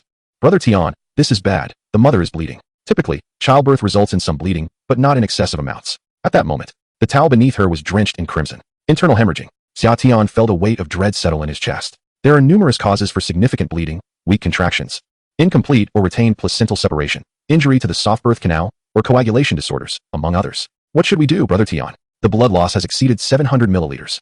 Wang Xiaobei was in a panic. Despite 8 years of study, this was his first practical experience, and he felt utterly lost, waiting for Xia Tian to direct him. Xia Tian's expression darkened. A loss of 700 milliliters of blood is not typically due to birth canal injury. Such an injury would not result in this volume of blood. It must be an internal hemorrhage, a ruptured vessel somewhere within. It was as if a pipe had burst, if only they could seal the breach. Yet, the rupture lay within the body, necessitating an abdominal incision to stop the bleeding. Currently, they were aboard a high-speed train, far from a sterile environment and lacking the necessary surgical tools. In a desperate act at McDonald's, a life was to be saved through an emergency procedure. The situation was dire. Without intervention, the patient would undoubtedly perish. Yet this expectant mother had not yet reached her final hour. Xiaobei, monitor the blood loss. Inform me when it exceeds 1,500 milliliters. What of the attendants? How long until we reach Qinzhou? The attendants were overwhelmed with urgency. We are 10 minutes from Qinzhou, and the ambulance is ready. However, the high-speed train station is still 20 minutes from the hospital. Can the mother endure for another 30 minutes? 30 minutes. That is far too long. The mother had already lost 700 milliliters of blood and was teetering on the brink of unconsciousness, her life in imminent peril. Immediate resuscitation was imperative. The system had not provided protocols for dealing with such severe hemorrhaging, relying solely on his medical knowledge. Xia Tian assessed that time was of the essence. In this critical moment, Xia Tian dialed Zhang Ming. Hello, Xiaoxia, have you returned to the hospital? Xia Tian switched to speakerphone. Director, I am on the high-speed train and have encountered a woman in labor. She suffers from pregnancy-induced hypertension. With a systolic pressure of 149 millimeters of mercury and diastolic pressure of 98 millimeters of mercury. The child has been born, but the mother is now hemorrhaging. She has lost 700 milliliters of blood. Wang Xiaobei shouted anxiously. 1,000. It's already reached 1,000 milliliters. Xia Tian reiterated. The blood loss has reached 1,000 milliliters. And we are still 30 minutes from the hospital. Is there time for the mother? Zhang Ming inhaled sharply, falling into a 3-second silence before responding gravely. There is no time to waste. It appears there are complications with the contractions. We must stop the bleeding immediately. Check for signs of intracranial hemorrhage. Xia Tian examined her eyes, noting their pallor. There is no bleeding. As long as there is no intracranial hemorrhage, that is a relief. If there were, not even the greatest of healers could save her. We must act decisively to halt the bleeding. Xia Tian, I know the limitations of the equipment on the train. But remember, the patient cannot wait 30 minutes. In this desperate circumstance, a choice must be made. I trust you. Her life is in your hands. Do your best. Zhang Ming's words sent a chill through those nearby. The patient was on the verge of death. The attendant, who had graduated merely a month prior and was on her third assignment, was now in tears, realizing a life was slipping away on her watch. This moment would haunt her for eternity. Whispers of despair filled the air. It seems hopeless. The director's words suggest it is over. How unfortunate. Giving birth is no easy feat, and what of the husband? Couldn't he come to assist his wife in this critical time? Now a life hangs in the balance. The cacophony was overwhelming, adding to Xia Tian's distress. Brother Tian, Wang Xiaobei, pale-faced, cast a glance at Xia Tian, his eyes questioning. At this juncture, there was but one course of action. Yet, the thought of it terrified Wang Xiaobei. After 8 years of medical study, his clinical experience was scant. In this moment, he trembled with apprehension. Xia Tian, lifting his gaze with unwavering determination, nodded at Wang Xiaobei, softly reassuring him. Saline solution was used to cleanse and disinfect the patient. Preparations for laparotomy commenced. Under non-sterile conditions, devoid of an operating room, anesthesia, or shadowless lamps, the decision to proceed with an open surgery was made. Only through this approach could the source of the hemorrhage be located. Wang Xiaobei trembled as he completed the guidance for Summer. Summer, wielding the scalpel, turned to the onlookers and said, the forthcoming scene will not be pleasant. I kindly ask the bystanders to leave. It is just my colleague and me here. Upon witnessing this, the onlookers hastily retreated. Once the crowd dispersed, Summer and Wang Xiaobei exchanged a glance. It began. All right. Summer nodded and made a 10-centimeter incision in the lower abdomen. Chapter 77. I desire 10 minutes later, the high-speed train doors opened, and Li Guoxiang, the head of the emergency department at Qinzhou City Hospital, along with several emergency medical personnel, rushed into the 5th carriage. The carriage was cleared. Upon entering, they were immediately assaulted by the pungent scent of blood. Lying in the aisle was a woman clad in a long maternity dress and slippers, one of which had fallen off, rendered motionless on the floor. A young man was perched atop the woman, facing away from Li Guoxiang and the others. In front of the young man stood another young fellow, administering oxygen to the patient using an electronic blood pressure monitor every 5 seconds. The surroundings were drenched in crimson. Li Guoxiang had received word that there were 2 doctors on board. Which one is Dr. Xia? He called out. I am. The young man atop the pregnant woman turned, blood staining his neck, cheeks, and glasses, his pale face marred by crimson, exuding an air of madness. Li Guoxiang frowned and addressed Summer. I am the head of the emergency department at Qinzhou City Hospital. I am here to transfer the patient to the hospital. You may step aside. Summer shook his head and replied calmly. I cannot step aside. I am applying pressure to the patient's bleeding point. Applying pressure? How so? Li Guoxiang was taken aback. It was not a water pipe that could simply be blocked. Since Li Guoxiang was turned away from Summer, he circled around, and upon witnessing Summer's actions, he was instantly rendered speechless. What on earth? Are you mad? Quickly withdraw your hand from the patient's body. This is not a sterile environment. You will cause a severe infection. Should bacteria enter the body, it could lead to a catastrophic bacterial infection with dire consequences. Summer remained resolute. He addressed Li Guoxiang. The patient is suffering from pregnancy-induced hypertension and began to hemorrhage significantly post-delivery, with an abdominal loss of 1,500 milliliters of blood. It is preliminarily assessed as a coagulation issue leading to the hemorrhage. Surgery will confirm that the bleeding is due to uterine atony. I have my fingers occluding the bleeding point. If I were to release my hand, the patient would experience massive hemorrhaging, with an estimated loss of 2,000 milliliters within 10 minutes. Is it feasible for the patient to reach the hospital within that time frame? Li Guoxiang's mind was in a whirl. The human body contains between 3,600 to 4,800 milliliters of blood. The patient has already lost 1,500 milliliters and is at risk of losing another 2,000 milliliters. Even if they reach the hospital in 10 minutes, the chances of survival are merely 10%. Li Guoxiang made a decisive call at that moment. Quick! Bring the patient to the stretcher. The doctor, known as Xia Tian, received a nod from Li Guoxiang, who instructed the other doctors to assist Xia Tian onto the stretcher with utmost care. Dr. Xia, let us commence the rescue. They exchanged a solemn glance and nodded at one another. Although they were strangers, united by their noble calling as doctors, their sole purpose was clear: to save lives and ensure the patient has survival. With the assistance of Li Guoxiang and others, the patient was lifted onto the stretcher. Xia Tian's fingers remained steady, meticulously following as they disembarked from the high-speed train and boarded an ambulance. Wang Xiaobei cradled a baby in one arm, while a female passenger, leading a young boy by the hand, descended alongside them. Traffic was cleared by the police, allowing the ambulance to race down the road. Every private vehicle and bus yielded to their urgency. A journey of 20 minutes was accomplished in merely 15, and the stretcher was wheeled directly into the operating room. Quickly, set up the 4, perform a blood routine, and prepare 800 cubic centimeters of blood from the blood bank. Li Guoxiang commanded like a seasoned strategist within the operating theater. First, administer 60 milligrams of progesterone. The patient has pregnancy-induced hypertension and requires blood pressure reduction, Xia Tian instructed. A young nurse looked at him in confusion, clearly unfamiliar with him, and turned to seek Li Guoxiang's approval. Li Guoxiang nodded affirmatively to the nurse, who promptly handed a hemostatic clamp to Xia Tian. The clamp was carefully inserted into the wound. Due to significant internal bleeding, the abdominal cavity was obscured from view, relying solely on tactile sensation and experience. A minute passed. The hemostatic clamp secured the bleeding point. Xia Tian released his numb right hand, and after a brief pause of 3 seconds, noted that the wound had ceased to bleed. Supported by Li Guoxiang, he descended from the stretcher, his legs numb from kneeling for too long. A long sigh of relief escaped him as color returned to his pale face. At that moment, the nurse rushed in with an update. The patient has type O blood. All blood routine results are normal, and the blood bank is ready for transfusion. Li Guoxiang nodded. Start with 800 cubic centimeters. Then, Li Guoxiang turned to Xia Tian and inquired, "What is your surgical plan?" "It's a surgery for uterine atony. There's only one method to preserve the uterus. I will employ the B-Lynch suture technique to protect the patient's uterus as much as possible," Xia Tian responded. Li Guoxiang nodded. "That aligns with my thoughts. Change into surgical attire and proceed with the operation." Xia Tian was taken aback, staring at Li Guoxiang in disbelief. "You want me to perform the surgery? This is the Qinzhou City Hospital, not the provincial hospital." Although he saved the patient, once in the operating room, it is Li Guoxiang who holds the authority. Summer had prepared to be dismissed by Li Guoxiang. Li Guoxiang remarked indifferently, "The patient is yours. You possess the right to perform the surgery, unless, of course, you choose not to." Summer exclaimed passionately, "I want to." Chapter 78. In turn, after washing his hands, changing into surgical attire, and preparing everything, Summer returned to the operating room. Li Guoxiang positioned himself as the second assistant and gestured to Summer. "Dr. Summer, please proceed." "All right." Summer nodded and took a deep breath. The B-Lynch surgical technique had not been imparted by the system. During his second month of internship, he had assisted Zhang Ming in this procedure and recalled the surgical steps vividly in his mind. 10 seconds later, Summer stepped forward, standing beneath the shadowless lamp.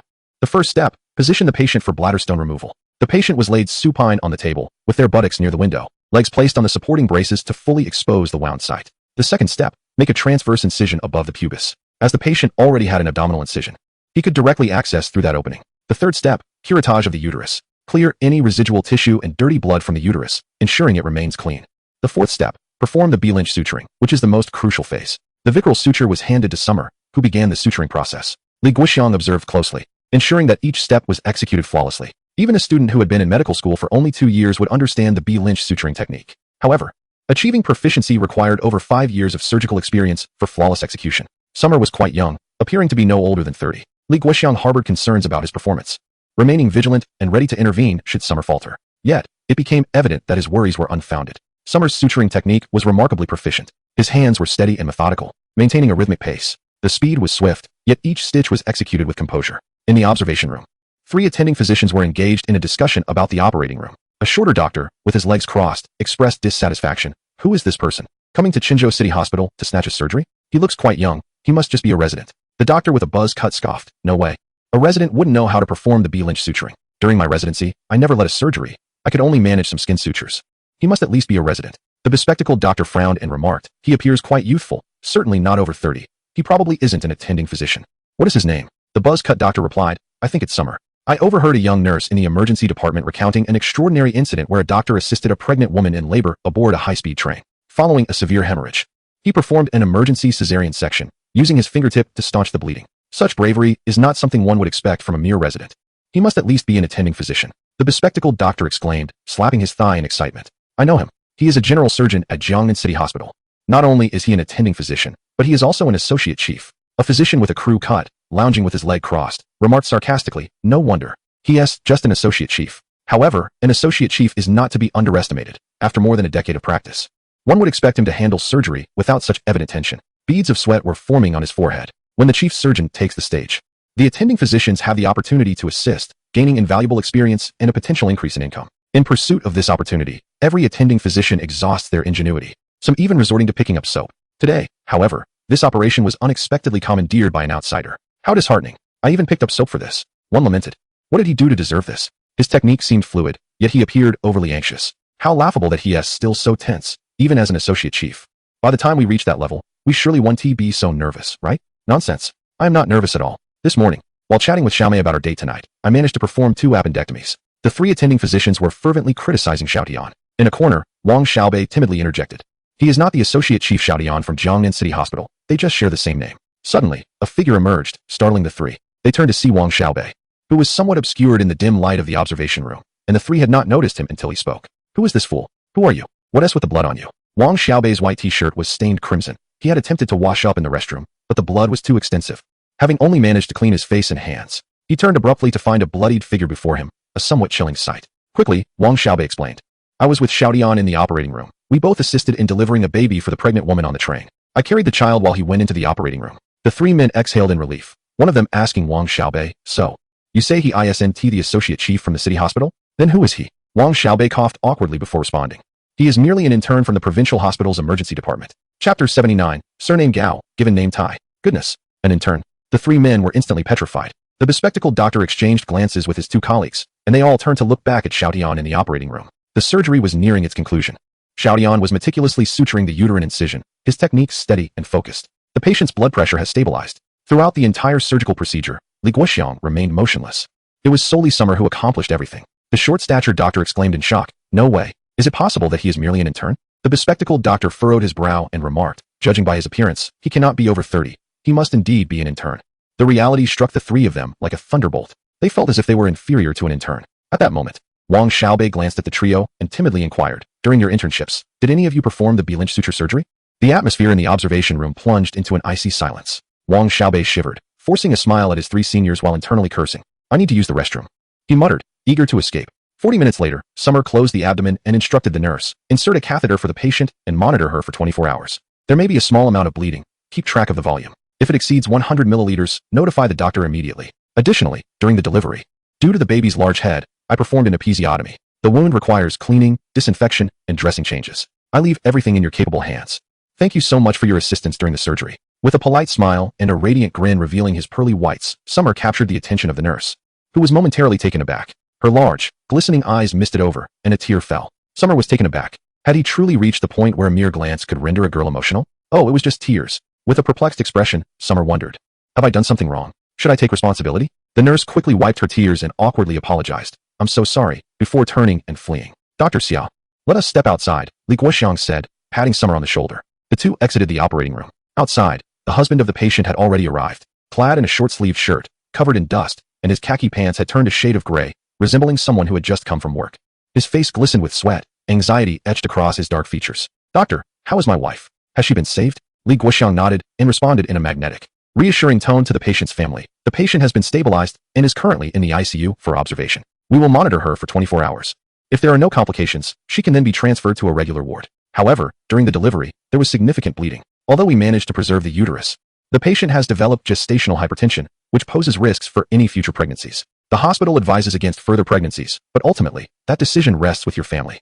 The husband nodded repeatedly, his voice tinged with a heavy accent from the Hunan region. I can no longer bear it. I shall not dare to conceive again. I have 2 sons now, and it is overwhelming. My heartfelt gratitude to the doctor. I have heard that 2 doctors on the high-speed train saved my wife.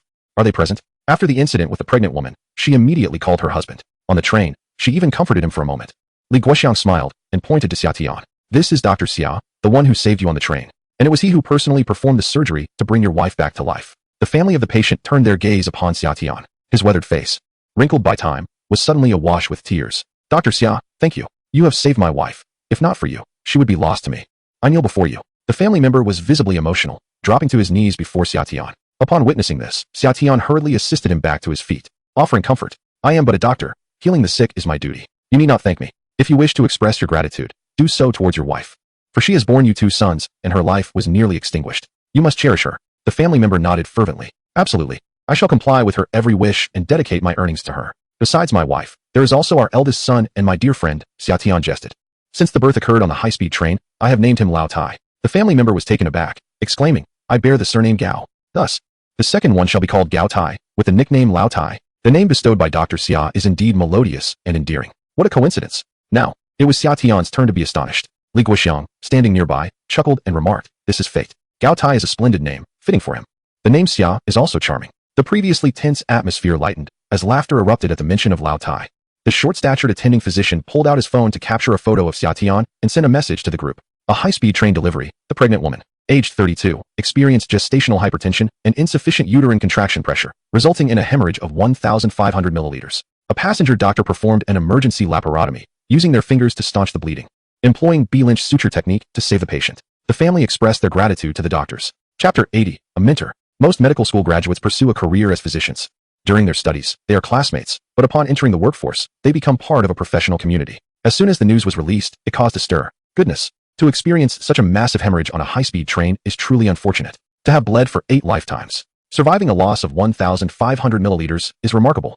This pregnant woman's fate is indeed fortunate. However, fortunate might not be the most fitting term. It is primarily due to the doctor's exceptional skill. Performing a cesarean and halting the bleeding without anesthesia or ultrasound on a train is no ordinary feat. A chorus of doctors nodded in agreement. Internal bleeding is far more complex than a leaking pipe. When a pipe leaks, the location is immediately evident. However, internal bleeding presents a far more intricate challenge. Firstly, the human body serves as a vessel. When internal bleeding occurs, blood accumulates within the abdominal cavity. Upon the moment of opening the cavity, one is immediately confronted by an expanse of crimson. Identifying the source of the hemorrhage amidst this sea of blood proves to be an arduous task.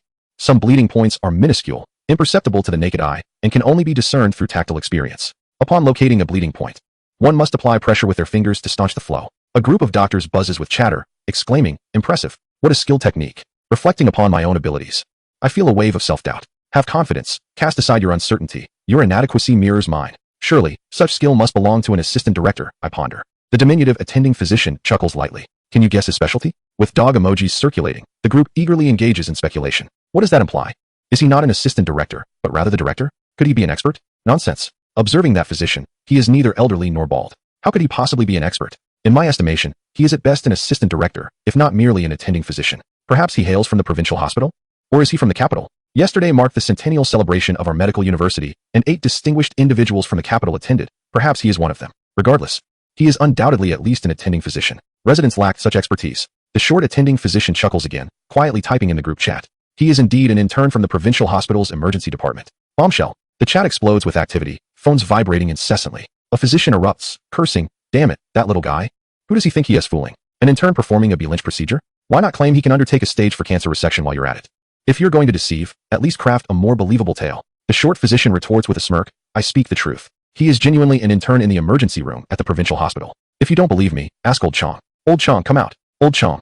Come verify if you recognize this person. Old Chong, come refute the little guy. If this person is an intern, I'll eat the surgical scalpel. After much coaxing, Old Chong finally appears. What is going on? I just stepped off the operating table. Quick, take a look. Is the individual above from your hospital? Old Chong peruses the chat history and, upon gazing at the photograph, though it only captures a profile, immediately recognizes Xia Tian. He is an anesthesiologist at the provincial hospital, and the two frequently encounter one another in the operating room. The group continues to flood the chat with messages. Old Chong falls silent, smirking, once again. The little guy is misleading. Has he never encountered a genius? One of the 12 young elites of the capital, who once performed a resuscitation, yet his patient perished, and he was already a resident at that time, not an intern. Could this intern possibly surpass the 12 elites of the capital? Scanning the ongoing conversation, Old Chong quietly types, he indeed surpasses the 12 elites of the capital. Without a doubt, he is an intern in the emergency department of the provincial hospital. Xia Tian, the one who performed the chest opening rescue. Silence. The group chat falls into a profound hush. Time passes slowly. A doctor emerged, timidly inquiring. Who just mentioned needing a scalpel? When will it be consumed? Is there a live broadcast? Silence enveloped the room. The doctor who had made a bold proclamation sprang forth. Scoffing in disbelief, I refuse to believe an intern possesses such prowess. Perhaps it was merely a fortunate chance encounter.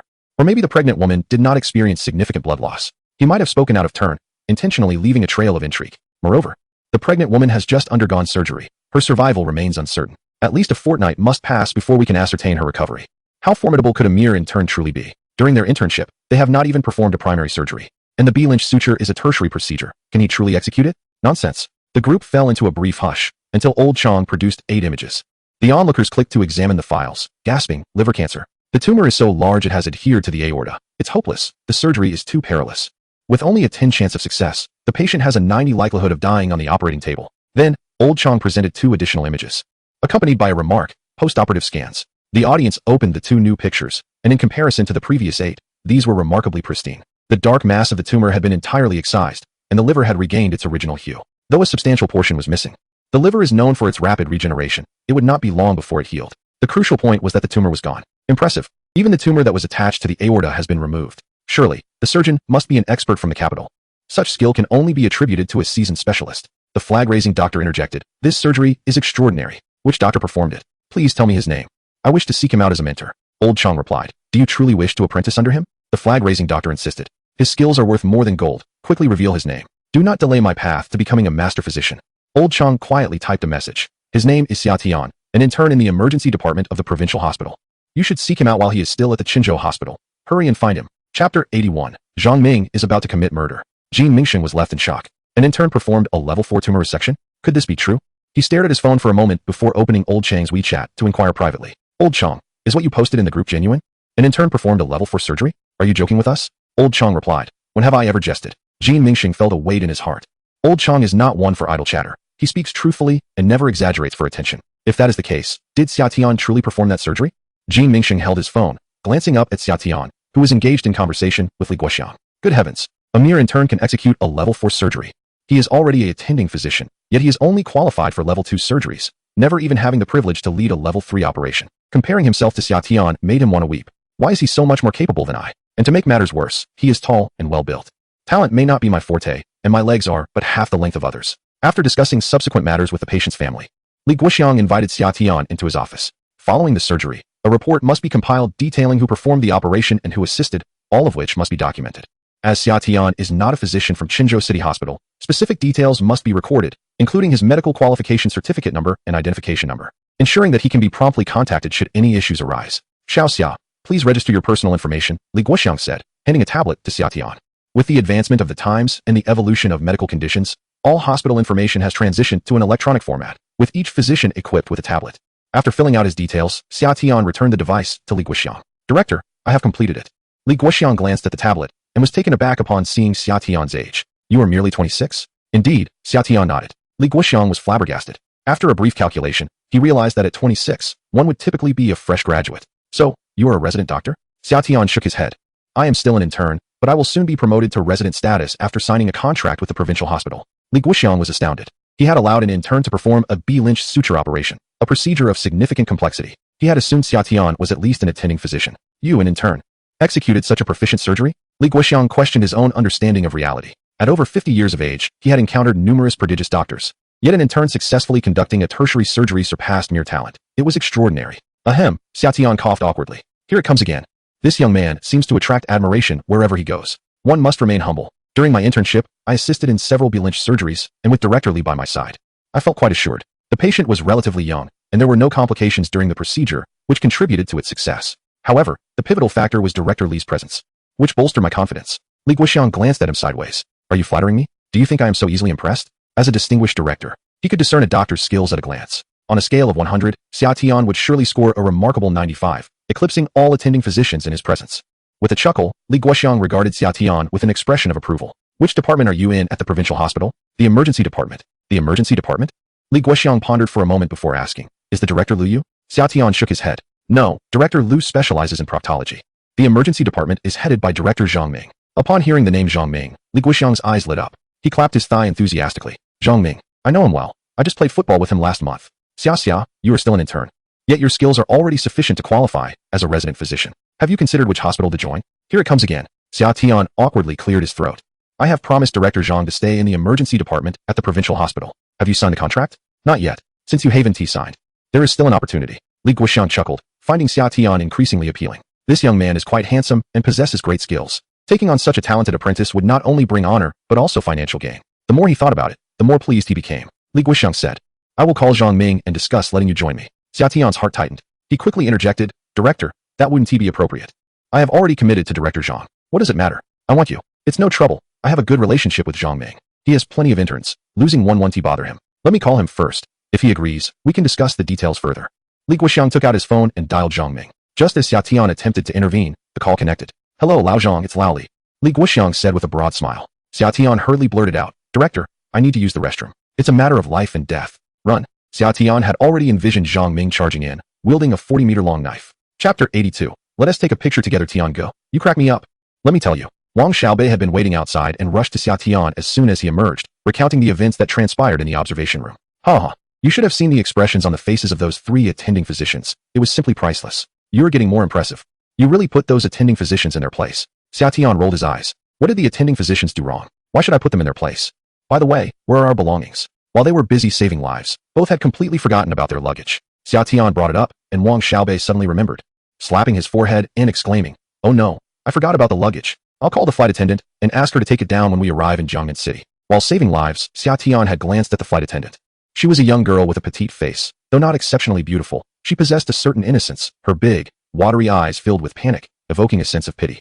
When did you get her number? Wang Xiaobei grinned. She asked for it right before we left. It was her initiative. When we got off the plane, she stood at the door, watching us leave. I think she might have a little interest in me. Wang Xiaobei's face had unknowingly flushed. You're overthinking it, aren't you? Xia Tian coldly doused his enthusiasm. She merely wanted a number to inquire about the pregnant woman's condition. Her farewell was for the pregnant woman, not for us. Wang Xiaobei had been single for too long, and this straight man had unwittingly turned into a love-struck fool. She definitely likes me. Brother Tian, are you feeling a tinge of jealousy? She requested my number, but not yours? Brother Tian is envious of me. How thrilling. Exasperated, Xia Tian repeatedly remarked, Yes. I am jealous of you. I envy you greatly. Hurry and make that call while I step into the restroom. In the restroom, as Xia Tian was washing his hands, a figure stealthily entered, peering around. Upon spotting Xia Tian, the newcomer grinned widely. Dr. Xia, greetings. My name is Jin Mingsheng, a chief physician at the Qinzhou City Hospital. I observed your surgery from the observation room and must admit, as an intern, your surgical skills are remarkable. I heard you performed a level 4 liver tumor resection. Xia Tian nodded in acknowledgement. Jin Mingsheng, excited, pulled out his phone and exclaimed, Dr. Xia, may I take a picture with you? A genius like you is a rare find, and I wish to capture this moment. Xia Tian, still adjusting his trousers, replied, Sure. Just a moment. He quickly secured his attire, flushed the toilet, washed his hands, and shook hands with Jin Mingsheng. Hello, Dr. Jin. Let us step outside for a photo. In the restroom, they posed for a photo together. Once outside, Jin Mingsheng, holding his phone, activated the beautification camera and snapped 3 pictures from a 45-degree angle. Gazing at the photos, Jin Mingsheng's eyes sparkled. Dr. Xia, you look incredibly handsome. Not only are you skilled, but you are also quite attractive. Are you married? The man was remarkably familiar. Maintaining a polite smile, Xia Tian responded, Not yet, no rush. I'm currently focused on my career. Jin Mingsheng gazed at Xia Tian with an expression that was both amused and enigmatic. No rush is a good thing. Let us connect on WeChat. Our hospital collaborates with the provincial hospital. Last month, I referred 2 patients to the provincial hospital, and we could dine together next time I visit. Certainly, Xia Tian replied, and they exchanged contact information. Jin Mingsheng stored his phone and smiled at Xia Tian. I have a patient to attend to, so I must take my leave. I look forward to our next meeting. With that, he winked at Xia Tian. What was that look? Xia Tian hastily shook his head. No, it's not what you think. He.s. just being friendly. Don't let your ego inflate. After a brief interval, Xia Tian returned to the office quietly, as he presumed Li Guoxiang's call should have concluded by now. Upon entering, he found Li Guoxiang seated, his expression dark and unmoving, eyes clouded with confusion and a hint of grievance. Director Li. Has the call ended? Li Guoxiang lifted his gaze and scrutinized Xia Tian with a complex expression before stating flatly. It has ended, but Director Zhang does not approve. Oh? What did he say? Xia Tian inquired. Li Guoxiang's demeanor appeared somewhat uneasy. He said nothing much, just that you are his apprentice, and he does not agree. Oh? Just a simple disapproval? He didn't berate you thoroughly? Li Guoxiang produced 2 documents and asked Xia Tian and Wang Xiaobei to sign them. He then addressed both of them. All right, you may leave now. Thank you, Director Li, they replied before departing. In the office, Li Guoxiang remained seated, enveloped in silence for a good 7 or 8 minutes. Before he quietly picked up his phone and sent a message in the group chat. I'm treating tonight. Who has in for drinks? A flurry of responses erupted. The director of the gastroenterology department remarked, Oh, what is this, old Li? You're treating? This isn't like you. Has something good happened? The director of the thoracic surgery department interjected, I suspect it's the opposite. Old Li never drinks when things go well, only when he is feeling down. Li Guoxiang, filled with indignation, vented in the chat, I was scolded by Zhang Ming. Damn it, it's the first time I've ever been berated. The gastroenterology director responded with confusion, Zhang Ming from the emergency department? He always seems cheerful. Why would he scold you? The thoracic surgery director teased, come on, confess. Did you flirt with his wife or his daughter? Li Guoxiang expressed his frustration. I was interested in a young intern and wanted to keep him at the municipal hospital. So I called him. He was cheerful when he answered, even scheduled a football match and drinks for next Friday. But the moment I mentioned wanting the intern, he exploded with rage. It's just an intern. Is it really necessary to curse like that? I was left speechless. Laughter erupted among the group. The thoracic surgery director chuckled. This is hilarious. Zhang Ming does have quite the temper, but is it really worth getting you this worked up? Li Guoxiang replied quietly. He scolded me for a full 10 minutes. I hung up, and he called back to continue ranting, repeating himself the entire time, even threatening to come to Qinzhou to confront me. A chorus of disbelief followed from the group. This old Zhang has quite the temper.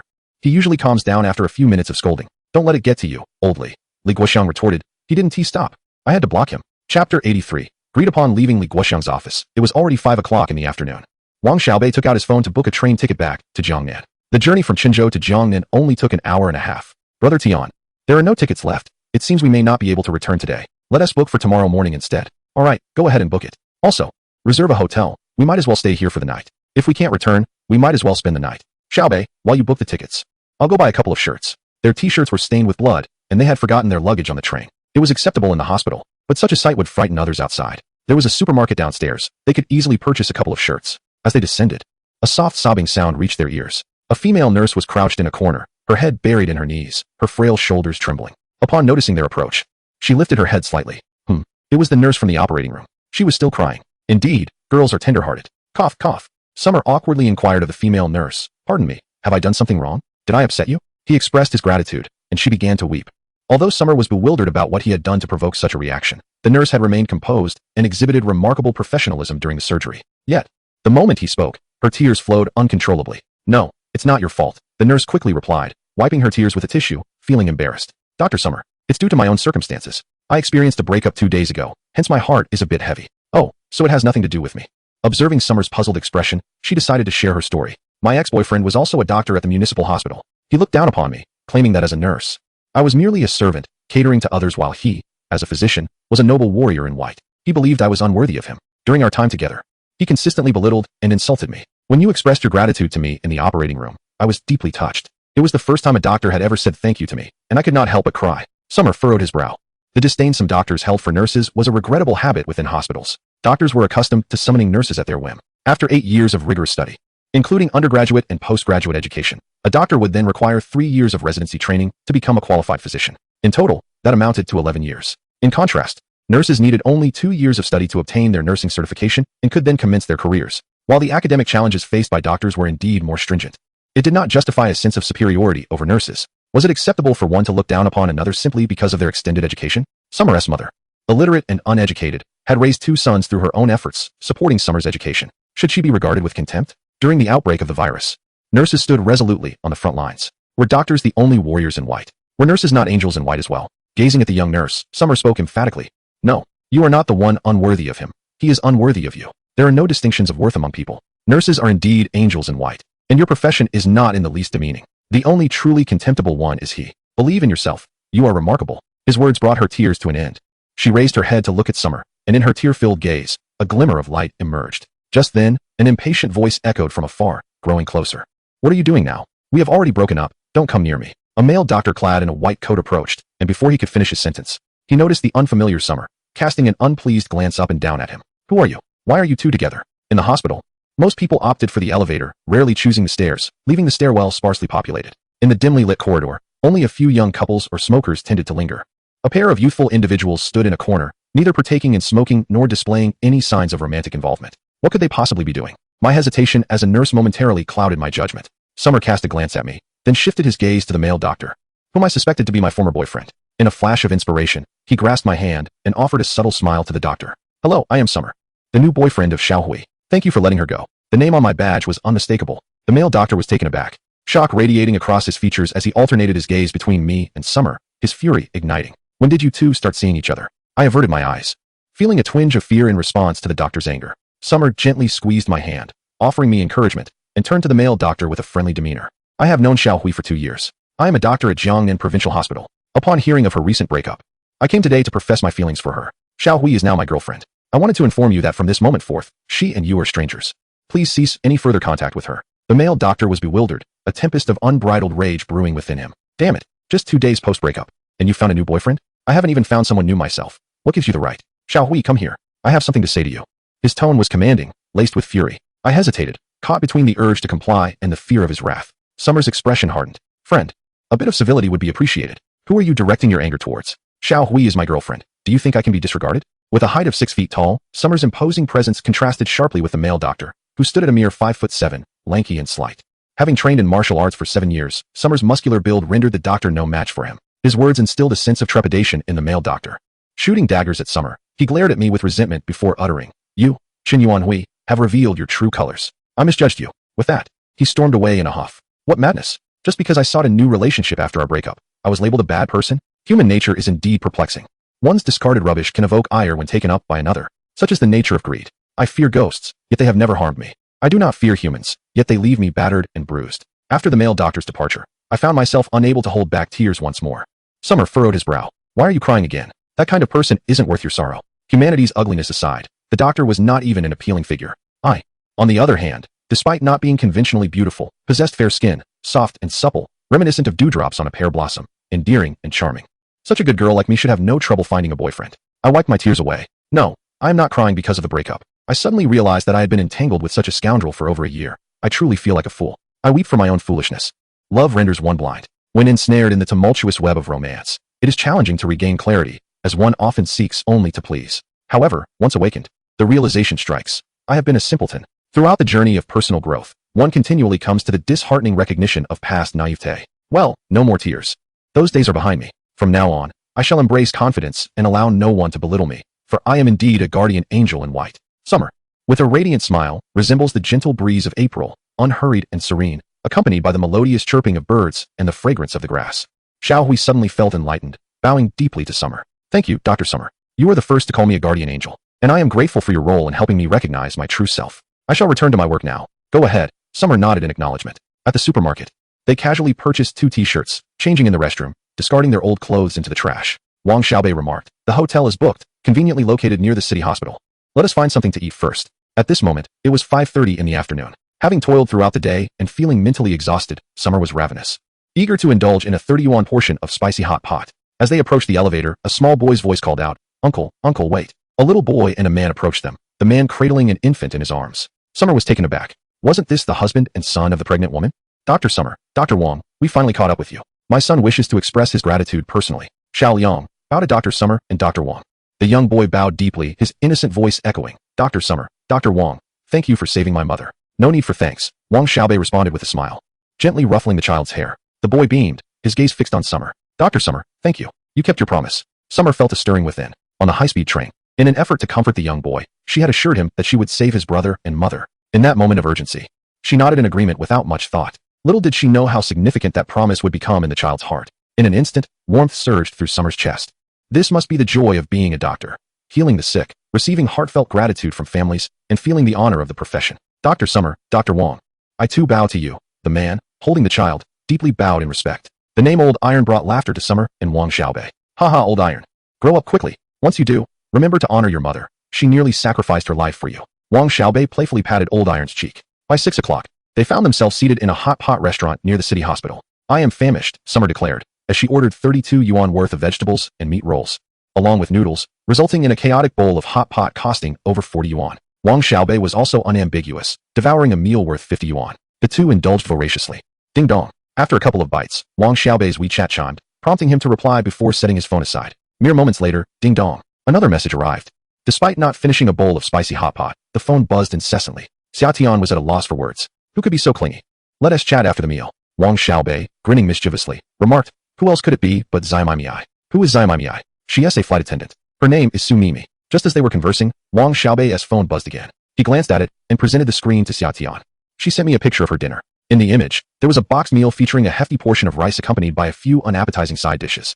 The caption below read, "Work meal, so bad it makes one cry," adorned with 3 crying emojis.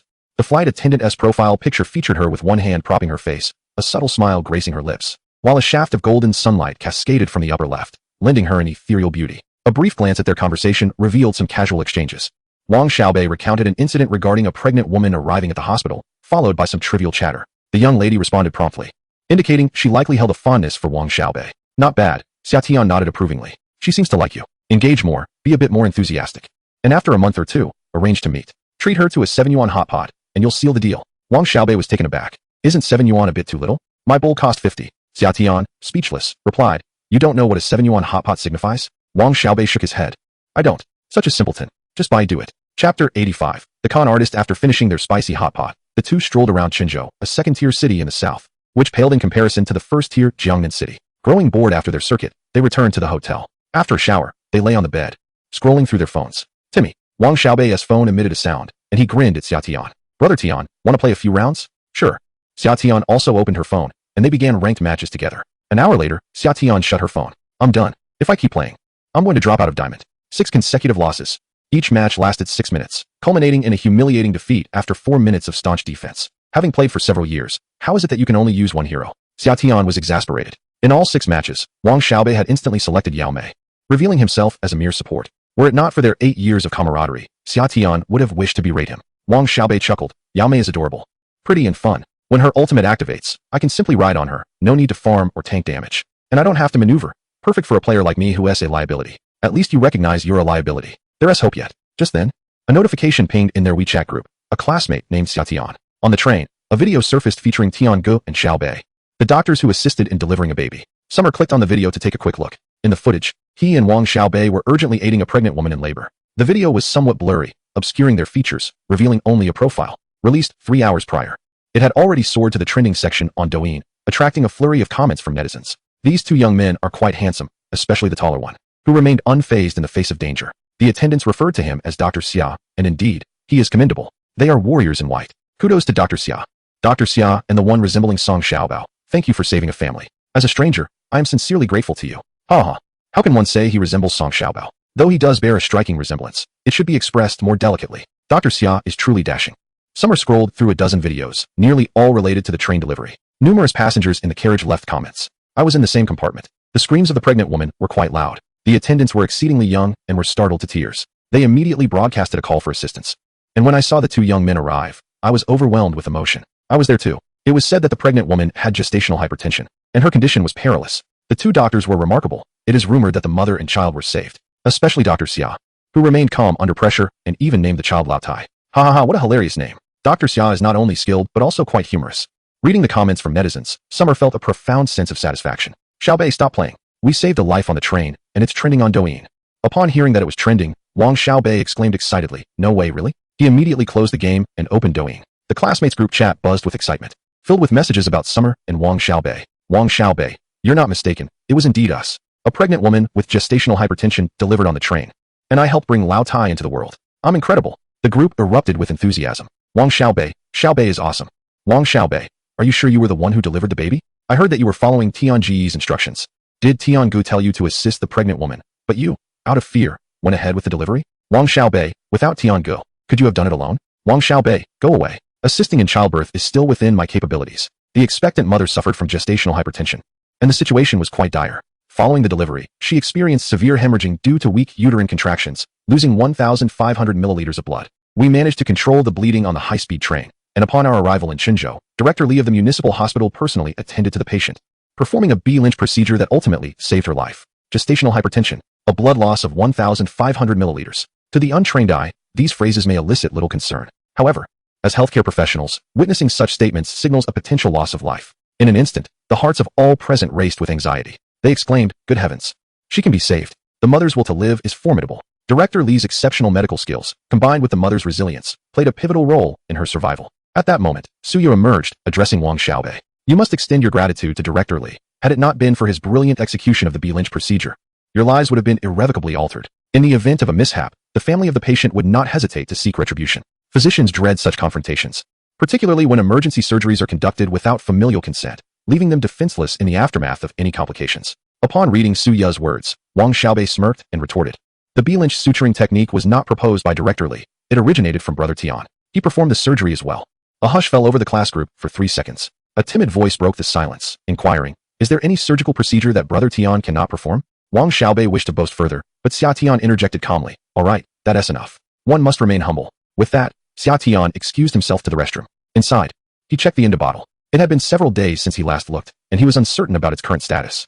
Chapter 86. The overflowing Inda bottle. To his dismay, the Inda bottle was overflowing. Xia Tian was taken aback. System, why did you not alert me that the Inda bottle was overflowing? The overflow of the Inda bottle will not impede the host's extraction. Do not panic.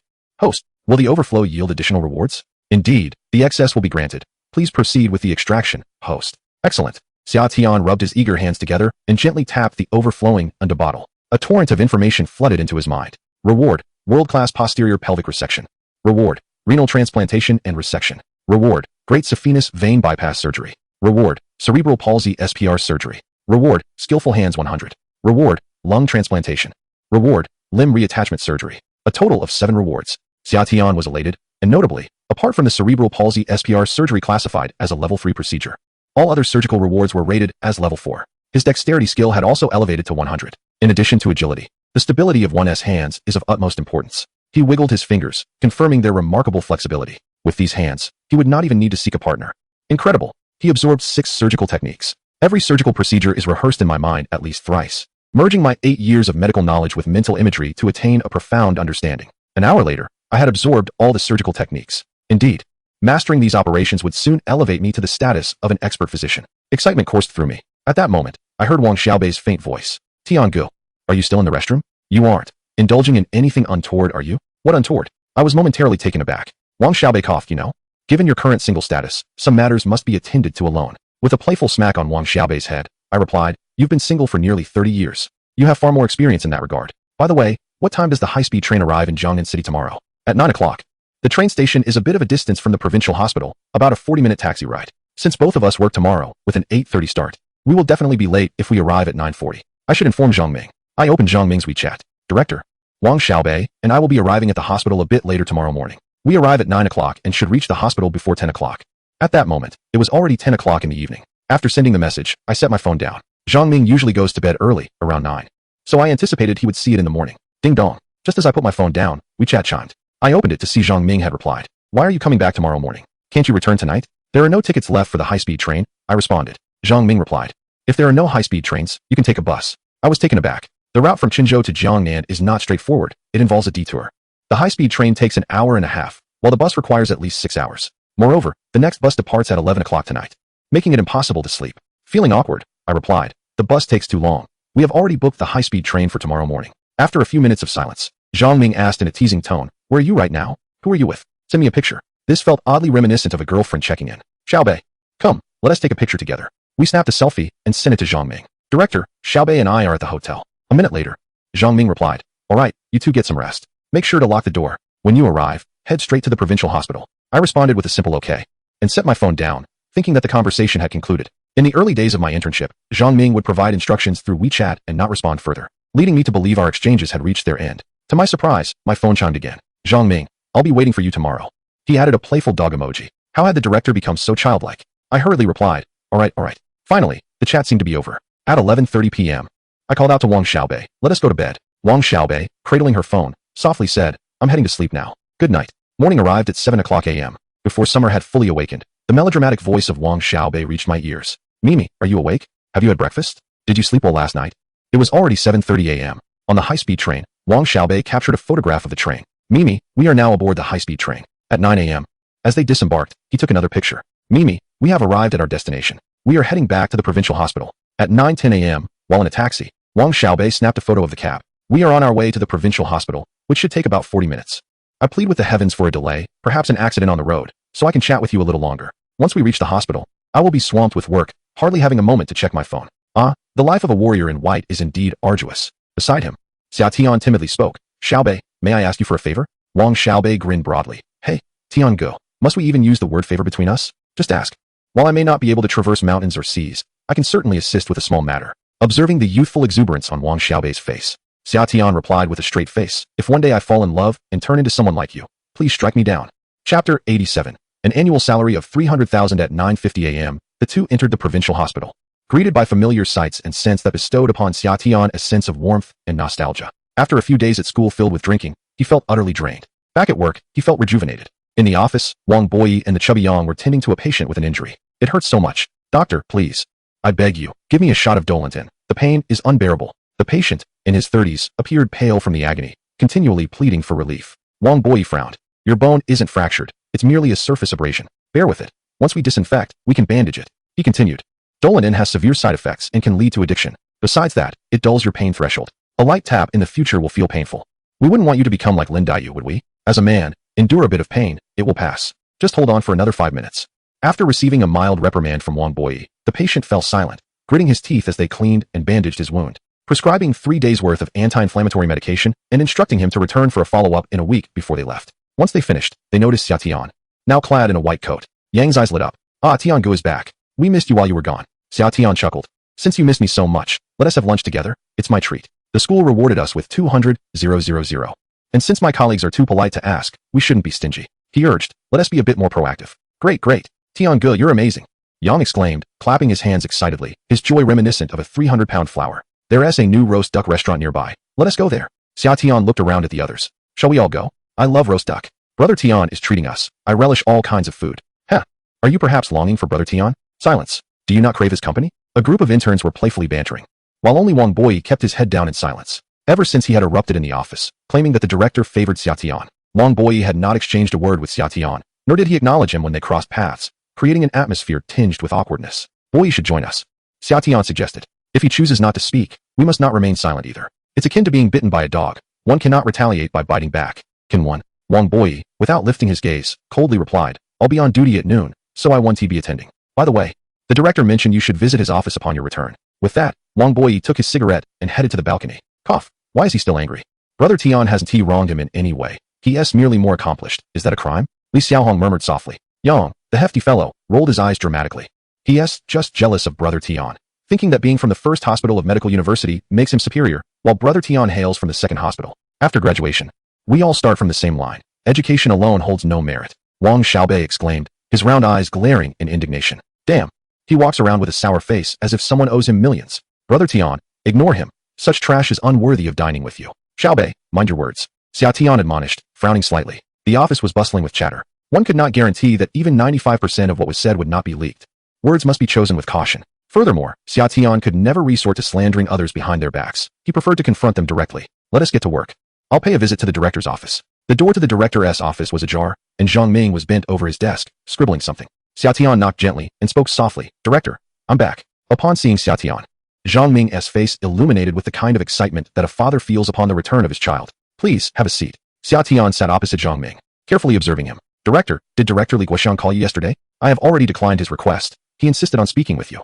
Let me clarify. It wasn't my desire. It was his insistence. This matter does not concern me. Zhang Ming replied with a benevolent smile. He mentioned it to me, and I conveyed my refusal. Only a refusal? Nothing more? Xia Tian sensed that the situation was more intricate than it appeared. Zhang Ming chuckled innocently. What else could I do? Am I to scold him? I am a doctor, a refined individual. Such behavior is beneath me. You've scolded him before, haven't you? Like Lu Yu? Xia Tian maintained a smile on the surface. Director, did you summon me for a specific reason? Upon addressing the matter at hand, Zhang Ming's jovial demeanor faded as he presented a contract before Xia Tian. Take a look at this. It was the agreement for interns to transition into resident physicians. Every intern, upon becoming a resident physician, is required to sign a contract. Once Summer signs in the summer, he becomes a doctor at the provincial hospital. Is there an issue with this contract? Summer appeared perplexed, unable to comprehend Zhang Ming's implication.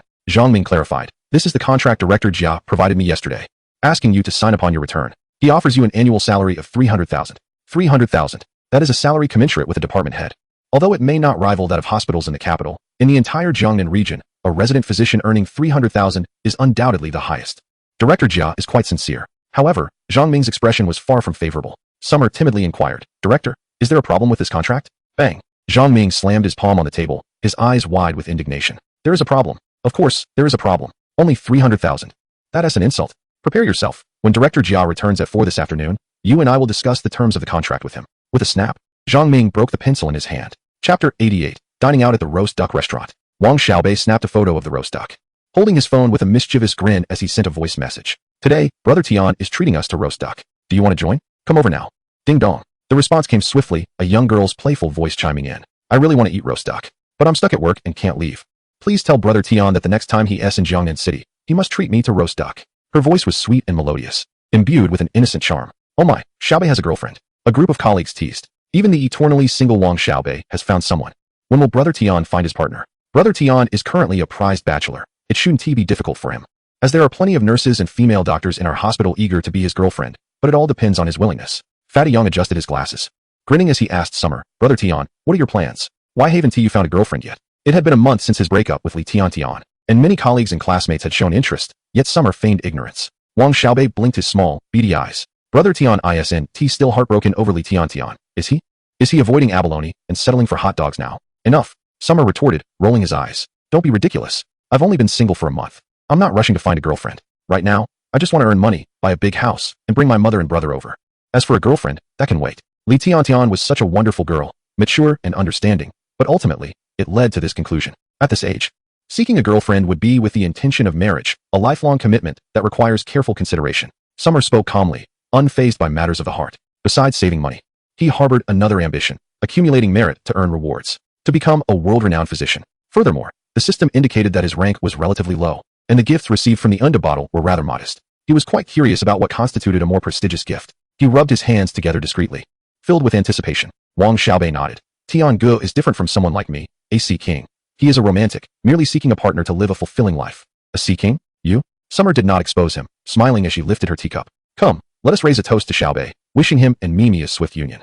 As they could not drink alcohol during their afternoon shift, the group toasted with tea instead, celebrating Wang Xiaobei. After a sip of tea, a satisfied expression adorned Wang Xiaobei's face. Beaming, he addressed everyone. When I marry Mimi, I will treat you all to drinks. After merely 2 days of chatting on WeChat. Thoughts of marriage already? Is this what a sea king is like? Xiaobei, have you searched for the story of the 7 yuan spicy hot pot? I have. Wang Xiaobei set down his teacup, astonished. Damn, that's impressive. Summer smiled, encouraging him. You must strive to succeed. Don't find yourself in a position where you can afford a 7 yuan hot pot, but struggle with the subsequent expenses. Wang Xiaobei's face turned crimson as he retorted. How could that be? I've saved for many years. I have enough for 8 servings. A few female colleagues looked perplexed. What does the 7 yuan hot pot and 8 servings mean? He inadvertently revealed too much in front of his female co-workers. Clearing his throat, he maintained a pure smile. It's nothing, just a joke between me and Xiaobei. Let us eat, shall we? By the way, has the director discussed the contract with you? After graduating from the medical school, the internship lasts from 3 months to a year. Generally, hospitals will sign contracts with interns based on their qualifications. And since they had been interning together for over 4 months, the time for contracts was due. Fat Yang nodded. An intern named Chen Bo remarked. The director mentioned it to me, but I haven't signed yet. Tian Ge went to the director's office today. He must be discussing the contract. What is Tian Ge's annual salary? Upon Chen Bo's inquiry, everyone immediately widened their eyes. No, don't say it. I'm already thrilled to secure an annual salary of 100,000. I don't want to feel disheartened. Fat Yang fervently nodded. Exactly. I don't want to feel down. Tian Ge, please don't hurt me. Let me remain in my own world. Summer awkwardly touched her nose. It's not much. Let us eat. Chen Bo persistently pressed, but Tian Ge, do tell, we are not afraid. Initially, we cannot compare to you. It's only natural for you to have a higher salary. Let us all maintain a relaxed mindset. Fat Yang stuck out his tongue. All right then, Tian Ge.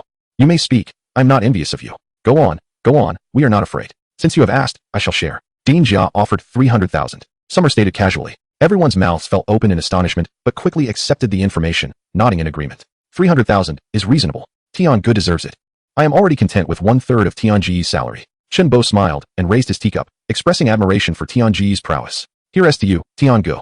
After downing a cup of tea, Chen Bo took out his phone and sent a message to Wang Boi. Xia Tian's annual salary is 300,000, just like yours. Chapter 89. No charge. At 1:30 in the afternoon, Xia Tian was in consultation. A young boy, who had dislocated his arm while riding his bicycle, arrived in a state of distress. His mother, visibly anxious, rushed into the examination room without registering. Doctor, please help. My daughter has broken her arm. The boy's arm appeared in an irregular shape, and his cries were heart-wrenching. His mother, filled with concern, repeatedly questioned Xia Tian. Doctor, will her arm be okay? Is amputation necessary? I checked Baidu, and it said it's quite serious. Uft. The boy's arm doesn't even have an open wound. How could amputation be necessary? Xia Tian thought, bemused by the rampant misinformation. I'll take a look. He gently supported the boy's arm and moved it slightly, quickly discerning the issue. A dislocation. A simple manipulation would suffice. Little one, uncle is going to help you with your arm. It might hurt a bit, but let us count to 3, all right? When I say 3, you close your eyes and bear the pain. The boy, about 6 years old, nodded despite his tear-streaked face resembling a little cat. Okay, let us count. 1, 2. Before he could utter 3, with a decisive motion, Xia Tian swiftly repositioned the arm. The boy let out a wail, crying even louder than before. The mother was momentarily stunned, her wide eyes fixed on Xia Tian, her expression silently conveying a fierce protectiveness. Don't worry, the child can now move her arm. The shoulder was dislocated, but it has been reset, Xia Tian reassured her. She cradled her daughter, asking, can you move it? Does it still hurt? After a few tentative movements, the boy stopped crying and shook his head, his innocent voice chiming. It doesn't hurt anymore. But I didn't even get to 3. The naivety of children. Never trust a doctor's count of 1, 2, 3. Xia Tian gently tousled the boy's hair and advised his mother, after the shoulder joint has been reset, it requires protection for about 3 weeks. Avoid early movement, as it may hinder the healing of the joint capsule and ligaments. After 3 weeks, the arm should be exercised with shoulder elevation training, wall touching, and climbing activities. If the child is too restless, simply suspend the affected limb. It's quite manageable. The mother expressed her gratitude profusely. Thank you, doctor. I can't thank you enough. I rushed here and didn't register. Where do I go to pay? Xia Tian smiled and replied, no need to pay. Just take your child home and let her rest well. The mother was taken aback at the notion of no payment. Is it possible to receive treatment without a fee? This is unheard of. In the eyes of ordinary people, stepping into a hospital often meant preparing for financial ruin. The absence of a charge seemed almost miraculous. Summer smiled and reassured, there is truly no charge. You may return home to rest. The mother, cradling her daughter, wore a look of half-belief. As they approached the doorway, she turned back to confirm that Summer indeed would not charge them, then bowed in gratitude. Doctor, thank you. You are welcome, he replied. Goodbye, little friend. He waved cheerfully at the mother and daughter. It was merely a dislocation that has been reset. No injections or supplies were necessary. It was resolved in just a minute. Should supplies have been used, the hospital would need to document it, and charges would inevitably follow. Generally, for such minor issues, I do not impose a fee. After the mother and daughter departed, a young man wearing a mask peeked into the adjacent room where Li Yajun was situated, glancing at her before retreating. Noticing Summer alone in the consultation room, he cautiously surveyed his surroundings, then swiftly entered and shut the door behind him with such speed that it left Summer momentarily stunned. What is your purpose? Are you here for a consultation or seeking someone? He inquired. The emergency room typically serves those in urgent need of medical care. The young man appeared to be in his late 20s, with a slender build and standing roughly 173 centimeters tall. His eyes sparkled with an unsettling brightness, exuding vitality. Yet he did not seem afflicted by any acute illness. Cough. Doctor, I would like to ask, if my condition is not urgent, can I still come to the emergency room? He questioned, adopting a cautious demeanor as he regarded Summer. Of course, please take a seat. The common perception is that the emergency room is solely for those with severe ailments. While this understanding holds some truth, chronic conditions can also be addressed in this setting. The young man settled into a chair, appearing anxious, as if burdened by an unspeakable concern. What seems to be the problem? Summer inquired. Observing that nothing outwardly indicated distress in the young man glanced at Summer before lowering his gaze in embarrassment. Summer reassured him. There is no need for shame in discussing health issues with a doctor. Please feel free to share whatever concerns you have. Rest assured, I will safeguard your confidentiality. Really? You will keep it a secret? He asked, his eyes wide with hope, as if clinging to a lifeline. Summer affirmed with conviction, absolutely. As long as you do not consent to disclose it, I will not utter a word. Well, I do not have any serious issues. It's just a minor concern in that regard. I researched on Baidu, and it seems I have excess skin that requires a small surgical procedure for removal. As he spoke, the young man unfastened his trousers to reveal his concern. Phimosis, Summer noted. The prevalence of phimosis among young men is notably high. With approximately 30 affected, 3 out of 10 individuals, most opt for surgical removal. An excessive foreskin can diminish sensitivity and lead to inflammation, posing risks to health. Early detection and prompt surgical intervention for the surplus skin is advisable. Beyond the length, do you experience any other adverse reactions, such as inflammation? Summer probed to rule out other conditions. The young man shook his head. No, it is merely too lengthy. A surgical procedure would suffice. Suddenly, the young man leaned forward. His fervent gaze fixed intently upon Xia Tian. Doctor, can you perform the surgery for me? Chapter 90. The first encounter with life. The young man's unexpected request momentarily took Xia Tian aback. What is this? Why the sudden advance? Maintaining composure, Xia Tian replied calmly. A circumcision is a relatively minor procedure. However, this condition is not classified as an emergency. You may wish to consult the urology department for further evaluation. Additionally, I must inform you that I am still an intern. Although Xia Tian's skills are world-class, there are essential disclosures that must be communicated to the patient. Before Xia Tian could finish, the young man interjected, I do not want to see a urologist. The doctor there is a woman, and so is the one in the adjacent office. I have researched this.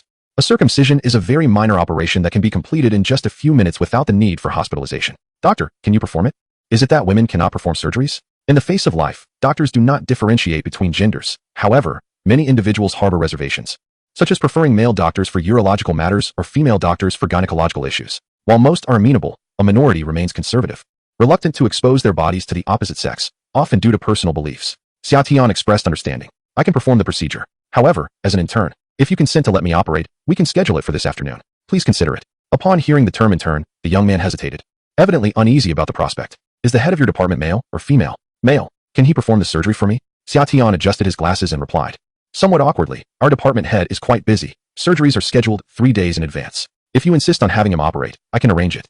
But it may take about a week. Upon hearing that he would need to wait a week, the young man appeared conflicted. Could an intern manage this? But delaying for a week would hinder his plans. Noticing his turmoil, Xia Tian reassured him, though I am an intern, I can guarantee that I am capable of performing this surgery successfully, and you need not worry about that. 100%? A doctor dares to promise a 100% success rate, and yet, he is merely an intern. The young man glanced at Xia Tian. Despite his youth, Xia Tian emanated a sense of maturity and composure, exuding an aura of scholarly diligence, indicative of a well-read student. Very well, you may perform the surgery for me. Can it be done today? The young man was eager, understanding that the sooner the surgery was performed, the quicker his recovery would be. Certainly. Please fill out your personal information, and we will conduct a complete blood count along with 3 infection tests. If everything is in order, we can proceed with the surgery. Additionally, there are 2 types of procedures, minimally invasive and traditional. Which do you prefer? The world is advancing, and the field of medicine is continuously progressing. Generally, ordinary individuals are only aware of traditional surgical methods. However, minimally invasive procedures have been available for several years now. The young man appeared perplexed and utterly clueless. Is there any distinction between the 2 surgeries? He inquired. Summer elucidated. Minimally invasive laser circumcision is a novel technique that employs CO2 laser energy in place of conventional scalpels. Its advantages include swift execution, reduced pain, minimal blood loss, and effective hemostasis, allowing the procedure to be completed in merely 10 minutes. Nevertheless, the cost of this minimally invasive laser approach is somewhat higher. In contrast, traditional circumcision involves cutting with a knife, resulting in a longer recovery time but at a significantly lower cost. The traditional procedure is approximately 3,000 yuan, while the minimally invasive laser costs around 6,000 yuan. The choice is yours. Summer provided the young man with a comprehensive overview of the pros and cons and the expenses associated with both procedures, enabling the patient to make an informed decision based on his circumstances. After a brief moment of contemplation, the young man opted for the laser procedure. If it ensures a good recovery, the additional 3,000 yuan is acceptable. Very well, Summer nodded, generating an order on the computer and handing it to the young man. You may proceed to make the payment and have the nurse draw blood for routine tests. As the young man went to settle the payment, Summer took the surgical documentation to Director Zhang Ming's office. Director, I have a surgery that requires your signature. Surgery? Zhang Ming exclaimed, glancing at the documents and immediately chuckling. How amusing that you are performing this surgery, and it's labeled as an emergency. This patient is rather intriguing. Summer smiled and explained. The patient initially visited the urology department, but opted to leave upon seeing a female doctor. He insisted on having a male doctor perform the procedure. As luck would have it, I had no other commitments this afternoon, so I conducted the surgery myself. I informed him that I was an intern, and he consented. Zhang Ming nodded in amusement and signed the document with a flourish. Interns are not authorized to sign surgical agreements. Only attending physicians may do so. After signing, Zhang Ming returned the paperwork to Summer and remarked with a smile, for such a minor procedure, there is no need for me to assist, is there? You can handle it on your own. Summer nodded in agreement, recognizing that a 10-minute operation indeed did not require the presence of the esteemed director. Zhang Ming offered encouragement. Best of luck. Your first one. Is the second one half price? He jested. Chapter 91. The meeting half an hour later, the blood test results were in, and everything was normal. The patient was in excellent health. All is well. We can proceed with the surgery now, Summer confirmed. Nodding at the young man while reviewing the blood test data, let us head to the operating room. Leading the way, Summer guided the young man, who followed closely behind. As it was the young man's first surgery in such a sensitive area, he was noticeably anxious, continuously questioning Summer along the way. Dr. Summer, if something goes awry during the surgery, will it affect my future happiness? Summer shook his head reassuringly. Rest assured, this is a minor procedure with an exceptionally high success rate. There will be no adverse effects. The success rate for circumcision is 99. Summer's success rate is 100. In layman's terms, it involves removing excess skin by pulling it taut and trimming away the surplus, thus completing the procedure. The technique is straightforward, classified as a level 1 surgery. Having witnessed numerous advanced surgical procedures, the physician could almost perform the operation with his eyes closed. However, for the patient, this was a matter of utmost significance, and their anxiety was entirely understandable. Rest assured, there will be no complications. Trust me, said Xia Tian, blinking reassuringly. His confident demeanor provided some solace to the patient. To prepare for the surgery, the patient had donned loose-fitting trousers, which were removed for disinfection by a male nurse before local anesthetic was administered through immersion. As the anesthetic took effect, Xia Tian instructed, if you experience any discomfort during the procedure, pain, nausea, dizziness, please inform me immediately. Keep your body still and relax your nerves. With his final counsel, the patient began to feel at ease. There was no turning back now. They were committed. 1 minute later, the anesthesia was fully effective and the operation commenced. This minimally invasive surgery utilized a specialized circumcision device based on the principles of gastrointestinal anastomosis. The steps unfolded as follows. First, hemostatic forceps lifted the incision. Second, the device was positioned within the dome. Third, the main cutting and suturing instrument was fitted. Fourth, the handle was pressed down firmly and evenly until it reached its limit. Fifth, the handle was reset, adjusted, and the excised skin tissue was gently extracted. Finally, the incision was sutured. The entire process lasted a mere 9 minutes. Xia Tian turned to the patient. The surgery is complete. The patient, utterly astonished, exclaimed, "Wow, that was quick." Xia Tian smiled. Indeed, it was swift. You must avoid water on the wound for a week. After urination, ensure any residual fluid is wiped clean. The sutures will naturally detach in about 3 weeks. I will prescribe 3 days' worth of anti-inflammatory medication and 1 painkiller. On the first day post-surgery, after the anesthesia wears off completely after 6 hours. The wound may be quite painful. If the pain becomes unbearable, you may take one painkiller, but no more than one. If the discomfort is tolerable, refrain from taking medication, as it may hinder healing. Avoid greasy, spicy foods, crabs, and bullfrogs. Here is my number, 150-1465. Feel free to call me with any concerns. You may go home now. Xia Tian's instructions were meticulously noted by the patient, who, with the assistance of a nurse, slowly made their way out of the hospital. At 3:50 p.m., Xia Tian arrived at Zhang Ming's office. Director, are we heading to a meeting? Zhang Ming looked up from his work, glanced at the time, and nodded. Yes. It's time for the meeting. Dean Jia has returned. Come with me. Once we reach the office, speak little. When I don't signal you, remain silent and leave everything to me. I will secure the best outcome for you. Understood? Understood, Xia Tian replied with a nod. Zhang Ming stood, stretched his limbs, and waved his hand at Xia Tian. Let us go to the meeting. They strode out of the office with great enthusiasm, their demeanor more akin to warriors preparing for battle than attendees of a meeting. Director Jia, please don't come over. Knock, knock, knock. Zhang Ming rapped on the door of Director Jia's office. Come in, came the voice from within, and the two entered. Upon seeing them, Director Jia's face immediately lit up with a smile. Oh, you two are here. When did you return, Xia? I watched the video of you saving a life on the high-speed train. It was truly thrilling. You and Wang Xiaobei did exceptionally well. Xia Tian replied. I returned early this morning. The pregnant woman is no longer in danger. Very good, very good. Please, have a seat. Once seated, Director Jia engaged in trivial chatter, discussing hospital gossip, including tales of a certain director's unfaithful spouse. After a few minutes, Director Jia transitioned to the main topic. You both came together today. Is there something you wish to discuss with me? Zhang Ming grinned broadly. Just a minor issue. I am here to discuss the contract with you, Director Jia. Director Jia looked puzzled. Didn't I already provide you with the contract? Old Zhang, are you getting forgetful? Is there a problem with the contract? Zhang Ming nodded. There is a slight issue. Director Jia inquired, what issue? Zhang Ming replied, the salary. Director Jia responded, oh, is 300,000 not enough? Xia Tian, caught in the middle, remained silent, quietly observing the expressions of both men. It was evident that Zhang Ming was not entirely satisfied with the annual salary of 300,000. He aimed to negotiate a higher income for Xia Tian. At that moment, when Director Jia posed his question, Zhang Ming immediately smiled mischievously and said, not enough. For an intern transitioning to a full position, an annual salary of 300,000 is already at the level of a department head. 300,000 is indeed not sufficient. Exactly, Xia Tian added. I'm still considering my options. After all, the hospital in the capital is offering 500,000. My proposition is to dismiss Xia Tian. Chapter 92. The performance begins. Xia Tian. Huh? This script is incorrect. I assent it. Director Jia was equally taken aback. Dismiss? How could we dismiss him? If the salary is not suitable, we can certainly negotiate further. You know our hospital S rules. 300,000 is already the highest salary for an intern transitioning to a full position. Zhang Ming nodded repeatedly. I understand. I am not complaining about the low salary. An annual salary of 300,000 shows that Director Jia values Xia Tian greatly. By the way, Xia Tian, how much did the Qinzhou City Hospital offer you? Xia Tian was bewildered. When did Qinzhou City Hospital make me an offer? Zhang Ming winked. Play along with me. Oh, it seems like 550,000. Zhang Ming seamlessly continued the narrative, sporting a broad smile, vividly recounting, to save the pregnant woman. Xia Tian used his finger to seal the bleeding on the high-speed train and single-handedly performed a B-Lynch suturing procedure throughout the entire process.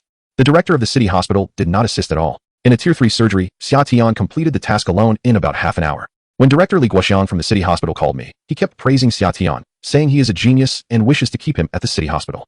The environment at Qinzhou City Hospital is average, and they have not produced a prominent physician in recent years.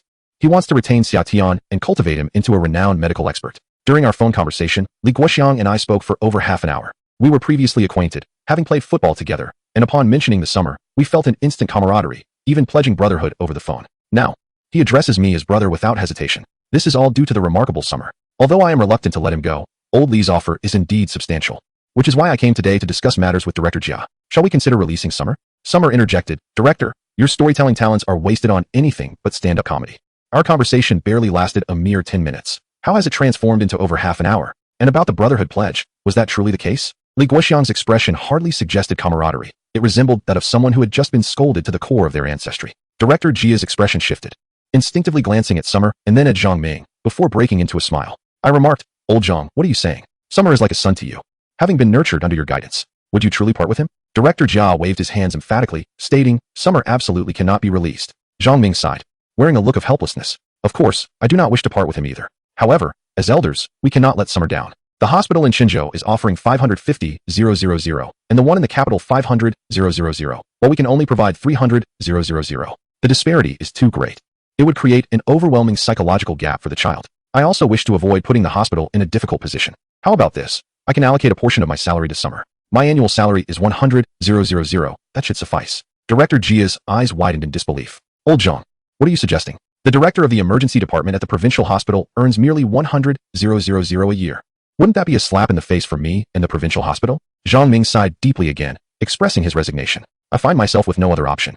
I do not wish to complicate matters for the hospital, so it must be done this way. Otherwise, Director Jia, what do you propose? After a moment of contemplation, Director Jia, with a profound gaze, looked at Summer and then at Zhang Ming, ultimately declaring, let us adjust Summer's annual salary to 500,000. A resident doctor earning 500,000 would be unprecedented at the provincial hospital. Upon hearing this, Zhang Ming shook his head repeatedly. That cannot be. It contradicts protocol. 500,000 is far too high. How can we compromise the rules of the provincial hospital for an intern? Although Summer is exceptional, excelling in surgeries and handling level 3 and 4 operations with ease, we cannot bend the rules for him. It would be better for him to go to the capital or Qinzhou Hospital. Director Jia interrupted with a smile. Old Zhang, trust my judgment. An annual salary of 500,000, along with surgery bonuses. You're the department head. You manage it as you see fit. It's settled.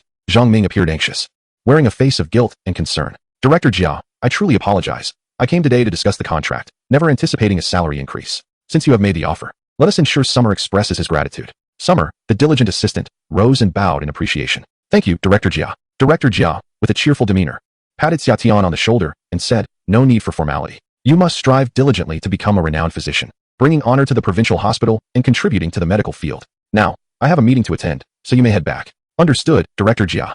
We'll take our leave now. Thank you once again, Zhang Ming expressed, shaking Director Jia's hand in gratitude. Subsequently, the two exited the office together. Xia Tian, bewildered, entered and exited the office in a daze. He had only managed to utter half a sentence, feeling as though he were merely a tool, observing Zhang Ming's performance. Remarkable.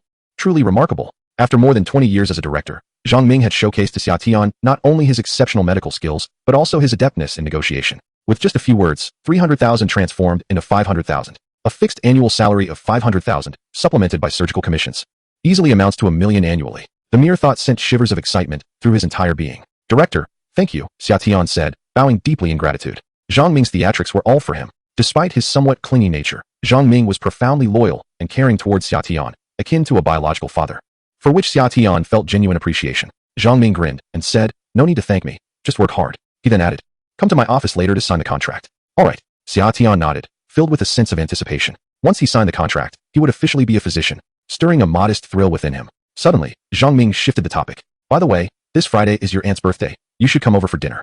Yinshu will be back, and it would be a perfect opportunity for you two to meet. Xia Tian knew that Yinshu was Zhang Ming's daughter. The director was relentless in his hospitality. Very well, I shall make an appearance, he replied, acknowledging the invitation. Now, I must return to work. Good. In the director's office, Jia sent a message to Lu Yu. Old Lu, fancy a drink? Lu Yu replied, not drinking. I've recently quit. Jia responded, get old Zhang to join us.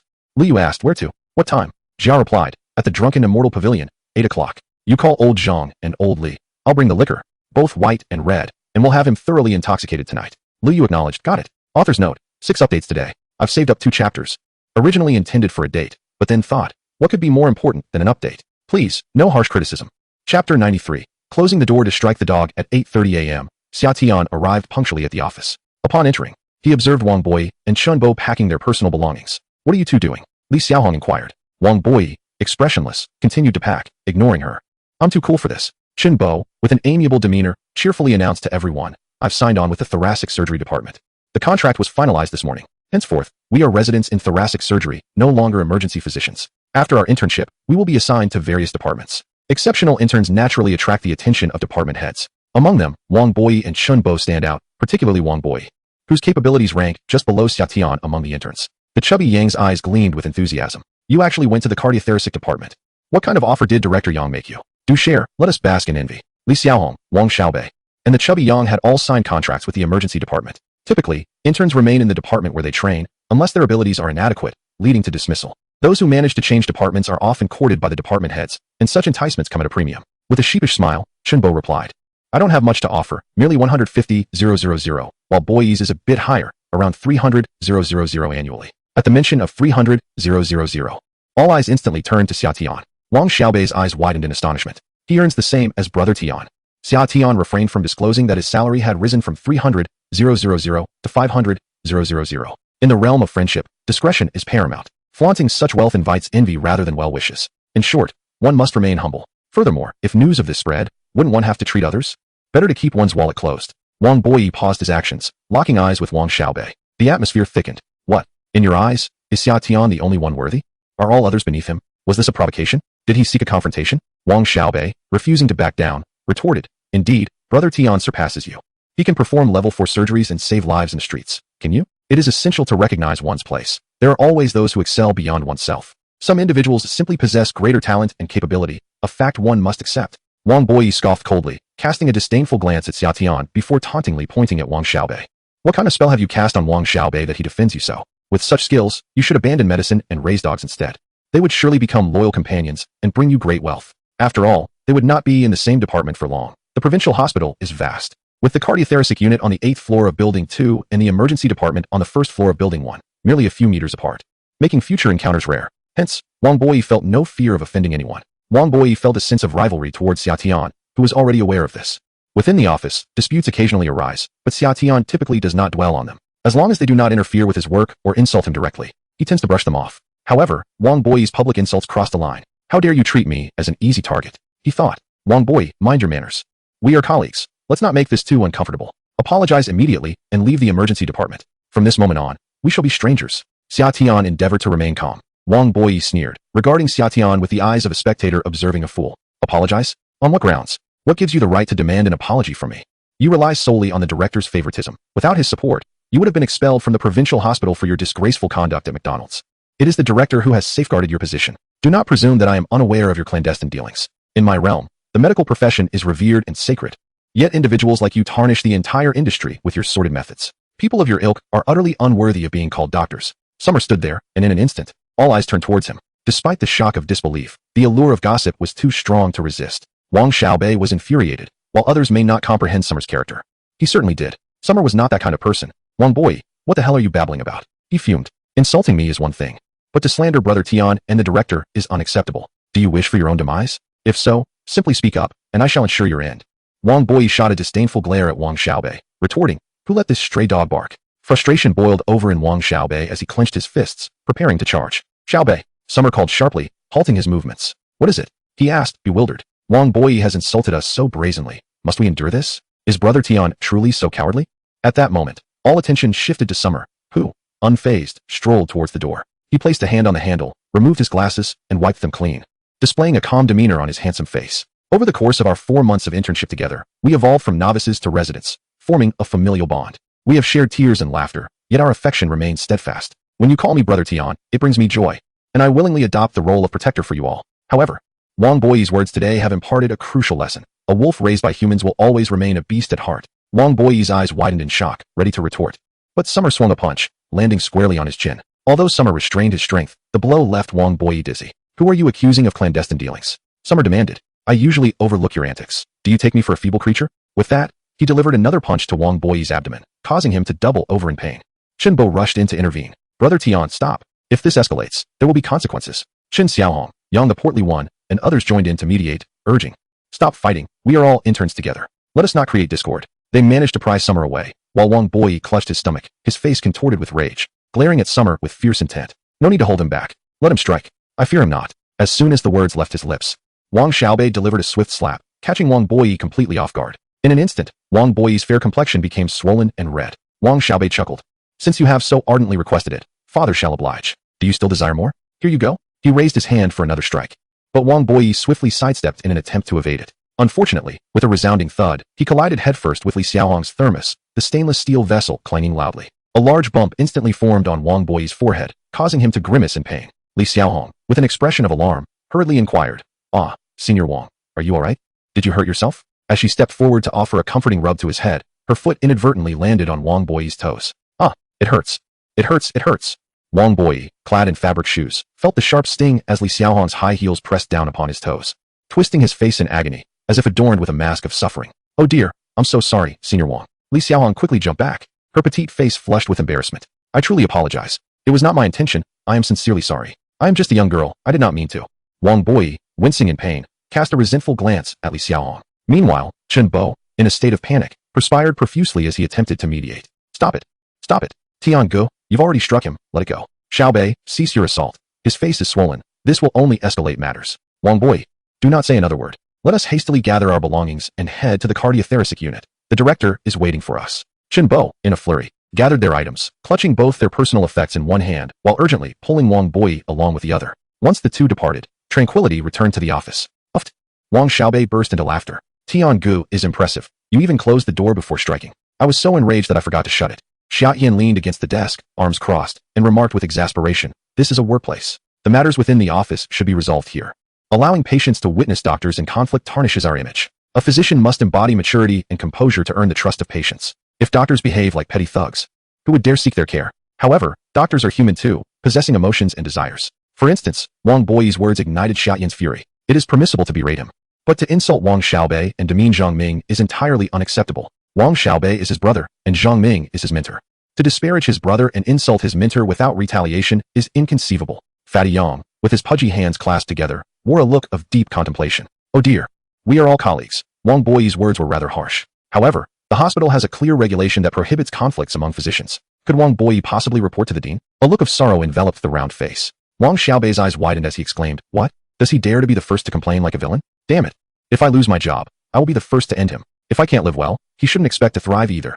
Xiao Tian adjusted his glasses and calmly analyzed. He won't report. Wang Boyi is quite arrogant, and such underhanded tactics are not in his character. Even if he did complain, the hospital wouldn't dismiss us. After all, he was at fault initially. PY transactions. Huh. With Zhang Ming's temperament. What do you think will happen when he learns of Wang Boyi's insult? Zhang Ming responded, young man, follow me. I have some words to share with you. Li Xiaohong, while changing into her high heels, remarked, I truly don't understand what kind of prowess Wang Boyi possesses to command an annual salary of 300,000. Surely, he must be connected to the head of cardiothoracic surgery. Indeed, he is, the chubby Yang interjected. I heard that the head of cardiothoracic surgery is his uncle by marriage. His own aunt. The group suddenly grasped the situation. So, Wang Boyi's unremarkable performance had suddenly landed him a lucrative salary because of his connections. Yang continued, moreover, I heard that his annual salary of 300,000 does not include surgical commissions. It is a fixed sum. A physician's high income primarily stems from commissions.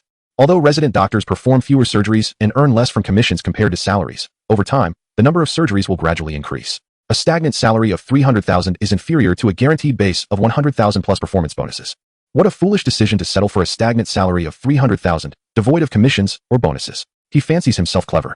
But I see him as nothing more than a fool, Wang Xiaobei grumbled. Enough of discussing others. Wang Boyi will no longer be our colleague. What is past is in the past. Let's get back to work. Xiao Tian returned to his desk and sent a message to Li Xiaohong on WeChat. Xiaohong, thank you.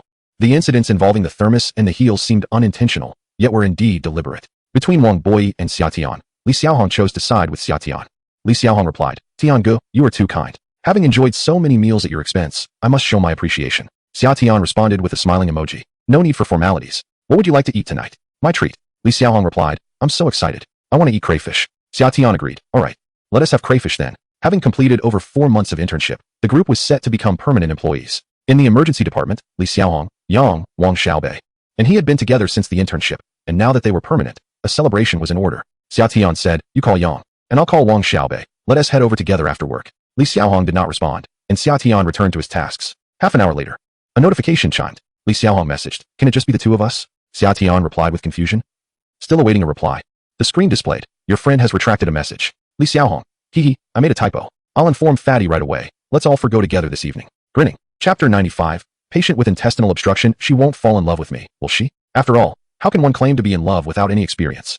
There may still be some fondness. Hee. With my remarkable charm, admiration follows me wherever I go. After indulging in these fleeting daydreams, a patient entered the emergency room. The individual, in his early 40s and devoid of a mask, was assisted by 2 colleagues, all of whom appeared flushed and anxious. Doctor, he's been experiencing abdominal pain, accompanied by nausea and vomiting. Could it be that he has consumed something spoiled? The man spoke with a thick accent from the Minnan region.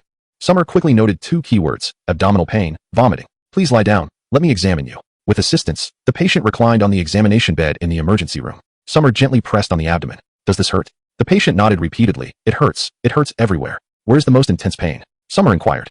Abdominal pain can stem from various ailments, even gastric discomfort, but typically there is a specific pressure point where the suffering is most acute. For instance, appendicitis presents pain in the lower abdomen. The area around the navel is the most painful, the patient replied. Summer asked, how long have you been in pain? Since last night, and I still feel nauseous. I can't seem to relieve myself. It feels a bit like constipation. Doctor, do you think I have enteritis?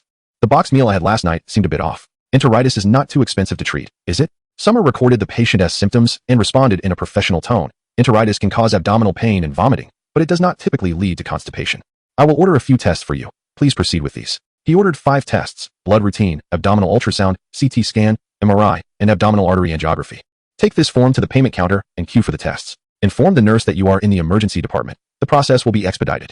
As the man clutched the order form, a look of discomfort crossed his face. Doctor, will all these tests be costly? The blood routine is 25 yuan. The abdominal ultrasound is 60, the CT scan is slightly more expensive at 200, the MRI is around 600, and the abdominal artery angiography costs approximately 1,000. Summer's pricing caused the man's already troubled expression to darken further. Is it really that expensive? Doctor, please prescribe me some painkillers. It might just be something I ate.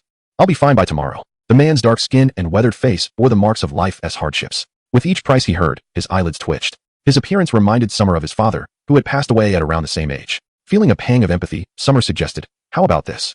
You can first have the blood routine, abdominal ultrasound, and CT scan done. If there's nothing serious, you can skip the MRI and angiography. The man still appeared hesitant. In a hushed murmur, he expressed his discontent. These three are not cheap either. They amount to 300 yuan. Accompanying him were two individuals, presumably his fellow townsmen, who urged him in their native dialect. Although Xia Tian could not fully comprehend their regional tongue, he discerned from their demeanor that they were persuading him to seek medical attention without concern for expenses. All right, I shall proceed with it. The man, clutching his abdomen, took the bill and headed to settle the payment. After the trio departed, Xia Tian called out to Wang Xiaobei, come here for a moment. Wang Xiaobei, who had just attended to an elderly lady with a burn, promptly rushed over upon hearing Xia Tian's summons. Follow the three who just left. Urge the nurse to expedite the patient's examination. I suspect the patient may be suffering from intestinal necrosis. Xia Tian furrowed his brow. Intestinal necrosis, also known as intestinal obstruction, manifests abruptly, often accompanied by symptoms such as abdominal pain, vomiting, constipation, and dehydration. There are various potential causes for intestinal necrosis, including intussusception, volvulus, and mesenteric thrombosis. In medical practice, treatment options for intestinal necrosis are limited. Once diagnosed, surgical intervention is imperative. If left untreated, it could lead to bowel necrosis, posing a grave threat to the patient's life. Upon hearing the term intestinal necrosis, Wang Xiaobei immediately wiped the smile from his face, nodding earnestly. Understood. I will go at once. He dashed out. Nearby, Li Yajun sipped from her thermos and, with a cheerful expression, remarked to Xia Tian. You discerned the patient's condition as intestinal necrosis merely by asking a few questions? How confident are you? Since their reconciliation, the two had often discussed patients during their idle moments, resembling longtime colleagues. Xia Tian replied with a smile, I wouldn't claim 100, but perhaps 95. 95. Such confidence. Li Yajun teased, back in school, I told my classmates that if I were to marry, it must be someone with confidence, but of course, confidence must be paired with capability. I have no fondness for blind self-assurance. Xia Tian chuckled, realizing that Li Yajun was subtly admonishing him. As a doctor, one must exercise extreme caution. To speculate on a diagnosis before the results are in could lead to disputes with patients should the findings differ. Li Jie meant well. Yet he humorously mused, but I am a systematic man. With a broad smile, he added, I shall strive to earn Li Jie's approval. Half an hour later, Wang Xiaobei burst back into the office, brandishing the test results, and reported briskly, the patient's white blood cell count and neutrophil ratio are elevated. The ultrasound reveals a small intestine diameter of 7 centimeters, showing dilated bowel with fluid, gas, and intestinal contents, presenting as anechoic, hypoechoic, and moderately echogenic speckles. The CT scan indicates a mass at the site of colonic obstruction, and the X-ray shows signs of pneumatosis, effusion, and the bird beak sign. Listening to Wang Xiaobei's report, Xia Tian exchanged a glance with Li Yajun. With a grin, he remarked playfully, Li Jie, you should start preparing the dowry. Chapter 96. Thus, love will inevitably fade. Will it not? There is no doubt that the patient is suffering from intestinal necrosis, and according to the CT scan, the condition has escalated significantly. The patient has endured abdominal pain for an extended period. In the early stages of intestinal necrosis, the pain is not excessively severe. It may come and go, and soon the sensation dissipates. Most people facing such a situation would choose to endure the discomfort, with only 50% opting to seek medical examination, thereby delaying their condition. Please bring the patient in, said Xia Tian. Wang Xiaobei entered with the patient and two fellow villagers. The patient appeared unwell, sitting in silence, while the two villagers seemed quite anxious, immediately inquiring of Xia Tian upon entering. Doctor, how is it? Is it serious? Could it be gastroenteritis? No, Xia Tian replied, shaking his head as he focused on the patient. Preliminary examination confirms it is intestinal necrosis. Upon hearing those words, the three individuals were instantly alarmed. One villager exclaimed with a thick accent, is he going to die? The layperson, unfamiliar with the term intestinal necrosis, panicked upon hearing the word death. Xia Tian quickly reassured them, it's not a death sentence, do not be afraid. In layman's terms, a section of the intestine is damaged, and surgery is required to remove that portion for the patient to recover. It's akin to a broken water pipe. If you cut out the damaged segment, it can still function. Moreover, the human intestine ranges from 5 to 7 meters in length, so removing a small segment is inconsequential and will not affect future living. Upon hearing they would not face death, the trio calmed down, although the patient's pallor remained grave. Doctor, will the surgery cost a lot? If we don't operate, can the damaged section recover on its own? Xia Tian exchanged a glance with Wang Xiaobei, discerning that the patient came from modest means and was particularly concerned about finances. Each time he encountered such patients, Xia Tian felt a twinge of discomfort. However, as a physician, he was bound to do his utmost to treat them within their financial constraints. The cost of surgery for intestinal necrosis is not fixed. A vascular imaging study is necessary to ascertain the extent of the damage, if the injury is minor. A simple detachment or resection of fibrous bands causing angulated adhesive intestinal obstruction may suffice, with surgery costing around 10,000 yuan. Conversely, if the obstruction is severe and the intestine has become necrotic, the situation becomes more complicated and costly. Generally, surgical fees range between 23,000 yuan, contingent upon the patient's condition. Should the patient have poor health and require prolonged observation in the ICU, expenses may escalate further. What? Before Xia Tian could finish, the patient exclaimed, his eyes wide with disbelief. Is it really going to be 20 to 30,000 yuan? I refuse treatment. It doesn't hurt that much right now. I'll just sleep it off. Let us go. The patient, in a fit of agitation, attempted to leave, pulling the two villagers along. They, however, urged him to stay, speaking in their dialect. You cannot leave. What if your life is at stake? You must seek treatment. Can you really forsake your life for 20 or 30,000 yuan? The two villagers continued to persuade the patient, but his resolve remained unwavering, shaking his head persistently. No, it's far too expensive. With 20 or 30,000, one could do something far more worthwhile. I won't seek treatment for this ailment. Wang Xiaobei, Xia Tian, and Li Yajun stood silently to the side. Wang Xiaobei furrowed his brows and inquired of Li Yajun, sisterly, is there no way to reduce the surgical costs? Can't the hospital offer any discounts? Li Yajun rolled her eyes in response. Do you think this is a marketplace? Discounts? A bowel obstruction is no trivial procedure. Getting it done for 20 or 30,000 would be fortunate. Wang Xiaobei pressed further. What will happen if the surgery is not performed? Li Yajun shot him a piercing glare. After 8 years of medical school, what do you think? Wang Xiaobei felt despondent. It will be fatal. He understood in his heart. Yet he clung to a glimmer of hope that Li Yajun might present an alternative answer. However, reality is stark. In the world of adults, there are no fairy tales. Xia Tian stepped forward and asked the patient and his two companions, do you have health insurance? The surgery for bowel obstruction can be partially covered by insurance, so it won't cost too much afterward. The patient nodded. Yes, I have insurance, but it's from my hometown. Can it be utilized here? Absolutely, Xia Tian affirmed. Insurance can be applied in different locations. Just present your insurance card to the staff upon admission. He continued, your condition requires immediate treatment. A damaged intestine cannot heal on its own and must be addressed surgically. Living is essential to earn more. If life is lost, what good is any remaining money? Please, discuss it among yourselves. The patient nodded, and the three took a seat in the emergency corridor, with the two companions persistently urging him. Xia Tian returned to the office and instructed Wang Xiaobei, keep a close watch on the patient. Don't let him escape. Without surgery, he is assuredly doomed. With insurance, the procedure will only cost about 10,000. It's not worth losing a life over such an amount. You can count on me. If the patient dares to run, I'll break his legs. Wang Xiaobei grabbed a small stool and stationed himself at the door, peering through the crack to monitor the three individuals. Xia Tian remarked casually, then why don't you go out and break his legs now? Huh? Wang Xiaobei was taken aback, not comprehending Xia Tian's intent. Why would I do that? Xia Tian grinned. If you break his legs, he won't need to worry about the money. He'll be hospitalized directly for his legs and then undergo the surgery for the bowel obstruction. Wang Xiaobei, bewildered, responded, are you suggesting that I pay for it? Xia Tian replied, be confident, omit the should. Of course, you will pay for what you break. Ah, Tian Ge, how can you treat me this way? Wang Xiaobei lamented. Nearly in tears, I have no money. Xia Tian reassured him, I'll lend you some. Just repay me when you get your salary. Wang Xiaobei sighed so. Love will fade away, right? Author's note, a heart racing with excitement, trembling hands, and looking down, a brownish yellow button, speaking on behalf of the readers, leaving them with no way out. Chapter 97. The fortunate Wang Xiaobei, the three deliberated for a full hour before the patient, looking exceedingly distressed, entered the office. Doctor, I have decided to proceed with the surgery. However, I will not consult a specialist. Specialists charge fees, and I refuse. In summer, the patient expressed reassurance, stating, rest assured, I will strive to perform the surgery at the lowest possible cost. The patient, exchanging glances with two fellow villagers, inquired, are there any doctors available for selection? Internally, Summer fervently wished to be chosen. Maintaining an outward calm, he explained that intestinal necrosis falls under the purview of the proctology department. Should the patient opt for hospitalization in this department, a surgeon such as Director Lu Yu, who has over 20 years of extensive experience, could perform the operation. At that moment, Wang Xiaobei interjected, Director Lu is not on duty today. Not on duty? Summer was taken aback. Neither is Director Zhang. Why is everyone absent? Wang Xiaobei shrugged. I'm not sure. I heard they went out for drinks last night, and Haven Tea reported for work today. Lu Yu, inflicting 1,000 damages upon the enemy, while suffering 800 in return. Very well, Summer continued to explain to the patient. Director Lu from Proctology is indeed off today. However, your surgery cannot proceed without his presence. If you are willing to wait, we can initiate the hospitalization process and conduct examinations once he resumes work to arrange the surgery. Alternatively, the emergency department is also equipped to perform surgeries. We have Dr. Lee available, as well as myself. It is your choice. The patient was primarily concerned about costs. Whose fees are more affordable? Summer replied with a smile. The costs are fairly similar. Most of the surgical expenses go toward materials used during the procedure. Naturally, the director's fees may be slightly higher, while I, as a resident doctor, offer the most economical option. No sooner had Summer finished speaking than the patient promptly responded, "Then it's you. I want you to perform the surgery. Is it because I'm cheaper?" Summer coughed lightly. "You might want to think it over and discuss it with your family." The patient shook his head vigorously, insisting, "No, I don't want anyone else, just you. Please arrange the surgery." His conviction was evident in his steadfast gaze, clearly resolved in his choice of Summer. Summer exchanged a glance with Li Yajun. Intestinal necrosis is classified as a level 3 surgery, necessitating approval from Zhang Ming or Li Yajun before Summer could proceed.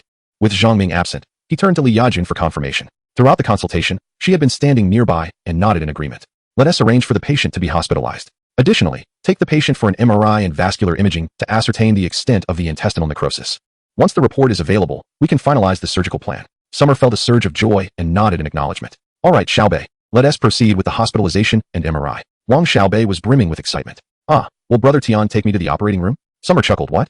Don't you want to?" "I do, of course." Wang Xiaobei was ecstatic. "Brother Tian gets the meat, and I'll have the broth. Though it's only broth. Others don't even have that." He was elated. After settling the hospitalization fees and arranging a bed, they took the patient for an MRI. Led directly by the emergency doctor to avoid queues, as intestinal necrosis is an urgent surgical case that must be prioritized. In the imaging department, the patient sat in a wheelchair, pushed by Wang Xiaobei, as the three entered the bustling imaging facility of the provincial hospital, which is perpetually the busiest. At any given moment, the radiology department is filled with people. "Excuse me, let me through. Madam, please make way." Two individuals were pushing a patient, struggling to squeeze through. Wang Xiaobei craned his neck, his eyes instantly lighting up, and nudged Xia Tian with his elbow. Tian Gu, Jean Xiaoqiao is here. Let us go greet her."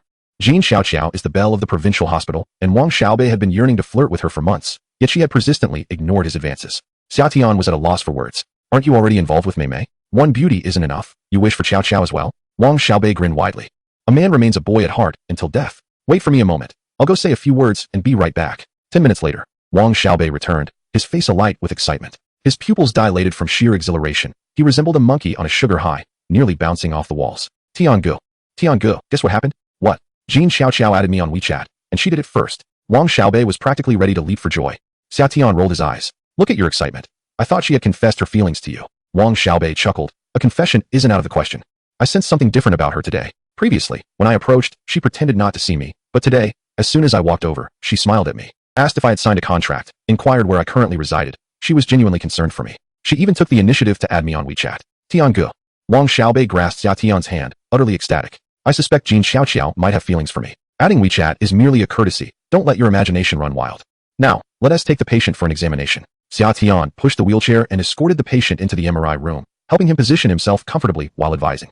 "Listen to the doctor's instructions. During the MRI, remain completely still. If you move while the imaging is taking place, the results will be unusable, necessitating a repeat scan and additional payment, so please, do not move." Upon hearing about the extra charge, the patient was immediately frightened into stillness. Ding dong.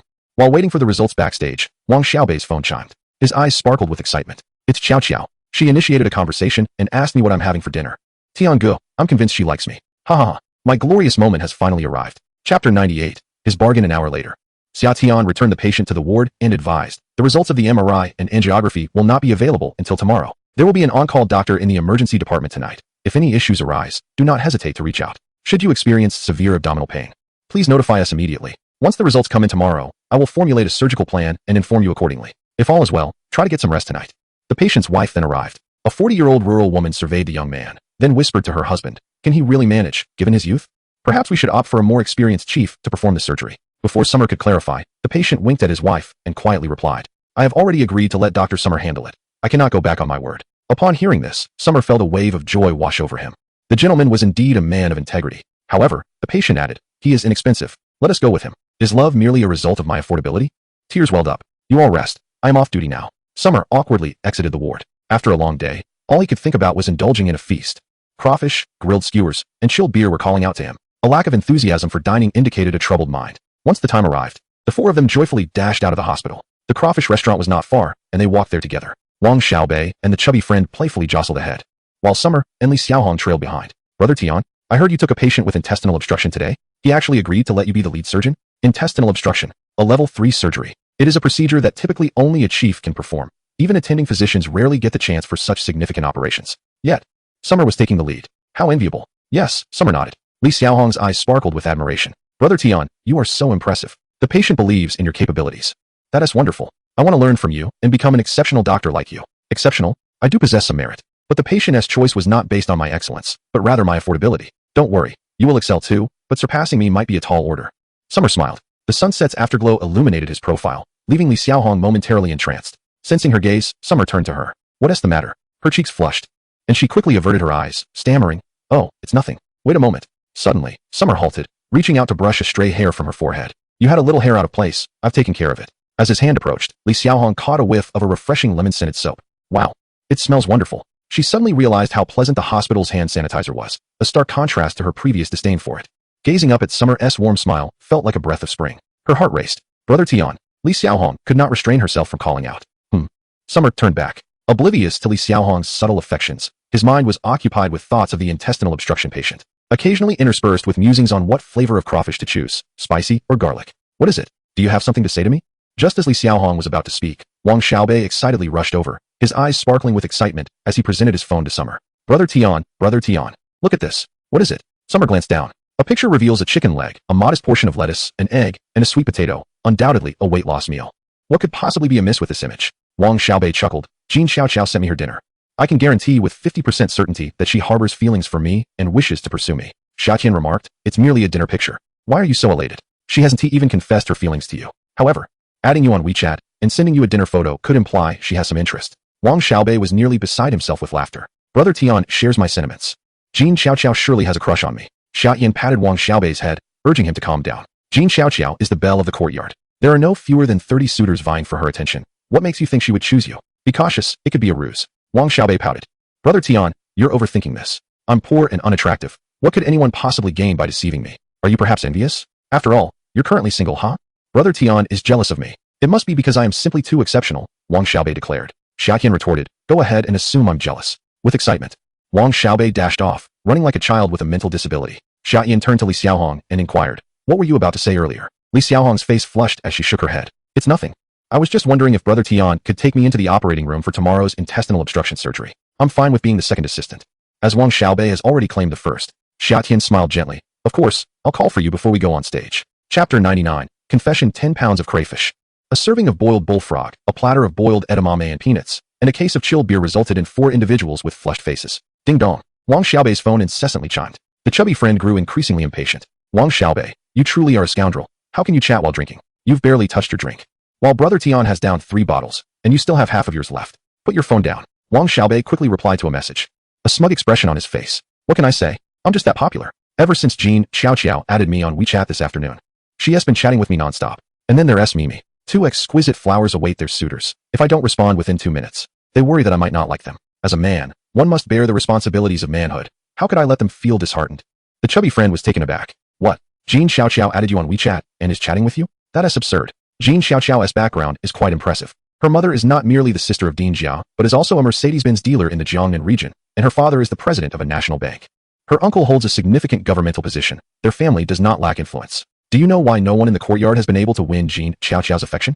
Why?" The 3 pairs of eyes were captivated by the chubby friend's revelation. In the courtyard, numerous outstanding young individuals abound, many of whom hail from scholarly families, with a fair share of affluent individuals present as well. The chubby fellow chuckled mysteriously, exclaiming, "Hee.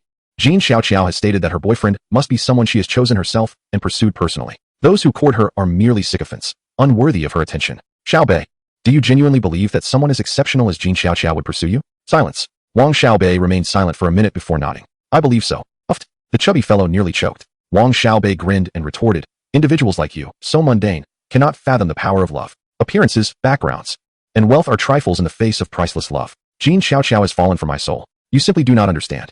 The 3 were momentarily stunned. And then Xiao Tian raised his glass to the chubby fellow and Li Xiaohong. "Come, let us drink." The chubby fellow nodded. "Cheers, cheers. Tian Gu, I toast to you. Xiaohong, let us clink our glasses as well. We must strive to cling tightly to Xiao Tian's coattails." Wang Xiaobei scoffed. "Humph, believe it or not, it matters not. 3 single dogs." By 9 p.m., Xiao Tian settled the bill, and the 4 dispersed to their respective homes. On the subway, Xiao Tian's phone chimed with a message from Wang Xiaobei. "Tian Gu, I truly suspect that Jin Xiaoqiao likes me, since she added me on WeChat. We have conversed continuously, and she has consistently initiated topics of discussion. Could this not be considered affection?" Xiao Tian replied, "Oh." At 9:30 p.m., upon returning home, a notification sounded. Wang Xiaobei exclaimed, "What should I do? I already have Mei Mei, and now another Qiao Qiao has emerged. How am I to choose? I feel as though I might burst." Xiao Tian responded, "Oh." At 9:45 p.m., another notification chimed. Wang Xiaobei cheekily stated, "Hee. Only children make choices. As an adult, I shall have both." At 10 p.m., Xiao Tian emerged from the shower. Wang Xiaobei sent 2 messages. The first read, Tian Go, look quickly. Jean Xiaoqiao sent me her photo. You must see how beautiful she is. The second contained Jean Xiaoqiao's picture. Upon opening it, Xia Tian beheld a stunning image of Jean Xiaoqiao wrapped in a bathrobe, posing in front of a mirror. The soft lighting accentuated her beauty. This scene prompted Xia Tian to recall a phrase: fair skin, exquisite features, long legs, delicate and graceful, abundant allure. Indeed, she was a beauty. No wonder she was the belle of the hospital. At work, she donned formal attire, and every time Xia Tian escorted patients for radiography, he hurriedly remembered her wearing black-framed glasses, yet lacked a clear impression of her appearance. Her private photo was undeniably stunning. Zooming in on the image, another notification chimed.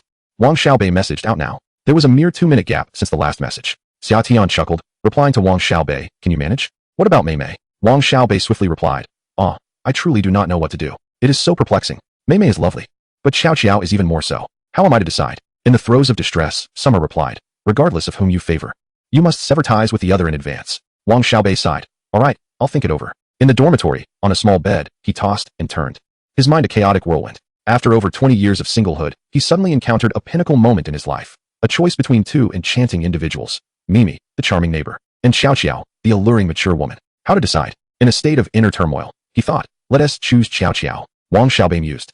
I am not merely captivated by Xiao Qiao's beauty, nor is it her wealth that draws me in. Rather, it is her intriguing soul that I admire. He opened Mimi's WeChat and, in deep contemplation, composed a message. Mimi, I regret to inform you that I have a girlfriend now. She is the belle of the provincial hospital and has pursued me for quite some time. I do not wish to let her down. No response came from Mimi. Wang Xiaobei let out a long sigh. Poor girl, I did not intend to hurt you. After sighing, a mischievous expression appeared on his face as he sent a message to Xiao Qiao. Xiao Qiao, are you working tomorrow? Shall we have breakfast together? Xiao Qiao replied, I am working. But sure, will you be having breakfast at the hospital cafeteria? Indeed, she must have feelings for me, thought Wang Xiaobei, swelling with pride. Yes, my friend Tian and I typically have breakfast there every morning. Xiao Qiao responded, is Xia Tian going too? I will come over tomorrow. By the way, there is something I wish to discuss with you. The anticipation was electric. He trembled as he typed. Go ahead, whatever you say, I shall agree to. The typing indicator flickered. No message. After 5 full minutes, Xiao Qiao still hadn't sent anything. Wang Xiaobei encouraged her, just say it, don't worry, I will agree. The typing indicator flickered again, and finally, she sent a message. I would like your help to pursue Xia Tian. Would that be alright? Time stood still. Wang Xiaobei stared blankly for a full 3 minutes. He quickly closed Xiao Qiao's chat and opened Mimi's chat, hastily typing a message. Mimi, I was just joking. A large red exclamation mark appeared on the screen, indicating, the other party has enabled friend verification. You are not yet their friend. Please send a request for verification. Only after the other party approves can you chat. BGM. Hey, the joyous drums sound, heralding festive days. Beautiful dances bring forth daily delight. The sunshine paints today with vibrant hues. The flowers of life signify our good fortune. Hey, today is a wonderful day. All that we wish for shall come to fruition. Today is a splendid day. Chapter 100. I despise you. Tian, I loathe you. Early in the morning, upon awakening, Xia Tian found a message from Wang Xiaobei sent at 4 o'clock. Perplexed, he wondered what animosity lay behind such a message. He replied curtly, are you out of your mind? But received no response. Dismissing the matter, he rose to wash up and opened the refrigerator, only to find it nearly bare. Save for a solitary bottle of chilled cola, no eggs, nothing. A wave of loneliness washed over him. Perhaps it was time to seek a girlfriend. At that moment, the thought of finding a new partner crossed his mind. He had once envisioned becoming a father by 30, yet here he was at 26, still without a wife. While finding a girlfriend might be straightforward, securing a wife proved to be a different challenge altogether. A meticulous plan was in order. It was Friday, and the following day marked Zhang Ming's wife's birthday celebration, which he had committed to attending, hoping to also catch a glimpse of their daughter. Perhaps she was quite beautiful. Anticipation bubbled within him. At 8:20, he arrived at the provincial hospital 10 minutes early. Instead of heading to the office, he made his way directly to the patient ward to check on the condition of his patient. Inside, the patient and his wife were enjoying a meal. Upon seeing Xia Tian, the patient flashed a toothy grin, his weathered face revealing a smile of yellowed teeth. Doctor, my stomach no longer hurts, and I can eat again. Does this mean I'm cured? If so, I won't need surgery, right? Seeing the patient in such lively spirits, Xia Tian felt a sense of relief. He smiled back, saying, let us await the results of today's MRI and angiogram. If it's merely an intestinal obstruction, we can consider conservative treatment, avoiding surgery. However, if there is a perforation or necrosis, surgery will be necessary. The results would likely be available around 9 o'clock. He assured them he would retrieve them personally, encouraging them to rest in the ward. At 8:50, Xia Tian strolled toward the laboratory. Hello, I am Dr. Xia from the emergency department, here to collect. Before he could finish, a young nurse's eyes sparkled with excitement. I know you're here for the MRI and angiogram reports, right? Indeed, Xia Tian replied with a smile. The nurse, having prepared the reports in advance, presented them to him, her 2 prominent canine teeth glimmering as she beamed at him. I noticed you personally brought the patient yesterday, so I made sure to have them ready this morning. Dr. Xia, let us connect on WeChat. In the future, you can simply send me a message for your patient reports, and I'll deliver them to you immediately. You won't need to make the long trip again. The nurse gazed at him with admiration. You're so handsome. I really like you. Xiao Tian felt his face flush. Oh, that is not necessary. You all are quite busy. I can manage on my own. The nurse shook her head vigorously. Not at all. It's no trouble whatsoever. Dr. Xiao, your WeChat? She inquired eagerly, already poised to scan. Xiao Tian opened his QR code, adding her as a contact. Dr. Xiao, I'm called Xiao Hu. Just call me Xiao Hu. All right. Xiao Tian nodded, expressing his gratitude. Thank you. I'll head back to my department now. As he turned to leave, a chorus of excited shrieks erupted from the nurses. Ah, Xiao Hu actually added Dr. Xiao on WeChat. Xiao Hu, I'm going to kill you. I'm so jealous. This opportunity was mine. In the summer, Xiao Tian's keen ears caught snippets of conversation from a few nurses, prompting a resigned smile. What could he do? He was simply exceptional. So many admired him. Filled with pride, he walked with a light step, humming a tune. Amidst the sea of people, do not pause. While there remains hope, could our love be carried by the winds to the ocean, never to return? Turning a corner, he encountered a female doctor. And their eyes met. The melody abruptly ceased, and Xiao Tian offered an awkward smile. It was Dr. Jean, none other than Jean Xiaoqiao. Having seen her photograph the previous night, she had populated his dreams, and he was astonished to meet her so early in the day. Dr. Jean smiled gently, her countenance radiant. Xiao doctor, you seem quite spirited today. Do you enjoy singing as well? Just singing aimlessly, Xiao Tian replied with a sheepish grin, stealing a glance at Jean Xiaoqiao. Her clear, bright eyes sparkled, her delicate brows arching gracefully, long lashes fluttering softly. Her flawless skin bore a gentle blush, and her thin lips resembled the tender petals of a rose. Historically, beauty has been characterized either by grace and elegance or by vibrant charm. She, however, embodied exquisite beauty imbued with a hint of heroism and grandeur, exuding an air of regal dignity that commanded respect, making one hesitant to gaze too long. The observation made by the stout man rang true. An ordinary man could scarcely handle a woman as extraordinary as Jean Xiaoqiao. I must return to work, Xiao Tian nodded, clutching the reports as he departed. After walking a considerable distance, he felt an inexplicable sensation of being watched, as if a burning gaze could ignite him. He turned his head, only to find Jean Xiaoqiao had also just turned away. Is she watching me? He pondered. Isn't she fond of Wang Xiaobei? A sense of foreboding washed over him, and he began to comprehend Wang Xiaobei's message sent at 4 in the morning. Poor Xiaobei. Xiao Tian's emotions grew complex. After all, he and Wang Xiaobei were brothers, and if Jean Xiaoqiao were to disrupt their bond, it would be a loss too great to bear. Fortunately, he has Mimi. He reassured himself. With that thought, Xiao Tian breathed a sigh of relief and strode towards the emergency department with a buoyant step. Chapter 101. Happy families are alike. Li Jie. Here are the MRI and angiography reports for that patient with intestinal obstruction. Please take a look. Xiao Tian presented the 2 reports before Li Yajun. The MRI examination utilized the accumulated fluid or feces from the intestinal obstruction to perform magnetic resonance imaging without intestinal preparation, requiring no enema prior to the examination, nor gastrointestinal decompression, and without oral or intraluminal contrast agents. Using the Philips Achieva 1.5T dual gradient MR scanning device and employing a position-controlled phased array coil, a steady-state free precession (BTV) sequence was conducted for coronal imaging to observe the obstruction plane. Figure 1. On the WI axial plane, the lumen of the transverse colon appeared tubular, with thickened walls exhibiting low signal intensity. Figure 2. On the WI axial plane, the transverse colon lumen displayed linear characteristics, with the proximal colon distended with fluid. Angiography revealed superior mesenteric artery embolism, leukocytes at 25/109L, elevated serum amylase, and increased CPK levels. There was narrowing of the branches of the superior mesenteric artery, with arterial spasms and inadequate filling of the intramural vessels. Li Yajun cast a glance at the report and smiled at Xiao Tian. You may prepare the patient for surgery now. Your accuracy is not merely 95. It must be 100, right? Xiao Tian confidently replied. I wouldn't dare claim 100, but 99 is certainly attainable. Li Jie chuckled. I appreciate your confidence. Regarding the dowry, do you have any specific requests? I will ask my parents to prepare. The two continued the light-hearted banter from yesterday. Xiao Tian chuckled. As for the dowry, I am not picky. I have always retained a youthful heart, fond of pink items, like those delicate pink Mao Zedong portraits. They bring me joy. A room filled with them would make me even happier. Hee. Li Yajun rolled her eyes. If you were to sell me, you still wouldn't fill an entire room. At that moment, Li Xiaohong approached. Hearing their conversation, she appeared bewildered. A dowry? Is Li Yajun marrying Xiao Tian? Is Tian Gu preparing for the patient's surgery? Li Xiaohong weakly inquired. Yes, we must first have the patient sign the consent form. Come along, Xiao Tian said, holding the surgical consent form as he led Li Xiaohong to the patient's room. He explained that the patient's condition could only be treated surgically and elaborated on the procedure and precautions. The patient, who had been excited upon hearing surgery was not required, suddenly fell into a somber mood at the mention of surgery. Surgery. It must cost quite a bit, right? Xiao Tian had already addressed the financial concerns the day before. Intestinal necrosis was no minor procedure, and it would not cost less than 20,000 to 30,000 yuan. Money was hard to earn, and many common folk struggled immensely. Having grown up in poverty himself, Xiao Tian empathized with the plight, but felt powerless. The patient's wife, with a heavy accent and little education, continuously comforted her husband. Health is paramount. We cannot think of money at this moment. Once you recover, we can earn again. The patient's eyes reddened, tears streaming down his face. I promised to provide you with a good life. After 20 years of marriage, we are still so poor. All our savings will be spent on this surgery. I am sorry, the wife said, wiping her husband's tears with her hand and smiling. What are you saying? As long as we are a happy family, money doesn't matter. If we have our health, we can return to the village to raise pigs, grow vegetables, and fish. We will spend what we earn. There is a way to live within our means, and wealth does not guarantee happiness. Please stop crying. The doctor is waiting for your signature. The patient wiped his tears and signed the surgical agreement. Observing the couple, Xia Tian recalled a line from a classic novel. Happy families are all alike. Each unhappy family is unhappy in its own way. Even in poverty, a united couple can find happiness. Upon leaving the ward, Li Xiaohong's eyes were red, having discreetly wiped away her tears. Xia Tian sniffled, feeling a shared empathy. The scene was somewhat touching, and his nose felt a bit sour. Li Xiaohong took out a tissue to wipe her tears, pouting as she said, happiness truly has no correlation with wealth. In my childhood, we were quite impoverished and could afford meat only twice a week, yet our family was filled with joy.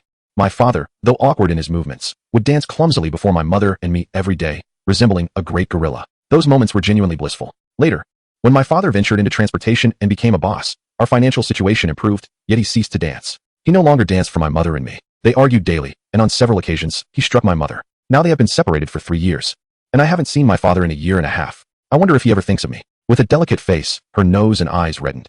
Li Xiaohong sniffed as tears streamed down her cheeks. Ah, yet another child from an unhappy family, she sighed. Summer comforted her, do not cry. You are growing up and can protect your mother. As for your father, he will always be your father. He provided you with a wonderful childhood. Even saints can err, and in a few years, he will come to understand. If he does not reach out to you, you can always contact him. No father would ever abandon his daughter. Everything will be all right. Li Xiaohong wiped her tears and nodded earnestly at Summer. Thank you, Brother Tian. I will not cry anymore. By the way, Brother Tian, Xiao Bei did not come to work today. He said he took leave from the director. What about the surgery this afternoon? Did he not come to work? Is he that upset? After just 1 day of conversation, he has become so sentimental? Summer reflected. Even after a 5-year relationship, I didn't let it impede my work. Call Fatty. If Xiao Bei is absent, you and Fatty will join me on stage. All right, I will inform Fatty shortly, Li Xiaohong agreed. Suddenly, in a hushed tone, she asked Summer, Brother Tian, don't you find Fatty a bit mysterious? Chapter 102. Not myocarditis. What is wrong with Fatty? Summer inquired, puzzled. In his mind, Fatty was merely a chubby, somewhat endearing colleague who enjoyed food, with average medical skills. Li Xiaohong's demeanor was conspiratorial, as if Fatty held a monumental secret. Fatty knows everything. He is aware that the head of the cardiothoracic department is Wang Boyi's uncle, and he is also familiar with Jean Xiaoqiao's background. He seems to know all internal affairs of the hospital, articulating them with such clarity. Really? Summer had not noticed this before, but thought it trivial. Isn't Fatty often chatting with the nurses? He probably enjoys gossip, gathering information from them. Li Xiaohong's expression indicated her discontent, displaying a look of intrigue. Fatty has never mentioned his parents. In summary, something about Fatty seems amiss. He must be hiding something from us. Well, Summer chuckled, unsure of how to respond. Young ladies tend to enjoy gossip. Among colleagues, harmonious interactions at work suffice. There is no need to pry into other secrets. Prepare to instruct the patients to refrain from food and drink from this moment onward. Arrange for Fatty to reserve the operating room for around 3 in the afternoon. Understood. Li Xiaohong nodded and went to work. Xia Tian, holding the surgical consent form, sought out Sister Li for her signature. Sister Li, could you please sign this? I've scheduled the procedure for 3 o'clock this afternoon. Without hesitation, Li Yajun signed the surgical agreement and smiled at Xia Tian. You are the first resident physician in the entire provincial hospital to perform this surgery for intestinal obstruction. How does it feel to be the first? Are you excited? Merely an intestinal obstruction, Xia Tian replied nonchalantly. I have already performed surgeries for liver cancer. It was a trivial matter indeed. Nevertheless, in the presence of a senior, Xia Tian maintained a humble demeanor. I'm quite calm, thankfully. I hope the surgery goes smoothly. Additionally, the angiogram indicated that the necrotic section is approximately 15 centimeters. I just hope the condition does not worsen during the procedure. The two exchanged a knowing glance. Some things need not be spoken. A mere look between doctors suffices to convey the potential outcomes. The human colon measures around 15 meters, encompassing the ascending colon, transverse colon, descending colon, sigmoid colon, and rectum. If 15 centimeters were to be excised, the impact on the body would be minimal. However, if the excised section were to involve the rectum, which is only 12 to 15 centimeters in length, the ramifications for the patient's bowel function could be dire, potentially necessitating a colostomy. A colostomy involves creating an opening in the abdomen to connect to an external bag, allowing waste to flow through a tube into the bag. Once a colostomy is performed, the patient must bear the burden of the bag for life. Beyond the physical suffering, the psychological and emotional toll on the patient can be profound. Doctors are reluctant to recommend such a procedure unless absolutely necessary. Let us keep our spirits up, they encouraged each other. After a busy morning, Xia Tian called Wang Xiaobei during the lunch break, but there was no answer. What could be wrong with him? It's only been a day since he spoke with Jean Xiaoqiao. He shouldn't be so despondent that he neglects his work. Glancing at the time, he realized he had no chance to visit the dormitory before his shift began. I'll check on him later this afternoon. After resting for 5 minutes in the lounge, Xia Tian headed straight to the imaging department, as one of Li Yajun's patients had undergone an MRI. She had asked him to retrieve the images later in the day. Upon entering the imaging department, Xiaohu excitedly shouted, "Dr. Xia, you're here again. We've seen each other twice today?" Xia Tian thought to himself. We work in the same hospital. It's possible to see each other 100 times in a day. What is so thrilling about just 2 encounters? I'm here to pick up the emergency MRI films. Are they ready? Oh, it's for the emergency case. Just a moment, Dr. Xia. I'll check inside. Xiaohu responded enthusiastically as he went to find the films. While waiting for Xiaohu, Xia Tian casually picked up a report to read. Patient, female. Name, Zhao Xiaoyu. Age, 13. Blood pressure, 120/60 millimeters of mercury. C-reactive protein, 8 milligrams L. 3 ECG strips. The results indicated myocarditis. Xia Tian examined the 3 ECG strips and frowned. At that moment, Xiaohu returned. Dr. Xia, the reports from the emergency department are all here. Thank you very much. Taking the reports, Xia pointed to the patient with myocarditis and inquired, is this patient from the thoracic surgery department? How long has she been hospitalized? The report indicated that she was an inpatient. Xiaohu, looking perplexed, replied, I only know she is from thoracic surgery. I'm not sure how many days she has been admitted. She is Dr. Wang's patient. You might want to ask him. Just then, he arrived. Which Dr. Wang? Turning around, they saw Wang Boyi approaching with a stern expression, a slight bruise on his forehead, though the swelling on his cheek had subsided. Upon seeing Xia, he paused momentarily before striding directly toward Xiaohu. Xiaohu, where are my films? Oh, they're right here. Xiaohu handed the myocarditis report to Wang Boyi. Smiling as he added, Dr. Xia just looked at this report and asked about the patient. The incident involving the fight was known to very few. To outsiders, it seemed that Xia and Wang Boyi, in turning together, shared a good rapport. Wang Boyi raised an eyebrow and replied with a hint of coldness, it's merely a myocarditis patient. Is it really that intriguing to Dr. Xia? Xia calmly responded, the report indicates myocarditis, but the patient is a child. A child's blood pressure is typically lower than that of an adult, and her blood pressure is excessively high. She is likely not suffering from myocarditis. Before Xia could finish, Wang Boyi scoffed, derisively stating, enough, Dr. Xia. I recognize your exceptional abilities. However, with so many thoracic surgeons, is there truly no one more competent than you? Do we require the guidance of an intern? Thank you, Xiaohu. Casting a disdainful glance at Xia, Wang Boyi turned and walked away, leaving Xia and Xiaohu in an awkward silence. It was evident that Wang Boyi had interrupted Xia and held a strong disdain for him. Xiaohu glanced at Xia awkwardly. Dr. Xia, are you two alright? It seems Dr. Wang dislikes you. With a stoic expression, Xia replied earnestly, a week ago.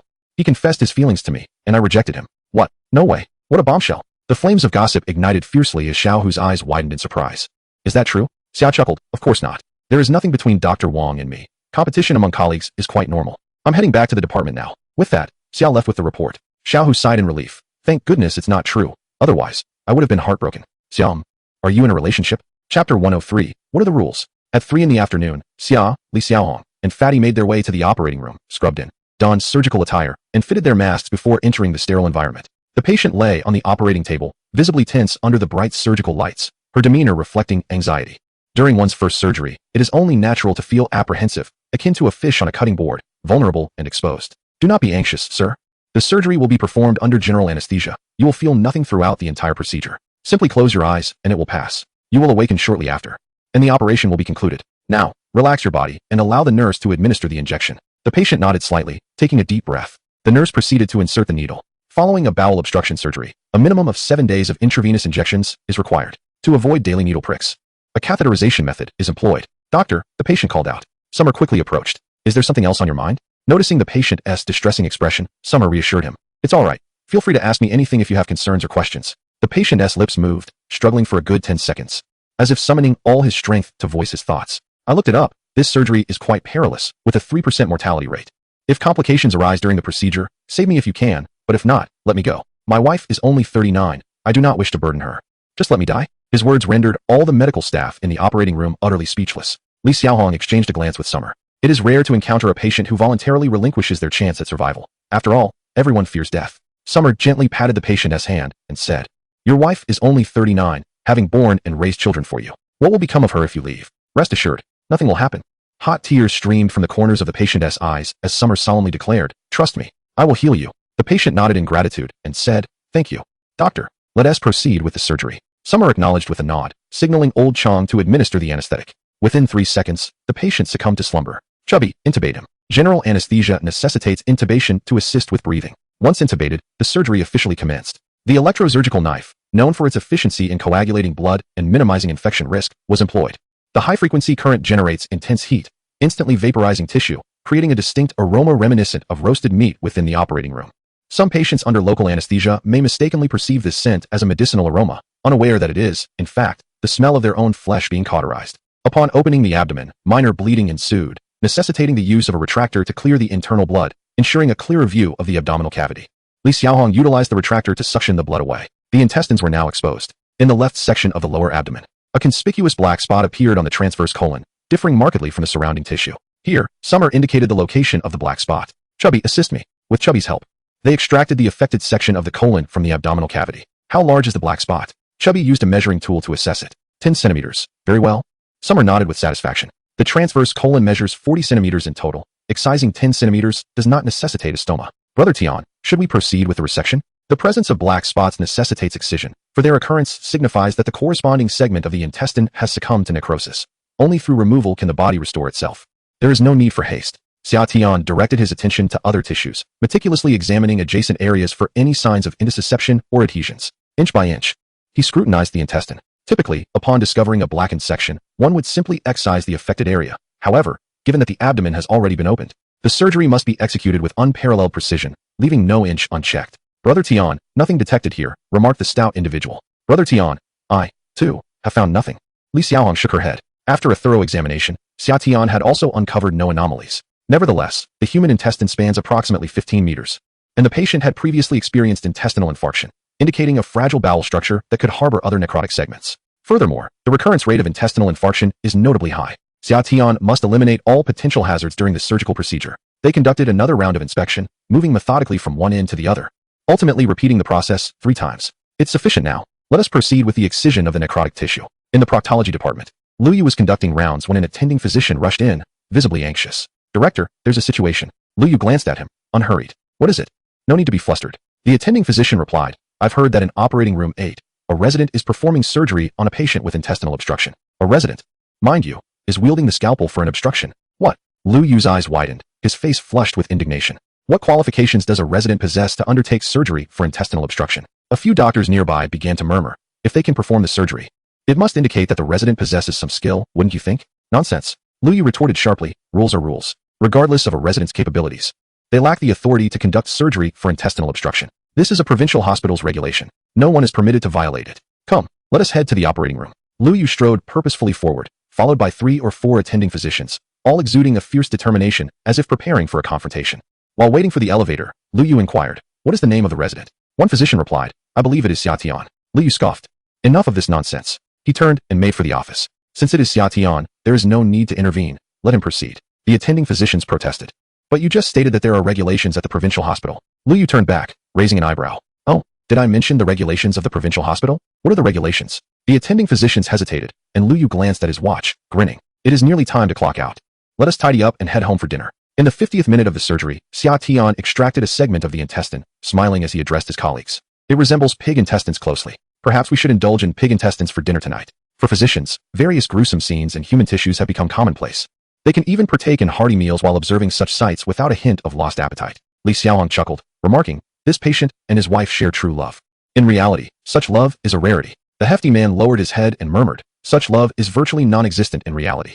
What nonsense is love when confronted with the might of money? Their affection stems from their lack of wealth. Once money enters the equation, love dissipates. Xia Tian cast a sidelong glance at the hefty man. There is a story there. Indeed, the hefty man was not as simple as he seemed. However, Xia Tian was not one to indulge in gossip. One has privacy as their own, to share or withhold as they wish. The hefty man's statement was flawed. Certainly, some individuals would forsake everything for financial gain, but not all are so inclined. I no longer harbor resentment towards Li Tian. She has her choices and has embarked on the life she desires. There is no absolute right or wrong. The hefty man remained silent, head bowed. Xia Tian exchanged a glance with Li Xiaohong. Let us close the abdomen. The surgery concluded with Li Xiaohong and the hefty man suturing the incision. Tiangu, are you on duty tonight? Yes, I'm on the small night shift. Xia Tian nodded. The small night shift ends at 2 in the morning, while the large night shift lasts the entire night. Patients are fewer in the latter half of the night, to economize on medical staff costs. Night shifts are divided into small and large. Typically, each department has 2 doctors on duty, one for the small night and one for the large. Today, Xia Tian is on the small night, while Li Yajun is on the large. Night shifts require hearty sustenance. The night can be arduous, and insufficient nourishment renders one unable to endure. Once we finish, I'll treat you all to some Hunan cuisine. This was the first time Li Xiaohong proposed treating others. In the department, it was usually Zhang Ming or Xia Tian who would pay for meals. It felt awkward for Xia Tian to accept a treat from a young lady. Let us do it tomorrow, and we can invite Xiaobei. Wang Xiaobei had been silent all day. Xia Tian had just taken a moment to call him twice. But there was no answer, causing Xia Tian some concern. He planned to check on him after work. All right then. Li Xiaohong's expression dimmed slightly. They proceeded with suturing. Closing the abdomen and bandaging, the surgery was complete. Tian-gu, you all may step out first. I will awaken the patient and then transfer them to the ICU, said the hefty man. Patients under general anesthesia must be awakened in the operating room. The awakening process involves extubation and transfer to the ICU. The duration of unconsciousness varies based on dosage. Generally, patients awaken within half an hour post-surgery, though some with weaker constitutions may take 2 to 3 hours to regain consciousness. A little secret of the operating room. To rouse patients, doctors sometimes resort to forceful methods. For instance, a slap to the face. If one slap fails to awaken them, greater force may be applied. Some patients might endure dozens of slaps. When Xia Tian first began his internship, a patient remained unresponsive after general anesthesia, prompting even Director Jia to intervene, yet the patient could not be awakened. After over 20 days in the ICU, the patient was declared brain dead. Thus, general anesthesia carries its risks. All right, I leave it in your hands. Feel free to call me if any issues arise. Xia Tian nodded. Li Xiaohong exited the operating room, where the patient's wife had been anxiously awaiting at the door. Upon seeing Xia Tian and Li Xiaohong emerge, she rushed over. Doctor, how is my husband? Is he all right? Xia Tian removed her mask and nodded reassuringly at the family member. The surgery was very successful. He will need to be observed in the ICU for 3 days. After that, he can be transferred to a regular ward. Rest assured, the woman, who had been tense with worry, could no longer contain herself upon hearing the words the surgery was very successful. She collapsed to the ground, sobbing uncontrollably, while repeatedly bowing in gratitude to Xia Tian. Doctor, thank you, truly thank you. Please rise. There is no need for such gestures. Xia Tian quickly helped her to her feet, and along with Li Xiaohong, assisted her to a chair, where Li Xiaohong offered her tissues to wipe her tears. In the eyes of the doctors, an intestinal obstruction is not considered a particularly major surgery, with a high rate of recovery. However, for the patient and their family, it feels as if they are teetering on the brink of death, making emotional breakdowns entirely understandable. Auntie, everything is all right now, you can relax. We will take good care of him. Li Xiaohong continued to dab at the woman's tears. People passed by, casting curious glances at the scene. After soothing the patient's emotions, a message arrived from a colleague. The patient had awakened and was being moved to the ICU. As the end of the workday approached, Li Xiaohong and her companions tidied up and prepared to leave. Xia Tian hastily consumed a bite of takeout and greeted Li Yajun, asking her to keep an eye on things while he made a trip to the dormitory. Wang Xiaobei resided in the dormitory arranged by the hospital. He knocked on the door. No response. He knocked again, still no answer. Taking out his key, he entered. Wang Xiaobei, careless as ever, had given Xia Tian a spare key, as he frequently misplaced his own. Upon opening the door, a strong scent of alcohol assaulted Xia Tian, nearly overwhelming him. There lay Wang Xiaobei sprawled on the bed, surrounded by a multitude of empty liquor bottles, with another bottle of strong liquor on the table. Hearing the door, Wang Xiaobei lifted his eyelids, and, upon seeing Xia Tian, his eyes widened in surprise. What are you doing here? He exclaimed angrily. Xia Tian was taken aback. What was happening? Had he done something wrong? Why was he not allowed to visit? Before he could gather his thoughts, Wang Xiaobei leaped from the bed and embraced Xia Tian, weeping. Tian-gu, I've been heartbroken. I'm so sad. Half an hour later, Wang Xiaobei sat on the bed, his hair disheveled and dressed only in oversized shorts, looking as forlorn as a stray dog. This is how it is. Jin Xiaoqiao wanted to pursue you, and now Mimi is ignoring me. Xia Tian remained silent, his face alternating between red and pale. Wang Xiaobei shot him a look. You want to laugh, don't you? I know you do. No. As medical professionals, we are expected to maintain our composure. We generally do not laugh unless we cannot help it. Uft. Ha. Xia Tian burst into laughter. This truly feels like a futile endeavor, akin to drawing water with a bamboo basket. Wang Xiaobei wore an expression of deep sorrow. You still laugh? I only severed ties with someone because I heeded your advice, leading to this chaos. I don't care. You must compensate me for my girlfriend. It is all your fault. All your fault. The baby wished to cry. Are you foolish? After 26 years of living, you have truly wasted your life. I urged you to cut off contact. Yet you should have waited to ascertain Jin Xiaoqiao's true feelings for you. What you believe is not necessarily the truth. Once Jin Xiaoqiao confessed her feelings, you could have spoken to Mimi afterward. This foolish boy seems to be a repellent to women. Wang Xiaobei sobbed. What do I do now?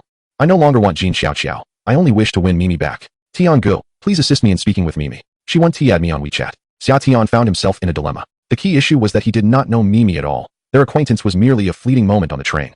So what right did he have to mediate? Nevertheless, Wang Xiaobei's plight was truly pitiful. Please give me Mimi's phone number.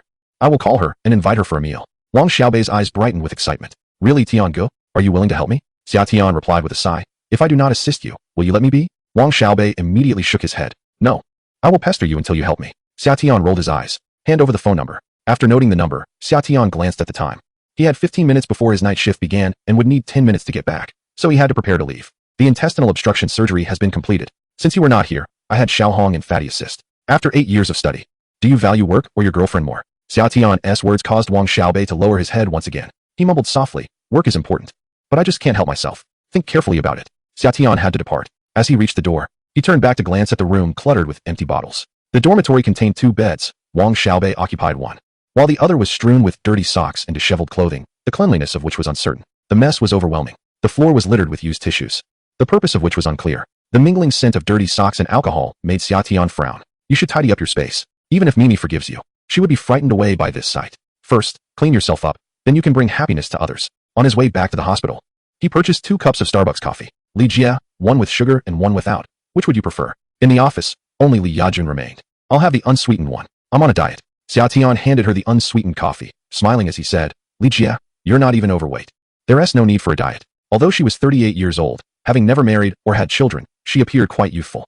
Her long hair was always neatly tied back, her features pleasing to the eye. She never wore makeup, which made her understated beauty stand out in the hospital. As reflective of her character and work ethic, she is meticulous and dedicated. This evening's night shift was particularly tranquil, allowing the two to engage in idle conversation to pass the time. Xiaotian, aren't you considering finding a girlfriend? Li Jie inquired. I've heard that many young ladies in our department are fond of you. Even Jean Xiaoqiao seems to have an interest. You should give it some thought and seek someone out, she advised. Xiaotian took a sip of his coffee and nodded. I suppose I should indeed find someone. However, I am not well acquainted with the people in our department, and matters of the heart often hinge on fate. I prefer to take my time to get to know them. My next girlfriend will be with the intention of marriage. Li Yajun's eyes brightened with surprise. Oh, how devoted you are. Aren't young people nowadays more inclined to indulge in fleeting romances, changing partners as easily as changing clothes? It is rare to encounter someone your age who places such importance on marriage. Xiaotian chuckled. My family upbringing is strict. My mother has warned me that if I engage in reckless behavior, she would break my legs. Haha. My parents had a wonderful relationship. Although my father passed away early, they were very happy together while he was alive. Li Yajun sighed deeply, her expression dimming, seemingly reminded of bittersweet memories. Indeed. You are the child of a fortunate family. Tonight's night shift is quite calm. You should rest while I keep watch. I'll call you if things get busy. Xiaotian shook his head. You go to sleep. I am on the late shift tonight, while you will have to endure the entire night. Very well then.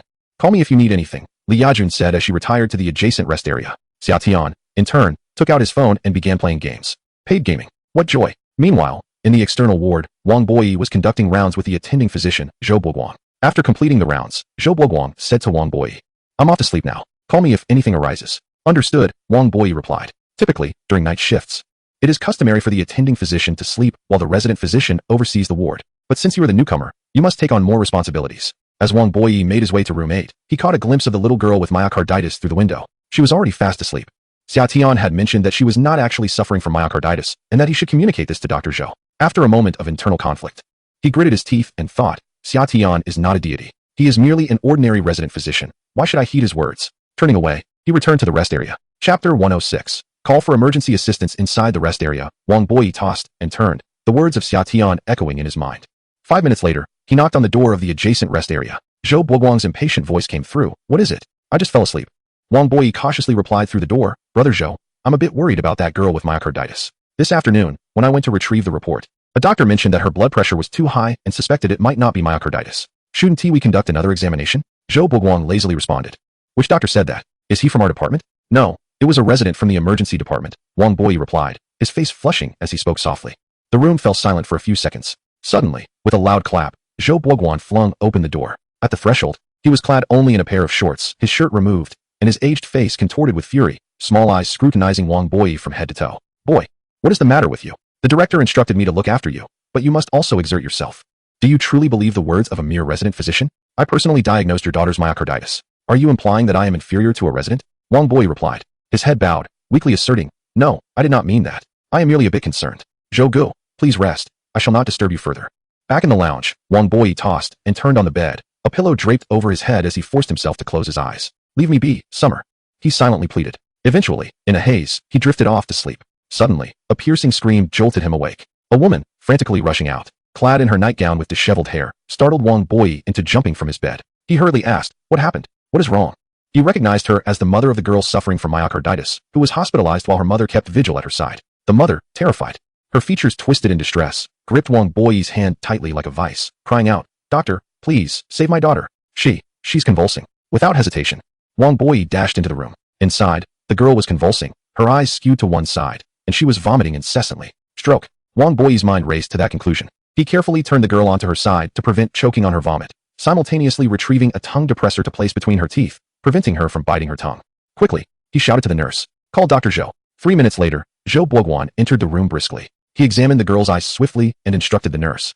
Administer a dose of tissue plasminogen activator. Wang, ensure her airway remains clear. Do not let her bite her tongue. After the nurse administered the injection, the girl experienced slight relief, her body no longer trembling. The mother rushed forward, embracing her daughter. Desperation etched across her face as she pleaded with Zhou Boguan and Wang Boi. Doctors, what is wrong with my daughter? You said she had myocarditis.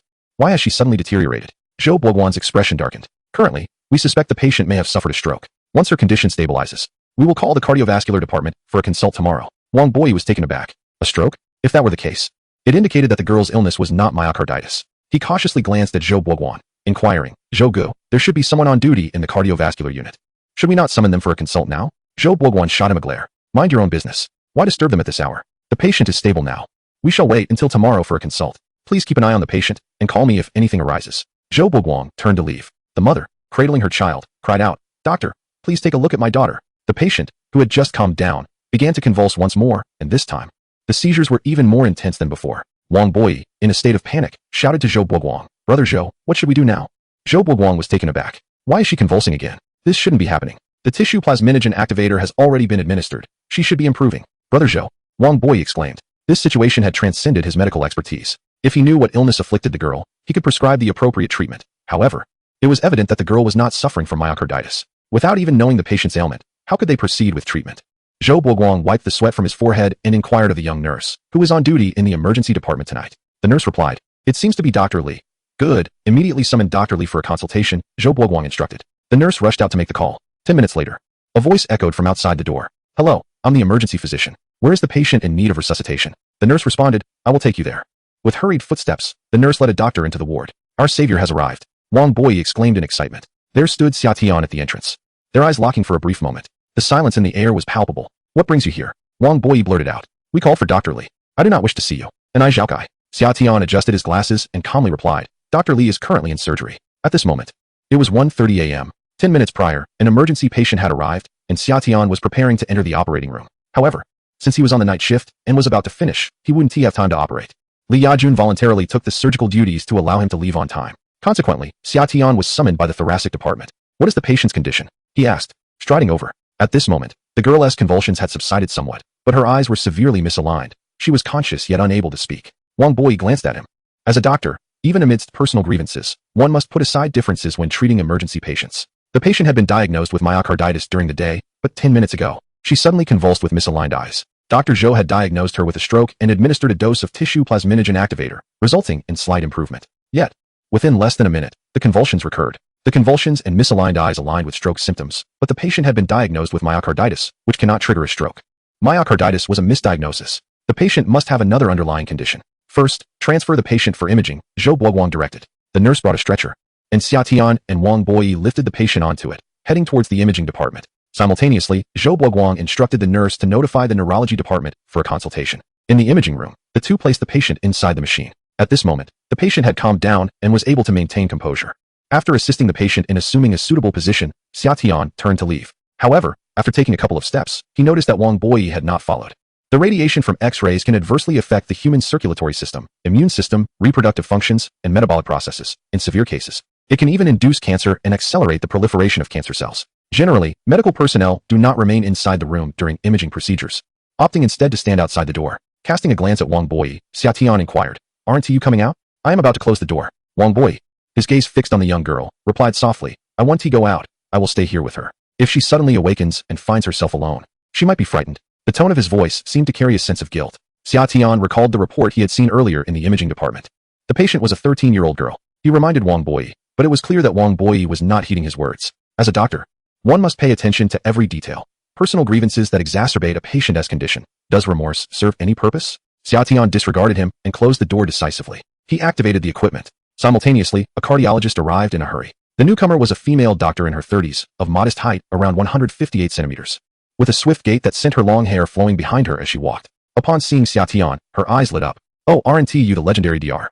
Xia from the provincial hospital, known for your endurance? She exclaimed. What's the matter? Do you want to give it a try? Ahem, just call me Dr. Xia. He replied, feeling rather awkward. I'm Yuan Jing, the attending cardiologist. You can call me Sister Jing. Hello, Sister Jing. The two exchanged greetings. The imaging results emerged, and both turned their attention to the screen. The image revealed a cloudiness in the brain, covering approximately 15 of it. The cloudiness indicated the presence of blood, suggesting a hemorrhagic stroke. Yuan Jing frowned and remarked, bleeding in the basal ganglia, contralateral hemiplegia, loss of sensation on one side, and homonymous hemianopia may occur, accompanied by aphasia. I heard from Dr. Zhou that the patient exhibits symptoms of bilateral strabismus. Xia Tian nodded, furrowing his brow. The patient is only 13 years old. 1 day prior, she was diagnosed with myocarditis. I suspect that another condition may have precipitated the stroke. What are your thoughts, Sister Jing? Yuan Jing pondered for a moment. Her gaze fixed on the imaging results. Pointing to one of the bleeding points within the blood cloud, she stated, the bleeding point has ceased. Conservative treatment is feasible, but we must identify the underlying cause before any potential rebleeding. Xia Tian nodded in agreement with Yuan Jing. Excellent, he said swiftly to the nurse. Administer alteplase to the patient. Meanwhile, check the patient's blood glucose levels. If they exceed 10 mol, use insulin to maintain the glucose within 8 to 10 mol. If it drops below 3 mol, administer glucose to the patient. Blood pressure must also be controlled, and the patient's vital signs monitored continuously. Understood, Dr. Xia. The two young nurses promptly set to work. Yuan Jing smiled at Xia Tian and said, I have returned to the department. If there is a case of rebleeding, please notify me again. Very well, thank you, Dr. Yuan. Generally, when calling upon physicians from other departments for consultation, the consulting doctor will examine the case and depart once the consultation concludes, unless it involves their own patient, in which case they will remain throughout the process. After Dr. Yuan Jing left, Wang Boyi wheeled the patient out and inquired of Xia Tian, how is it? Have you determined the cause of the patient's condition? Xia Tian shook her head, frowning as she replied, I suspect it might be a cardiac issue. Let us proceed with an echocardiogram. Understood. Without hesitation, Wang Boyi pushed the patient toward the ultrasound room. At that moment, Xia Tian glanced back and asked, where's Dr. Zhou? The patient is under his care. Why is he absent? A young nurse quietly remarked. Dr. Zhou stated he would remain in the ward and instructed Dr. Xia and Dr. Wang to manage this patient. What? He abandoned the patient and ran off? How despicable! Xia Tian exclaimed. What does that imply? If the patient recovers, he claims credit, but if there are complications, it falls on Dr. Xia? The hospital has regulations. In cases of misdiagnosis, death, or treatment errors, the attending physician bears responsibility. After all, the patient was admitted without any imminent life-threatening conditions, and suddenly, they have passed away. The family will seek accountability. How can responsibility be apportioned? It invariably falls upon the physician. Dr. Zhou, as far as I'm concerned, the patient was alive when I handed them over to you. Their demise is your concern. Casting a sidelong glance at Wang Boyi, she coldly remarked, this Dr. Zhou is quite astute. Surely he must have graduated with a doctorate from Tsinghua Medical School? Quite the impressive maneuver. Wang Boyi's cheeks flushed, and he refrained from responding to Xia Tian, redirecting the conversation back to the patient. Earlier this afternoon, you asserted that the patient does not have myocarditis. What do you believe the issue is? Xia Tian inquired. Wang Boyi provided details without reservation. The patient exhibited dizziness, headaches, a feeling of tightness in the chest, and pain upon deep inhalation. Upon admission, I listened to the heartbeat and detected intermittent murmurs, though the situation did not seem grave. Dr. Zhou insisted it was myocarditis, so, once more, Wang Boyi lowered his head, guilt evident in his demeanor. Casting a glance at him, Xia Tian stated, I suspect it is a case of patent foramen ovale. Let us conduct an echocardiogram to confirm. Agreed. Wang Boyi nodded. Should we summon Dr. Zhou for a consultation? Xia Tian scoffed. Do you think he would come if we called him? Wang Boyi once again lowered his head. At 1:50 a.m., the ultrasound department was devoid of patients waiting in line. Wang Boyi positioned the patient appropriately, while Xia Tian personally conducted the ultrasound examination. 10 minutes later, Xia Tian declared, it is indeed patent foramen ovale. This condition typically falls under pediatric surgery, often manifesting as a congenital heart defect in newborns, stemming from improper development in utero. To summarize, the foramen ovale is a hole-like structure situated between the left and right atria of the heart, serving as a physiological conduit during fetal development, which allows a portion of venous blood to shunt into the left atrium, thus earning its name due to its oval shape. Upon the birth of an infant, the initial inhalation results in a decrease in pulmonary resistance and right atrial pressure, leading to the gradual closure of the foramen ovale. However, a portion of individuals may not experience complete closure. Under normal circumstances, the left atrial pressure is 9 mm of mercury, while the right atrial pressure is 6 mm of mercury. An unclosed foramen ovale can cause a shunting of blood between the left and right sides of the heart. This condition is frequently observed in younger individuals, with a prevalence rate of 30 at 129 years of age, 25 at 3,079 years, and 202 for those over 80. There was a case of a 25-year-old woman who, suffering from dizziness and headaches, was hospitalized and subsequently diagnosed with a patent foramen ovale. Her mother recounted that throughout her childhood, the girl frequently complained of headaches, initially attributed to an aversion to studying, when in fact it was due to a cardiac anomaly. A significant patent foramen ovale can lead to complications, one of which is a stroke. In cases of a less severe patent foramen ovale, antiplatelet medications such as aspirin or anticoagulants like warfarin may be employed for management. Unfortunately, the girl's condition was critical and conservative measures were no longer viable. Surgery was imperative. Dr. Xia expressed urgency, stating that the patient's life was in jeopardy and delaying the operation could result in a second stroke. Wang Boyi nodded in acknowledgement and dialed Dr. Zhou's number. A minute later, with a grim expression, Wang reported that Dr. Zhou was unable to perform the surgery and instructed the patient to wait until the following day when the attending physician would be available. Xia, exasperated, questioned the competence of the attending physician. Wang, feeling conflicted, redialed Dr. Zhou, this time activating the speakerphone. Hello, Dr. Zhou Dr. Xia insists the patient is in danger and may not survive until tomorrow. Immediate surgery is required. and we cannot bear the responsibility if complications arise.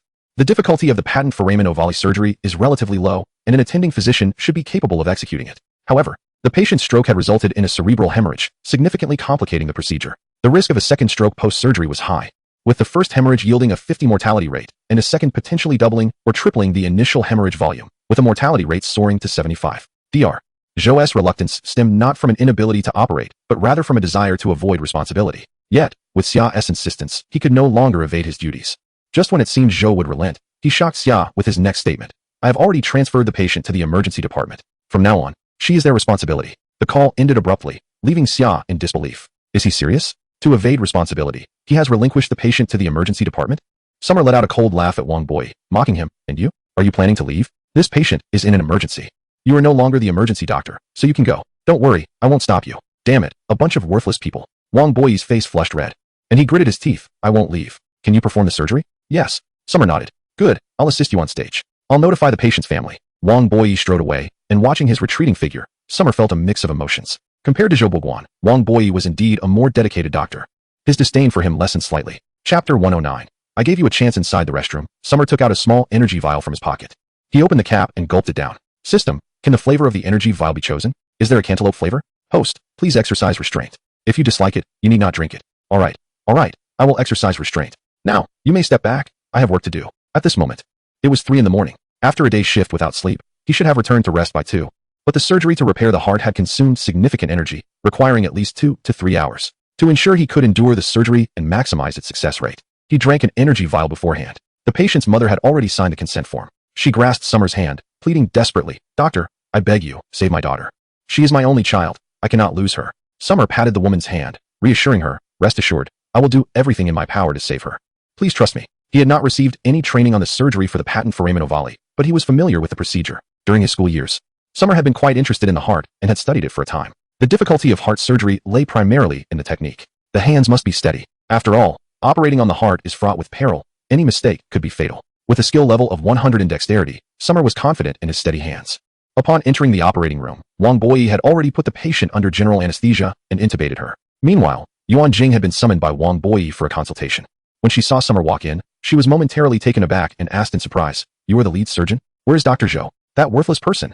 Summer replied, Dr. Zhou transferred the patient to emergency care, so I will be performing the surgery. Sister Jing, during the procedure, please monitor the patient's head for any issues. If a secondary stroke occurs, I will need you to perform a craniotomy immediately. Therefore, unless absolutely necessary, please remain in the operating room. During heart surgery, if any complications arise in the brain, Summer and Wang Boi would be overwhelmed, necessitating assistance. Thus, Summer had called for Yuan Jing. Yuan Jing gazed deeply at Summer, feeling conflicted. Could he manage? Should she call it off? However, the patient's condition could not wait until tomorrow, as Yuan Jing found herself in a quandary. The surgical procedure led by Xia Tian had already commenced. The task at hand involved a lower limb venous puncture, with the catheter meticulously prepared. The closure of the foramen ovale required no thoracotomy. Instead, a minimally invasive approach was adopted, utilizing a catheter to ascend through the inferior vena cava into the right atrium. Upon reaching the foramen ovale, the occluder would be released to seal the aperture. The catheter navigated into the inferior vena cava. Xia Tian did not hasten, but rather turned to Yuan Jing with a query. Sister Jing, please monitor the patient's cranial condition. The catheter is about to enter the vein. At that moment, the patient resembled a ticking time bomb, poised to detonate at any moment, necessitating utmost caution. All is well for now, Yuan Jing affirmed with a nod. All right, I shall begin. The catheter advanced slowly, gliding gently along the inferior vena cava toward the heart. Wang Boi, supporting the apparatus, exhibited a sense of urgency. No need to rush, Xia Tian advised. Maintain a steady pace. Slow down. Following a cerebrovascular accident, the patient's blood pressure could be unstable in the inferior vena cava. Crucial for venous blood collection, plays an essential role in the human body. Xia Tian opted for the inferior vena cava for the procedure. The catheter, being a foreign object, could provoke a rejection reaction in the venous blood, potentially leading to elevated blood pressure and a rebleed. Thus, Xia Tian proceeded with painstaking slowness, advancing at an imperceptible pace. Only 3 centimeters remained to the heart. They were almost there. The total length of the inferior vena cava is approximately 7,271 centimeters, with children measuring around 20 centimeters. They had stabilized at 17 centimeters, leaving a mere 3 centimeters to traverse. Hang in there, child. Victory is near, Xia Tian urged, gritting his teeth. At that moment, Yuan Jing exclaimed, not good. The patient's blood pressure is surging. A secondary hemorrhage is imminent. Surgical pause. What? Only 3 centimeters left. Xia Tian gritted his teeth and addressed Yuan Jing. Sister Jing, prepare for a craniotomy. Grant me 3 seconds. Yuan Jing momentarily hesitated. Before she could intervene, Xia Tian swiftly advanced the catheter into the heart, releasing the occluder and withdrawing the catheter. The entire process took less than 10 seconds. The surgery was a success. However, the patient experienced a severe secondary hemorrhage, necessitating a craniotomy. Boy, the remainder is in your hands. Sister Jing, prepare for the craniotomy. Sister He, shave the patient's head. Sister He, the head nurse of the operating room, unconditionally trusted Xia Tian and immediately sprang into action upon receiving the command. Everyone assumed their respective roles. At 10 a.m., a young nurse hurried into the department, her excitement palpable. Have you all heard? Last night, a patient in thoracic surgery suffered a stroke, and the doctors immediately performed surgery, working from 3 in the morning until now, a full 7 hours. The other 2 doctors have collapsed and switched shifts. Yet, the lead surgeon has not left. He first performed the foramen ovale surgery and then proceeded with the craniotomy. 7 continuous hours without a sip of water, without a single break, not even a trip to the restroom. The other nurses were astonished. Wow, how incredible. Such endurance. How many hours did Dr. Xia manage last time? It seemed like 5 hours. Which thoracic surgeon possesses such remarkable prowess, enduring beyond compare? Is there truly a physician at our provincial hospital who surpasses Dr. Xia? As 2 male doctors strolled by, they overheard a few young nurses engaged in discussion. With a scoff, one remarked, "Since when has Dr.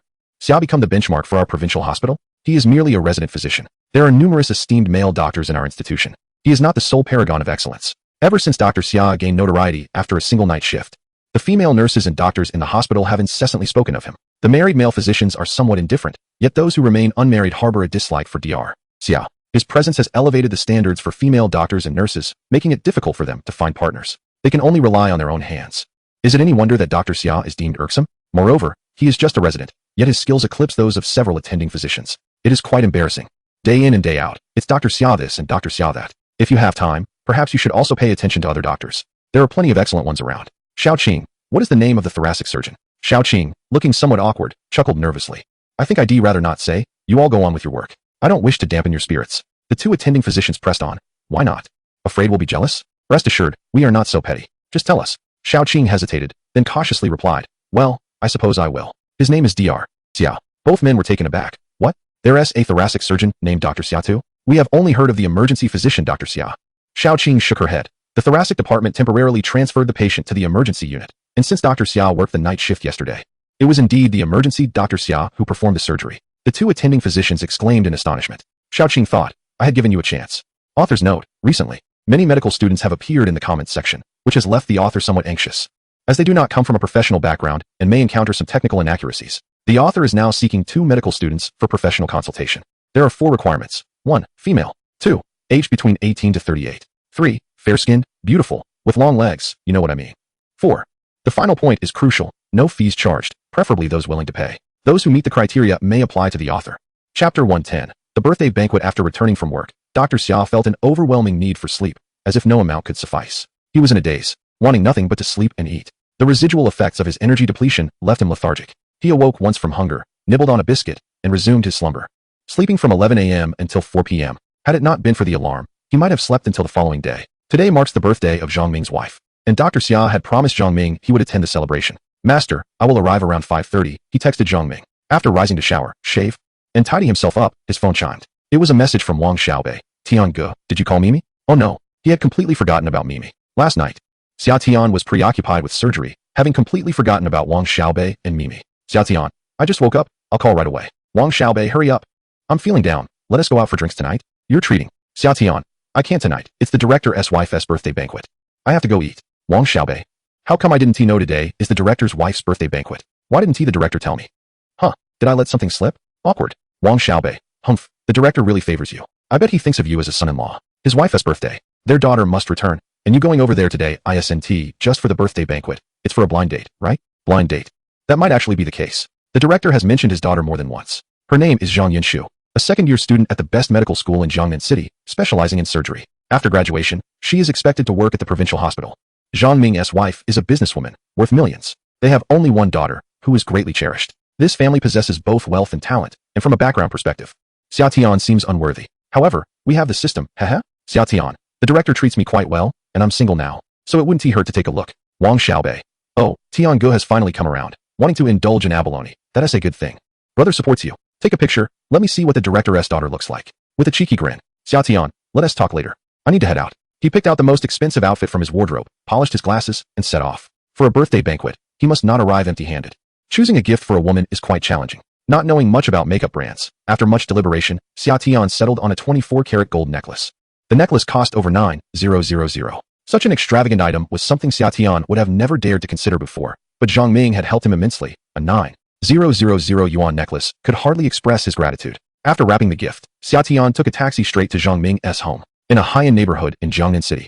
Apart from a few high-rise buildings, there were rows of three-story villas behind them. Following the address provided by Zhang Ming, Xia Tian arrived at one of the villas, where a BMW and a Mercedes were parked in the yard. Xia Tian didn't know the specific models. Ding dong. He pressed the doorbell. A few seconds later, Zhang Ming opened the door, and upon seeing Xia Tian, a warm smile instantly appeared on his face. Xia Tian, you're here. Come in, come in. Zhang Ming was dressed casually in a gray tank top and black shorts, looking very down-to-earth, and personally brought slippers for Xia Tian. Dear, Xia Tian has arrived. Zhang Ming called out. A middle-aged woman came out from the inner room. With a head of curly hair and tight skin, she appeared remarkably youthful, exuding an aura of authority that set her apart from an ordinary housewife. Xia Tian, this is your Aunt Shui. Aunt Shui? As Summer drifted through memories accompanied by a familiar BGM, the lyrics resonated. Ah, deep affection amidst the drizzling rain. The world exists solely in your eyes. Aunt Shui, I wish you a happy birthday. I brought a small gift, hoping you will appreciate it. Summer presented the gift with both hands. Aunt Shui glanced at the words Lao Feng Xiang on the bag, a smile gracing her face. Ah, Xia, your presence is enough. There is no need for gifts. It's not easy for young people to earn money. Since this is our first meeting, let us shake hands. A simple handshake ensued, and Aunt Shui turned to Zhang Ming, saying, Please entertain Xia. I shall go check on the abalone in the pot. Have a seat, Xia. By the way, do you enjoy abalone? Some people find its taste too fishy. Summer felt a bit embarrassed as she replied, I can eat anything. I'm not picky. Zhang Ming chuckled. I almost forgot. You grew up in the countryside. City kids are often spoiled, too fussy about their food. In my youth, I was also from the countryside, where few children were choosy. With our meals barely enough, who could afford to be picky? By the way, Yansu should be back soon. Zhang Ming glanced at his watch.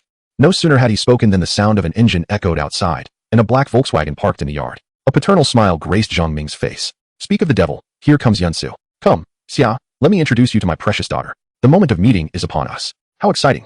I feel a bit nervous. Today, besides celebrating Aunt Shui's birthday, Summer had another purpose, to meet Zhang Yansu for a potential romantic connection. Having been single for a while, Summer felt it was time to consider her own feelings. With Zhang Ming as a connection, having him as a father-in-law wouldn't be so bad. Unbeknownst to her, anticipation began to bloom within Summer. Aunt Shui was strikingly beautiful, possessing an air of elegance. If her daughter resembled her, she must also be lovely. Summer rose and joined Zhang Ming at the door to greet the newcomer. As the door opened, a girl appeared. She was looking down, searching for her slippers, her long, dark hair cascading like a waterfall. She stood approximately 168 centimeters tall and weighed around 110 pounds. She wore a white chiffon top, paired with black wide-leg trousers, complemented by a pair of white shoes and a small yellow backpack, exuding youthful exuberance. Quite impressive. At first glance, Summer felt satisfied. Once she slipped into her slippers and looked up, their eyes met.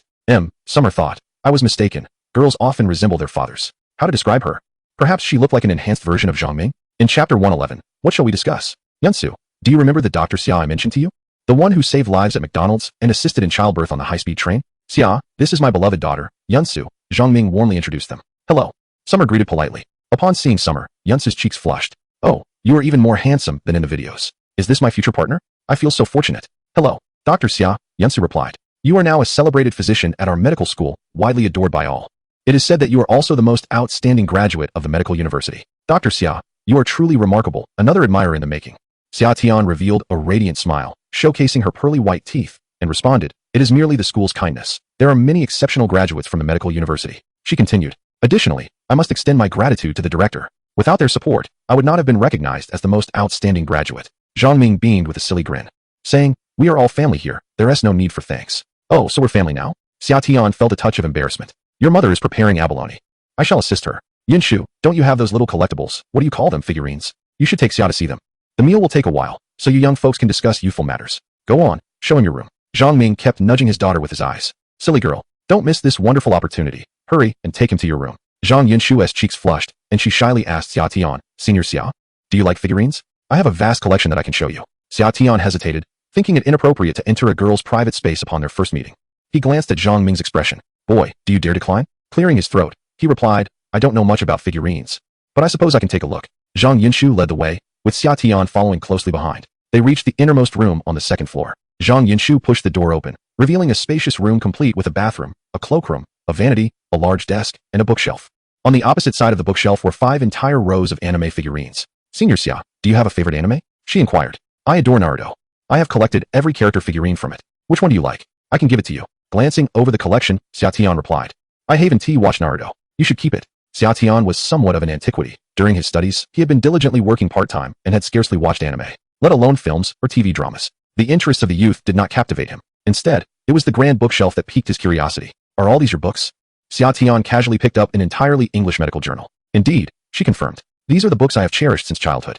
I have been fascinated by medicine since I was young, aspiring to become a doctor, much like my father. Not only do you share interests, but you also bear a striking resemblance. No, it's not merely similar, it is identical. If not for Zhang Ming being downstairs, Xiao Tian might have doubted whether Zhang Ming had lost weight and donned a wig to stand before him. Xiao Tian began to read the journal attentively. Ding dong.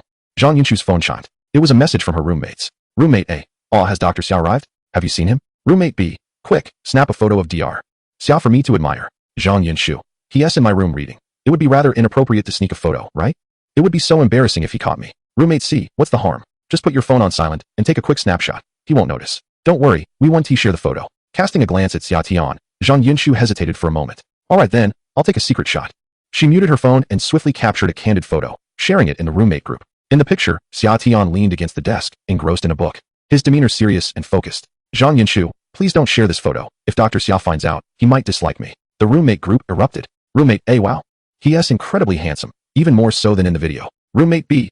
Ah, so handsome, so outstanding, and those long legs. Roommate C. Yunshu, why are you still dawdling? Go over and make your move. Once you get him, he's yours. Xiao Tian, there are always schemers trying to harm me. Zhang Yunshu's face turned crimson. Oh dear, what are you all saying? I merely invited Dr. Xiao to see my figurines, but it seems he is not very interested. He prefers reading. Roommate A. While girls should maintain their composure, Yunshu, let me tell you. When you encounter a man like this, forget modesty and seize the moment. Zhang Yunshu. Ah, but that might not be appropriate. Where do I even begin?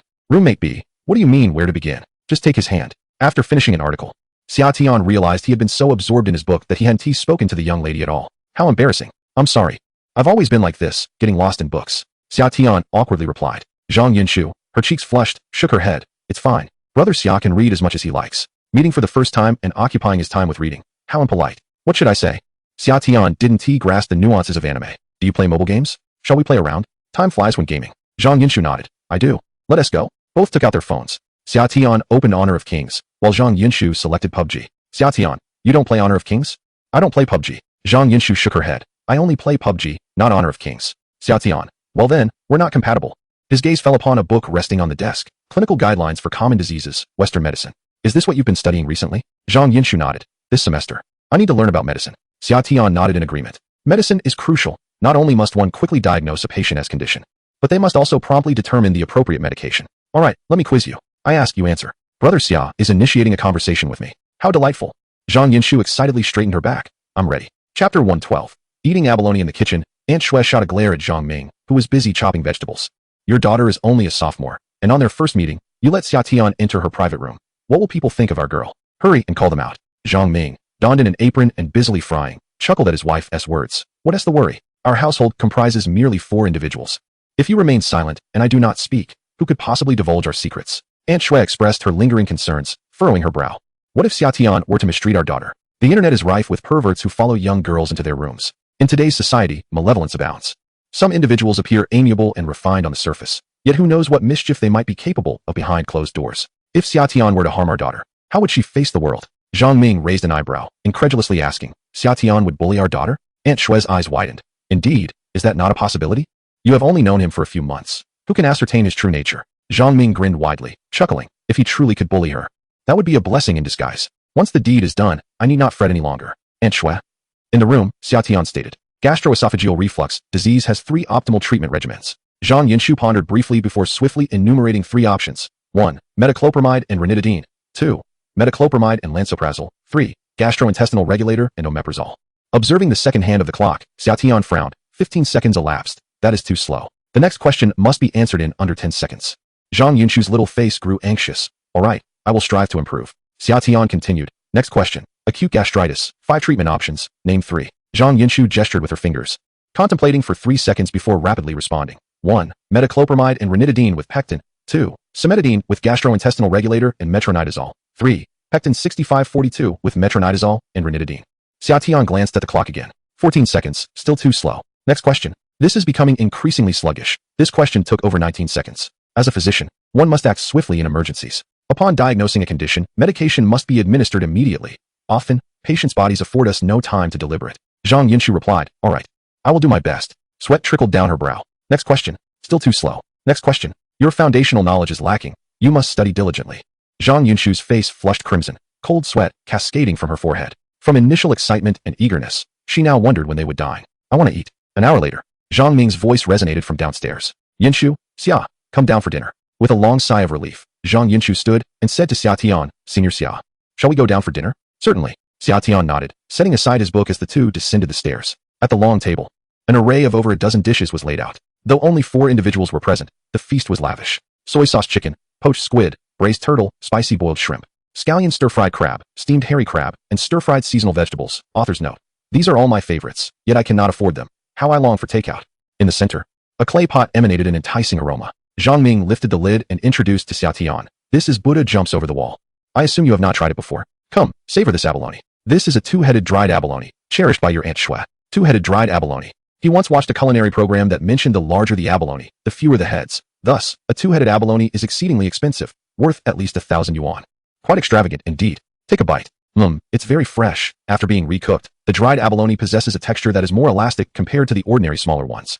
Is it delicious? Well, that's the taste of RMB. Xia, do indulge a bit more. The gift you gave to Auntie is much appreciated. Thank you for your generosity. Here, have another abalone. Aunt Shui retrieved another abalone and placed it in Xia's bowl. By the way, what were you two doing in the room? Yinshu, did you show Xia your figurines? As a mother, she remains somewhat concerned. After all, she is her own daughter. Zhang Yinshu wearily replied, I showed Xia my figurine. But he didn't like it. He helped me with some study for a while. Tutoring has worn you out to this extent, with beads of sweat trickling down. Aunt Shui gently wiped the sweat from her daughter's forehead. The weather is rather warm. Zhang Yinshu lowered her head, silently lamenting. The abalone is truly delicious. If it's good, then eat more. Come, there are still 2 left, 1 for you and 1 for Xia. Aunt Shui selected 2 more abalones and placed them in both of their bowls. Xia repeatedly insisted, Auntie, that's enough? I can't eat anymore. The 2-headed abalone is quite substantial, one the size of a fist. Having consumed 3, she was completely full. Ding dong. Her phone vibrated. It was Wang Xiaobei. Wang Xiaobei, Tian, how is it going? Have you eaten? Xia replied, I'm eating now. Wang Xiaobei, shocked expression. Wow, Tian, that's impressive. You've made your move right away? Carry on. I won't disturb you any longer. Xia, wait, that's not what I meant. Chapter 113. Gift giving Xia. If you can't finish the abalone, don't force it. Have some other dishes instead. Zhang Ming placed a piece of chicken leg into Xia's bowl and asked cheerfully, is your mother and brother back home? Xia nodded. Yes, they are at home.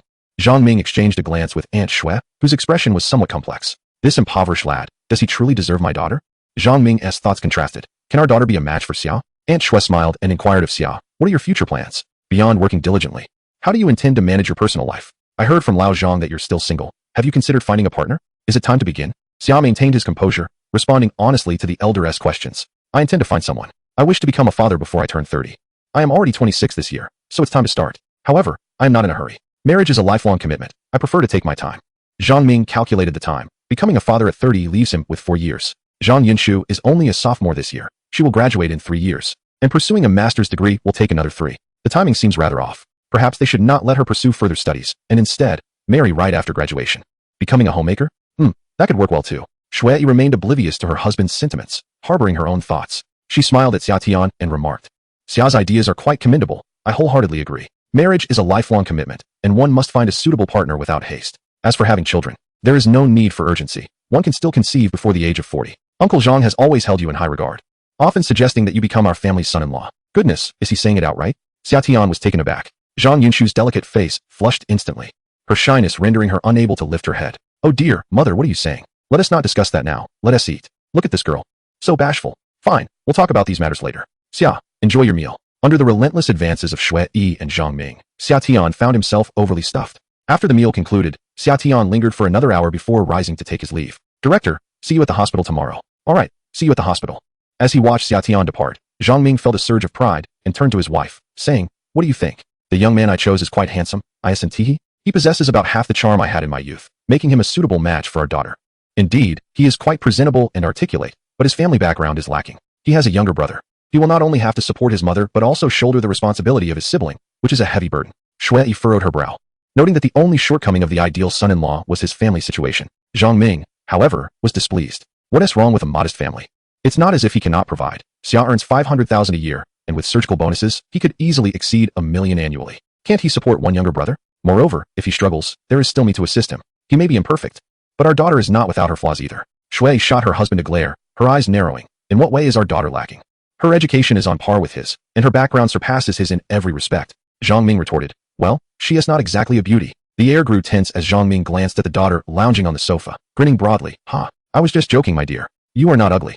You resemble your father. I was quite the handsome lad in my youth. Zhang Yinshu replied. I'm heading to my room. You two carry on. In her room, Zhang Yinshu responded to her classmates' messages. Xia Shixiang has left. I am so tired. Classmate A. Yinshu, you are amazing for managing to capture Xia Shixiang's attention. Classmate B. Is that true? Xia Shixiang was taken by Yinshu? Zhang Yinshu weakly replied. What are you all talking about? Am I that kind of person? He was just in my room, and he discovered the book guidelines for clinical drug application in common diseases and kept quizzing me. He posed questions while timing me with a stopwatch, urging me to respond more quickly if I hesitated. It made me so anxious, even more than during the college entrance examination. Classmate A, Classmate B, Classmate C. Ahem. Xia Shixiang is indeed a scholarly prodigy, and his approach to interacting with girls is unique. But Yinshu, do try to relax. A man as exceptional as Xia Shixiang is unlike those who merely speak sweet words. This is simply his way of expressing affection. Yes, indeed. This is how Brother Xia expresses his affection. You need not worry. Zhang Yinshu sighed, feeling that he might not like her. She thought herself too foolish and unattractive. Classmate A reassured her. How could he not like you? Isn't your father on excellent terms with Brother Xia? With an uncle around, Brother Xia won't escape. You can rest easy. Zhang Yinshu, on the brink of tears, replied. A forced affection is never sweet. I cannot let my father pressure him into liking me. Ding dong. A notification from WeChat chimed. Zhang Yinshu exited the group chat and noticed a red dot on her contacts. She opened it. Xia Tian, this is Brother Xia. Please add me on WeChat. Zhang Yinshu was overwhelmed with excitement. Oh my goodness, Brother Xia added me on WeChat. I was just about to add him, but hesitated. How could he be so proactive? Classmate B urged, quick add him. What does he say? Zhang Yinshu, trembling with excitement, clicked to accept and immediately sent a blushing emoji. Xia Tian, send me your address. I'll buy you something. Snap. She took a screenshot and shared it in the group chat. Zhang Yinshu exclaimed, oh my.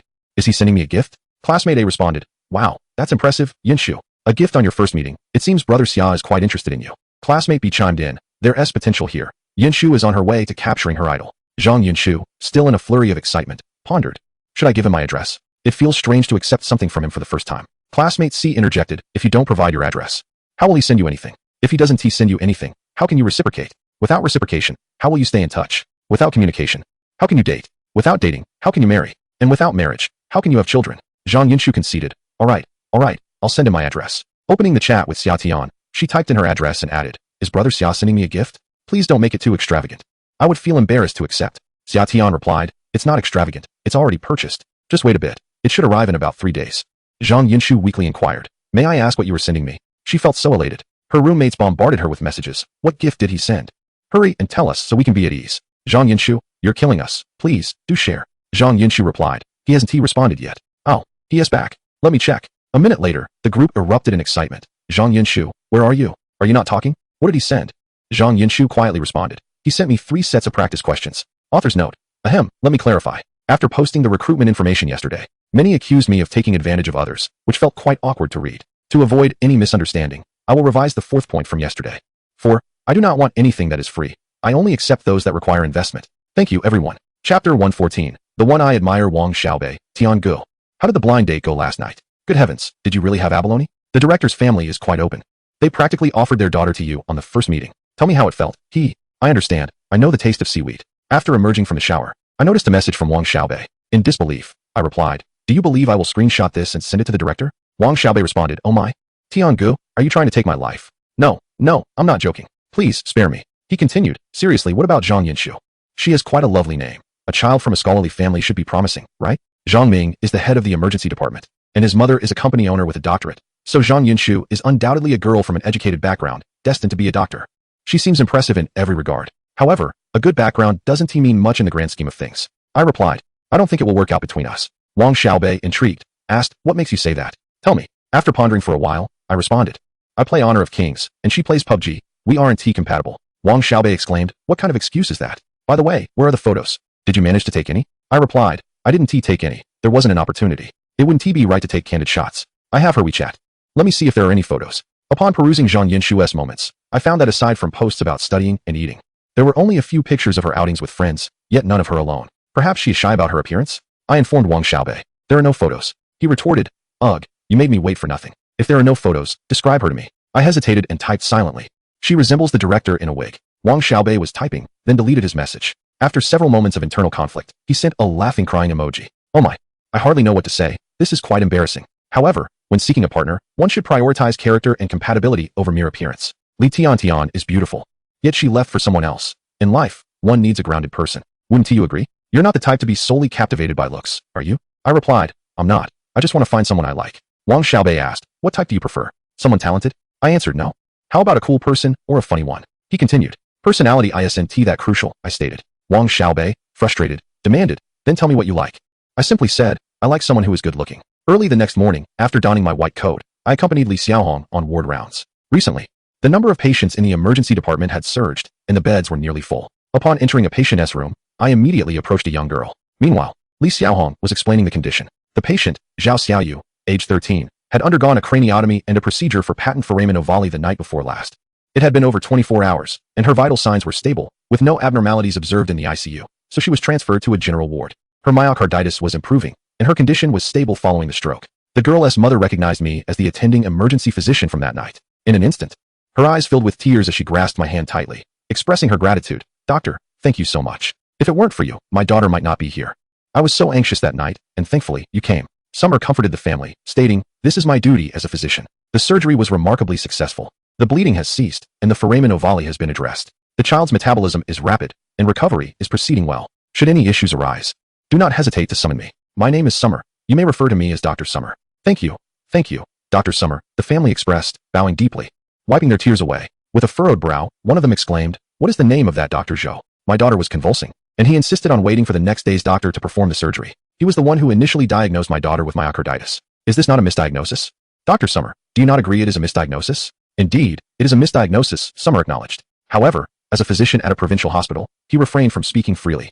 For the gravity of misdiagnosis can vary significantly. Should it escalate, Dr. Zhou could potentially lose his medical license. Furthermore, every physician encounters misdiagnosis. It is not due to a lack of professionalism, but rather the complexity of certain conditions. Physicians are not omniscient and cannot always discern ailments at a glance. Misdiagnosis is, regrettably, a commonplace occurrence. Yet, patients often struggle to comprehend this. Having paid for services, how can they accept a misdiagnosis? Summer was torn on how to articulate this. Li Xiaohong interjected, the severe condition of a patent foramen ovale indeed bears resemblance to myocarditis. Physicians are not infallible. Absolute accuracy is unattainable. What matters is the outcome. Her voice was calm and gentle, akin to a soft spring rain, rendering it difficult to harbor any frustration. Indeed, upon hearing her words, the family nodded in agreement. Yes, as long as the result is favorable. We hope my daughter recovers swiftly. After exchanging a few more words, the two departed the ward, heading towards the next room. At that moment, a cacophony of gongs and drums resonated from outside. Chapter 115. The banner in the lobby. 3 performers of Sichuan opera were entertaining the crowd, accompanied by a lively band, creating a vibrant atmosphere. Suddenly, one of the performers changed his face, eliciting rounds of applause from the onlookers. A throng of medical staff and curious patients gathered to witness the spectacle. What is happening? Summer pondered, perplexed. Is there a circus in the hospital? Li Xiaohong appeared, equally bewildered. The cardiothoracic surgeons had emerged. Surely, a patient from their department must have been discharged. But which patient warranted such a grand display? Indeed, the surgeons, including Zhou Boguang, Wang Boyi, and Director Niu Shi, had all come down. In the center of the crowd, an elderly man sat in a wheelchair. Director Niu stepped forward to shake the man's hand, exclaiming, congratulations, Professor Yu. You are officially discharged today. The elderly man, referred to as Professor Yu, beamed with joy. Regardless of age, whether young or old, no one relishes hospitalization. The mood during discharge is always jubilant. Thank you for the care you've provided during my stay. He expressed gratefully. I asked my granddaughter to prepare a banner for you all. Please accept it. A young woman held out a beautifully crafted banner, bowing deeply to the entire cardiothoracic department. Thank you for the attentive care you provided my grandfather during this time. A modest banner represents a small token of affection from our family. Though the gift is not extravagant, it encapsulates the heartfelt sentiments of us all. We are profoundly grateful to you. My granddaughter bows deeply once more. Director Nyo accepts the banner. Inscribed upon it are the words, angels in white, masterful in medicine. Adorned with 8 gilded characters, accompanied by a line of smaller text that reads, presented to the entire department of thoracic surgery. The banner. At this moment, Zhang Ming also leaned in to witness the spectacle, casting a glance at the 8 large characters and muttering, Pa, what nonsense about masterful medicine. I performed the surgery. It was merely a matter of transferring the patient to thoracic care. The emergency department receives patients but seldom admits them, typically reallocating them to other specialties. In essence, the emergency department serves as a reception area. Patients entering undergo assessment before being directed elsewhere. Xia Tian shot a glance at Zhang Ming, noting his disgruntled expression. Having practiced medicine for decades, he had only received a single banner. Witnessing others receive accolades likely unsettled him. Xia Tian remarked, if the director appreciates it, I shall present you with one as well. Zhang Ming clasped his hands behind his back, his face darkening. Pa, who cares for such trinkets? Even if gifted, there's no place to display it. I have no need for it. Such pride, A banner costs merely a couple of hundred, yet it symbolizes a doctor's honor. It is not merely a recognition of medical skill, but a form of respect for the physician themselves, something that cannot be purchased. Do not feign indifference. Any doctor would envy it, Xia Tian included. Where's my first banner? He mused. Let us return to work. Rather than wallow in envy, it is better to labor diligently. As he turned to leave, Zhou Buoguang approached him. Hey, how is that girl doing? Xia Tian glanced back. Are you addressing me? My name is not He. Zhou Buoguang rolled his eyes. As long as you know I'm calling you. What of the 13-year-old girl with an atrial septal defect? Did she undergo both surgeries without complications in the ICU? How is her stroke situation? No recurrences post-operation? Oh, is this genuine concern? Xia Tian replied. No complications arose. The stroke was due to the atrial septal defect, which has now been closed. The patient is fine. Zhou Buoguang's tense expression relaxed, nodding repeatedly. That is good, very good. This Dr. Zhou does possess a shred of conscience. That evening, Zhou Buoguang had acted like a complete jerk. But his inquiry about the follow-up suggested that he still had some moral compass. A smile crept onto Xia Tian's face. At that moment, Zhou Buoguang murmured softly. Thank goodness nothing happened. What if they had reported me? So your concern for the girl's condition stems not from genuine worry but from fear of parental retribution? Ultimately, it is self-preservation. Xia Tian's expression hardened as he glared at Zhou Buoguang, indignation evident in his tone. Dr. Zhou, as a physician, you must uphold the responsibilities that come with your profession. The provincial hospital is not a place for you to squander your days. Please confront your work attitude with sincerity. Zhou Buoguang was taken aback, surveying Xia Tian from head to toe. How dare a mere resident physician reprimand him? Such audacity was absurd. He retorted coldly. Who do you think you are? What I do with my work is of no concern to you. You accuse me of idling away my time. Yet I have just received a commendation. And where is yours? A sudden cacophony of celebration erupted as everyone's attention shifted to Professor Yu, who was holding a commendation banner. This banner was bestowed upon a doctor in gratitude for saving a life. One banner was presented to the department and another to the individual. In that moment, all the cardiothoracic surgeons felt a surge of excitement. A banner, a token of pride and achievement. With the banner in hand, one could feel invincible. Zhou Buoguang shot a disdainful glance at Xia Tian and asserted, watch closely. This banner will also belong to me. Chapter 116. The first banner in a remarkable turn of events. Two banners were presented, leaving Director Niu beaming with delight as he expressed his gratitude profusely. Professor Yu, there is no need for such formality. Healing and saving lives is our lifelong duty. Professor Yu sighed deeply and spoke earnestly.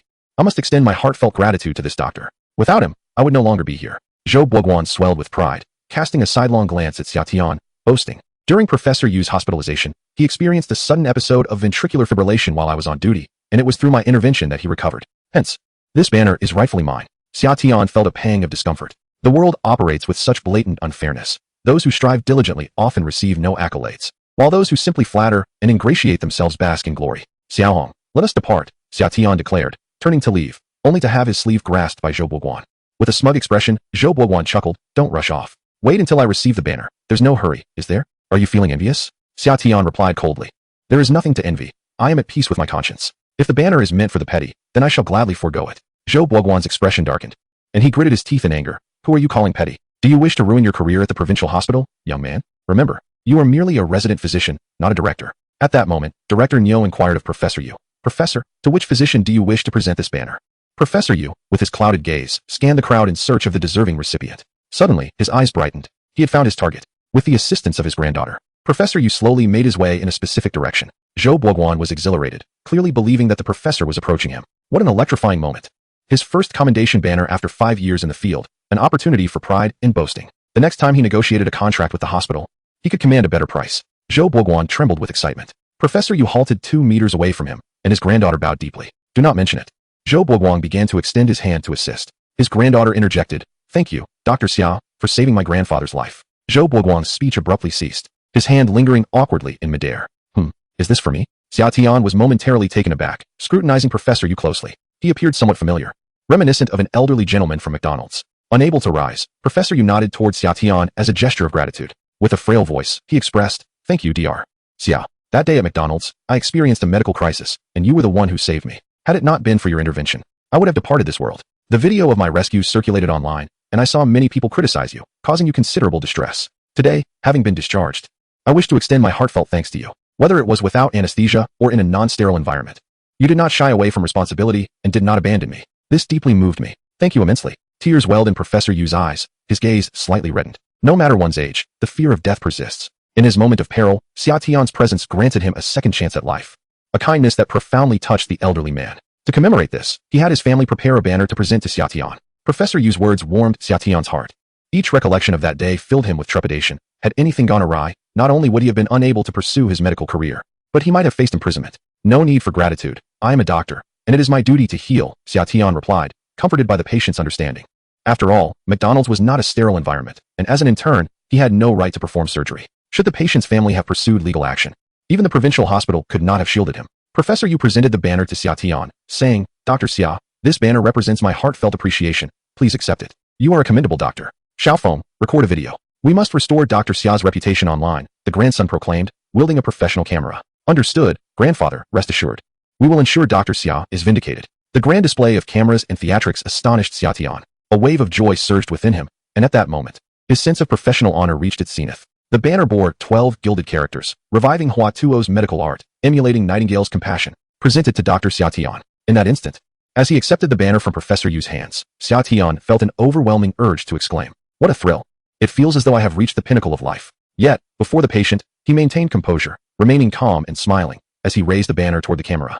Professor Yu's family expressed their gratitude once more, and amidst the farewells from Xia Tian and the thoracic surgery team, Professor Yu was discharged. Xia Tian and his colleagues were preparing to return to work when Zhou Boguang turned to leave. Suddenly, someone tugged at his sleeve. Turning around, he found Xia Tian. His expression hardened, and he retorted, what? Do you wish to boast to me? Summer shook her head calmly. Just moments ago, the girl's mother inquired about me, asking if my diagnosis of myocarditis was a misdiagnosis. I had yet to respond. How should I reply? Should I boast? Do you even deserve that? In a split second, Zhou Boguang, brimming with arrogance, was left dumbfounded, hastily pursuing Summer. Xia, let us have a proper conversation. Brother, Tiansheng. Chapter 117. An invitation to Mimi Xia. Are you resting? I brought you some fruit. At noon, Zhou Boguang entered the emergency room with a large bag of fruit, wearing a cheerful smile. Inside the office, several individuals wore perplexed expressions. What was his purpose? Delivering fruit? A primary physician bringing fruit to a resident? This script seemed off. Summer glanced into the bag, noting the seasonal offerings, peaches, grapes, and 2 cantaloupes. With a hint of irritation, she remarked, I don't like grapes or cantaloupes. You can take those away. Zhou Boguang was momentarily taken aback and quickly responded, oh, you don't like them? What do you prefer? I can buy that for you. After a moment's hesitation, Summer replied, I enjoy durian, especially Muzang King. I can devour 3 on my own. I also like mangosteen, and I fancy grapes. But only the Japanese shine muscat are palatable. Muzang King, mangosteen, shine muscat. Very well, I shall procure those for you. You can leave the grapes and cantaloupes here. If Xia doesn't want them, let the other colleagues have them. Zhou Boguang hurriedly exited, leaving the room in stunned silence. Tiansheng, what is going on?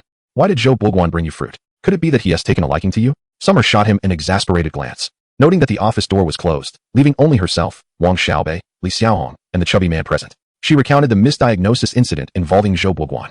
Wang Xiaobei burst into laughter. Wow, Zhou Boguang is hilarious. Is he trying to win you over because he fears you might report him? However, he has no one to blame but himself for misdiagnosing a patent ductus arteriosus as myocarditis. That is utterly careless. The chubby man's eyes gleamed as he fixated on the fruits in the bag, casting a hopeful glance at Summer. Go ahead and eat. Let us share. Summer replied with a smile. The chubby man, satisfied, took 2 apples back to his desk. While munching on an apple, he said, a misdiagnosis can be a serious matter. If the case reaches the dean, it could lead to dismissal. It all depends on the family's response. If they choose to sue, revocation of professional certification is inevitable. Wang Xiaobei exclaimed, is it really that severe? Which doctor doesn't misdiagnose? Isn't misdiagnosis common? The chubby man, engrossed in his apple, replied without looking up. There are degrees to misdiagnosis. If the patient is unharmed, it's usually fine. However, this young girl suffered strokes, twice, no less. If this is investigated, revocation of certification is a certainty. Everyone then understood why Zhou Boguang appeared so anxious. However, the rotund individual shifted the conversation. Reminding Xia Tian, Zhou Boguang has connections at the health bureau. He merely drifts through his time at our hospital. Li Xiaohong exchanged a glance with Xia Tian. Indeed, the rotund fellow seemed to possess an abundance of knowledge. Unable to suppress her curiosity, Li Xiaohong jested, you seem to know quite a bit, my friend. From where do you acquire such information? Do you perhaps have a background we are unaware of? You've yet to mention your parents. The rotund man squinted and chuckled. I enjoy chatting with the nurses. They share these insights with me. I hail from an ordinary family, nothing noteworthy. By the way, apples are quite delicious. He deftly changed the subject. Indeed, there was something intriguing about him, yet he chose not to disclose it, and the others refrained from prying further. By the way, Tiangu, I recall you dislike durian, Wang Xiaobei inquired curiously. Having lived together for 8 years, he was well aware of Xia Tian's dietary preferences. Durian was never on the menu for him due to its distinct odor. Xia Tian popped a grape into his mouth and replied, I do not fancy it. The group looked perplexed. Then why did you ask Zhou Boguang to buy durians, and why 3 of them? Xia Tian chuckled. Durians are expensive. Wang Xiaobei burst into laughter. Giving Xia Tian a thumbs up, when it comes to cunning, you reign supreme, Tiangu. Xia Tian smiled and said, when the durians arrive, each of you can take one home. The rotund man and Li Xiaohong narrowed their eyes in delight. Thank you, Tiangu, we shall not be polite. Wang Xiaobei added. Forget it, I'm not fond of them either, so don't bother. You may not enjoy them, but others do. Xia Tian remarked with a knowing smile. Who would that be? Wang Xiaobei asked, bewildered, not comprehending Xia Tian's implication. Xia Tian continued, I've invited Mimi. She's off work today, and I asked her to join us for dinner tonight. I'll treat, and you can bring some fruit. Girls tend to enjoy durians. So perhaps pick up some additional gifts. Ah, Wang Xiaobei exclaimed, leaping to his feet in excitement. Really, Tiangu? Mimi is coming? I'm so thrilled. Come here and give me a kiss. Get lost. Xia Tian retorted, playfully kicking him away. Xia Tian sighed. Calm down. Mimi has mentioned she hasn't forgiven you. Whether you can win her back depends entirely on your efforts. After work, you should return to your dorm and change into some clean clothes. You've been wearing those for 3 days, haven't you? They're positively ripe. Wang Xiaobei looked confused and somewhat embarrassed. But I don't have any clean clothes in the dorm. I haven't done laundry in 2 weeks. Sighing. Xia Tian quietly picked up his phone. I think I'll inform Mimi not to come after all. Author's note. Thanks to the generous patron from Beijing. A special chapter will be added for them. P.S. Today's writing has hit a snag. I'll make a note to add another chapter later when things are more organized. Thank you all, much love. Chapter 118. Mimi arrives ding dong. A notification chimed from WeChat. A classmate messaged Xia Tian in the group. Tiangu, come out quickly. I just saw your video. One classmate had shared a Douyin video in the group.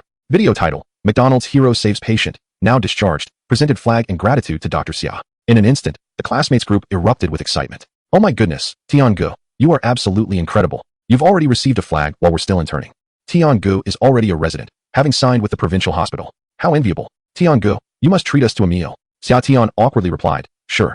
I will definitely treat you when the opportunity arises. A group of female classmates chimed in, Xia Tian, Tiangu, will your provincial hospital take in more people? I want to transfer there and cling to your leg. I'm certain I can also rise swiftly. Xia Tian, have you got a girlfriend yet?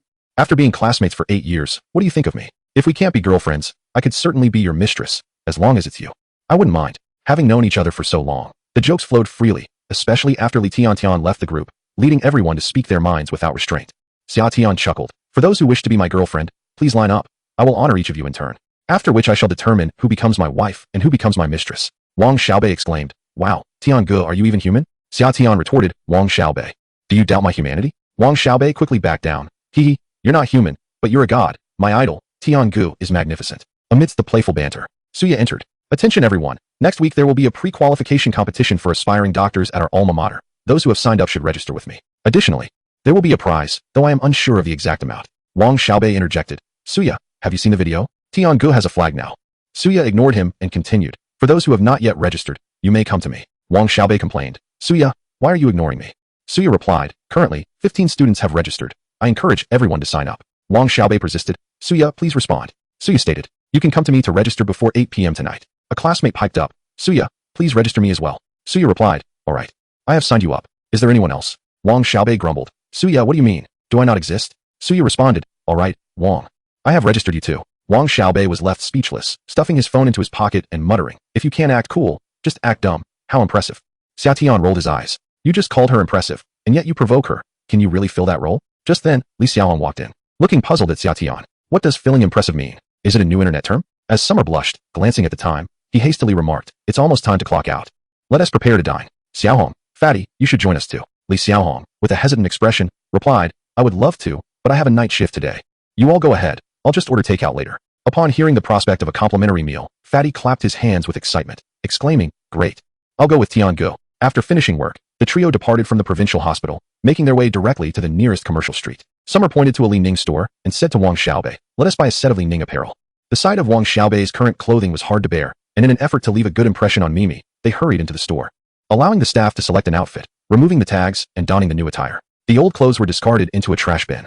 They anticipated that a change into new garments would enhance their appeal. However, upon seeing Wang Xiaobei in his new outfit, Summer fell silent. Fatty timidly remarked, Mimi must be a girl who values inner qualities. Indeed, I share that sentiment. Summer nodded in agreement. Mimi, hailing from Hunan, had a penchant for spicy food, which prompted Summer to choose this particular restaurant. Tiangu, I'm on my way. I'll arrive in 15 minutes. You can order without waiting for me. Mimi messaged Summer. He replied, no rush, we'll wait for you. Besides Xiaobei, we have another male colleague who is quite amiable. Mimi responded with an affirmative and a cute emoji. Setting his phone down, Summer informed Wang Xiaobei, she'll be here in 15 minutes. When it's time to order, let the lady choose. Also, try to speak politely. Refrain from using crude language that might startle her. Wang Xiaobei nodded vigorously. I understand. Don't worry, Tiangu. I won't mess up. Summer continued. After we finish eating, I'll take care of the bill. I'll tell Fatty I have something to attend to. And you can take Mimi for a stroll. During your walk, find some topics to discuss, if nothing comes to mind. You can always talk about the patients in the emergency room. That is often a good way to foster a connection. Wang Xiaobei was already sweating with nerves. Got it. I'll remember. Eat and then walk. Just as Summer intended to offer further advice, he noticed a girl in a white short skirt entering. With her long hair flowing and sparkling eyes that exuded vitality, her subtle makeup could not conceal her youthfulness. Rising to greet her, Summer called out Mimi. However, she glanced at him briefly before striding past. It was an awkward moment of mistaken identity, as he only had a vague recollection of her from their previous encounter, when she had been busy treating patients in her uniform. 10 minutes later, Mimi arrived, looking distinctly different from their last meeting. Her hair cascaded freely. Dressed in a black dress complemented by modest heels and adorned with emerald earrings that added a touch of elegance to her appearance. Tian-gu, Mimi cheerfully waved upon entering. Mimi, have a seat. Allow me to introduce my colleague. You can simply call him Fatty. The other gentleman needs no introduction. Wang Xiaobei rose to greet, his small eyes squinting into mere slits, anxiety rendering him uncertain of where to place his hands. Mimi, you've arrived. Please, take a seat. Mimi, pouting slightly, cast a sidelong glance at Wang Xiaobei and huffed softly through her nose. Where is your flower of the courtyard girlfriend? Why didn't you bring her along? Wang Xiaobei momentarily found himself at a loss for words, unsure how to respond, and swiftly sought assistance from Xiaotian. Xiaotian promptly interjected with a smile. Xiaobei is merely teasing you. You two have yet to establish a relationship, so he said that on purpose to make you jealous. I didn't expect you to block him right away. Today, I shall serve as a witness for you both. Mimi, I assure you, aside from you, Xiaobei has no one else. Wang Xiaobei raised 3 fingers to the ceiling, his eyes wide with earnestness. I, Wang Xiaobei, swear to the heavens. In my heart, there is absolutely no one else besides Mimi. Do you believe me? Mimi, her big, watery eyes flitting between Xiaotian and Wang Xiaobei, suddenly burst into laughter. What are you two up to? Swearing an oath? I never intended to enter into a relationship with you. Crack. The sound echoed, reminiscent of a heart shattering. Xiaotian was equally stunned. Were they not being rather flirtatious? Communicating from dawn till dusk, sharing meals, exchanging morning greetings and evening farewells. Was this not the essence of romance? Were they merely nurturing a virtual pet? I simply wished to be friends with you both. I had no other intentions. Mimi crossed her arms, her expression one of feigned indignation. To flirt with me while engaging with others too. This is infuriating. The consequences shall be dire. Xiaotian understood. The young lady was indeed upset, deliberately speaking in such a manner. He chuckled and suggested, let us set aside these matters for now and order some food. Mimi, as a native of Hunan, you know best. Please make some selections. Handing the menu to Mimi, Xiaotian deftly shifted the conversation. Mimi, your job must be quite demanding. Constantly on the move with no proper clocking out time. It must be exhausting, running around all day. As they broached the subject of work, the young lady's demeanor changed. Her small face fell. It is indeed arduous. The work itself may be tolerable, but the lack of routine is the real challenge. If it's a late shift, I have to stay up all night. There's no place to rest on the bus. I've endured too many sleepless nights. And now my schedule is all out of sorts. I struggle to sleep at night and feel lethargic during the day. I'm considering quitting. Xiaotian nodded in agreement. This work is indeed taxing, and an irregular schedule is detrimental to one's health. It would be much better for a girl to find a stable job with regular hours. In the midst of their conversation, Mimi called the waiter to place their order. 1 serving of chopped pepper fish head, 1 serving of blood duck, another of stir-fried meat, garlic sweet potato leaves, and a meatball soup, please. 4 servings of rice to start. The portions of Hunan cuisine are quite generous. 5 dishes will suffice for us. Once the dishes were ordered, they continued their discussion about work, with the chubby friend also joining the conversation. A young girl seeks a stable job, adhering to a routine of early rising and retiring, ensuring she remains radiant. Before sleep, she indulges in a facial mask, leaving her skin supple and hydrated. Upon the mention of skincare, Mei instantly found common ground and lamented, I often stay up late, and my skin has deteriorated. Do you have any good mask recommendations? The chubby friend responded with enthusiasm. Indeed. I purchased a box of masks last month, and they are incredibly effective. Let us connect on WeChat, and I'll share it with you. Mei replied, sure. In the presence of Wang Xiaobei and Xiaotian, the two added each other on WeChat, inciting Wang Xiaobei's frustration. Damn, I haven't even added you back yet. You, fatso, adding my woman-s WeChat? Xiaotian nudged Wang Xiaobei, urging him to calm down. Relax. She won't steal your girl, they are just friends. Mei, with her cheerful and talkative demeanor, shared stories during their meal, and as they discussed amusing tales from the hospital, she nearly cried out of nervousness. Though their acquaintance was brief, they had shared experiences that fostered trust among them. After much persuasion from Wang Xiaobei, Mei reluctantly added him on WeChat. Their dinner lasted until 8 o'clock, and Xiaotian settled the bill. Mei, I have some matters to attend to with the chubby one. Let Xiaobei escort you home. We shall gather again soon. Mei smiled sweetly at Xiaotian, expressing her gratitude. Thank you, Tian-gu, for the meal. Next time, it's my treat. Goodbye. As Xiaotian exchanged knowing glances with Wang Xiaobei, they departed together. Having worked together for nearly half a year, it was the first occasion that Xiaotian spent alone with the chubby friend. They strolled along, sharing amusing anecdotes about the hospital. Suddenly, the chubby friend's phone rang. Glancing at the screen, a flicker of anxiety crossed his round face. He turned to Xiaotian, seeking assistance. Tian-gu, my mother is calling. Could you please answer? Me? What do I say? Xiaotian was taken aback. Just tell her that we just finished dinner and are on our way home. The chubby friend's expression was one of pleading. Reluctantly, Xiaotian took the phone. Hello? A deep, cold, authoritative voice resonated from the other end. Who are you? Why are you holding my son's phone? Ah, his mother. Xiaotian breathed a sigh of relief. initially fearing some criminal enterprise was at play. Hello, Auntie, I'm Nai Nai's colleague, Xia Tian. We just had dinner together. The chubby friend's real name was Yang Nai Nai, and upon hearing it for the first time, their peers were astonished. To avoid awkwardness, everyone simply called him Fatty. The chilling voice continued, You are Xia Tian? Yes, that's me, Xia Tian replied. We just finished dining and are preparing to head home. Just as he was about to mention taking a taxi, the authoritative voice interjected, You are on that road? I shall send someone to pick you up. Pick us up? We are not children. On a summer day, inexplicably, Xia Tian reported his address, only to be met with an abrupt disconnection on the other end of the line, leaving no opportunity to bid farewell. Here, Fatty, take your phone. He returned the device with a bewildered expression. Fatty, visibly embarrassed, stammered an explanation. I apologize, Tian Go. My mother is quite strict. I must inform her whenever I go out. It's all right, Xia Tian replied calmly, striving to maintain his composure. Fatty, a graduate student at the age of 26, still had to check in with his mother? What kind of household was this? Moreover, Fatty's mother's voice exuded an unmistakable aura of authority. At that moment, a white sedan slowly approached and came to a halt before them. Fatty opened the door and climbed in, calling out to Xia Tian, Tian Go, get in. I'll take you home first. Upon entering the vehicle, Xia Tian realized that the driver was not Fatty's mother, but rather a man who appeared to be a chauffeur.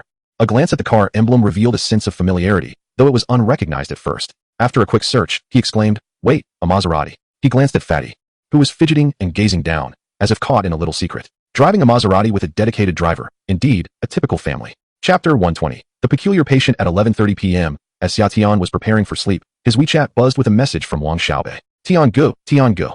I did it. I successfully won Mei Mei back. Accompanied by an excited emoji. Reclining on his bed, Xia Tian smiled and replied, Well done. You have some skills. Mei Mei is a wonderful girl, and it's evident she has feelings for you. Treat her well and avoid repeating the last incident. Wang Xiaobei responded with a toothy grin emoji. No need to remind me. I've learned my lesson. I won't make that foolish mistake again. Xia Tian replied. You are indeed teachable. Have you arrived home, or just dropped Mei Mei off? Wang Xiaobei responded. I just dropped her off. He sent a photo. Look. This is her neighborhood. She walked in slowly, as if reluctant to leave. Xia Tian advised, remember the entrance. When Mei Mei calls, you must be there immediately. Pursuing a girl requires initiative. If she mentions feeling unwell, bring her medicine or food right away. After a few gestures, she will be yours. Wang Xiaobei chuckled. Got it. I'll make note of that. Xia Tian continued. By the way, did you give her the durian? You carried it while walking, right? Wang Xiaobei replied, Of course. I carried it. I'm a gentleman. Xia Tian praised. Well done, commendable. You had a good conversation tonight, didn't you? Wang Xiaobei beamed with pride. Absolutely. We talked a lot. I brought up numerous topics, and she was quite interested in our emergency department stories. We walked along the river, and several times she sat on a bench, seemingly trying to prolong our time together. Hee, I can sense her little intentions. She wanted to spend more time with me. I must still possess quite the charm. However, as Xia Tian listened, a sense of unease began to arise within him, prompting him to ask quietly. After finishing dinner, you have been taking her for a stroll until now? Wang Xiaobei. Indeed, we have walked over 10,000 steps, and my legs are sore from exhaustion. Haha. Xia Tian exclaimed in frustration. Brother, have you really walked from 8 to 11:30 for 3.5 hours without considering a coffee shop stop? What about her high heels? Wang Xiaobei looked bewildered. What is wrong with high heels? Can't one walk in high heels? Other girls wear them, don't they? Xia Tian rolled her eyes in annoyance. In preparation for the meal, Mimi had made an effort to dress up, adorning herself with a pair of stilettos. Stiletto heels are quite taxing. Walking in them can be exhausting. Wang Xiaobei had led her along the riverbank for 3.5 hours. As they entered the community, the slow pace was not due to reluctance, but rather the pain in her feet, rendering her unable to walk. There are two types of men in this world who are ill-suited for dating. The first is gay, and the second is Wang Xiaobei. Xia Tian remarked, just leave Mimi alone. It's best for you to remain a single dog and not bring misfortune to others. Brother Tian, how should I apologize to Mimi? I truly did not mean to. You suggested a walk, and I thought we could take a stroll. I didn't realize that walking in high heels would be so tiring for her. I texted her this morning, but she hasn't replied. Is she angry? Brother Tian. Early in the morning, Xia Tian arrived at the office, and wherever he went, Wang Xiaobei followed closely. At this moment, Xia Tian was in the restroom. Wang Xiaobei stood at the door, one hand on it, chattering incessantly. Wang Xiaobei, I'm here, Brother Tian. What instructions do you have? Wang Xiaobei said eagerly. Brother Tian has given advice. Quickly, take out your notebook and jot it down. Xia Tian could no longer tolerate it. Can you please be quiet and let me have a moment of peace? Wang Xiaobei looked aggrieved though. Then do what you need to do. Once you're free, we can discuss Mimi's situation. I'll await your guidance. Xia Tian, you're always asking me for advice. I'm still a single dog myself. Upon exiting the restroom, he encountered Li Yajun, who was attending to an injured emergency patient, accompanied by Pengzi and Li Xiaoang. Li Yajun turned to Xia Tian and said, There's another patient in emergency. Please attend to them. All right. Xia Tian nodded and returned to the office. At that moment, a young girl sat in the office, clad in trendy attire, her hood pulled over her head, staring down silently, her long hair cascading around her, reminiscent of a ghostly figure. Beside her stood a middle-aged couple, presumably her parents. Hello. I am Dr. Xia. What seems to be the trouble? The girl remained silent, her head lowered. The mother's face was etched with anxiety. Dr. Xia, please examine my daughter. She has been ill for quite some time and has not improved. Look at her legs. She rolled up the girl's pant leg, revealing her calves. The girl was slender, weighing around 90 pounds, but her legs were thick like those of an elephant. Xiaotian pressed on her legs, and the indentation took a long time to fade. How long has this condition persisted? Aside from the calves, are the thighs swollen as well? Swelling in the legs is likely indicative of heart or kidney issues. Moreover, lymphangitis could also be a contributing factor. The swelling is localized below the knee, with no noticeable swelling in the thigh. In addition to the leg swelling, there are other concerns. Choo-choo, please lift your shirt for the doctor to examine. The girl, referred to as Choo-choo, cast a wary glance at Xiaotian, clearly resistant to his request. Xiaotian gently encouraged her, lift it up so I may see. There's no need to be shy. As she unveiled her clothing, a cluster of red rashes appeared to the right of the girl's navel, extending in a linear fashion towards her back. Shingles. This condition, a nerve-related herpes infection, typically afflicts the elderly. It is perplexing that such a young girl would contract shingles. The presence of leg swelling alongside shingles raises further questions. Are there additional symptoms apart from these? The girl's mother, overwhelmed with concern, wiped away her tears. A month ago, she complained of painful urination, so I took her to a gynecologist, who diagnosed her with severe urethritis. Despite taking medication, there was no improvement. Recently, her legs have begun to swell, and now she has developed shingles. Doctor, what ailment is afflicting my daughter? We have consulted several hospitals. Some suggested lymphadenitis, others said nephritis. Yet nothing has improved in over a month. Xiaotian felt bewildered by the simultaneous emergence of multiple conditions, an unusual occurrence. He gently touched the girl's knee and inquired, does this hurt? The girl nodded, whispering, it hurts. She then pointed to her lung area, adding, it also hurts when I take a deep breath. The term lung cancer flashed through Xiaotian's mind. Late-stage lung cancer patients often experience a decline in overall immunity, which could manifest as various ailments. However, it is alarming to consider such a diagnosis for a child of her age. He felt a weight in his chest and promptly ordered several tests, a complete blood count, 3 infection markers, and a lung CT scan. Let us start with these examinations. The girl's parents took the test orders and assisted their child out of the room. At 4 in the afternoon, the trio returned, with the girl's mother presenting the test results to Xiaotian. Dr. Xia, the tests are complete. Please take a look. Xiaotian examined the lung CT scan, which revealed no tumors, only some inflammation. Phew, it's not lung cancer. Yet, if it is not lung cancer, then what could it be? Chapter 121. Unraveling the mystery of the illness. The complete blood count indicated elevated white blood cells, suggesting a significant inflammatory response within the body. The 3 infection markers for hepatitis B, HIV, and syphilis were all negative. While typical pneumonia could cause chest pain, it would not account for the symptoms of bilateral leg swelling and knee pain. At that moment, Wang Xiaobei arrived. He glanced at the images and remarked nonchalantly, pneumonia. But it's not severe. A course of anti-inflammatory medication should suffice. It's not a serious issue. Upon hearing this, the patient's family immediately displayed expressions of excitement. Is it true? Is it genuinely just ordinary pneumonia? Xiaotian shot Wang Xiaobei a disapproving glare. Until a definitive diagnosis is established, doctors ought not to make casual statements. Otherwise, they risk instilling hope in patients only to let them down. Being ill is already distressing enough without the added burden of false reassurance. Wang Xiaobei realized he had misspoken and quickly chuckled nervously. The imaging indicated inflammation in the lungs, but the exact ailment required further examination results. Xiaotian reiterated the girl's condition, swollen legs, knee pain, shingles, and a diagnosis of urethritis a month prior. This was the report. Wang Xiaobei glanced at the blood routine and infection panel, becoming lost in contemplation. The 4 symptoms, swollen legs, knee pain, shingles, and urethritis, seemed entirely disconnected. What illness could simultaneously present these 4 symptoms? After 8 years of study, his mind was a blank slate at that moment. With swift determination, Xiaotian ordered a series of tests, brain CT, MRI, cardiac ultrasound, and abdominal CT. Every conceivable examination was requested. Once the tests were completed, he noted that the MRI queue might take some time. He left his phone number in case the wait grew too long, promising to return if necessary. The outpatient wait for an MRI could stretch to 3 or 4 days during busy periods. Even in emergencies, one could expect to wait several hours. However, as an emergency physician, Xiaotian could usually arrange for expedited treatment among colleagues at the same hospital. Thank you, doctor. We'll head there now. As the trio proceeded for the examinations, Xiaotian took a moment to review medical literature, hoping to uncover any insights, but the girl's symptoms were perplexingly unusual. After more than an hour of searching, he found little. Just then, his phone rang. It was the mother of a patient named Chow Chow. Doctor, there are too many people for the MRI. They said we have to wait 3 days. Could you assist us? Certainly, I'll head over now. Hanging up, Xiaotian strode purposefully towards the radiology department. Is Xiaohu here? The radiology nurse was particularly cordial, hoping to leverage her connection. Xiaohu is off today. All right. Xiaotian had only recently joined the provincial hospital and didn't he know many doctors. He feared that if he requested assistance, it might lead to an awkward situation if they refused. Which doctor is on duty for the MRI today? Dr. Jean, the nurse replied. Jean Xiao Xiao? She has a fondness for me. Surely she will accommodate our request. Straightening his white coat, Xiaotian confidently made his way towards the MRI room. The Chow Chow family spotted him and hurried over. Dr. Xia, please have a seat. I will check on things inside. After reassuring the patient, Xiaotian proceeded to the MRI backend, which is typically restricted to the public. In the backend, the images captured during the MRI would be displayed on the computers for the doctors. Upon entering, he was greeted by a captivating figure, though the white coat was loose. It could not conceal her alluring curves. Ahem, Dr. Jean, Xiaotian said, removing his mask and smiling to reveal a set of pristine teeth. Throughout his academic and professional journey, Xiaotian had learned that a smile could yield significant results. A handsome man should leverage his charm. Sometimes, words were unnecessary. A smile sufficed. As Jean Xiaoqiao turned, she caught sight of Xiaotian, and a flicker of surprise danced in her amber-hued eyes. To behold the one she cherished was perhaps the most delightful occurrence imaginable. How exhilarating. If you find joy in this, kindly allow my patient to skip the queue. Don your mask. This is a hospital. Casting a fleeting glance at him, Jean Xiaoqiao resumed her duties. Oh, very well. Xiaotian awkwardly donned his mask. Dr. Jean, I have a patient whose condition is rather severe. Could you possibly let her cut in line? The report can wait. We just need to get her MRI done. Once the examination is complete, the imaging will instantly appear on the doctor's backend. The report is for the patient. For the doctor, the presence or absence of a report is inconsequential, as long as the imaging is available. His first utterance. Surely, Jean Xiaoqiao could not refuse, considering her affection for him. No, the hospital has regulations, and the patients waiting outside have endured long enough. If I grant you this favor, what are the others? Jean Xiaoqiao's words rang with clarity, piercing straight into Xiaotian's heart. Xiaotian. Oh, the so-called love is nothing but a facade. This patient is truly urgent. She has been battling pneumonia for a month.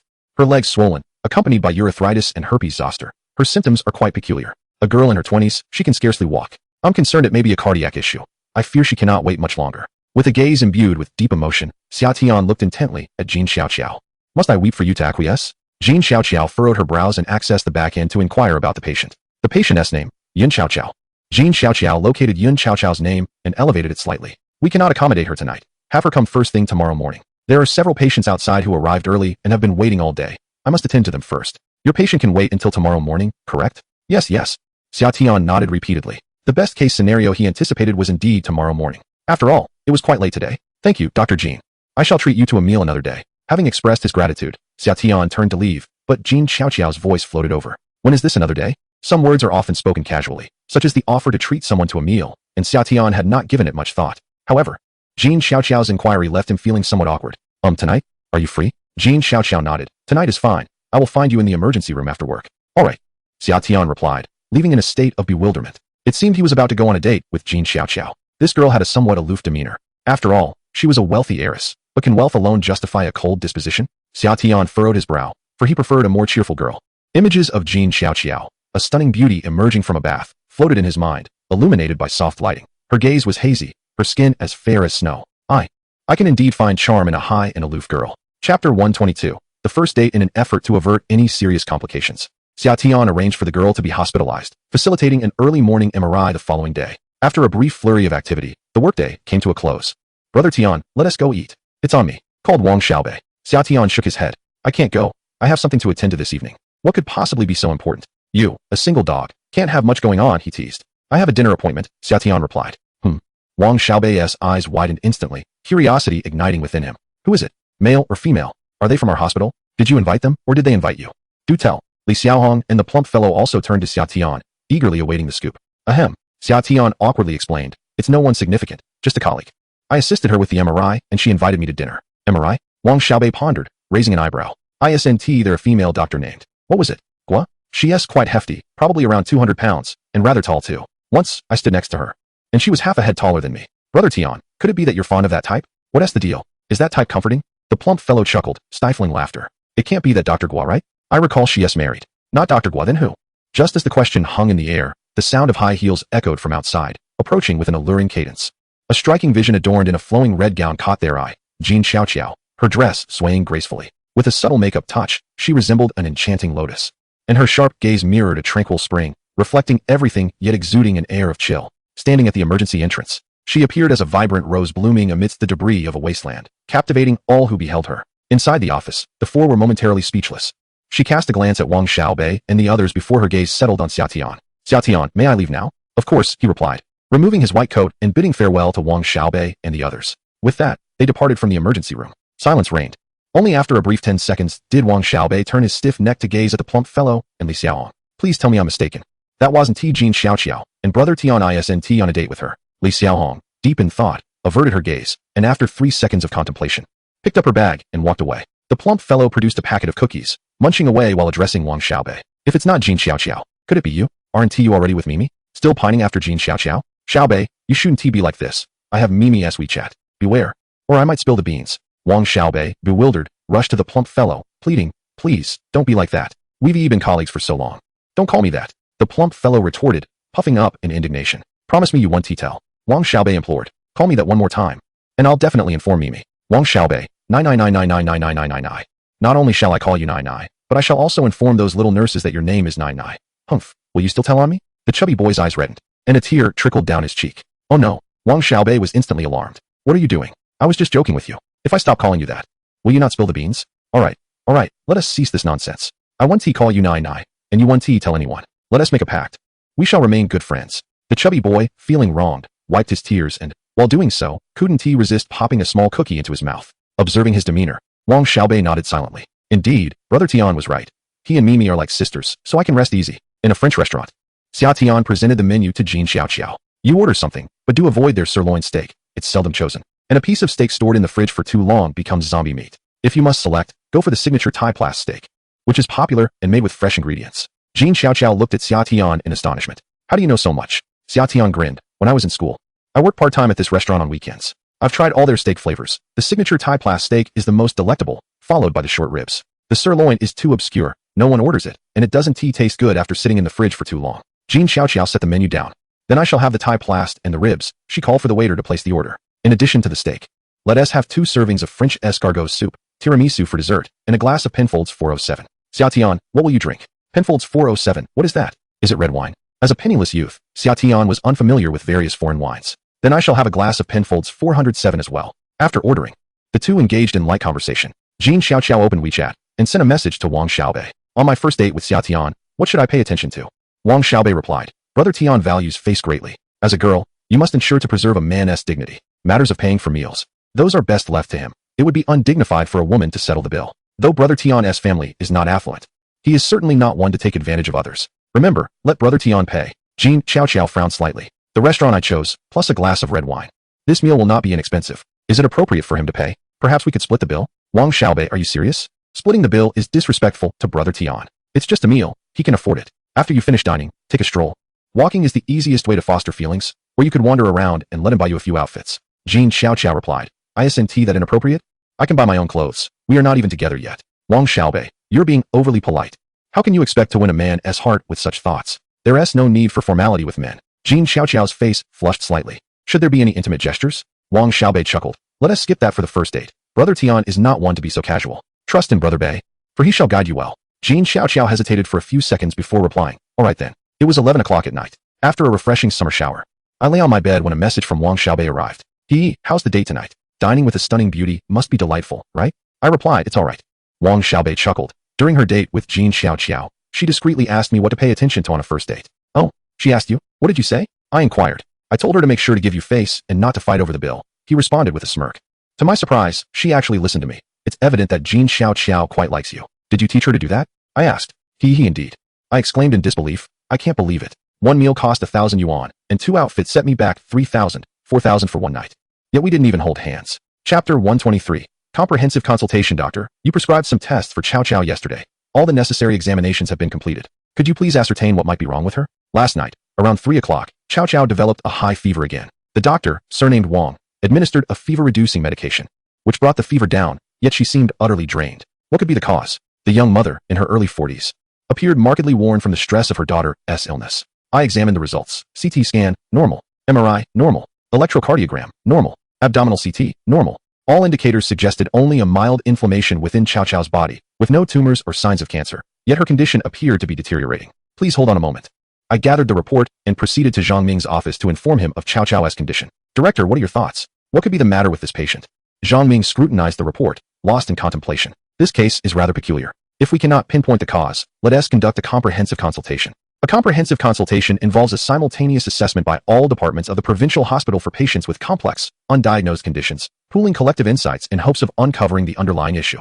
I considered this approach and nodded. "I will notify the patient of the comprehensive consultation." As I turned to leave, Zhang Ming spoke up. "I heard." I glanced back, puzzled, awaiting his continuation. Zhang Ming's expression shifted. His eyes darted briefly to me before he lowered his gaze. "I heard you went out to dinner with Jin Xiaoqiao yesterday?" I quickly clarified. "I asked Jin Xiaoqiao for a favor to help the patient skip the queue, so I treated her to a meal." Zhang Ming acknowledged, falling silent. The atmosphere grew awkward. Despite being merely Zhang Ming's apprentice and knowing that he was mismatched with Zhang Yinshu, I couldn't shake the feeling of being caught in a compromising situation.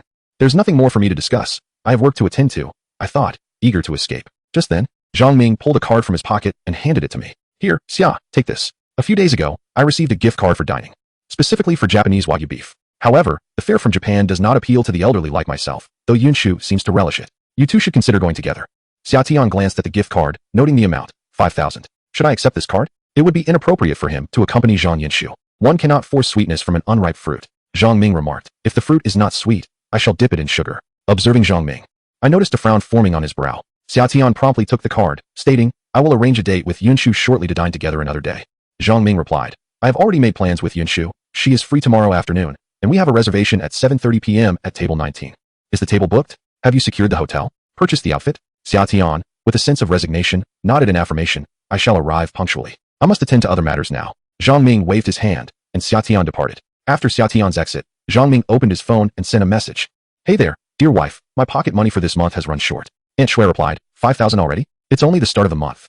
Zhang Ming let out a long sigh. It is all for our daughter's happiness. We must endeavor. Ding dong. The transfer was completed. Zhang Ming's mouth stretched into a grin upon seeing the amount. 500. Dear, isn't 500 a bit scant? For an entire month, I am a director, after all, and occasionally need to dine with colleagues. Aunt Shui responded, as you mentioned, you are a director. Do directors truly need to spend on meals? Alternatively, you could split the bill, which wouldn't amount to much. Zhang Ming's eyes widened in disbelief. How can a dignified director split the bill when dining with subordinates? It is utterly unbecoming. Aunt Shui retorted, do you want it or not? If not, return it. Zhang Ming exclaimed, yes, yes, yes, and hurriedly accepted the 500. He sighed and opened Lu Yu's WeChat. Old Yu, where shall we dine at noon? How about hot pot? It has been ages since I last had some. Let's invite old Jia. At 1 o'clock in the afternoon, seizing the lull at the beginning of work, Xia Tian invited the entire department to conduct a comprehensive consultation for Chow Chow. In the conference room, Xia Tian presented all the images of the patient.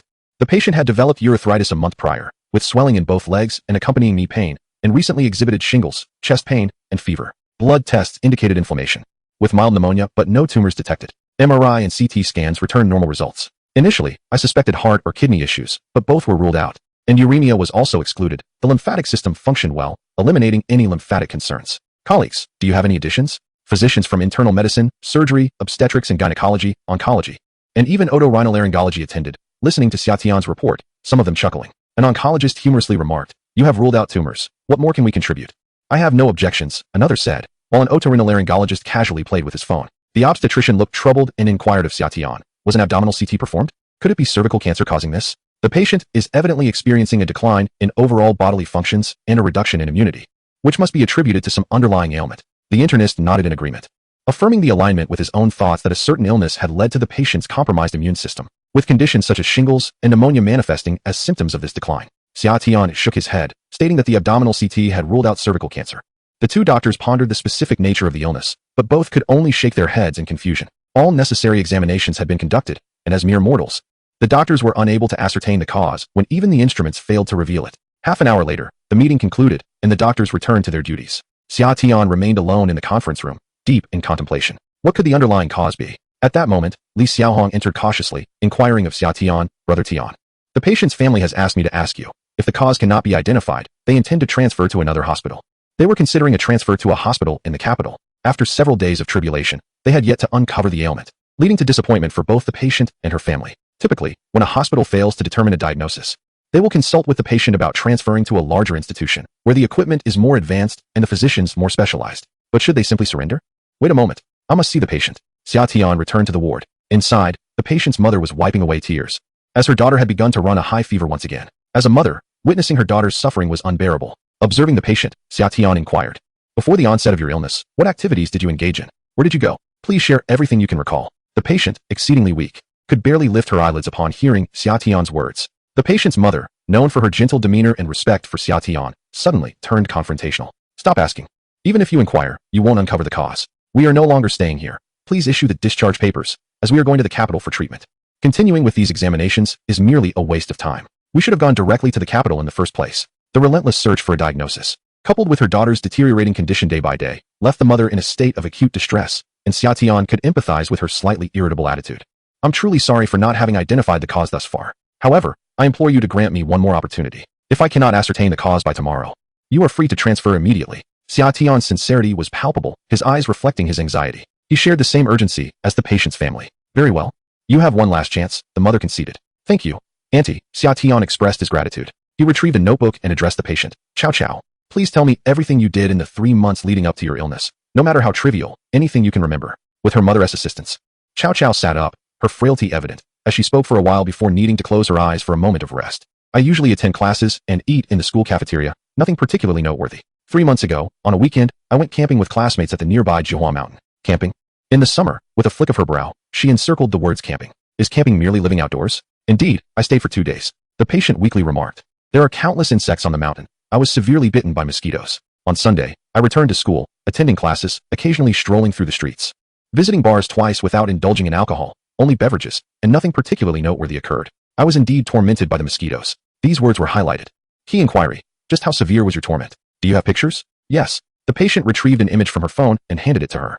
This is what it looked like the following morning. It was unbearably itchy. I sprayed some medicine, and the swelling subsided rapidly. In the photograph, her calves were swollen to the size of elephant legs, red and translucent, a terrifying sight, distinctly different from ordinary mosquito bites. She frowned, declaring, "This is not a mere mosquito bite. I will order 2 examinations. Let us proceed immediately." Another set of tests? The mother of the patient furrowed her brow, exasperated by the multitude of tests already conducted, which had cost a significant sum without revealing any illness. The family from the small county town was financially constrained, and in their efforts to provide care for their daughter, they were on the verge of selling their home. Yet, they remained without a diagnosis. The doctor seemed intent only on ordering more tests, leading the family to harbor some reluctance towards further examinations. "Auntie, please trust me. These 2 tests should uncover the cause of the problem," she confidently asserted. The family had no choice but to nod in agreement. "Very well. We shall trust you once more. Proceed with the orders." The tests included PET-CT scans and lung biopsy genetic testing. The PET-CT, or positron emission tomography computed tomography, provides comprehensive cross-sectional images of the body, distinguished by its high sensitivity, specificity, and precise localization, representing one of the most advanced nuclear medicine imaging techniques available today. Additionally, the lung biopsy genetic test is crucial for diagnosing non-small cell lung cancer and is essential for pathogen detection. After the family settled the costs, she personally accompanied the patient for the tests. "Miss, can the genetic test be expedited?" Typically, results for regular patients take 3 days, while inpatients receive theirs in 2. If we work overtime, it could be ready in a day. The testing staff member, a female doctor, was familiar but had not been introduced prior. For the sake of her patient, she set aside her reservations. "Are you in such a hurry?" The doctor smiled. She nodded vigorously. "Yes, I truly am. Please. I beg you." Employing all her charms, she added, "I'm on duty tonight. I will ensure this gets done. How shall I be thanked?" The doctor looked at her with a teasing expression. Excited, she inquired, "What kind of thanks do you desire? Should I offer myself?" The doctor blushed slightly, replying, "Dr. Xia, don't jest. Just take me out for a meal sometime." "Absolutely. A meal is no problem at all. It's a promise. We will dine together soon. I shall await your good news tomorrow." With a cheerful bounce, she departed, leaving the doctor in a state of bewilderment. "Humph, what a scoundrel. Please join me for a meal, yet you have not even added me on WeChat or inquired about my name." Throughout the night, my mind was consumed with thoughts of conducting examinations, treating patients, and uncovering the illness afflicting the young girl. Ultimately, a diagnosis of bone cancer emerged, and the girl's prognosis was grim, leading her family to vent their frustration upon me. By 5 a.m., sleep eluded me. At last, the workday commenced. Upon arriving at the hospital, I hurried to the laboratory. "Miss, have the test results come in?" The young female doctor, sporting dark circles under her eyes, cast a glance at me. "They have arrived. You may see for yourself." With eager anticipation, I seized the report, and upon reading the results, a wave of joy surged through me. Indeed, it aligned perfectly with my expectations. "Thank you so much. When you have some time, I would love to take you out for a meal," I exclaimed, bouncing with excitement as I left. The doctor mused, "Not adding me on WeChat? Not asking my name. Am I being taken advantage of here?" "Auntie, the results are in." "What?" The mother, who had been feeding her daughter, immediately sprang to her feet at the news, while the father, awakened from sleep, leapt up from the small bed. The family gazed at me, awaiting the revelation that had plagued their hearts for over a month. Chow Chow had been infected by bacteria. She had contracted a strain known as Mycobacterium avium, a non-tuberculous mycobacterium found in soil, dust, water, fish, poultry, and certain insects in nature. Beyond the Mycobacterium avium, the PET-CT scan revealed that Chow Chow's body was extensively compromised by bacterial infection. Urinary tract infections and pneumonia, both stemming from viral origins, had simultaneously assaulted her immune system, resulting in significant impairment and various complications. My explanation was rather technical, far beyond the comprehension of the average person, leaving the family momentarily speechless. The father finally inquired, "Will my daughter die?" I smiled reassuringly, "Of course not. The treatment for Mycobacterium avium is highly advanced. With clarithromycin and azithromycin, she can be cured. Rest assured, within a fortnight, Chow Chow will be healthy and discharged." The family lacked understanding of what Mycobacterium avium was or how the infection occurred. However, they grasped one crucial phrase, "cured in 2 weeks." "Oh, doctor, thank you so much." The mother, overwhelmed with emotion, rushed to embrace me, tears streaming down her face. I too felt a sense of relief. Had the diagnosis remained elusive, I would have succumbed to despair. Author S note. Here is an additional chapter for the gentlemen of the capital, regardless of whether you offer rewards. You are all my beloved readers. Chapter 125. Level up. Returning to my office, I collapsed into my chair with a long sigh. At last, the diagnosis had been established. Once the illness is confirmed, the path to treatment becomes markedly simpler. After a busy morning, I enjoyed a meal and lay down to rest in the lounge. Glancing at the 4-bag, as it grew larger, I realized that filling it to the brim was becoming increasingly challenging. Today, upon inspection, I noticed a transformation in the end bottle. The previously transparent vial now boasts intricate engravings, with golden plum blossom motifs adorning its surface, and a colorful ribbon graces its opening. What is happening? Has the end bottle changed? I summoned the system for an explanation. A cold voice responded. Due to the host's commendable performance, your level has ascended to LV2, hence the alterations in the end bottle. Oh, I'm at LV2 now? I've leveled up? Xia Tian felt a surge of excitement. With this upgrade, will I be able to extract more items? It is random. The system cannot provide clarity, came the reply. Furthermore, should the host commit any misdeeds, experience points will be deducted, and you will revert to LV1. Xia Tian was taken aback, confusion etched across his face. What does that mean? What actions could lead to a loss of experience? Failing to assist those in need, accepting bribes, deceiving patients, or abandoning patients, unless they choose to abandon treatment themselves. This system is a super divine doctor system. Those who are unscrupulous, incompetent, or unworthy are not fit to possess it. Upon detection of such behavior, the host's experience will be immediately deducted. Xia Tian timidly inquired, if experience is lost, do I revert to being an ordinary person? Theoretically, yes, but when experience dissipates from the host's mind, it will take with it some essential elements. As experience has become an integral part of you, its absence may inflict unnecessary harm to your mind. Will I become a simpleton? How frightening. Sensing Xia Tian's trepidation, the system offered reassurance. Fear not, host, you are a good person. The system initially recognized your genes, identifying you as a competent physician. As long as you maintain a good heart, this system will assist you in healing many more.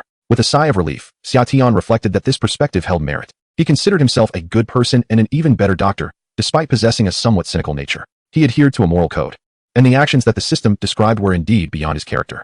Since he would not engage in such behaviors, there was no need for fear. Come on, system. Let us draw from the end bottle. Let me see what treasures await. Having reached LV2, the rewards should be quite impressive, right? Extraction.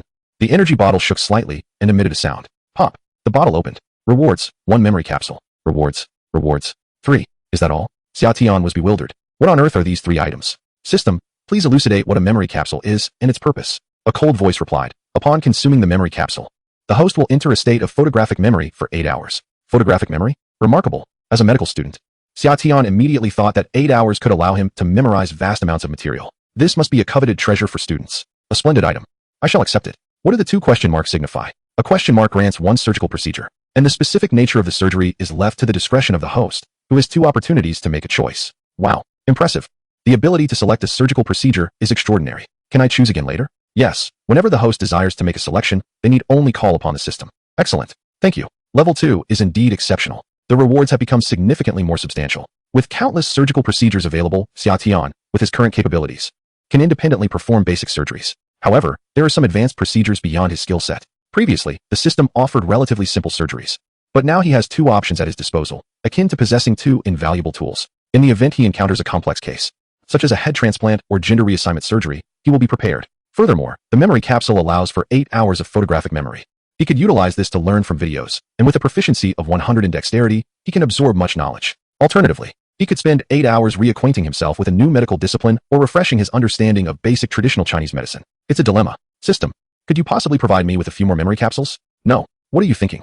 Very well, I shall save them for later. On my day off, I will visit the Xielin network to explore potential options, dedicating 8 consecutive hours to study without wasting a single minute. At 3 o'clock in the afternoon, a young woman entered the emergency room. She was clad in long sleeves, wearing a hat and a mask, concealing herself entirely. Upon entering, she removed her hat and mask, prompting gasps of astonishment from the entire office. What is happening? Wang Xiaobei exclaimed in surprise, while the plump individual trembled in shock. The girl appeared to be around 27 or 28 years old, her entire body exhibiting a yellow hue, as if she had just emerged from a dying vat. Even the sclera of her eyes had turned yellow. Please, take a seat, Xia Tian urged, hastily providing a chair for the patient and beginning the consultation. What is the cause of your yellowing? At the mention of her condition, the girl became tearful. I have no idea what happened. I woke up this morning and I was yellow. It's alarmingly yellow. Typically, a yellowing of the skin indicates liver issues. When red blood cells die, their proteins are broken down into bilirubin, which is processed by the liver. If the liver is impaired, its ability to handle bilirubin diminishes, leading to an accumulation that manifests as jaundice in the skin and sclera. Do you have hepatitis B? Xia Tian inquired, aware that acute hepatitis B could also result in jaundice. The girl shook her head, stating, I do not have hepatitis B. I received the vaccine last year. And there are no cases of hepatitis B in my family. I just had a cold a few days ago, and after taking medication for a week, I suddenly found myself in this state. What medication did you take? Xia Tian quickly asked. In the case of a healthy young individual, free from hepatitis B, suddenly experiencing severe jaundice, the likelihood of having ingested a particular medication that has inflicted damage upon the liver is quite high. The young girl retrieved 3 boxes from her bag, presenting them to Xia Tian. This is the first one I took, she said, pushing one box forward. Then there's this cold medication, along with cephalosporin. She arranged the 3 boxes before Xia Tian: acetaminophen tablets, cold granules, and cephalosporin. Chapter 126. You may scold me, but him? Absolutely not. All 3 medications are commonplace cold remedies typically found in households, and at first glance, appear to pose no significant issues. How many of these did you consume? The girl pondered briefly before responding. I bought 2 boxes of one and finished them within a week. I only have the boxes left. Crash. The cup in Li Xiaohong's hand fell to the ground. The plump man paused mid-reach for a biscuit, and Wang Xiaobei's eyes widened in alarm. The emergency room fell into a profound silence, all eyes fixated on the girl. As medical professionals, their minds converged on a singular thought. Li Xiaohong and Wang Xiaobei exchanged glances, both realizing the gravity of the situation. The rotund man muttered, dinner is about to commence. Do you not read the instructions when taking medication? Xia Tian was on the verge of losing her composure. Each acetaminophen tablet contains 0.5 g, and the recommended maximum dosage is 4 tablets per day. The primary ingredient in the cold granules is also acetaminophen, with each packet containing 0.2 g. Acetaminophen, commonly known as paracetamol, is effective for reducing fever and alleviating cold symptoms. However, it also imposes a significant burden on the liver if consumed excessively and must be taken according to the instructions. Coupled with cephalosporin, which is an anti-inflammatory medication that likewise places strain on the liver, the patient had consumed an astonishing 6 boxes of medication over the course of a week. Are these medications free, or do they taste like chicken and crunch? With liver damage, the situation could escalate at any moment.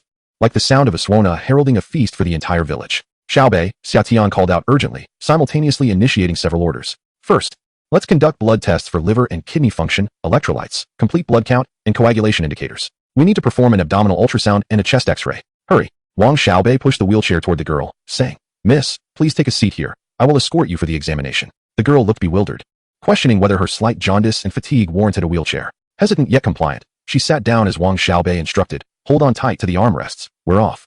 The two sped out of the room. Inside the office, a heavy silence loomed. Li Xiaohong weakly inquired, if the liver is severely damaged, can it be saved? Xia Tian shook her head. I don't know. It depends on the extent of the damage. If the coagulation factor is normal, there is still hope. However, if the coagulation factor is elevated, it indicates a problem with the body's coagulation system, as most coagulation factors are synthesized in the liver. If liver function is critically compromised, even divine intervention would be futile. After an anxious 3-hour wait, all the reports were finally ready. Tian Go, here are your reports. Xia Tian swiftly took them.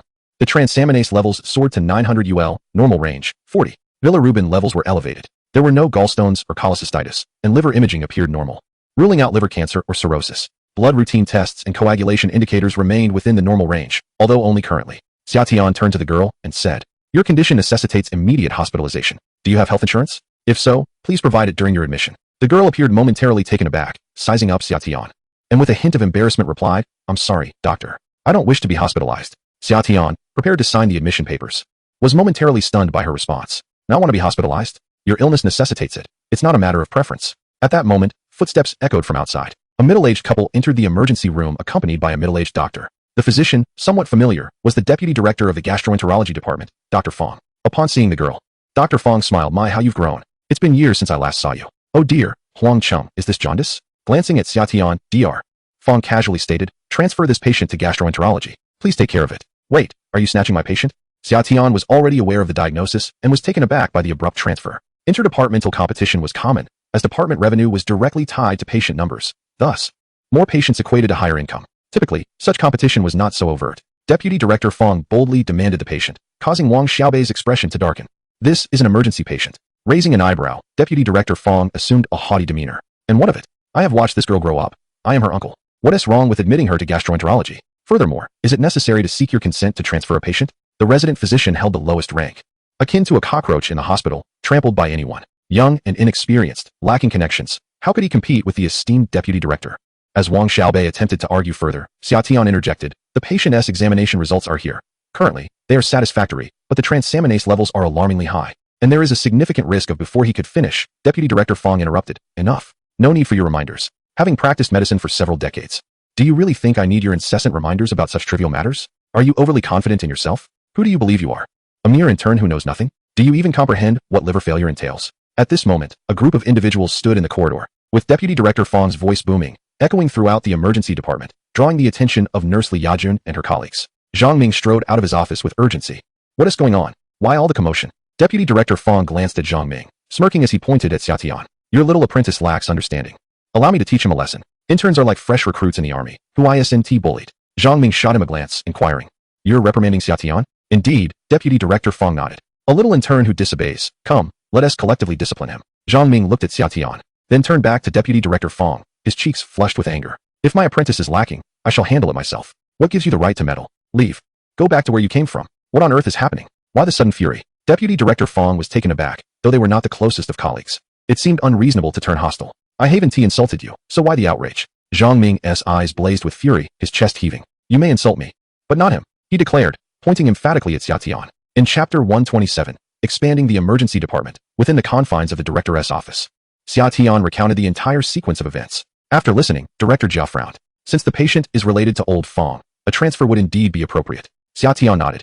I understand. I facilitated the transfer, and I merely wish to remind Deputy Director Fong that the patient might experience liver failure, and that he should be cautious. Before he could finish, Deputy Director Fong had already become enraged. Zhang Ming scoffed. A deputy director, quite impressive indeed. Is it so formidable that he would berate Xia Tian? Director Jia shot Zhang Ming a glare and turned to Xia Tian. Xia, you may return to your duties. This is a trivial matter, do not take it to heart. Old Fong has a foul temper and enjoys reprimanding others. Pay him no mind. Xia Tian nodded. Understood, Director. I shall take my leave. Director Jia waved him off, and Xia Tian exited the office. At that moment, only Director Jia and Zhang Ming remained in the office. Zhang Ming casually extracted a cigarette from the box on the desk, lighting it without acknowledging Director Jia, immersing himself in his own thoughts as he smoked. Director Jia fixed his gaze upon him. Director Jia, acknowledge your errors. Zhang Ming did not look up. Zhang Ming, your expectations are unrealistic. The staring continued, yet Zhang Ming remained unfazed. Ultimately, Director Jia relented and lit a cigarette himself, and the two shared the office, enveloped in clouds of smoke. After a half-cigarette-s worth of silence, Director Jia finally spoke. In the case of a resident physician, you clash with colleagues of decades. Is it not shameful when word gets around? Zhang Ming's eyes widened. What do I have to be ashamed of? My son has been insulted. It would indeed be disgraceful for me to remain silent. Oh, so he has become a son. However, Zhang Ming has no son, and Xia Tian has no father. These two seem quite compatible. Furthermore, Zhang Ming has always been trying to match Xia Tian with his daughter. The plan was for Zhang Yun to graduate, and then for the two to marry. Calling Xia Tian's son is hardly excessive. This old Fong is truly shameless. Not only does he rush to the emergency department to snatch patients, but he also insults me as if I were an insignificant director. Zhang Ming's weathered face darkened. Just as Dean Jiao was about to speak, Zhang Ming retorted directly, do not attempt to persuade me. We all understand the implications of his actions. Ever since you assumed the role of Dean, and Old Pang was not elected, his faction has been seeking fault at every turn. If they continue to be so arrogant, we will bring them down. The factional strife within the hospital has persisted for years, with each department head commanding their own team. Currently, the provincial hospital is divided into two factions, one led by Dean Jiao, with Zhang Ming and Lu Yu at the forefront, and the other led by Vice Dean Pang Hai, which includes Deputy Director Fong and Chi Chongwei among others. On the surface, both camps appear harmonious, aiding each other in maintaining the integrity of the provincial hospital, yet behind the scenes, numerous underhanded tactics abound, snatching patients, poaching staff, covertly engaging professors. There is no shortage of such schemes. The sole objective remains the position of Dean. Dean Jia's seat is not easily maintained. If the provincial hospital thrives, his tenure becomes secure, but should any issues arise, he may face accountability from above and complaints from below, leading to his potential ousting at any moment. Dean Jia inhaled deeply, his expression grave. They are all veterans of the hospital, having served for decades. Unseating them is no simple task. The likelihood of such an outcome is minimal. The best result would be to maintain the status quo. Speaking of which, I have yet to address you. I proposed a salary of 500,000 for Xia Tian. Because of this matter, Old Pang and his group reported me, claiming I was abusing my authority. And now an investigation is underway. A look of confusion crossed Zhang Ming's round eyes. When did I agree to give Xia Tian a salary of 500,000? I told you to dismiss him. It was you who offered him that amount. Do not place this blame upon me. Dean Jia slammed his palm on the table and exclaimed, stop your nonsense. Are you pretending to be oblivious with me? Are you the foolish one? Or do you take me for a fool? The atmosphere grew somewhat awkward. After a brief silence, Zhang Ming grinned and replied, look at how you phrase that. You are the dean. How could I dare to consider you a fool? Setting aside Xia Tian's character, his abilities are indeed worth the value. Since his arrival at the hospital, the patients he has handled and the surgeries he has performed, this resume